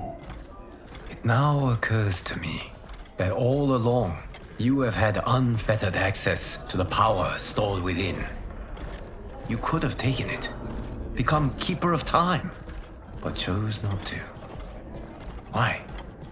Because I have faith in your vision for this new era. I am content to be its guardian. Thank you, Geras. Now, this process you propose, you are sure it will restore my power? As sure as I can be of one that has been neither tried nor tested. But even if successful, it is not guaranteed that you will find any other timelines or allies. They may not exist. I pray this is not a fool's errand. I hate leaving the others behind. Your champions will bolster their strength against the Dragon Army. It is sure to be the mother of all battles. May the Elder Gods protect them. The pair steps to the Fire Temple's entrance, the sun shining overhead. The Dragon Army constructs more stone archways, portals glowing with dim light in the valley. The moon shines weakly through mist blanketing the sky onto dark Shao Kahn and Reiko as they watch from atop a portal. Dark Smoke, Scorpion, Sub-Zero, Kenshi, Rain, and Ermac stand in front of a regiment of dragon warriors, positioned in a long row that cuts through the valley. A pair of dragon warriors stand on top of scaffolding surrounding a portal. They haul a large stone up with a rope. A small, orb-shaped drone made with sleek, polished metal descends from the sky and hovers over the construction site. A camera lens on the drone's front shifts as it spies on the site and the Dragon Army. Johnny uses a controller and looks at a screen on it displaying the construction site from the drone's point of view. Melina and Kung Lao stand near him. My ex was so wrong. The $30K I spent on this seems like a steal right now. This magic is incredible. Not magic, your loveliness. Technology. Either way, it's clear what must happen next. The gateways and the Dragon Army have to be destroyed. Scorpion, have you a plan? We must divide our forces. You, Shang Tsung, Quan Chi, will use your magic to attack the portals. As you do, Kenshi and Jared will grind down the Dragon Army. The rest of us will attack our dark doubles. If they're defeated, it will hopefully throw the Dragon Warriors into disarray. An astute strategy. Truly. I could not have devised a better one. Enough with the empty flattery. If you want our trust, give us actions, not words. Shang Tsung gives a haughty smirk.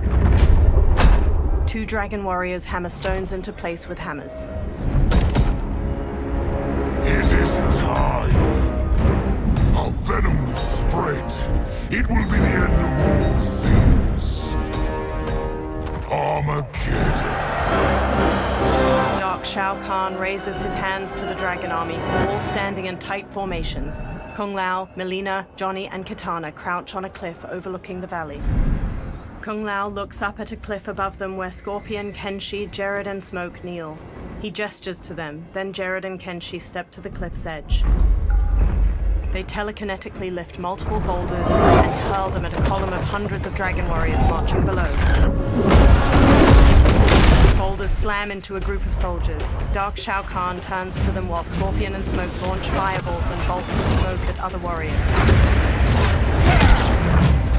Melina, Kitana, Johnny, and Kung Lao charge the dragon warriors, weapons drawn. Shang Tsung, Quan Chi, and Raiden hurry to one of the portals. They channel beams of fire, green energy, and lightning into the keystone at its top, bringing it down.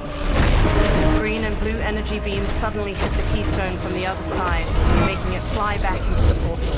Shang Tsung, Quan Chi, and Raiden look at Dark Kenshi and Ermac across from them. A shockwave of energy bursts from the portal, knocking the trio to the ground. That is unfortunate. The battle continues, Shang Tsung. Quan Chi, with me. I, for one, am not pleased we were double-crossed. It is an ire I share. May I suggest we harness our anger and use it to obliterate my doppelganger's minions? Fight.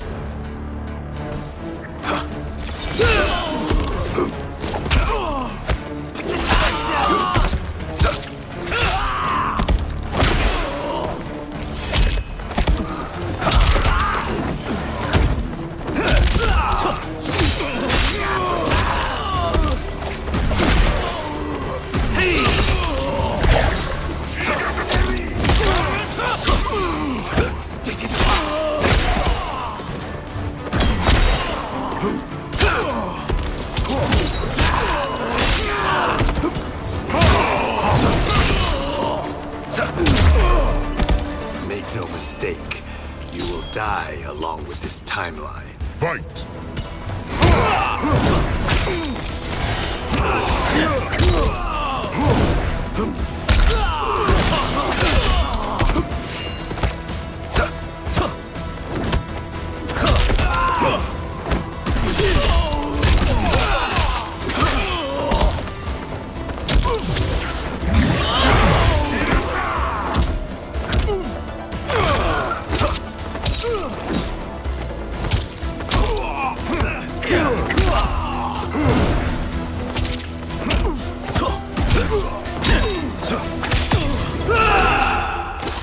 The attacker jabs the victim with 3 strikes, then knocks them away with an elbow to the head. Kenshi and his spirit slash the victim, then stab, shattering their ribs in unison.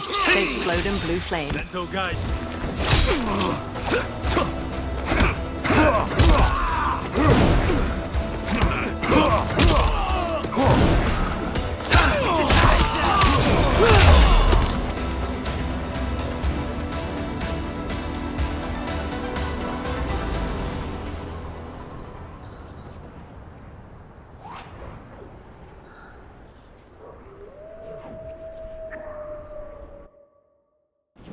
And use it to obliterate my doppelganger's minions. Fight!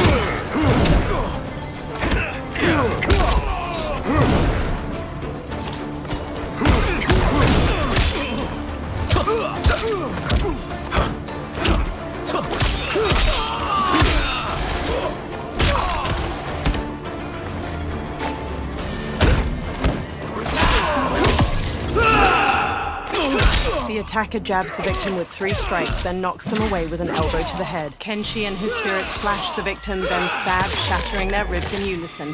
They explode in blue flame.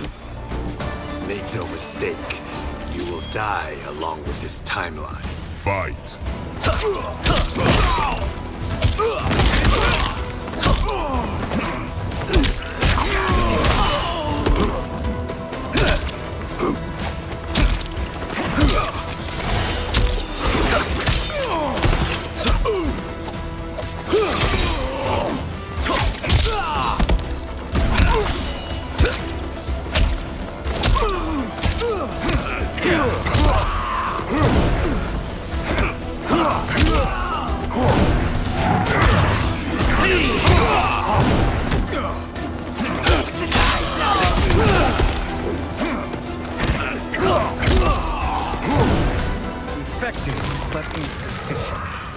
You cannot thwart me. Fight!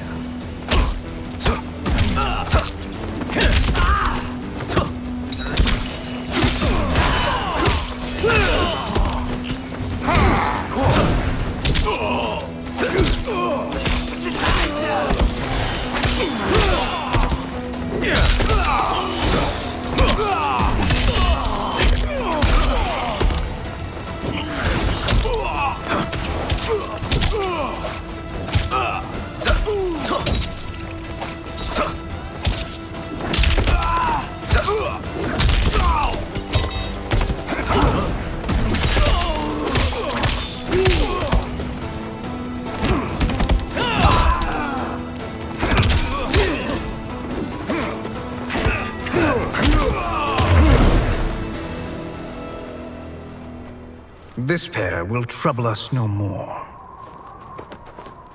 Raiden blasts the portal gate with lightning. Shang Tsung and Quan Chi join him, adding their own magic. It crumbles, and the trio dashes toward the next one. Dark rain and dark smoke advance on them. Shang Tsung smirks. There are more who acquire our attention. Raiden nods and starts destroying the next portal gate. Shang Tsung and Quan Chi charge the dark duo, but rain conjures walls of water to surround the sorcerers. Dark rain and dark smoke burst through the water. Quan Chi and Shang Tsung have no time to turn and meet their attackers, and are swiftly knocked to the ground. Two blasts of lightning knock dark rain and smoke to the ground. Quan Chi and Shang Tsung stand. You're welcome, sorcerers. Is it me, or is that Raiden becoming insufferable? You are not wrong, but it is tomorrow's problem. Let us first solve today's. Fight.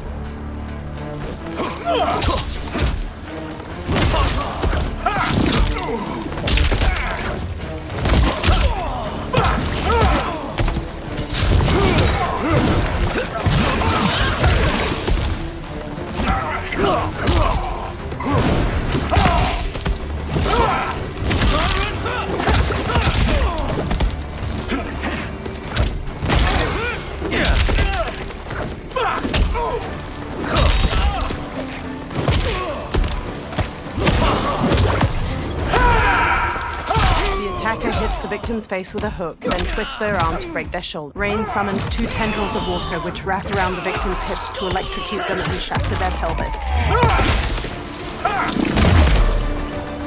Fool! No mortal can defeat a half-god. Fight.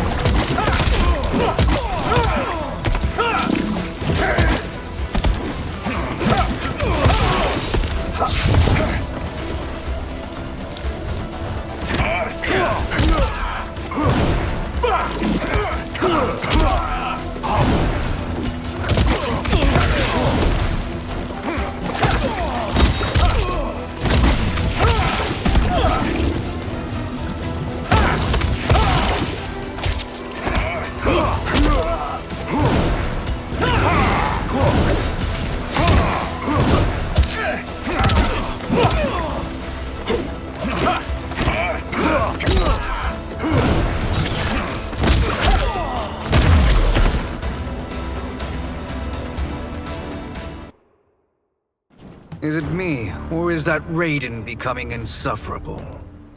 You are not wrong, but it is tomorrow's problem. Let us first solve today's. Fight.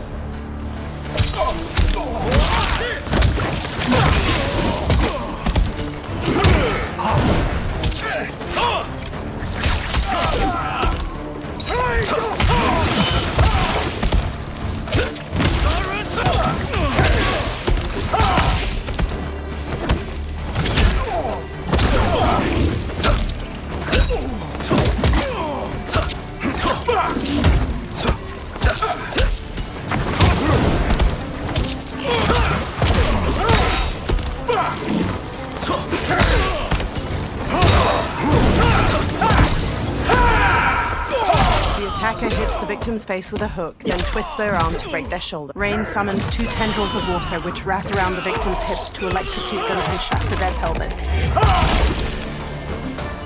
Fool! No mortal can defeat a half-god.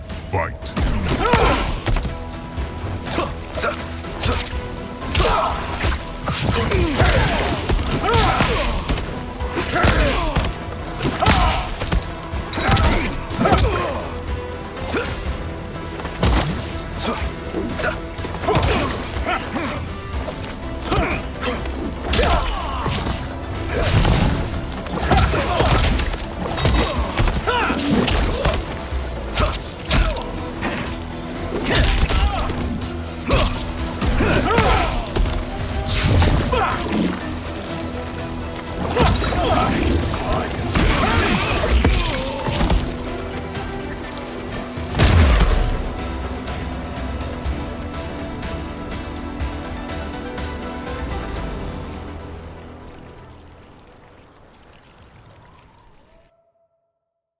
Is it me, or is that Raiden becoming insufferable?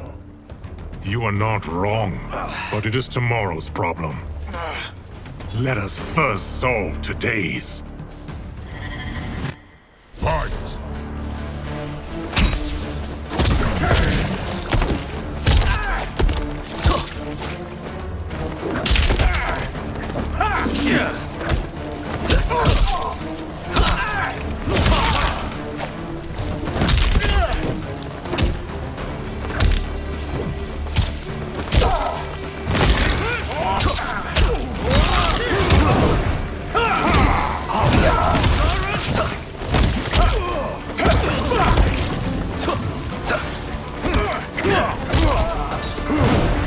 Still wish to fight? I will send you to a watery grave. Fight!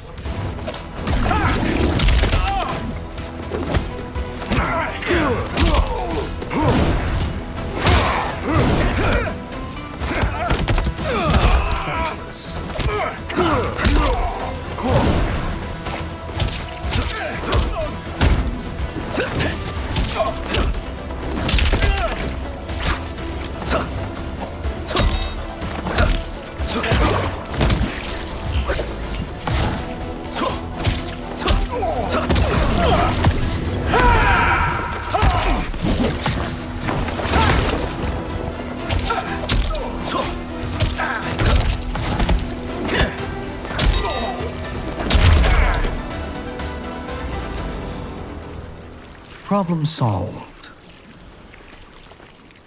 Quan Chi, Raiden, and Shang Tsung bring down another stone from the gate.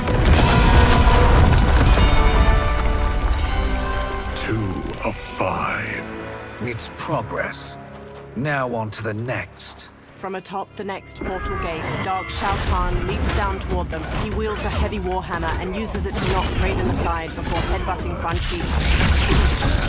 Raiden blasts him with lightning, but Dark Shao Kahn breaks out of it. Quan Chi and Shang Tsung flank him with spin kicks, and the 3 unite their magic against the Horned Menace. Nearby, a portal generated by one of the remaining portal gates flickers. Did you see that? His life force is feeding the portal's energy. We kill him. We close them permanently. Shang Tsung gives a smug grin. They resume their assault, but Raiden is blasted aside by fire magic. 2 new dark opponents saunter up, enrobed in blue and yellow armor. These meddling minions grow tiresome. Let us finish them. Fight!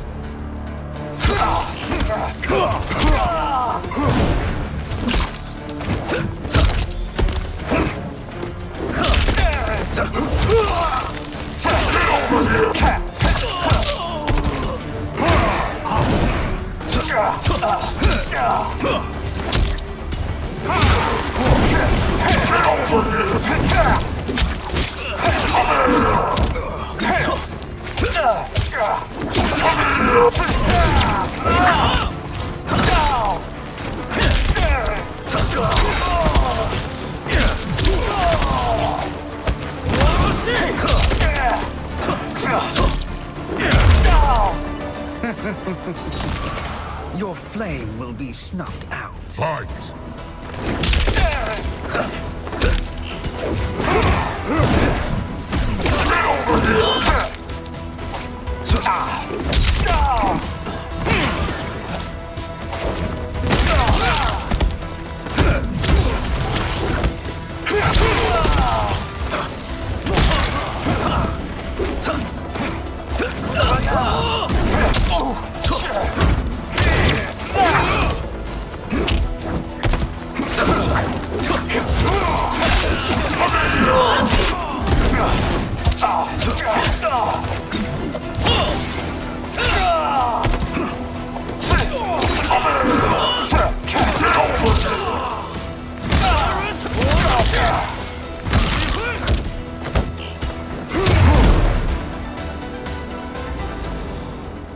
So much for fire and ice.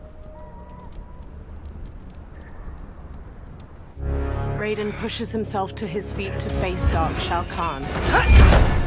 He limps to dodge the massive Warhammer, but Dark Shao Kahn gains the upper hand. He raises his Warhammer to strike, but is knocked aside by fire magic at the last second. Raiden sneers as Shang Tsung and Quan Chi confidently stride forward. Are you hurt? I've never been better. Fools! Your spell worked before only because you surprised me. It won't happen again. Fight!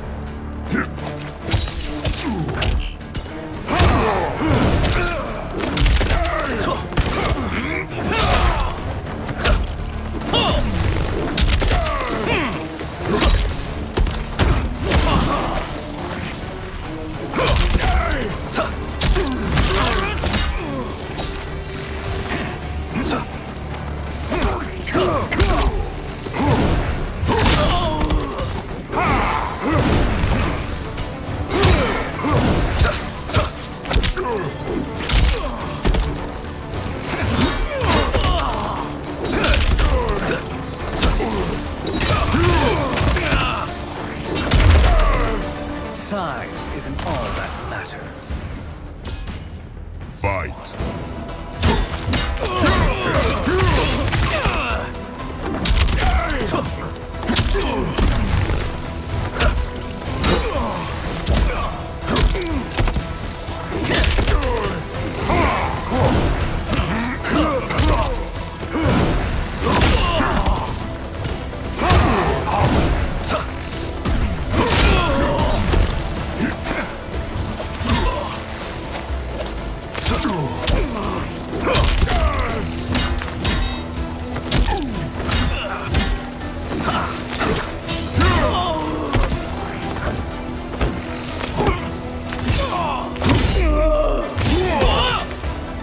Is everyone in this timeline so feeble?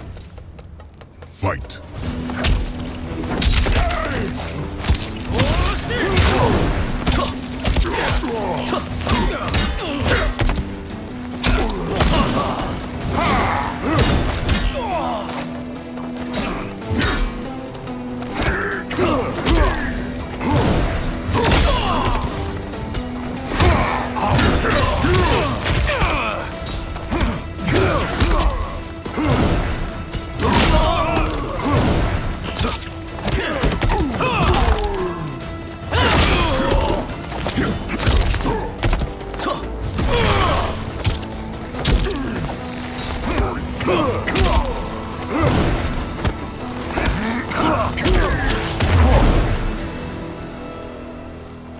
His soul is ours.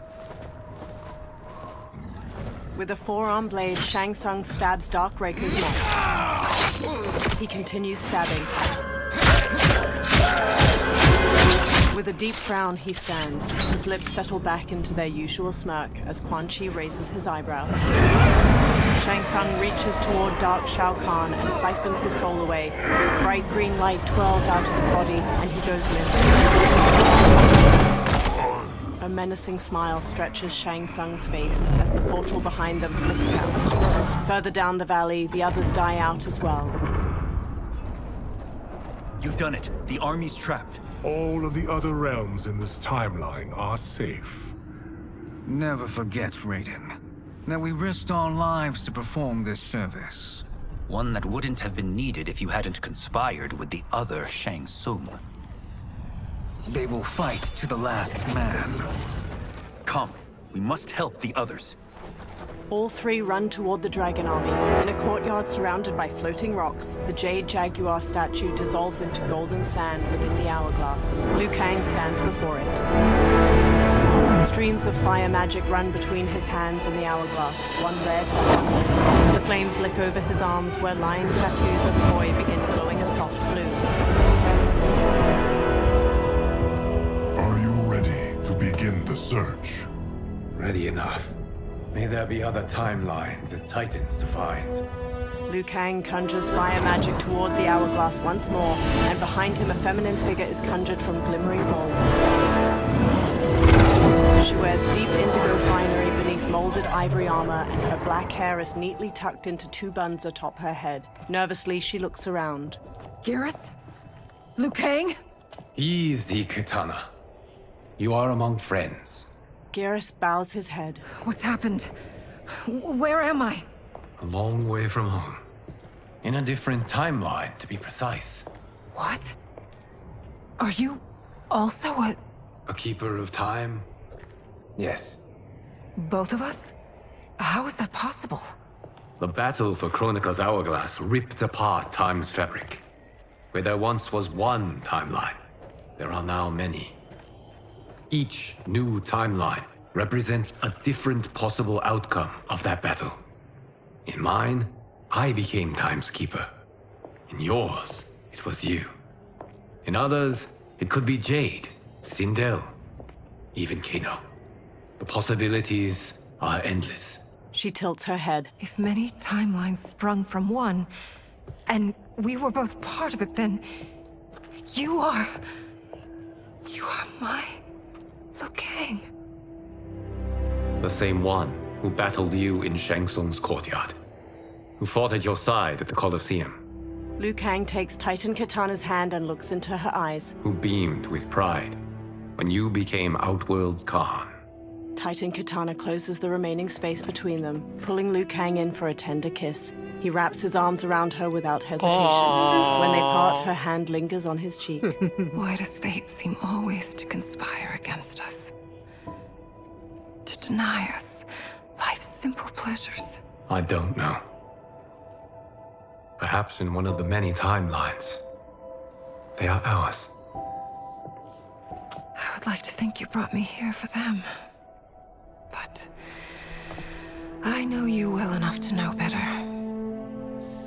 What duty beckons us? I will tell you. They hold hands. But first, we must gather more of our old friends. Titan Kung Lao. Shang Tsung, Titan, wielding the power of the hourglass? Raiden. Yes, Kung Lao. He is a threat to all timelines. He is not yet aware of any beyond his and Liu Kang's. For now. That was so... It's only a matter of time. I had hoped my victory over Chronica would end the endless cycle of combat. Sadly, it begins anew. We have no choice. We must stop Shang Tsung. The millions in my White Lotus Society will aid us, if needed. Thank you, my friends. Nearby, a cloud of thick smoke appears. He is here. Several figures step out from it. Dark Nitara wears spiked red armor studded with gold. Dark Melina has molded armor in magenta and gold, exposing her chest and midriff. Dark Baraka wears red samurai armor, complete with two massive horns on his helmet. Titan Shang Tsung steps forth. Liu Kang, you have found allies. Titan allies, in fact. How could I have been so blind? Of course our timelines aren't the only two. Retreat to yours, Shang Tsung. Your attempt to merge timelines has failed. Yes. Your comrades proved most resourceful. Thus, I have resigned myself to simply destroying your timeline. Knowing that others exist to conquer makes that choice much more palatable. Once I destroy your hourglass, your timeline will cease to exist. I will take great pleasure in finishing you one last time. Clenches his fist and motions forward. His dark allies charge. Titan Kung Lao defends against Dark Tanya and Liu Mei. Dark Baraka charges Titan Katana. Titan Raiden whirls his staff against Dark Kung Lao. Dark Nitara flies in and pins Geras. She bites down into his neck. Nearby, Titan Katana slashes at Dark Baraka and Reptile with her fan blades. At her side, Liu Kang wallops Reptile with a back-flipping kick. You fight how I remember. I know what you'll do before you do it. Likewise. Let's hope our advantage proves decisive. Fight!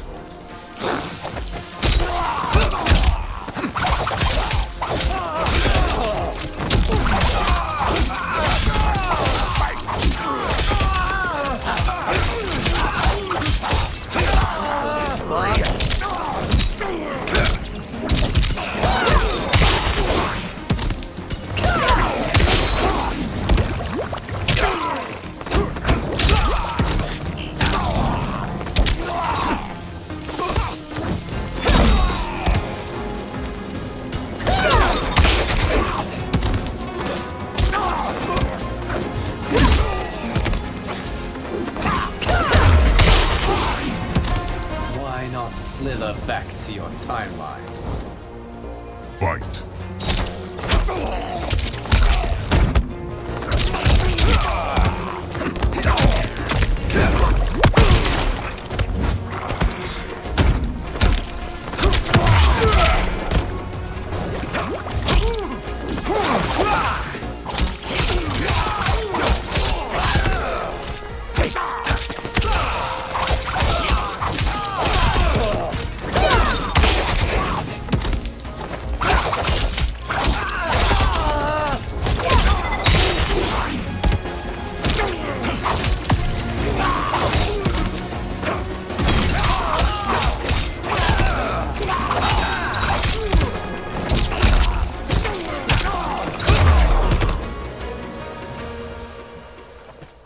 Missed fighting by Katana's side. Titan Shang Tsung and Dark Melina and Katana blast beams of magic at the hourglass. Meanwhile, Kung Lao defends against Dark Tanya and Liu Mei. Dark Liu Mei downs him with a crescent kick. Dark Tanya snarls at Liu Kang. Let's rip the flesh from their bones. Are Tanya's of all timelines this evil? Mine is no better. You should meet mine. She's a vast improvement. I'd like that. Should we survive this battle? Fight!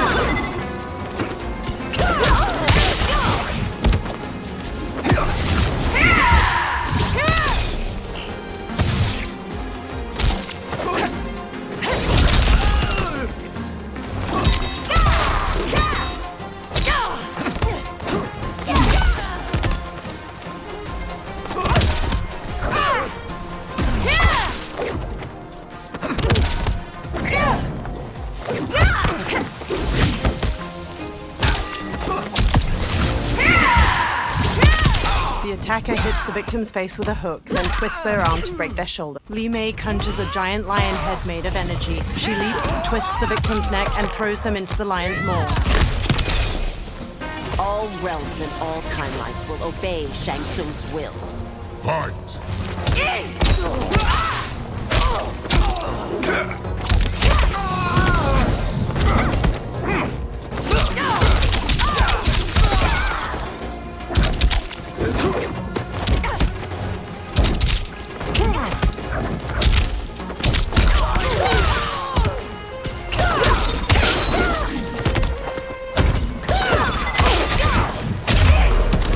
There is no question that I prefer my Li Mei to you. Fight.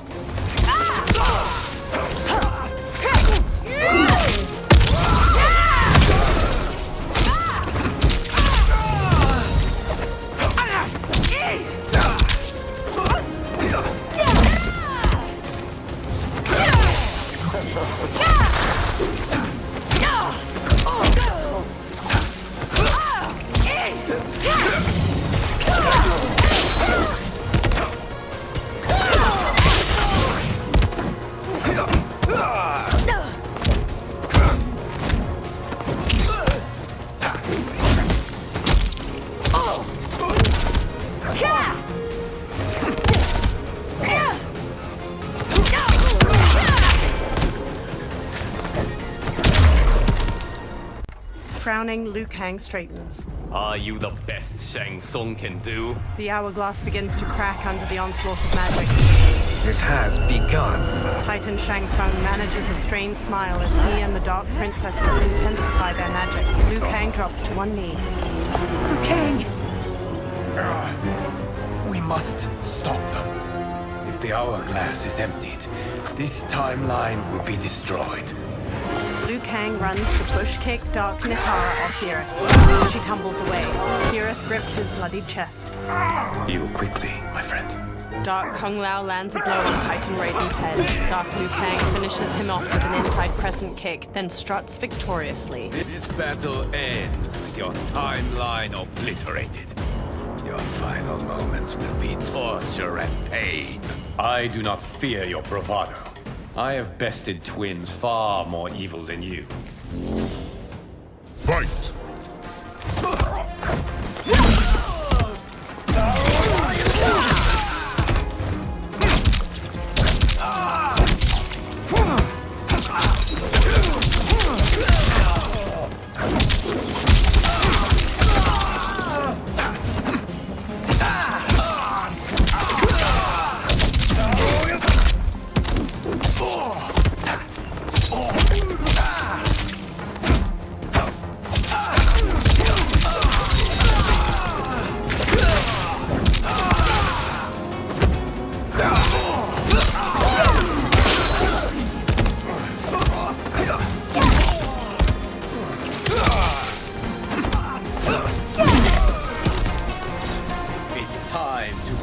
My mirror image.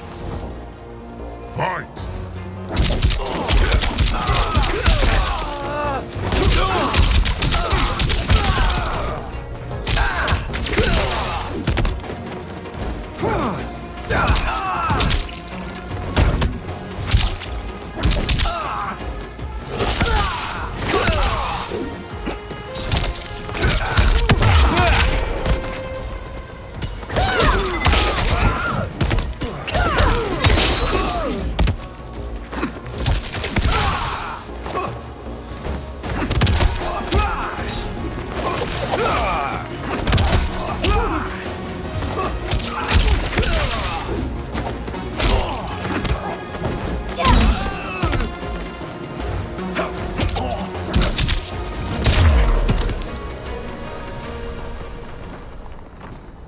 Go back to your timeline, brothers.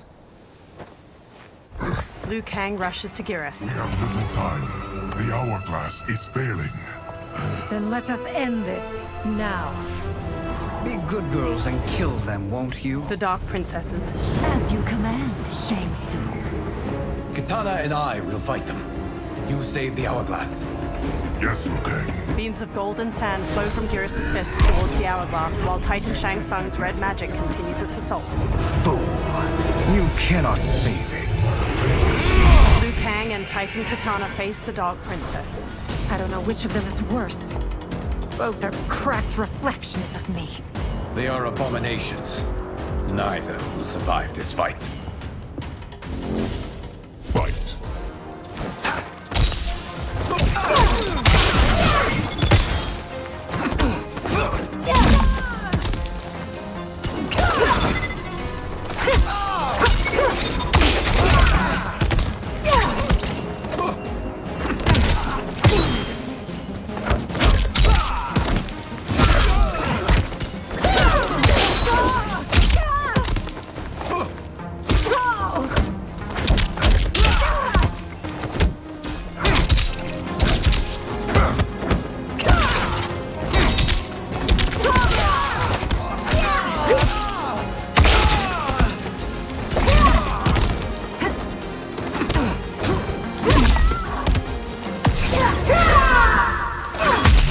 attacker jabs the victim with 3 strikes, then knocks them away with an elbow to the head. Kitana flings her fan blades into the victim, leaps, summons the fans back, and drives them into their skull.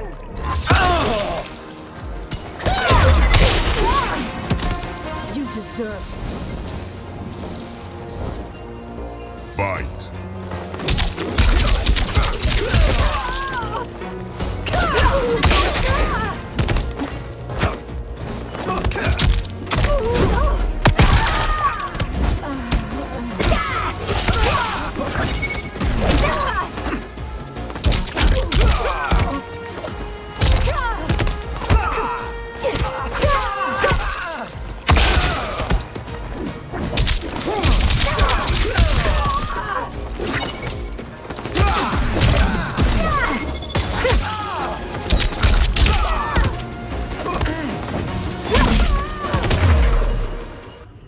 Liu Kang lowers his fists.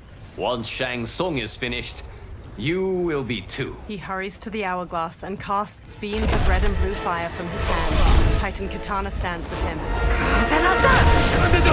She conjures beams of blue magic to assist him. Titan Kung Lao and Raiden join them as Titan Shang Tsung falters and drops to one knee. Sand flows back into the hourglass and the cracks in its glass sides melt away. Titan Shang Tsung drops his hands, cutting off his red magic. This isn't over, Liu Kang. His dark servants stumble to their feet, and together they retreat into a thick smoke cloud. Dark Tanya limps heavily, and Dark Kitana clutches her arm. Thank you, everyone, for your aid. This battle was won together. Shang Tsung is gone, but he's not defeated. He will be back to renew his campaign. Not only against this timeline, but against all timelines. Our choice is clear. We must take the fight to him. Destroy any power he has to make war against us.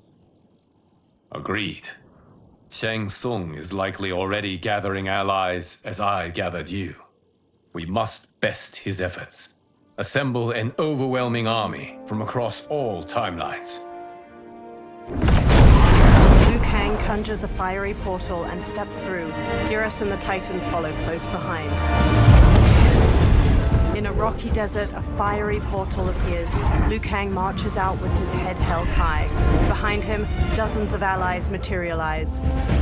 A Quan Chi wears turquoise robes with elegant cloud patterns. A Shang Tsung stares sharply, wearing regal gold and white regalia. An armored Nitara bares her teeth, her gold crown twinkling in the sun. A Johnny Cage wears a black muscle shirt and reflective sunglasses. A woman with defined abs pushes ahead of him with a smug grin. She wears a crop top emblazoned with the name Cage on her chest. Liu Kang's army stands ready. A character select screen appears.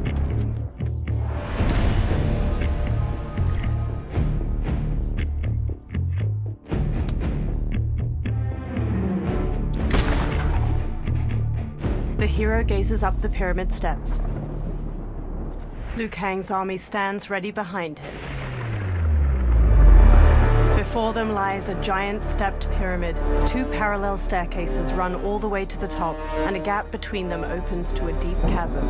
Statues of muscular creatures flank the stairs. From the pyramid's apex, Titan Shang Tsung glares down his nose at the army. There is nowhere to run, Shang Tsung. Nowhere to hide.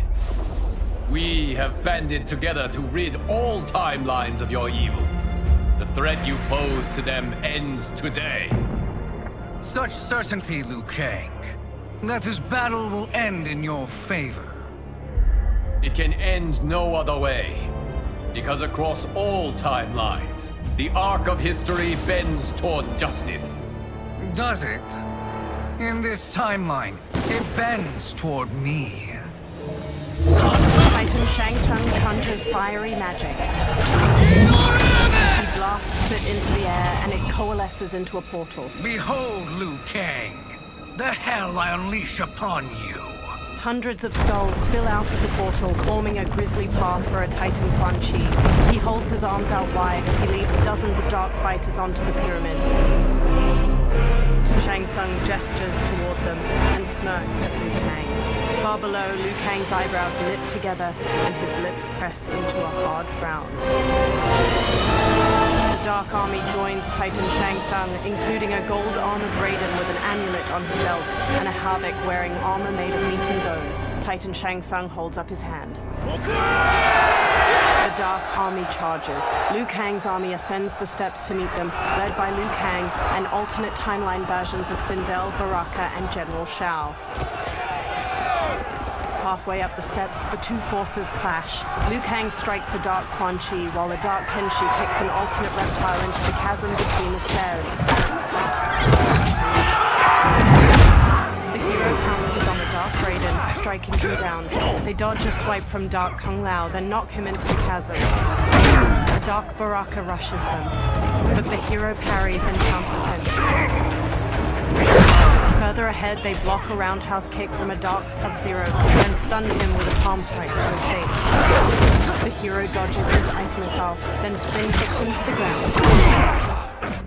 You can't fight in blinding rain. Fight!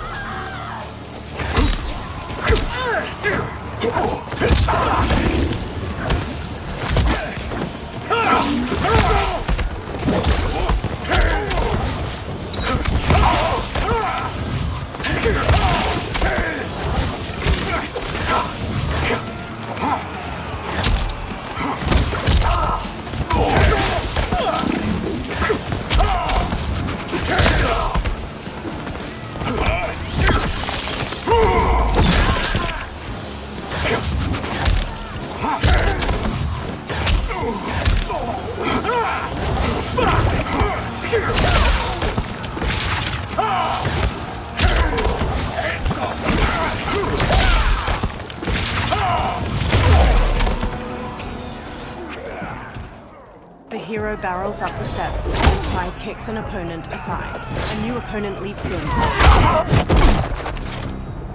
Death's cold hand beckons.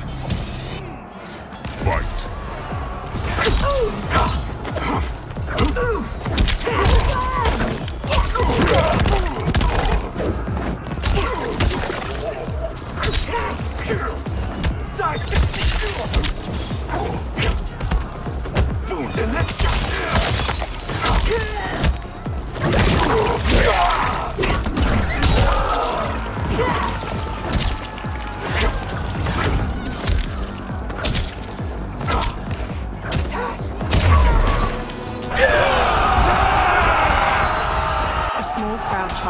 The hero flees, punching a Dark Kenshi. A new opponent leaps from a ledge and strikes the hero. A blizzard of pain approaches.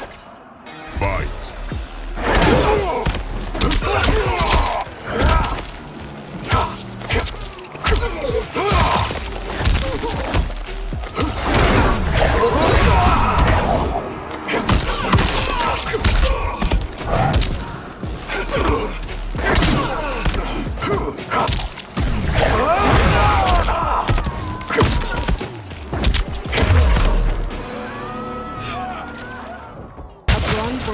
Dark grey athletic leggings uses an eye laser to slice a fighter in half. She charges the hero, slashing with a knife. She attempts to use her eye laser on the hero, but they punch her aside. A new challenger advances on her. Now your life smashes to black. Fight!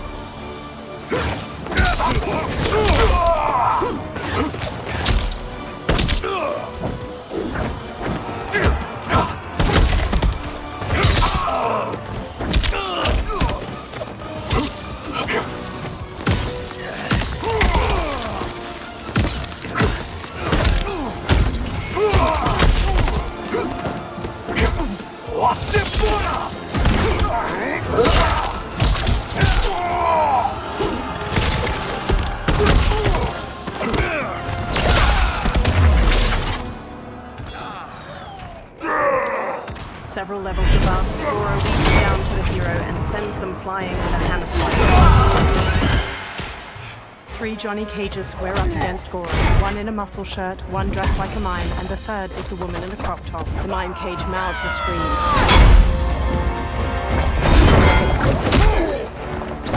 The 3 cages disarm Goro, but he catches a kick from Mind Cage and flings him into the chasm. The remaining 2 cages stun Goro with kicks. The Muscle Shirt cage gently pushes him over the chasm's edge. The 2 cages flash a thumbs up and finger guns to the hero. Goro claws over the edge and drags them both down. A new opponent saunters up. No match for mine. Fight!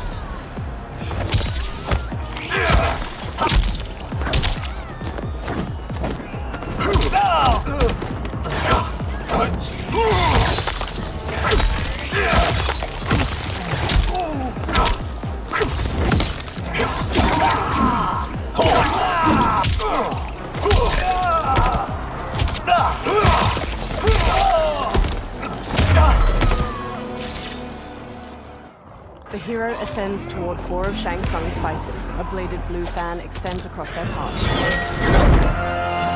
Allow me.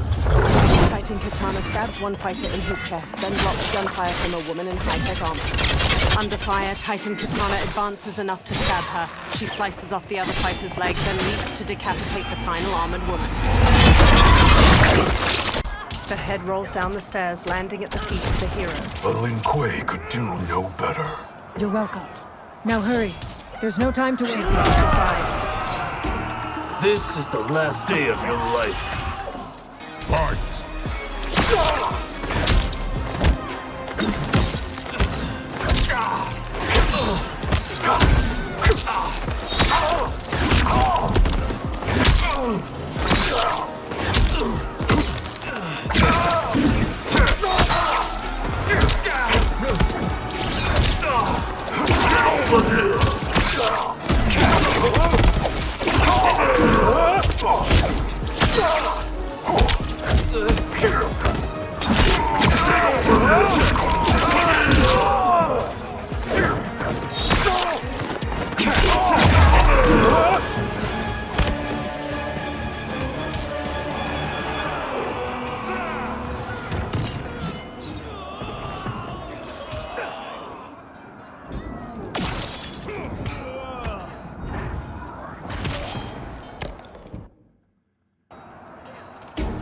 This is the last day of your life. Fight!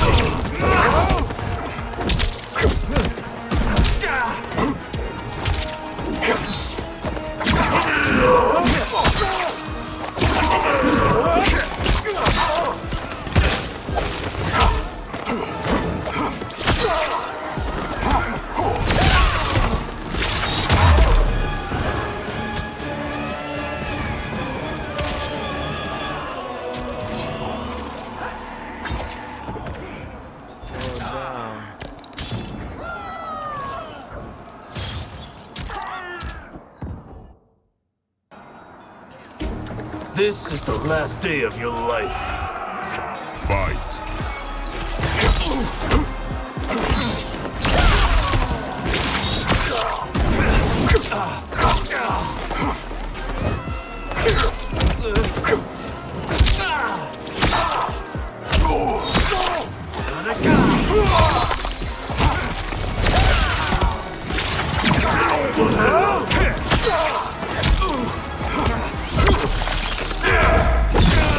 You're spent.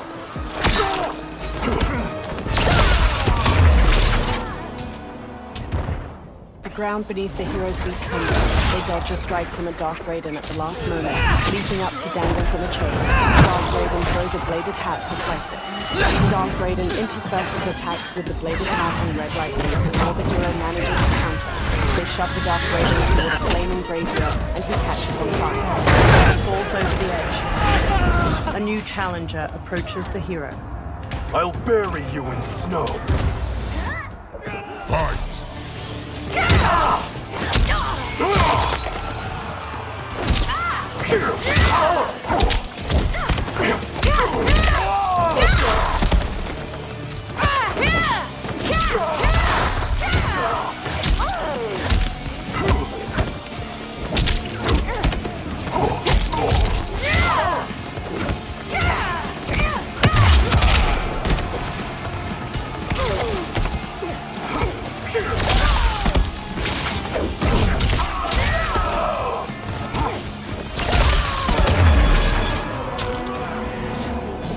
The hero dashes onward.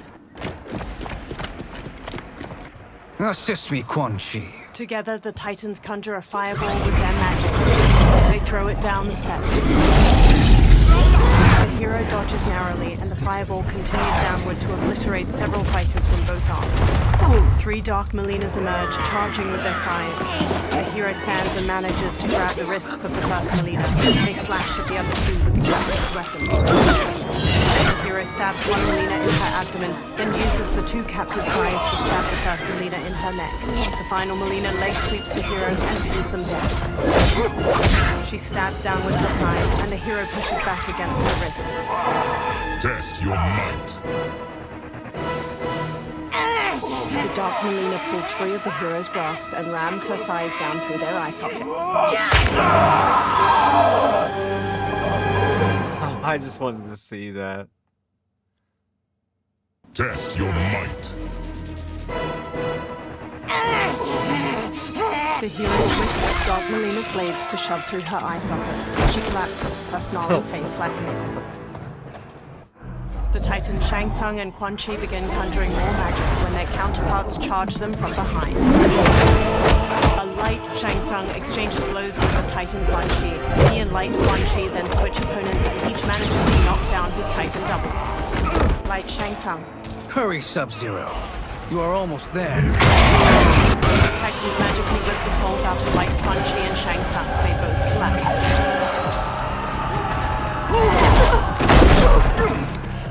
I will freeze you out! Fight!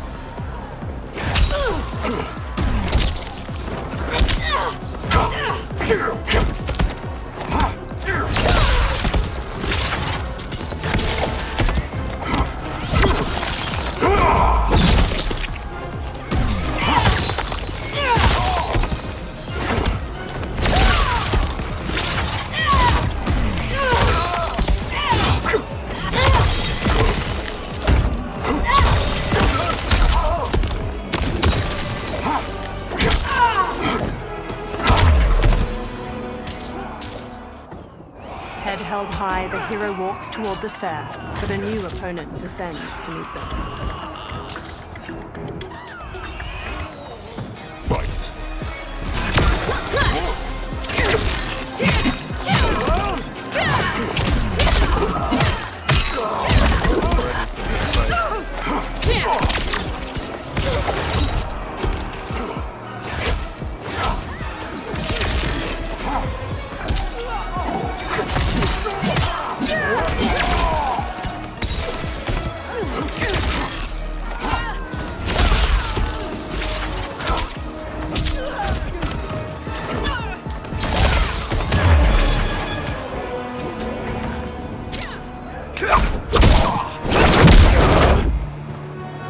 Only a little further, Sub-Zero. Follow me.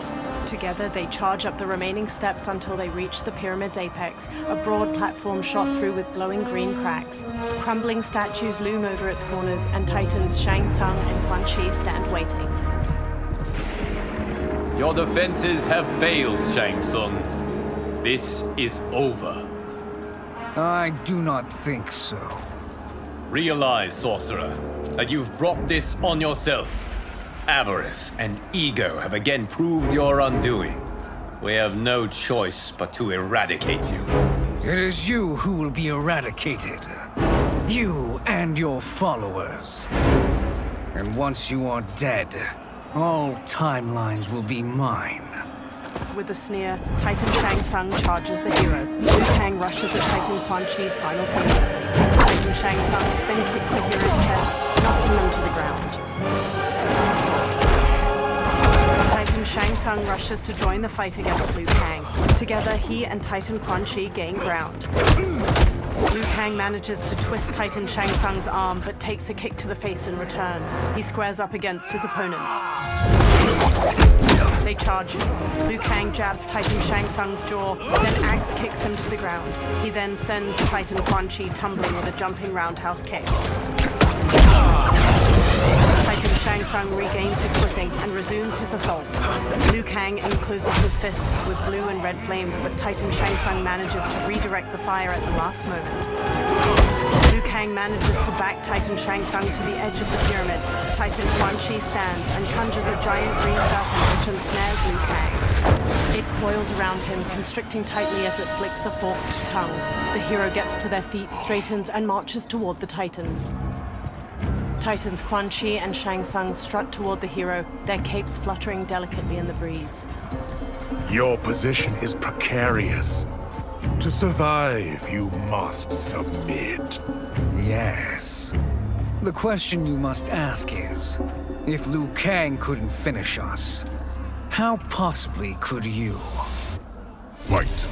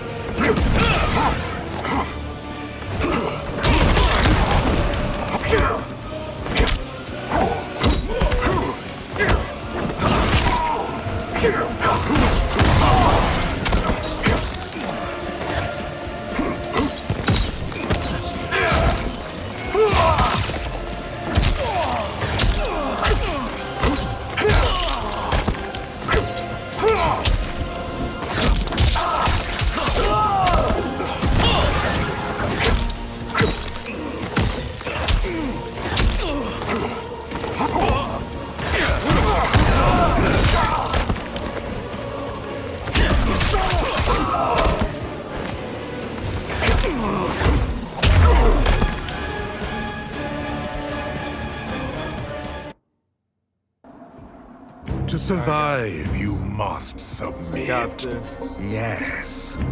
The question you must ask is, if Liu Kang couldn't finish us, how possibly could you? Fight!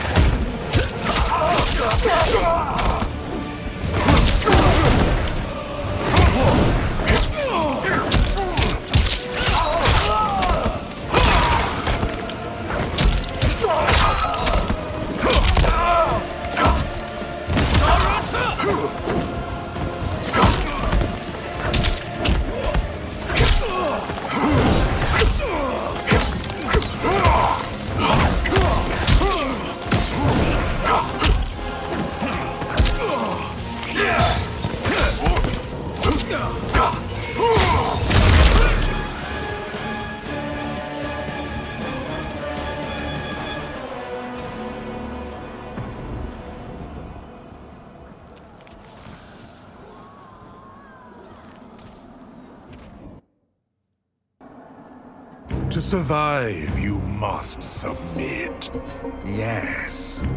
The question you must ask is, if Liu Kang couldn't finish us, how possibly could you? Fight!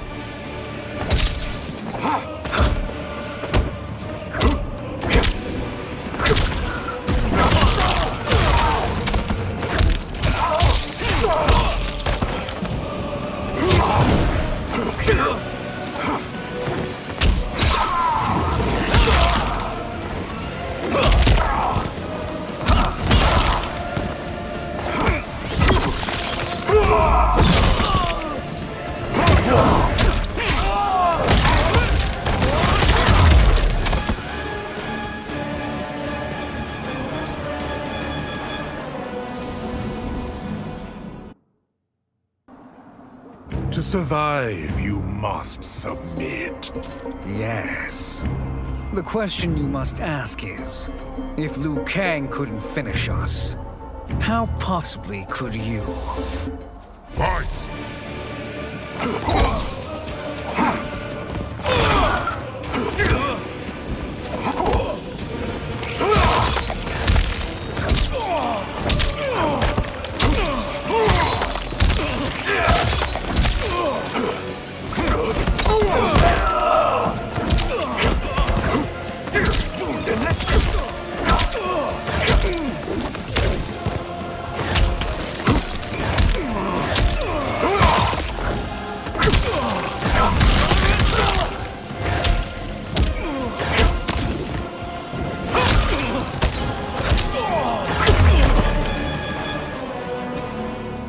Liu Kang runs up to the hero.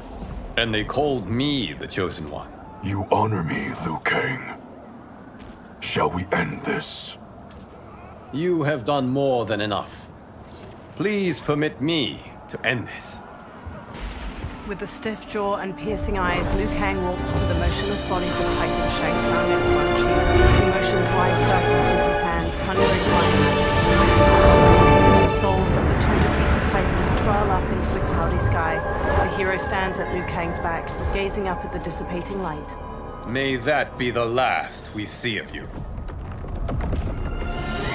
Liu Kang and the hero stumble. This is not good. Timeline. Without Shang Tsung to hold it together, it's falling apart. You must return to your timeline before this one collapses.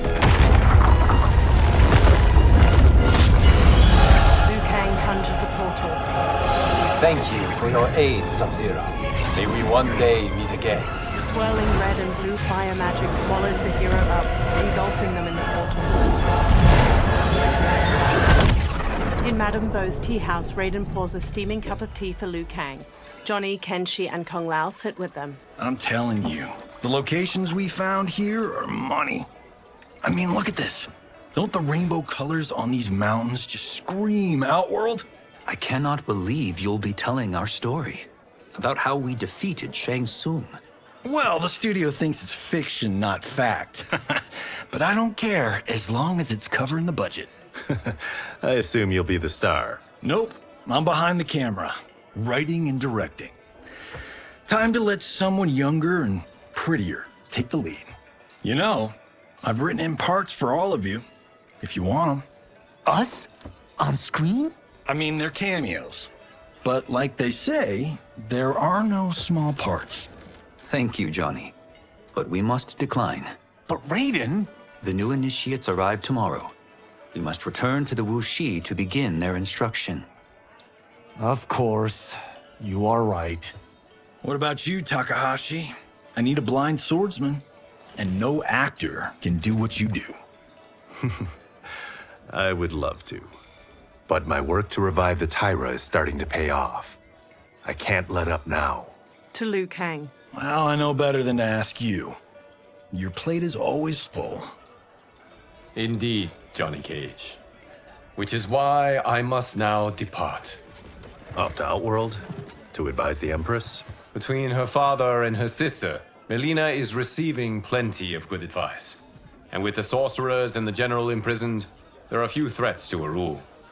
Is something wrong, then? I am simply shoring up our defenses. As you know, Bi-Han and his Lin Kuei have abandoned their roles as Earthrealm's guardians. His brother, Kuai Liang, has agreed to build a new clan, the Shirai Ryu, to take its place. I must go aid his efforts. Is there anything we can do? Not yet, but I will call upon all of you when the time comes. Madame Bo, once again you have served an excellent meal. That's kind of you to say. Enjoy the rest of your evening. And thank you, all of you. You have served well as Earthrealm's champions. No, Liu Kang. Thank you. Joining up with you really has changed the arcs of our lives.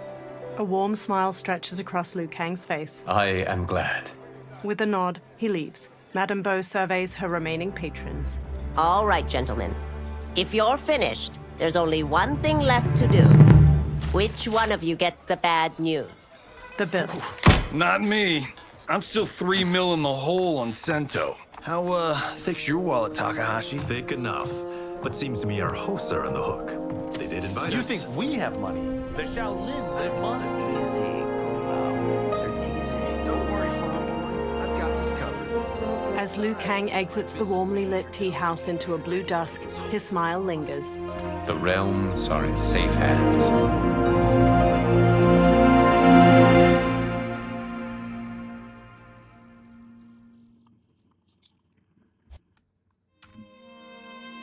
I fucking beat it! Oh my god!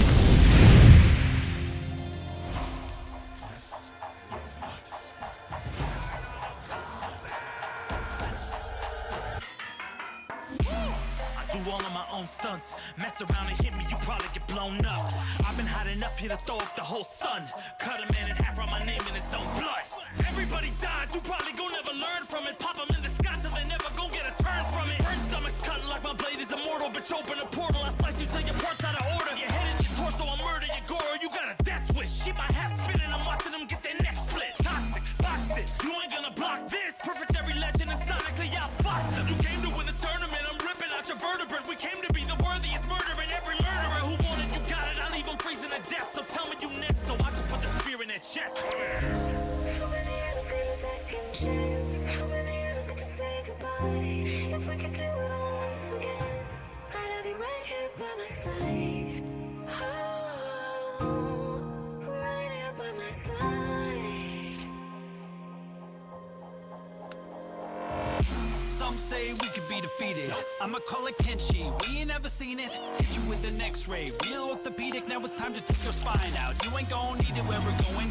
Both legs broken, head split open. Blood starts flowing. Watch your soul get stolen. This human is smoking. You wanna try again, bruh? Insert a token. Now.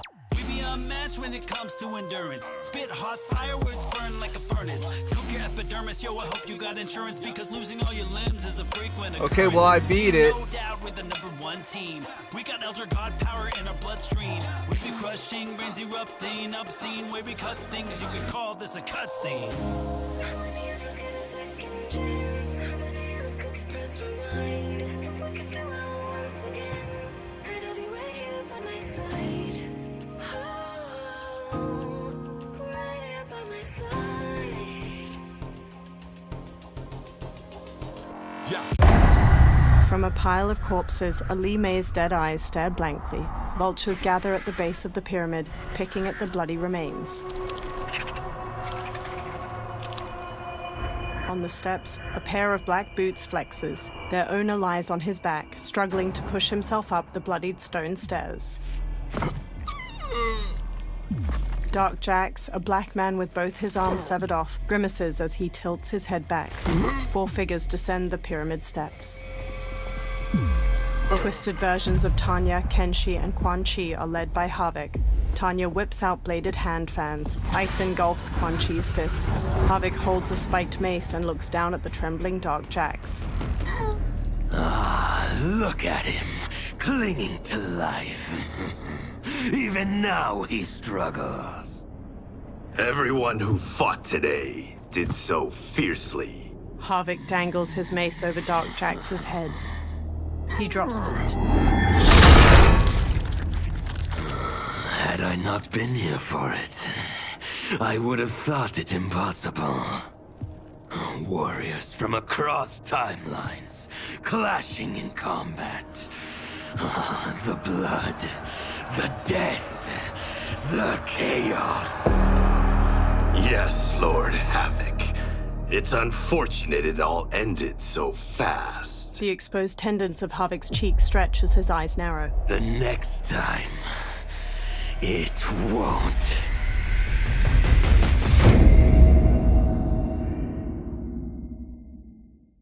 We are from different worlds, figurative and literal. Standing in opposition to the God that I have risen to can cause you harm in the physical as well as mystical. I'm praying on the vices that I gotta be this position to. Flawless victory, my record's solid gold. But if we got a common foe, he gotta go. I'm down the road, full contact, been well versed in combat. Violence, we stay around that. This fight here is the soundtrack. Just takes a simple bit of pride instead of differences aside, instead of ripping out your eyes. But this isn't a surprise, I got no time, and my patience is in limited supply. I'm unwell, so cold like when the sun fell. You want help? We come together just like the one round. This war's endless, rest partially mended. Fatalities to friendship, now we gotta end this.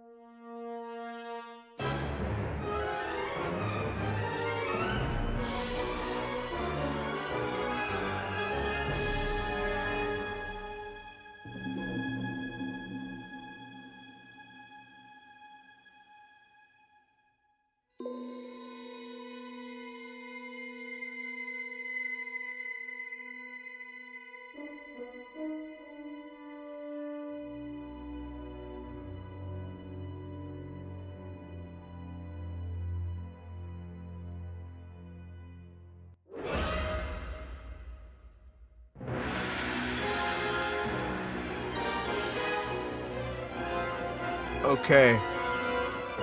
So we beat it.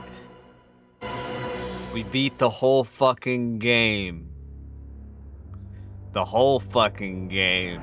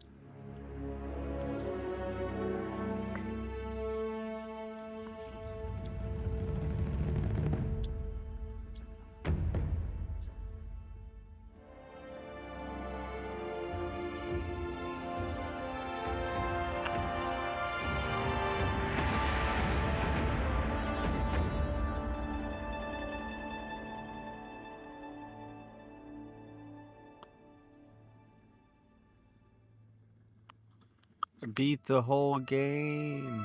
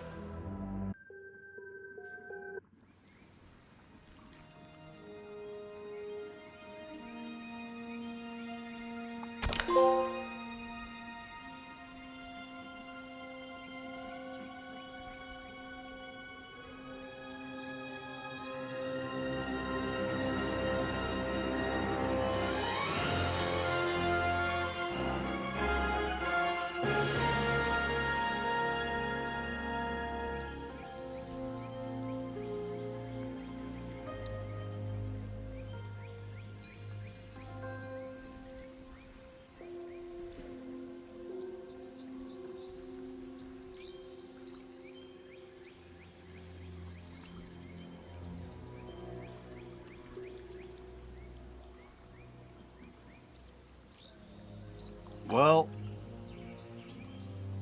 we beat the whole fucking game. I think that's enough. Hope everybody enjoyed the stream.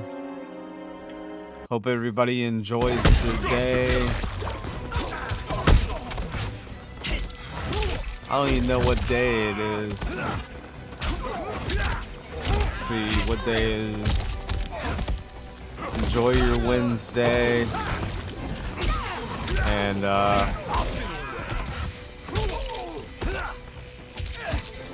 have a good day, everybody. I'll catch you later. Peace. This is IZZY Grinders signing off. Oh yeah, leave a follow, a like, and donate on my tip page at www.streamlabs.com/IZZYGrinder/tip. And yeah, help me afford more video games. Because video games are fun, and I like video games. Sweet. Later.